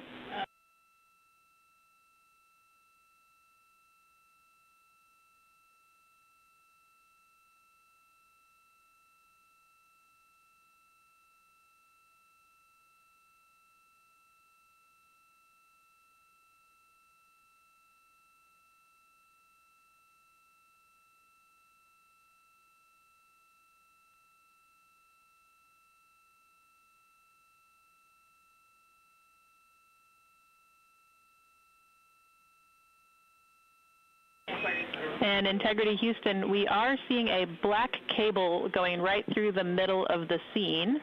At your convenience, if you would please move that, PAO would appreciate it.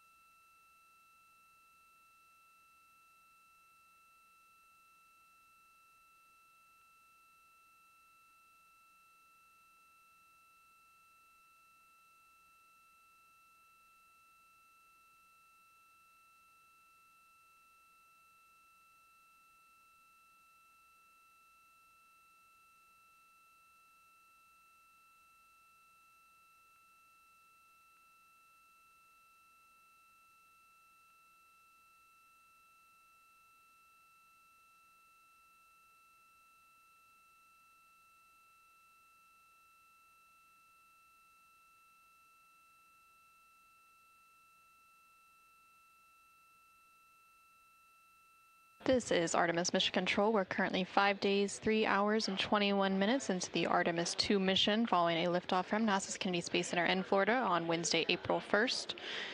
The crew on board the Orion spacecraft is currently wrapping up their lunar flyby cleanup activities. They're making final... Houston Integrity, high priority PAO images from the eclipse are on PCD-1 in a so-named folder.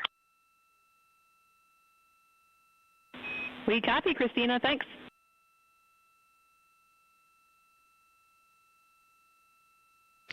And NASA astronaut Christina Cook there calling down to the ground regarding some public affairs imagery that was captured during the lunar flyby activities. She referenced a PCD, that is in reference to their portable computing devices, which are basically tablets that they're able to transfer files and also follow along on processes and procedures and their timelines for the day. No.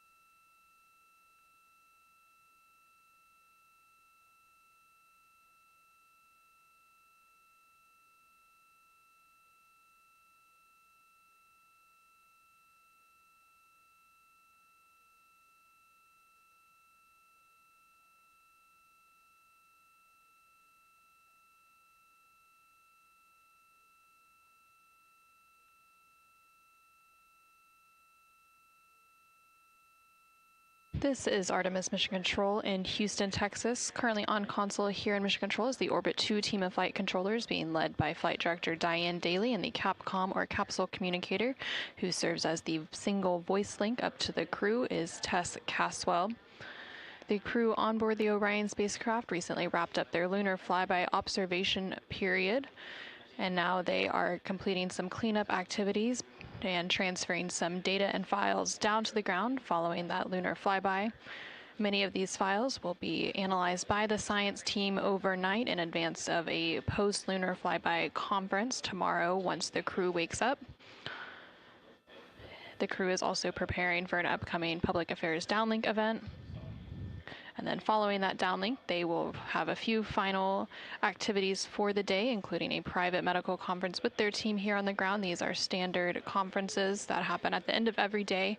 And they'll also have a private conference with the flight director here in Mission Control to go over the vehicle status and any other questions or concerns they may have for the remainder of their flight. We are currently in flight day 6. And we have a splashdown expected on Friday, April 10th. That splashdown expected in about 3 days, 21 hours, and 49 minutes from now. During the lunar flyby, and as part of Artemis II, it marked the first time in more than 50 years that humans were able to observe the moon directly and provided a critical opportunity to practice how lunar science will be conducted during future Artemis missions. The moon preserves a near-continuous record of solar system history that has been erased on Earth, and with no atmosphere, weather, or plate tectonics, the lunar surface retains evidence of ancient impacts, volcanism, and solar activity that scientists can study today. Studying the moon helps scientists understand how planets formed and evolved, how the moon influenced Earth's history, and how the early sun shaped conditions across the inner solar system. The moon also serves as a unique platform for studying the broader universe. The science on Artemis is designed around questions best answered by humans working alongside robotic systems, combining decades of robotic lunar data with real-time human judgment, context, and adaptability. Currently on your screen, you're seeing a look at the Artemis real-time orbit website. You can access this website at any time throughout the mission at nasa.gov/trackartemis. It provides updates on the velocity as well as the distance from Earth and the distance from the moon of the Orion spacecraft and its crew. The crew currently on board the Orion spacecraft includes NASA astronaut Reed Wiseman, who is the commander for the mission, NASA astronaut Victor Glover, who is the pilot, alongside the 2 mission specialists, who are Christina Cook and Jeremy Hansen of the Canadian Space Agency. Currently, the Orion spacecraft is about 250,000 miles away from the Earth, and that distance now will continue to close down ahead of that splashdown on April 10th. And they are now about 8,100 miles away from the moon, and that distance will continue to increase as they are now in the return leg of their journey.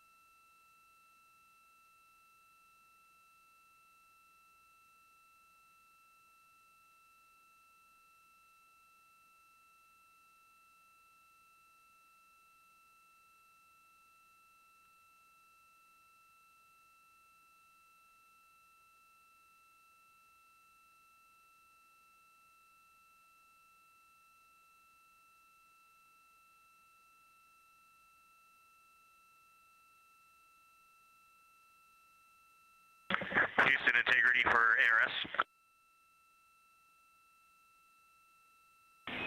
Go ahead, integrity.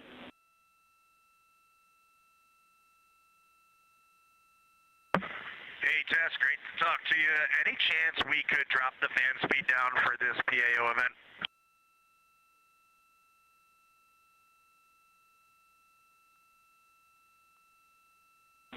We will put that in work. Great to be talking to you, too.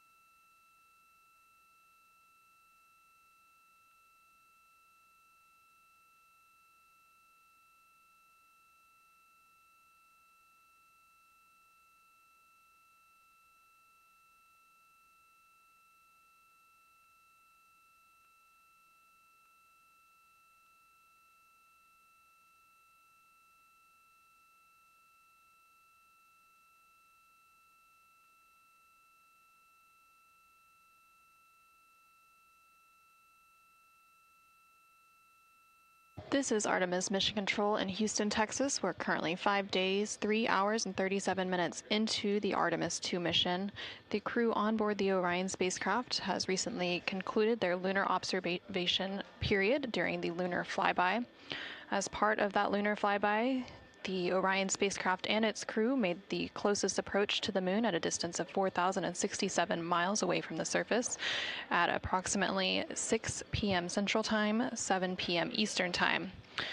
Now, although the Artemis II mission is a new opportunity to study the moon, teams are also conducting other scientific experiments, including on the crew themselves. Here's a little bit more about the science of the mission.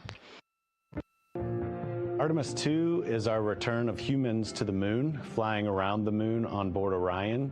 But along with that, we're doing a lot of great science. One of the exciting things about the Artemis missions to the moon is that science is actually a fundamental pillar of why we explore, why we're going, what we're doing in Artemis. I think it's incredibly exciting that not only are we testing the vehicle, but we're testing science on board. Science where the astronauts are conducting experiments, science riding along with the astronauts. We have astronauts looking outside the window and really observing the lunar surface. It will help us understand the deep space environment. It will help us understand how that environment affects our astronauts, our systems, and life in general. So deep space is a challenge for us because you have to leave Earth's protective magnetic field. Here in low Earth orbit, the crew members are protected from some of the harmful radiation. Going to the moon, they'll no longer be protected, so they'll have a higher radiation exposure. Much like Artemis I, we have so many radiation sensors and detectors that are inside the capsule so that we can fully understand and appreciate the radiation environment for protecting our astronauts. In my hand here, I'm holding a tissue chip model. This is the exact design that's going to be flying alongside the astronauts. We'll be collecting samples from each of the crew members, and we can make these organ chips out of the astronauts themselves. So every crew member will have their own avatar on board, and then upon return, we can evaluate that deep space radiation environment and what that compares to the astronaut themselves. Not only are they going to help change the course of medicine for the astronauts, but revolutionizing that on Earth as well. We're looking at sleep, we're looking at team dynamics, we're looking at how you interact with the environment. We're also looking at the immune system, so what are the biomarkers? We're using saliva as a method to study hormones and different things in your body that may change during a mission like this. And then finally, how do we function after microgravity, being close to the moon, then returning to Earth? Which will ultimately help us achieve our goal of getting humans to Mars. And then on top of that, we have an opportunity to look at the moon from deep space on the far side for the first time in over 50 years. Having human eyeballs and brains back around the moon is going to unlock a new generation of lunar science discovery. The human eyeball is capable of taking in so much data in just a split second. They'll be able to tackle impact history, volcanic history. They'll be able to look at how the albedo, or kind of the shade and hue of the moon and the color of the moon, can tell us something about how that terrain evolved over time. We're integrating science in ways that have never been integrated into human exploration before. We have a front room mission control flight controller position called the Science Officer. We have a brand new science back room where it's basically our brain trust of lunar scientists and geologists supporting the crews of the future. And Artemis II will allow us to really test how this works so that future missions are really set up for success. We'll also be deploying some CubeSats. They're small shoebox-sized spacecraft of their own. They're each provided by another country, one of our partners. As they conduct their research, they'll complement what we are doing at the moon with Orion. It is so incredibly exciting to be a part of this mission. It has been, really one of the privileges of a lifetime. I can see the work I'm doing benefit crew members right now and benefit the crew members in the future. So it's incredibly exciting and it's very rewarding. As this rocket launches humanity off of the Earth, we'll be setting the stage through our science to prepare humanity to leave Earth and explore the solar system.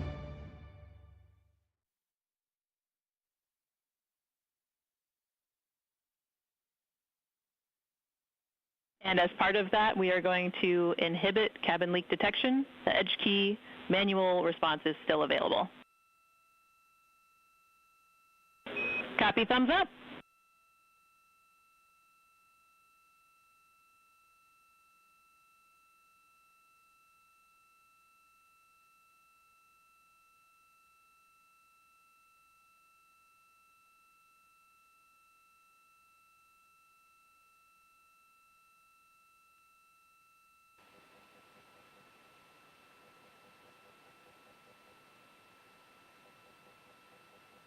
This is Artemis Mission Control. Again, we're hearing some communication between the ground here and the Artemis Flight Control Room in Houston, Texas, specifically the Capcom or Capsule Communicator, who for Orbit 2 is Tess Caswell, and the crew on board the Orion spacecraft, that spacecraft named Integrity by its crew.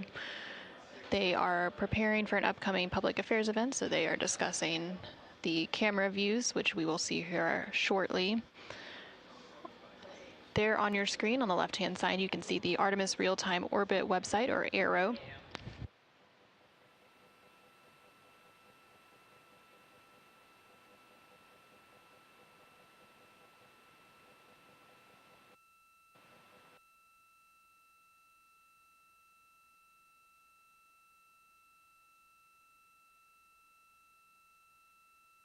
The Artemis Real-Time Orbit website there on the left-hand side of your screen provides updates on the velocity of the Orion spacecraft during its journey around the moon. Following a lunar flyby earlier today, which concluded about an hour ago, the crew has been conducting some cleanup tasks, so they've been transferring some of their documentation, their photos and data that they captured during the flyby to the ground to be evaluated by the science team, and of course some of that imagery will also be evaluated by the public affairs team here at NASA and then shared with the world once it's available. The crew will also have a post-lunar flyby conference with the science team tomorrow following their sleep period to go over some of their observations while it's still fresh and at the top of their mind. On the bottom right-hand corner of your screen, you can see a look into the Artemis Flight Control Room here in Mission Control Houston, specifically the Flight Director Console and the Capcom or Capsule Communicator Console. The flight director currently on console for Orbit 2 is Diane Daly, and throughout the Artemis II mission, there are 3 shifts or orbits of flight controllers who provide 24/7 coverage and support to the Artemis II crew and the Orion spacecraft and its systems during its journey around the moon. We are expecting a splashdown on Friday, April 10th. That splashdown will take place in about 3 days, 21 hours, and 33 minutes.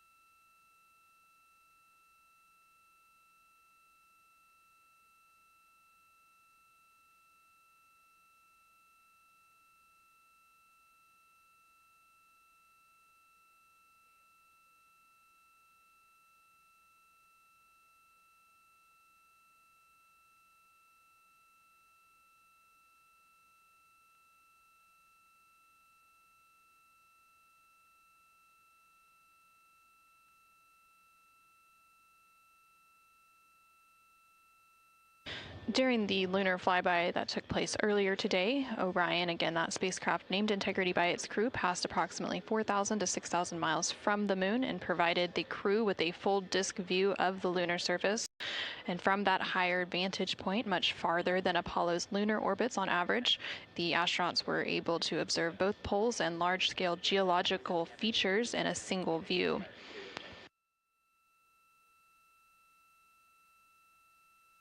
And there on your screen, you're currently seeing a live look inside the cabin of the Orion spacecraft. Integrity Houston, we are 3 minutes out from an on-time start, and we have adjusted the fan speed.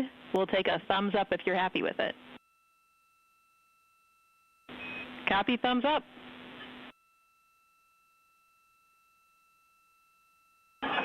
Superlative thumbs up.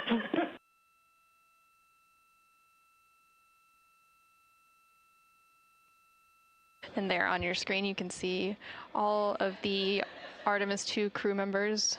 CSA astronaut Jeremy Hansen just floated out of view behind the camera, but you can still see NASA astronaut Reed Wiseman, NASA astronaut Christina Cook, and NASA astronaut Victor Glover as they prepare for an upcoming Public Affairs Downlink event, which is scheduled to take place in just a couple minutes from now. And there, floating back onto the screen, is CSA or Canadian Space Agency astronaut Jeremy Hansen. He is making himself comfy on some of the OX or Orion Crew Survival System suits that have been stowed for the outbound and now return journey.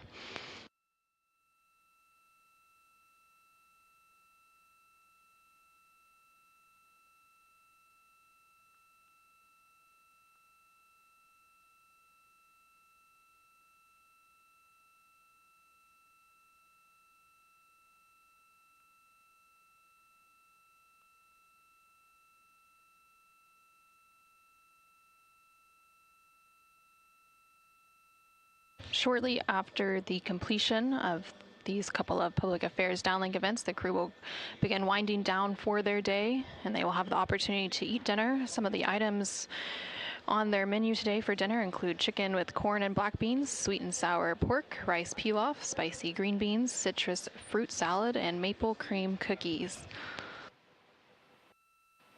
All of the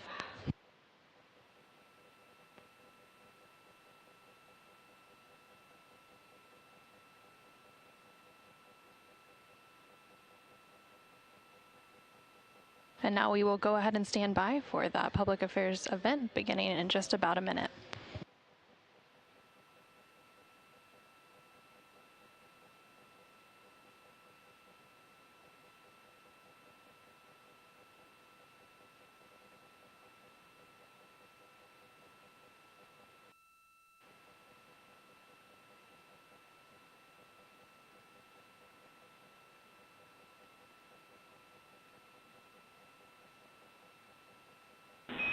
Integrity Houston, no action for the DU-1 caution. We're taking a look.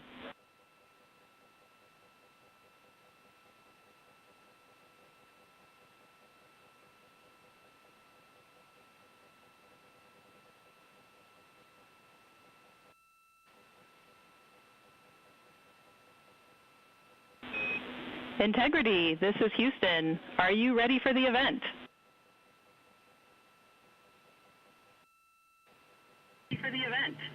Hello, Houston. Integrity is ready for the event. Administrator Isaacman, this is Mission Control Houston. Please call Integrity for a voice check. Integrity, Jared Isaacman, comm check.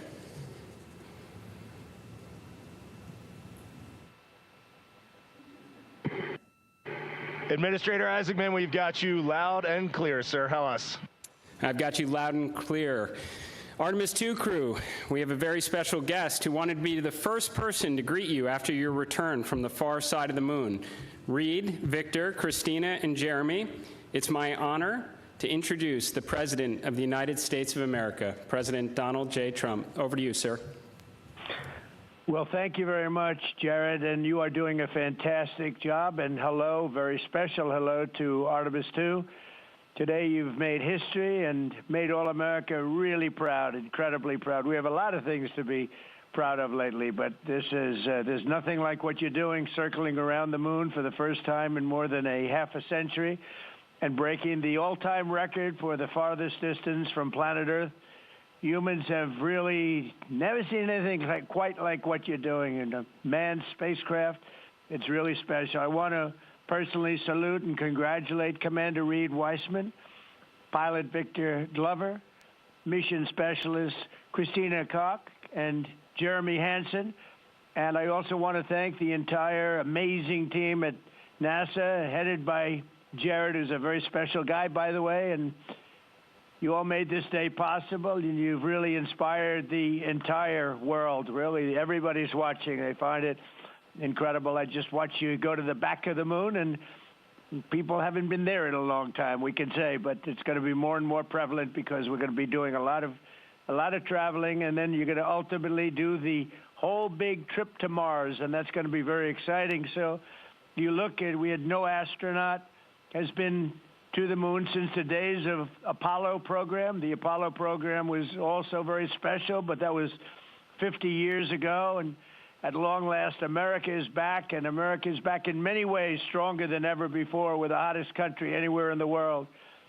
The Artemis crew flew in the most powerful rocket NASA has ever made, ever launched, traveled over 250,000 miles, broke the distance record set by the legendary Apollo 13. And America is a frontier nation, and the 4 brave astronauts of Artemis II are a modern day, you really are modern day pioneers, all of you, and one of them happens to be a neighbor. You know who that is, right? You have a special person over there, a neighbor, and we like our neighbor. Your mission paves the way for America's return to the lunar surface very soon. We're going all out. We're doing everything we can, and it's headed up by Jared. We'll plant our flag once again, and this time we won't just leave footprints. We'll establish a permanent presence on the moon, and we'll push on to Mars. That'll be very exciting. I'm waiting for that so much. I'd love to be here, but maybe we won't quite make it in terms of timing, but we will be up in the moon, and that's going to happen soon. So America will be second to none in space and everything else that we're doing, and we will continue to lead the whole thing into the stars, this incredible journey into the stars. So I just wanted, it's an honor to speak to you, and I wanted to congratulate each and every one of you. And tell me, what is the most unforgettable part of this really historic day? The whole world is watching and listening. Please tell me.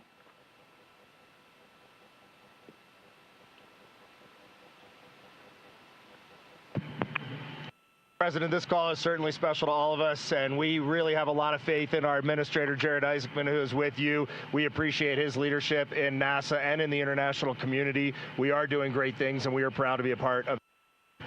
I have to tell you, as we came around the near side of the moon, seeing all the sights that we've seen from Earth for all of our lives, but we're seeing them from a different perspective, and then we started to get a glimpse of the and we saw sights, Oriental sights that no human has ever seen before, not even in Apollo, and that was amazing for us.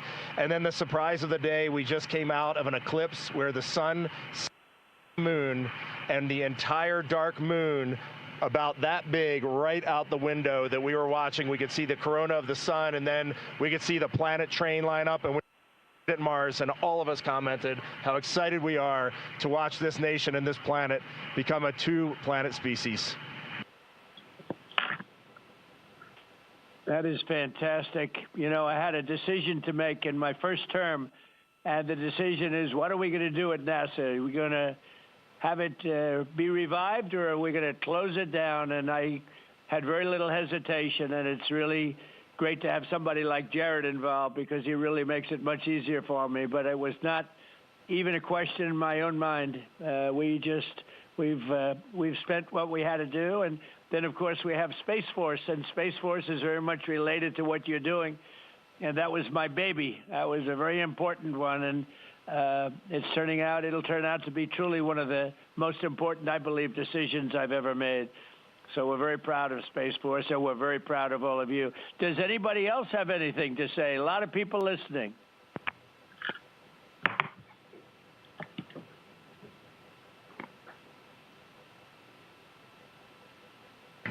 Mr. President, to be here with you speaking about our incredible day today. I think one of the biggest highlights was coming back from the far side of the moon and having the first glimpses of planet Earth again after being out of communication for about 45 minutes. It really just reminds you what a special place we have and how important it is for our nation to lead and not follow in exploring deep space.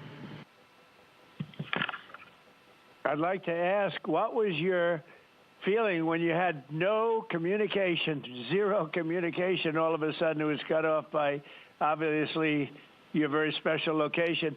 What was your feeling when you had no communication? A little bit different, perhaps?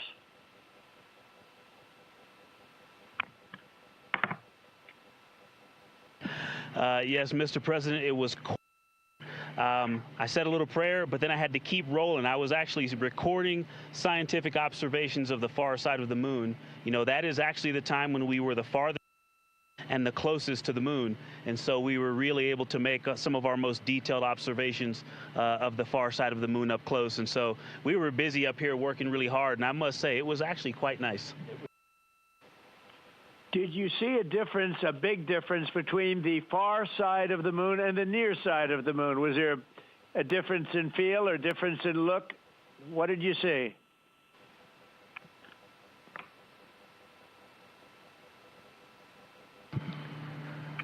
Well, Mr. President, we certainly did, and our science team really set us up well to understand what they thought we might see.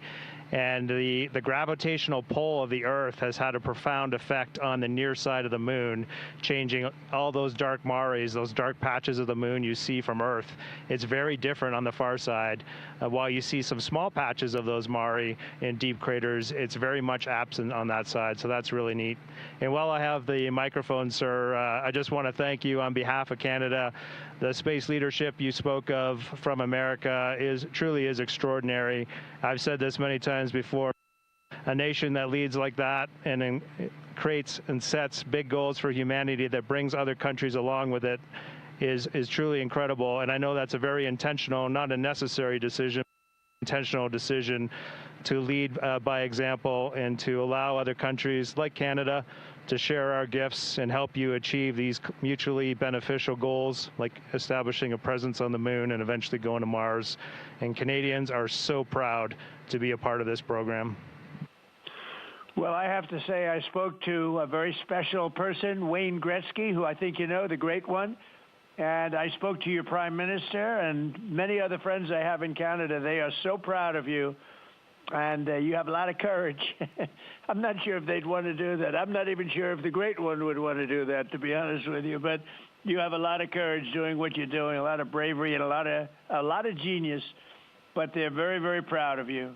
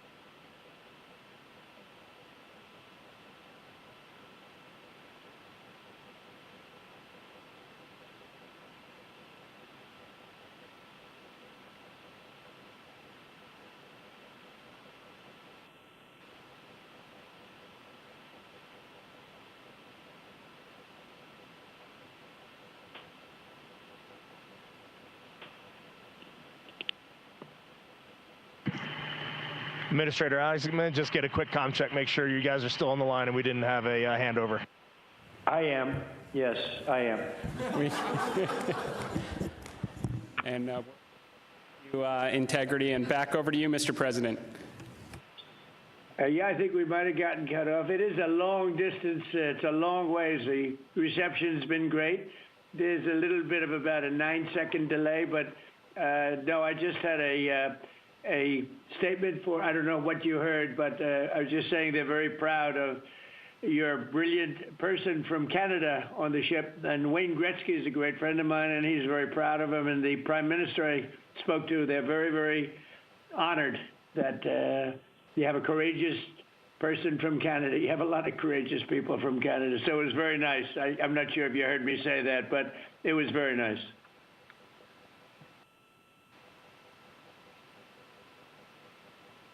Yes, Mr. President, we heard that, and we do love our Jeremy Hansen. We love all our Canadian astronauts, Jenny Gibbons, Josh Kutrick. They're just great people, and they're such a welcome addition to our Corps. Great. Well, I really look forward to, when we can, I look forward to seeing you in the Oval Office. I'll ask Jared to bring you over, and I'll ask for your autograph, because I don't really ask for autographs much, but you deserve that. You really are something. Everybody's talking about this. And I look forward to having you in the Oval Office at the White House, and we will celebrate your incredible achievements and triumphs. This is big. This is really big stuff. The whole world is talking about it. And if you have the time, I will certainly find the time. I've been pretty busy also, as you know, but I will absolutely find the time, and we'll get together, and I'm going to be giving you a big salute on behalf of the American people and beyond that.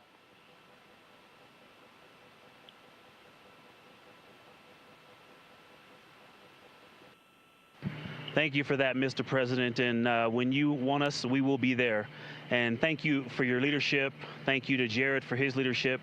Really, thank you for taking the time out today to visit NASA. It's really special for us, but it's really special for the team on the ground. A whole team of people all around the world pulled this off, and we just want to say thank you to all of you for this. It is the thrill and honor of a lifetime to have been on this journey. Today was amazing, but this 3-year journey has been amazing, and it was made possible by the American people and the Canadian people, and we're so grateful to you all. Thank you very much. Well, thank you very much. And Jared, congratulations. We'll see you soon. And I know that you have Mars very much in your mind, so we'll start thinking about that pretty soon, I think. And thank you. Congratulations to everybody. I'll see you at the Oval Office. Thank you for your time, Mr. President. It's been an honor. Thank you very much. Bye. Bye. Integrity. This is Houston ACR. That concludes the event. Thank you. Thank you to all participants. Integrity, we are now resuming operational audio communications.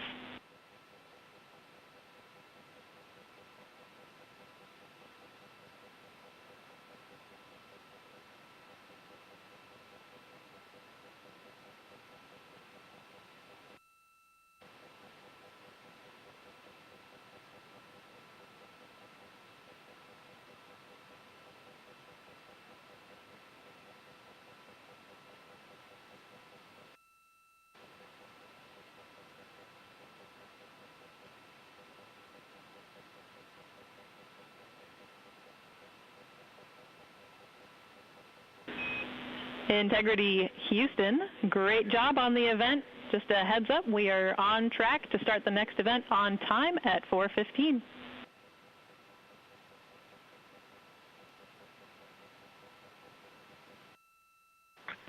Okay, sounds great. We'll be ready.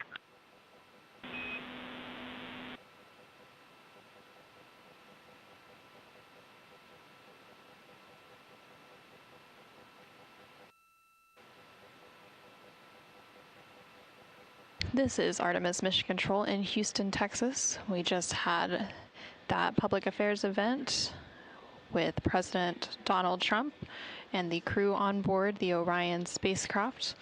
And coming up in about 10 minutes, there will be another public affairs event. That event taking place at a mission elapsed time of 5 days, 4 hours, and 15 minutes. Currently on your screen, you're seeing a look at the Artemis real-time orbit website, which provides updates on the velocity as well as the distance of the Orion spacecraft from both Earth and the Moon. The Orion spacecraft and its crew, that crew including Reed Wiseman, Victor Glover, Christina Cook, and Jeremy Hansen, are currently about 250,000 miles away from the Earth, and that distance is starting to become smaller as they are now on the return leg of their journey. And they are about 9,300 miles away from the Moon. They made their close approach to the Moon. Integrity Houston with a question about fan speed.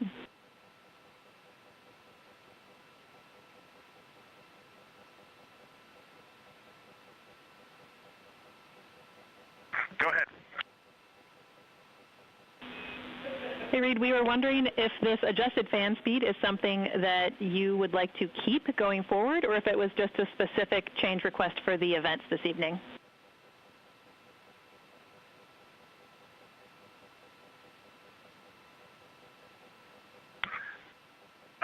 Certainly for PAO events, this is an ideal fan speed. If you're willing to give us this fan speed for routine habitability, I think we would take it and try it for a while.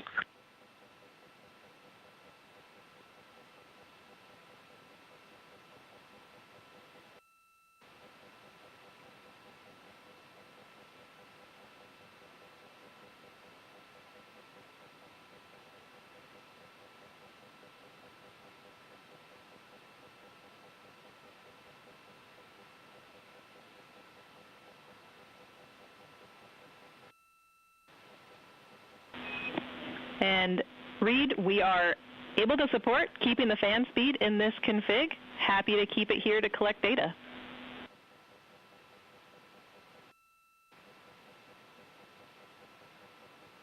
Okay, you got 4 happy astronauts up here. We'll take it. Obviously, when we go to exercise, we'll need to bump it up, but I think for quiescent living, this will be great. We copy, and we love seeing those smiles.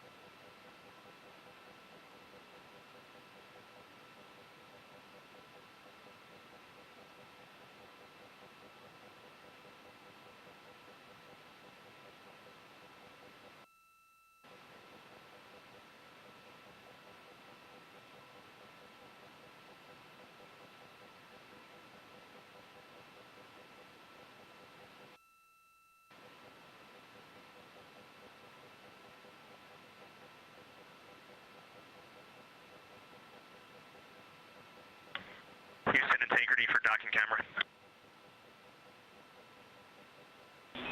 Go ahead.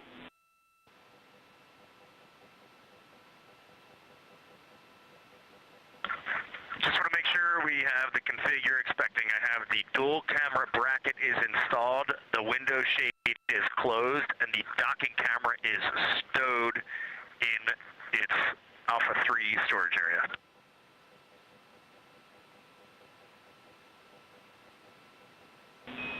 That's a good config.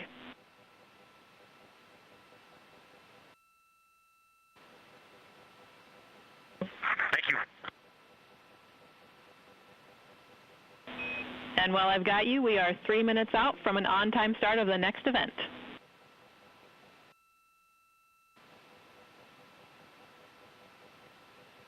This is Artemis Mission Control in Houston, Texas. You can see a live look of the Artemis II crew inside the Orion spacecraft cabin as they prepare for another public affairs downlink event. There on your screen is CSA astronaut Jeremy Hansen along with NASA astronaut Reed Wiseman and NASA astronaut Victor Glover popping up. Earlier today, the crew completed their lunar flyby observation period, during which the Orion spacecraft and its crew passed approximately 4,000 to 6,000 miles from the moon and provided the astronauts with a full disk view of the lunar surface. And from that higher vantage point, the astronauts were able to observe both poles and large-scale geological features in a single view. Towards the tail end of that observation period, they also were able to see an eclipse. And that eclipse period lasted about an hour and was when the sun was hidden from view behind the opposite side of the moon from the perspective of Orion. Since then, the crew has been working to clean up some of their observations and transfer some of the data and imagery down to the ground to begin processing, and the science team will take a look at that imagery as it comes down ahead of a post-lunar flyby conference tomorrow with the crew following their sleep period. Now we are standing by for a second public affairs event taking place in about a minute.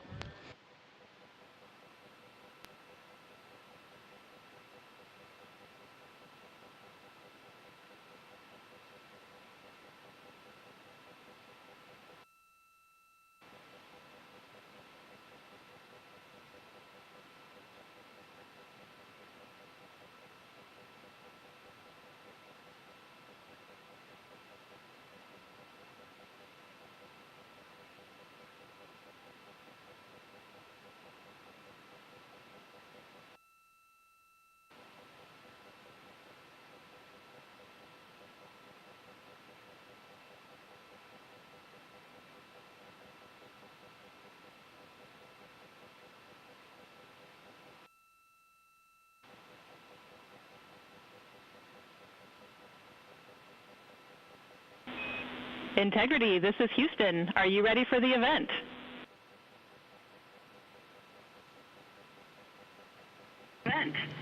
Houston, Integrity is ready for the event. Administrator Isaacman, this is Mission Control Houston. Please call Integrity for a voice check. Integrity, Jared Isaacman, comm check.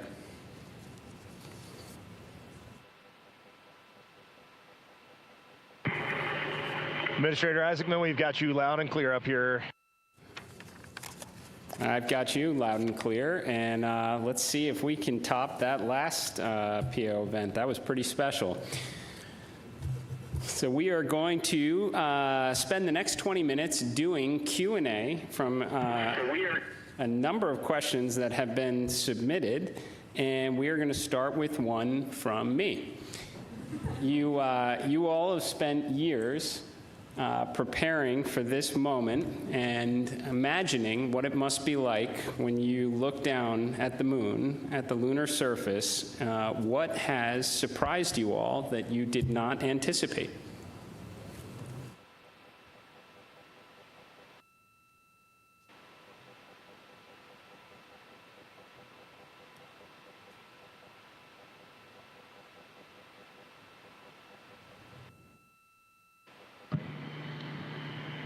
Go ahead.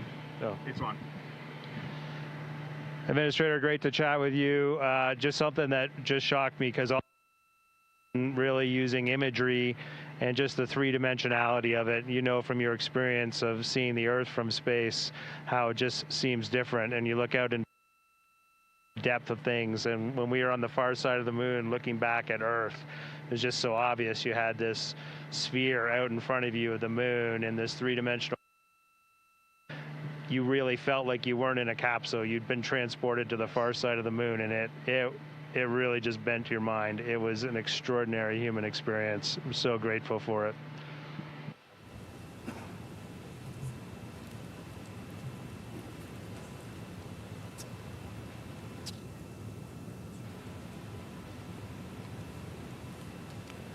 Integrity, Jared, anyone else want to answer that one?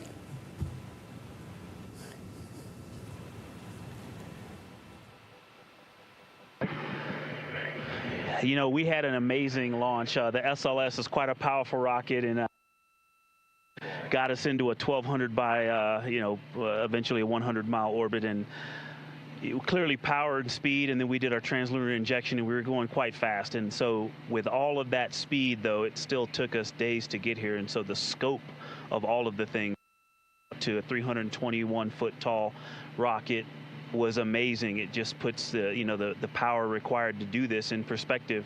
But then even with all that power and to get to those velocities, it still took us days. And the breadth of the distance we had to cover, watching the distance from Earth count up and the distance from the moon count down was one of the most surprising things I've enjoyed. Well, as I was trying to formulate an answer, at first I couldn't think of anything because there are so many things to choose from. I'll try to just narrow it down, but I'm going to go with something we did yesterday, a manual power flight test objective, where we just basically got to sit at the vehicle. It was Jeremy and I this time, and just drive around using the rotational hand controller, basically just drive it with the stick, and how well it handled, how tight the control algorithms were, and watching it respond when we actually degraded it on purpose by going into 3 degrees of freedom control, by actually inhibiting some of the jets, which even though we have jet redundancy, of course, for each other in these complicated algorithms. So it was just amazing to be in a deep spacecraft and just be flying it around by hand. The one other thing I'll say, how fast it has gone by. I'm not ready to go home. I can't believe that something this cramped of quarters can fly by and still be fun every single minute. And I'll just close out with, I think just scale, Jared, is the thing that is just blowing my mind. You flew Polaris Dawn to some amazing apogee numbers, and on the International Space Station, we're 250 nautical miles up, and that's the most beautiful view I think a human could ever experience. And we are dealing with numbers that are 250,000 miles, and every time Mission Control points this vehicle either at the moon or at Earth, and it reminds me every day that humans have to go, we've got to explore, we got to go further to expand our knowledge, expand our horizons. And every time we take another step forward, it makes the world seem a little bit smaller and a little bit more manageable. And just putting these numbers in perspective, it is impossible as a human to look at these displays and comprehend them. But here we are, and NASA is doing this, an international team is doing this, and they're doing it very well. Excellent words, Integrity. So certainly a very wild insertion orbit. I can imagine the contrast between perigee and apogee, the scale of it all, the 3D, seeing the moon come alive, and then certainly manual control. Well, every Dragon crew for the last 5 years is very jealous on that. Okay, so we're going to questions here. This one, the Artemis II crew, inspire all of us, but what inspires you?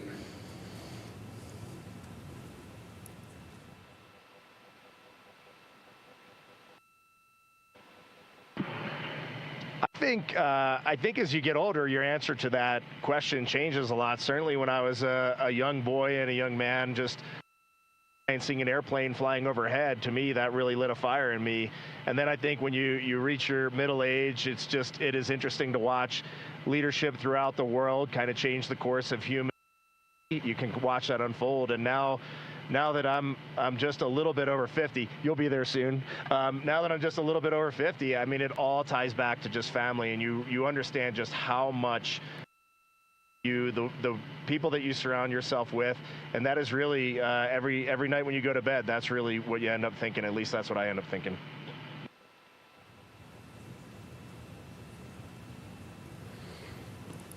Thank you. All right, so here's a question. It's a good one. So for the Artemis III crew, what is the advice you would pass along for the next astronauts that will go in Orion?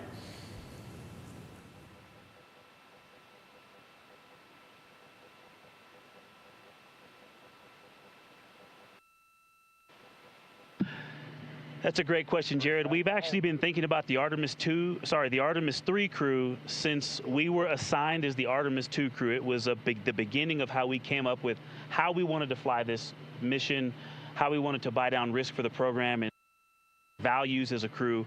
And so, you know, over the course of these 3 years, we've taken a lot of notes. So we've almost got a book to hand them. But I think a few practical things, just sitting here, we've been living for the past 6 days, how you pack is a huge impact to how you will live on the journey. And so things like food and your hygiene products, and then, you know, you know what's going on with our waste management system, the technology that we have, practicing that and being familiar with that and being prepared mentally. I used it on the space station. I used it at home in training, but I'll be honest, I wasn't really prepared to have to use it for over half the mission. And but you know, we adapt and overcome, and so I can't wait to talk to that crew. I'm glad you said it, or else I was. We definitely have to fix some of the plumbing. Okay, this question is from Merriam-Webster. So wordy one here. So you are going to be, well, you've already surpassed more than 250,000 miles from Earth, farther than any human has gone before. So what are some words that come to mind when you try to wrap your mind around this very unique experience?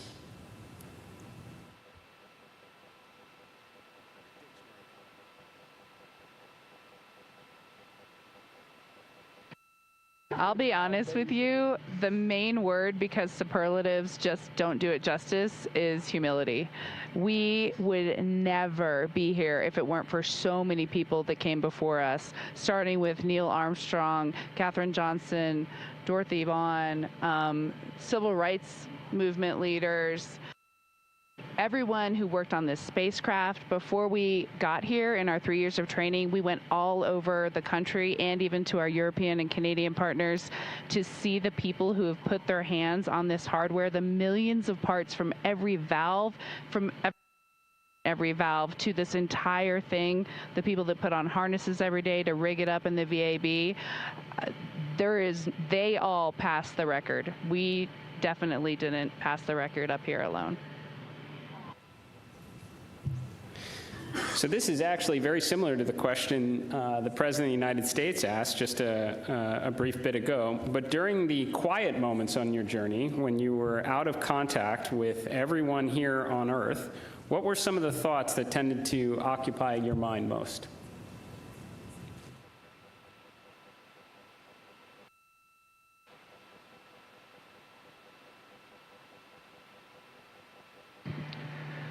Yeah, as Victor said earlier, when we were on the far side of the moon and out of contact with planet Earth, we all knew it, and it was a milestone. We saw Earth disappear, the Earth set. But we were so busy with the science, and we have such faith in our vehicle integrity, such faith in mission control, that we were just at complete peace and just doing our job. And just trying to do a good job to collect as much science data as we could while we were on the far side of the moon, and we were just giddy in here, like of our lives. He's being a bit humble, but as soon as we went out of comm with planet Earth, we did have maple cookies. As we just gathered together for about 30 seconds, each one of us had a maple cream cookie, and then right back into the science. But we had to take a moment to honor that time going behind Earth, and it was going behind the moon and out of touch with Earth, and that was a very surreal moment for this crew.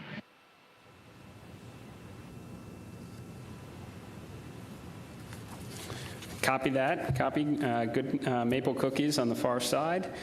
And how has this journey changed? How has this journey already changed the way you see our home planet and humanity's future among the stars?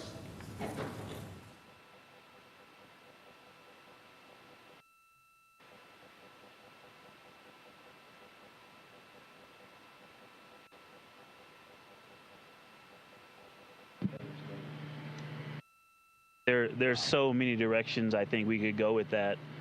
And I just, I think that there's, global, but I think real impact is local. And is to see the Earth as an entire thing and look at it, this system, and to see it all in once. But my daughters, and just the things that we can impact directly, the people that I can touch, that I can speak to, hug, and show love and gratitude toward, is the thing that I think is going to change and last. And you also talked about the future that we're going to have in the stars. And this mission, I think we swung for the fence and launched on our first try after learning a lot earlier this year. But I think it set the stage for us to go out and continue to swing for the fence hard in our Orion SLS and ground systems programs to go and get the next one teed up so that crew can knock it off out of the park. And so I have huge expectations for what's coming next. Good words. Are you feeling homesick for Earth?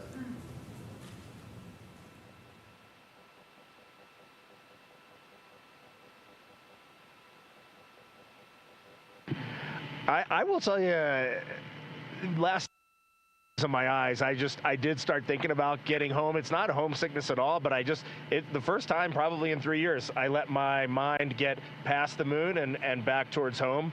And I had to catch myself right there. You're an operator just like we are, and that is the place to be when you're up here. We got to look one step ahead. What's next? What's our next burn? How are we setting up our trajectory to get home? And we are going to do that. We are locked in, and we are definitely excited for the second half of this mission.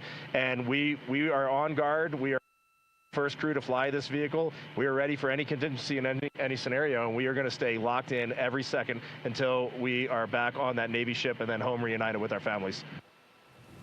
And copy that. Astronauts like being in space. That checks out. Okay, there's a lot of questions from the space photography community. How are the pictures going so far?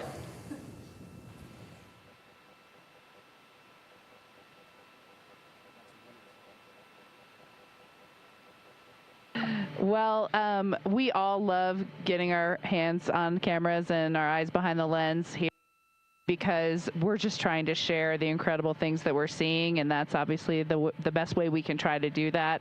I've been into night sky photography for a long time, and so this is really a dream come true for me. I have thought specifically to that community, the time lapses I've been trying to get, those are a little tougher because we have a very dynamic vehicle. It's not like being on ISS where you can get the city lights below and the auroras and the spinning stars around the North Star. There's a lot going on. But what we got to matter is out of this world. When we viewed that eclipse, that was the one time we all said, we literally cannot capture this with a camera. Everything else, I think we've really put our hearts and minds into making sure we understand so that we can bring that home to everyone. But having to set the low light features for Earthshine on the moon while it's an eclipse, that was a new one. I had to dig deep in my book for that one. And thanks for the iPhones. They've been working great. Very glad to hear that. And there are a couple billion people back here on Earth that are extremely excited to look at the imagery you've captured up there.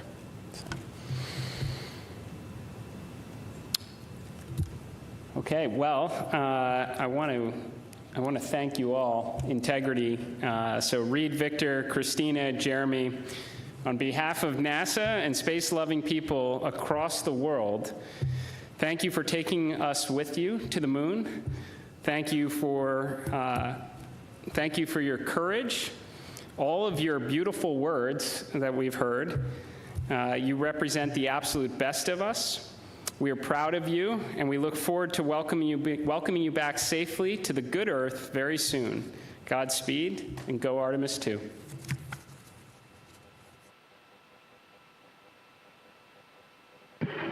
Thank you so much, Administrator. We are just proud to be a part of this team, doing our work every day, and we are supported by a huge world of humans, and we are just honored to be a part of that. Thank you. We'll see you soon. Integrity, this is Houston ACR. That concludes the event. Thank you. Thank you to all participants. Integrity, we are now resuming operational audio comm.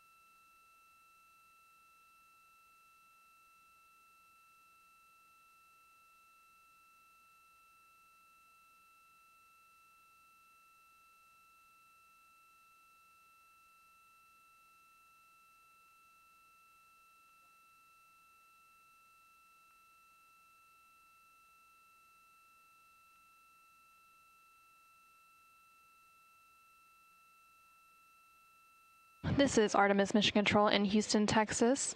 That second public affairs event with NASA Administrator Isaacman and the crew on board the Orion spacecraft named Integrity now complete, and there on your screen you're seeing a live view from the Orion spacecraft, specifically from the camera on its solar array wings, and you can see a crescent Earth there. The crew is now officially on the return leg of their journey, and Earth is now their target, with that splashdown targeted for April 10th.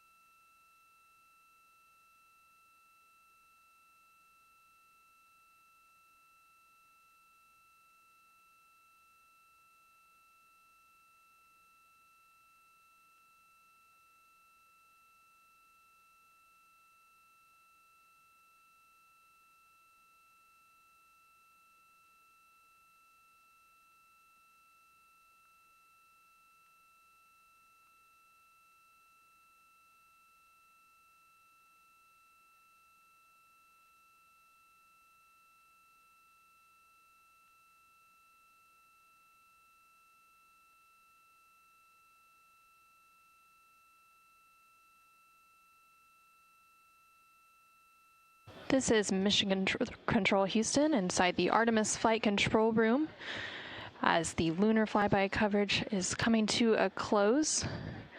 You can see a final look there of the Orion spacecraft and that crescent moon in the distance. The Artemis II crew inside the Orion spacecraft named Integrity lifted off atop the Space Launch System rocket on Wednesday, April 1st from NASA's Kennedy Space Center in Florida. This crew is the first to live and work inside the Orion spacecraft.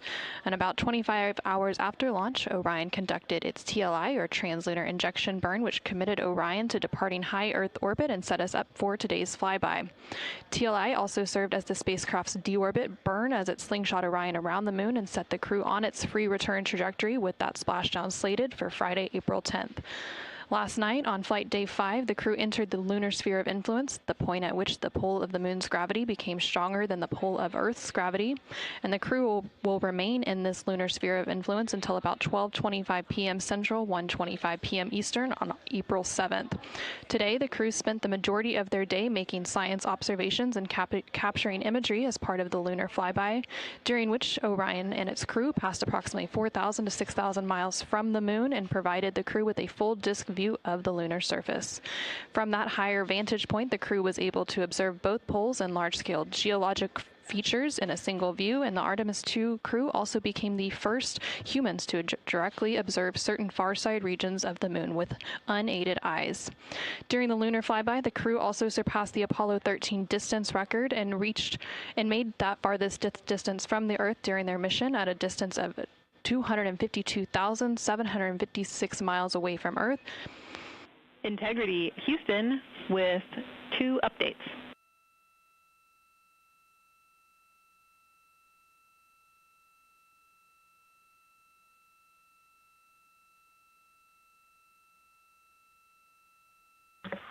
Houston, go ahead with the updates. Hey, Victor, again, awesome job on both of those events. The team down here really enjoyed following along. I've got 2 sync items for you.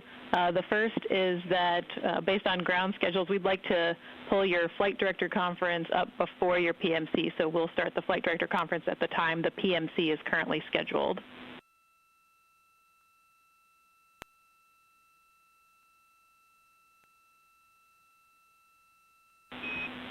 Sounds good. And the second item is just following up on the DU-1 caution. We believe this is a recurrence of what we saw with DU-2 earlier in the mission. It's back up and it's ready for you to reconfigure displays as you wish, and I see you have that in work.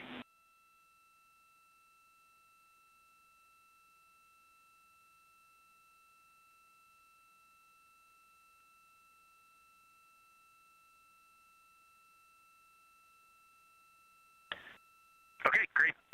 We would love a main and secondary dump line status, really the main line.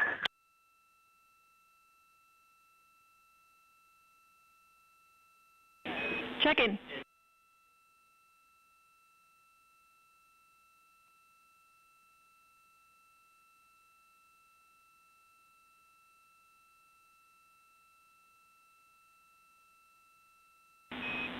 And Reed, back with you on the dump lines. The main dump is open and it's proceeding very slowly, but the secondary is still configured and go for use.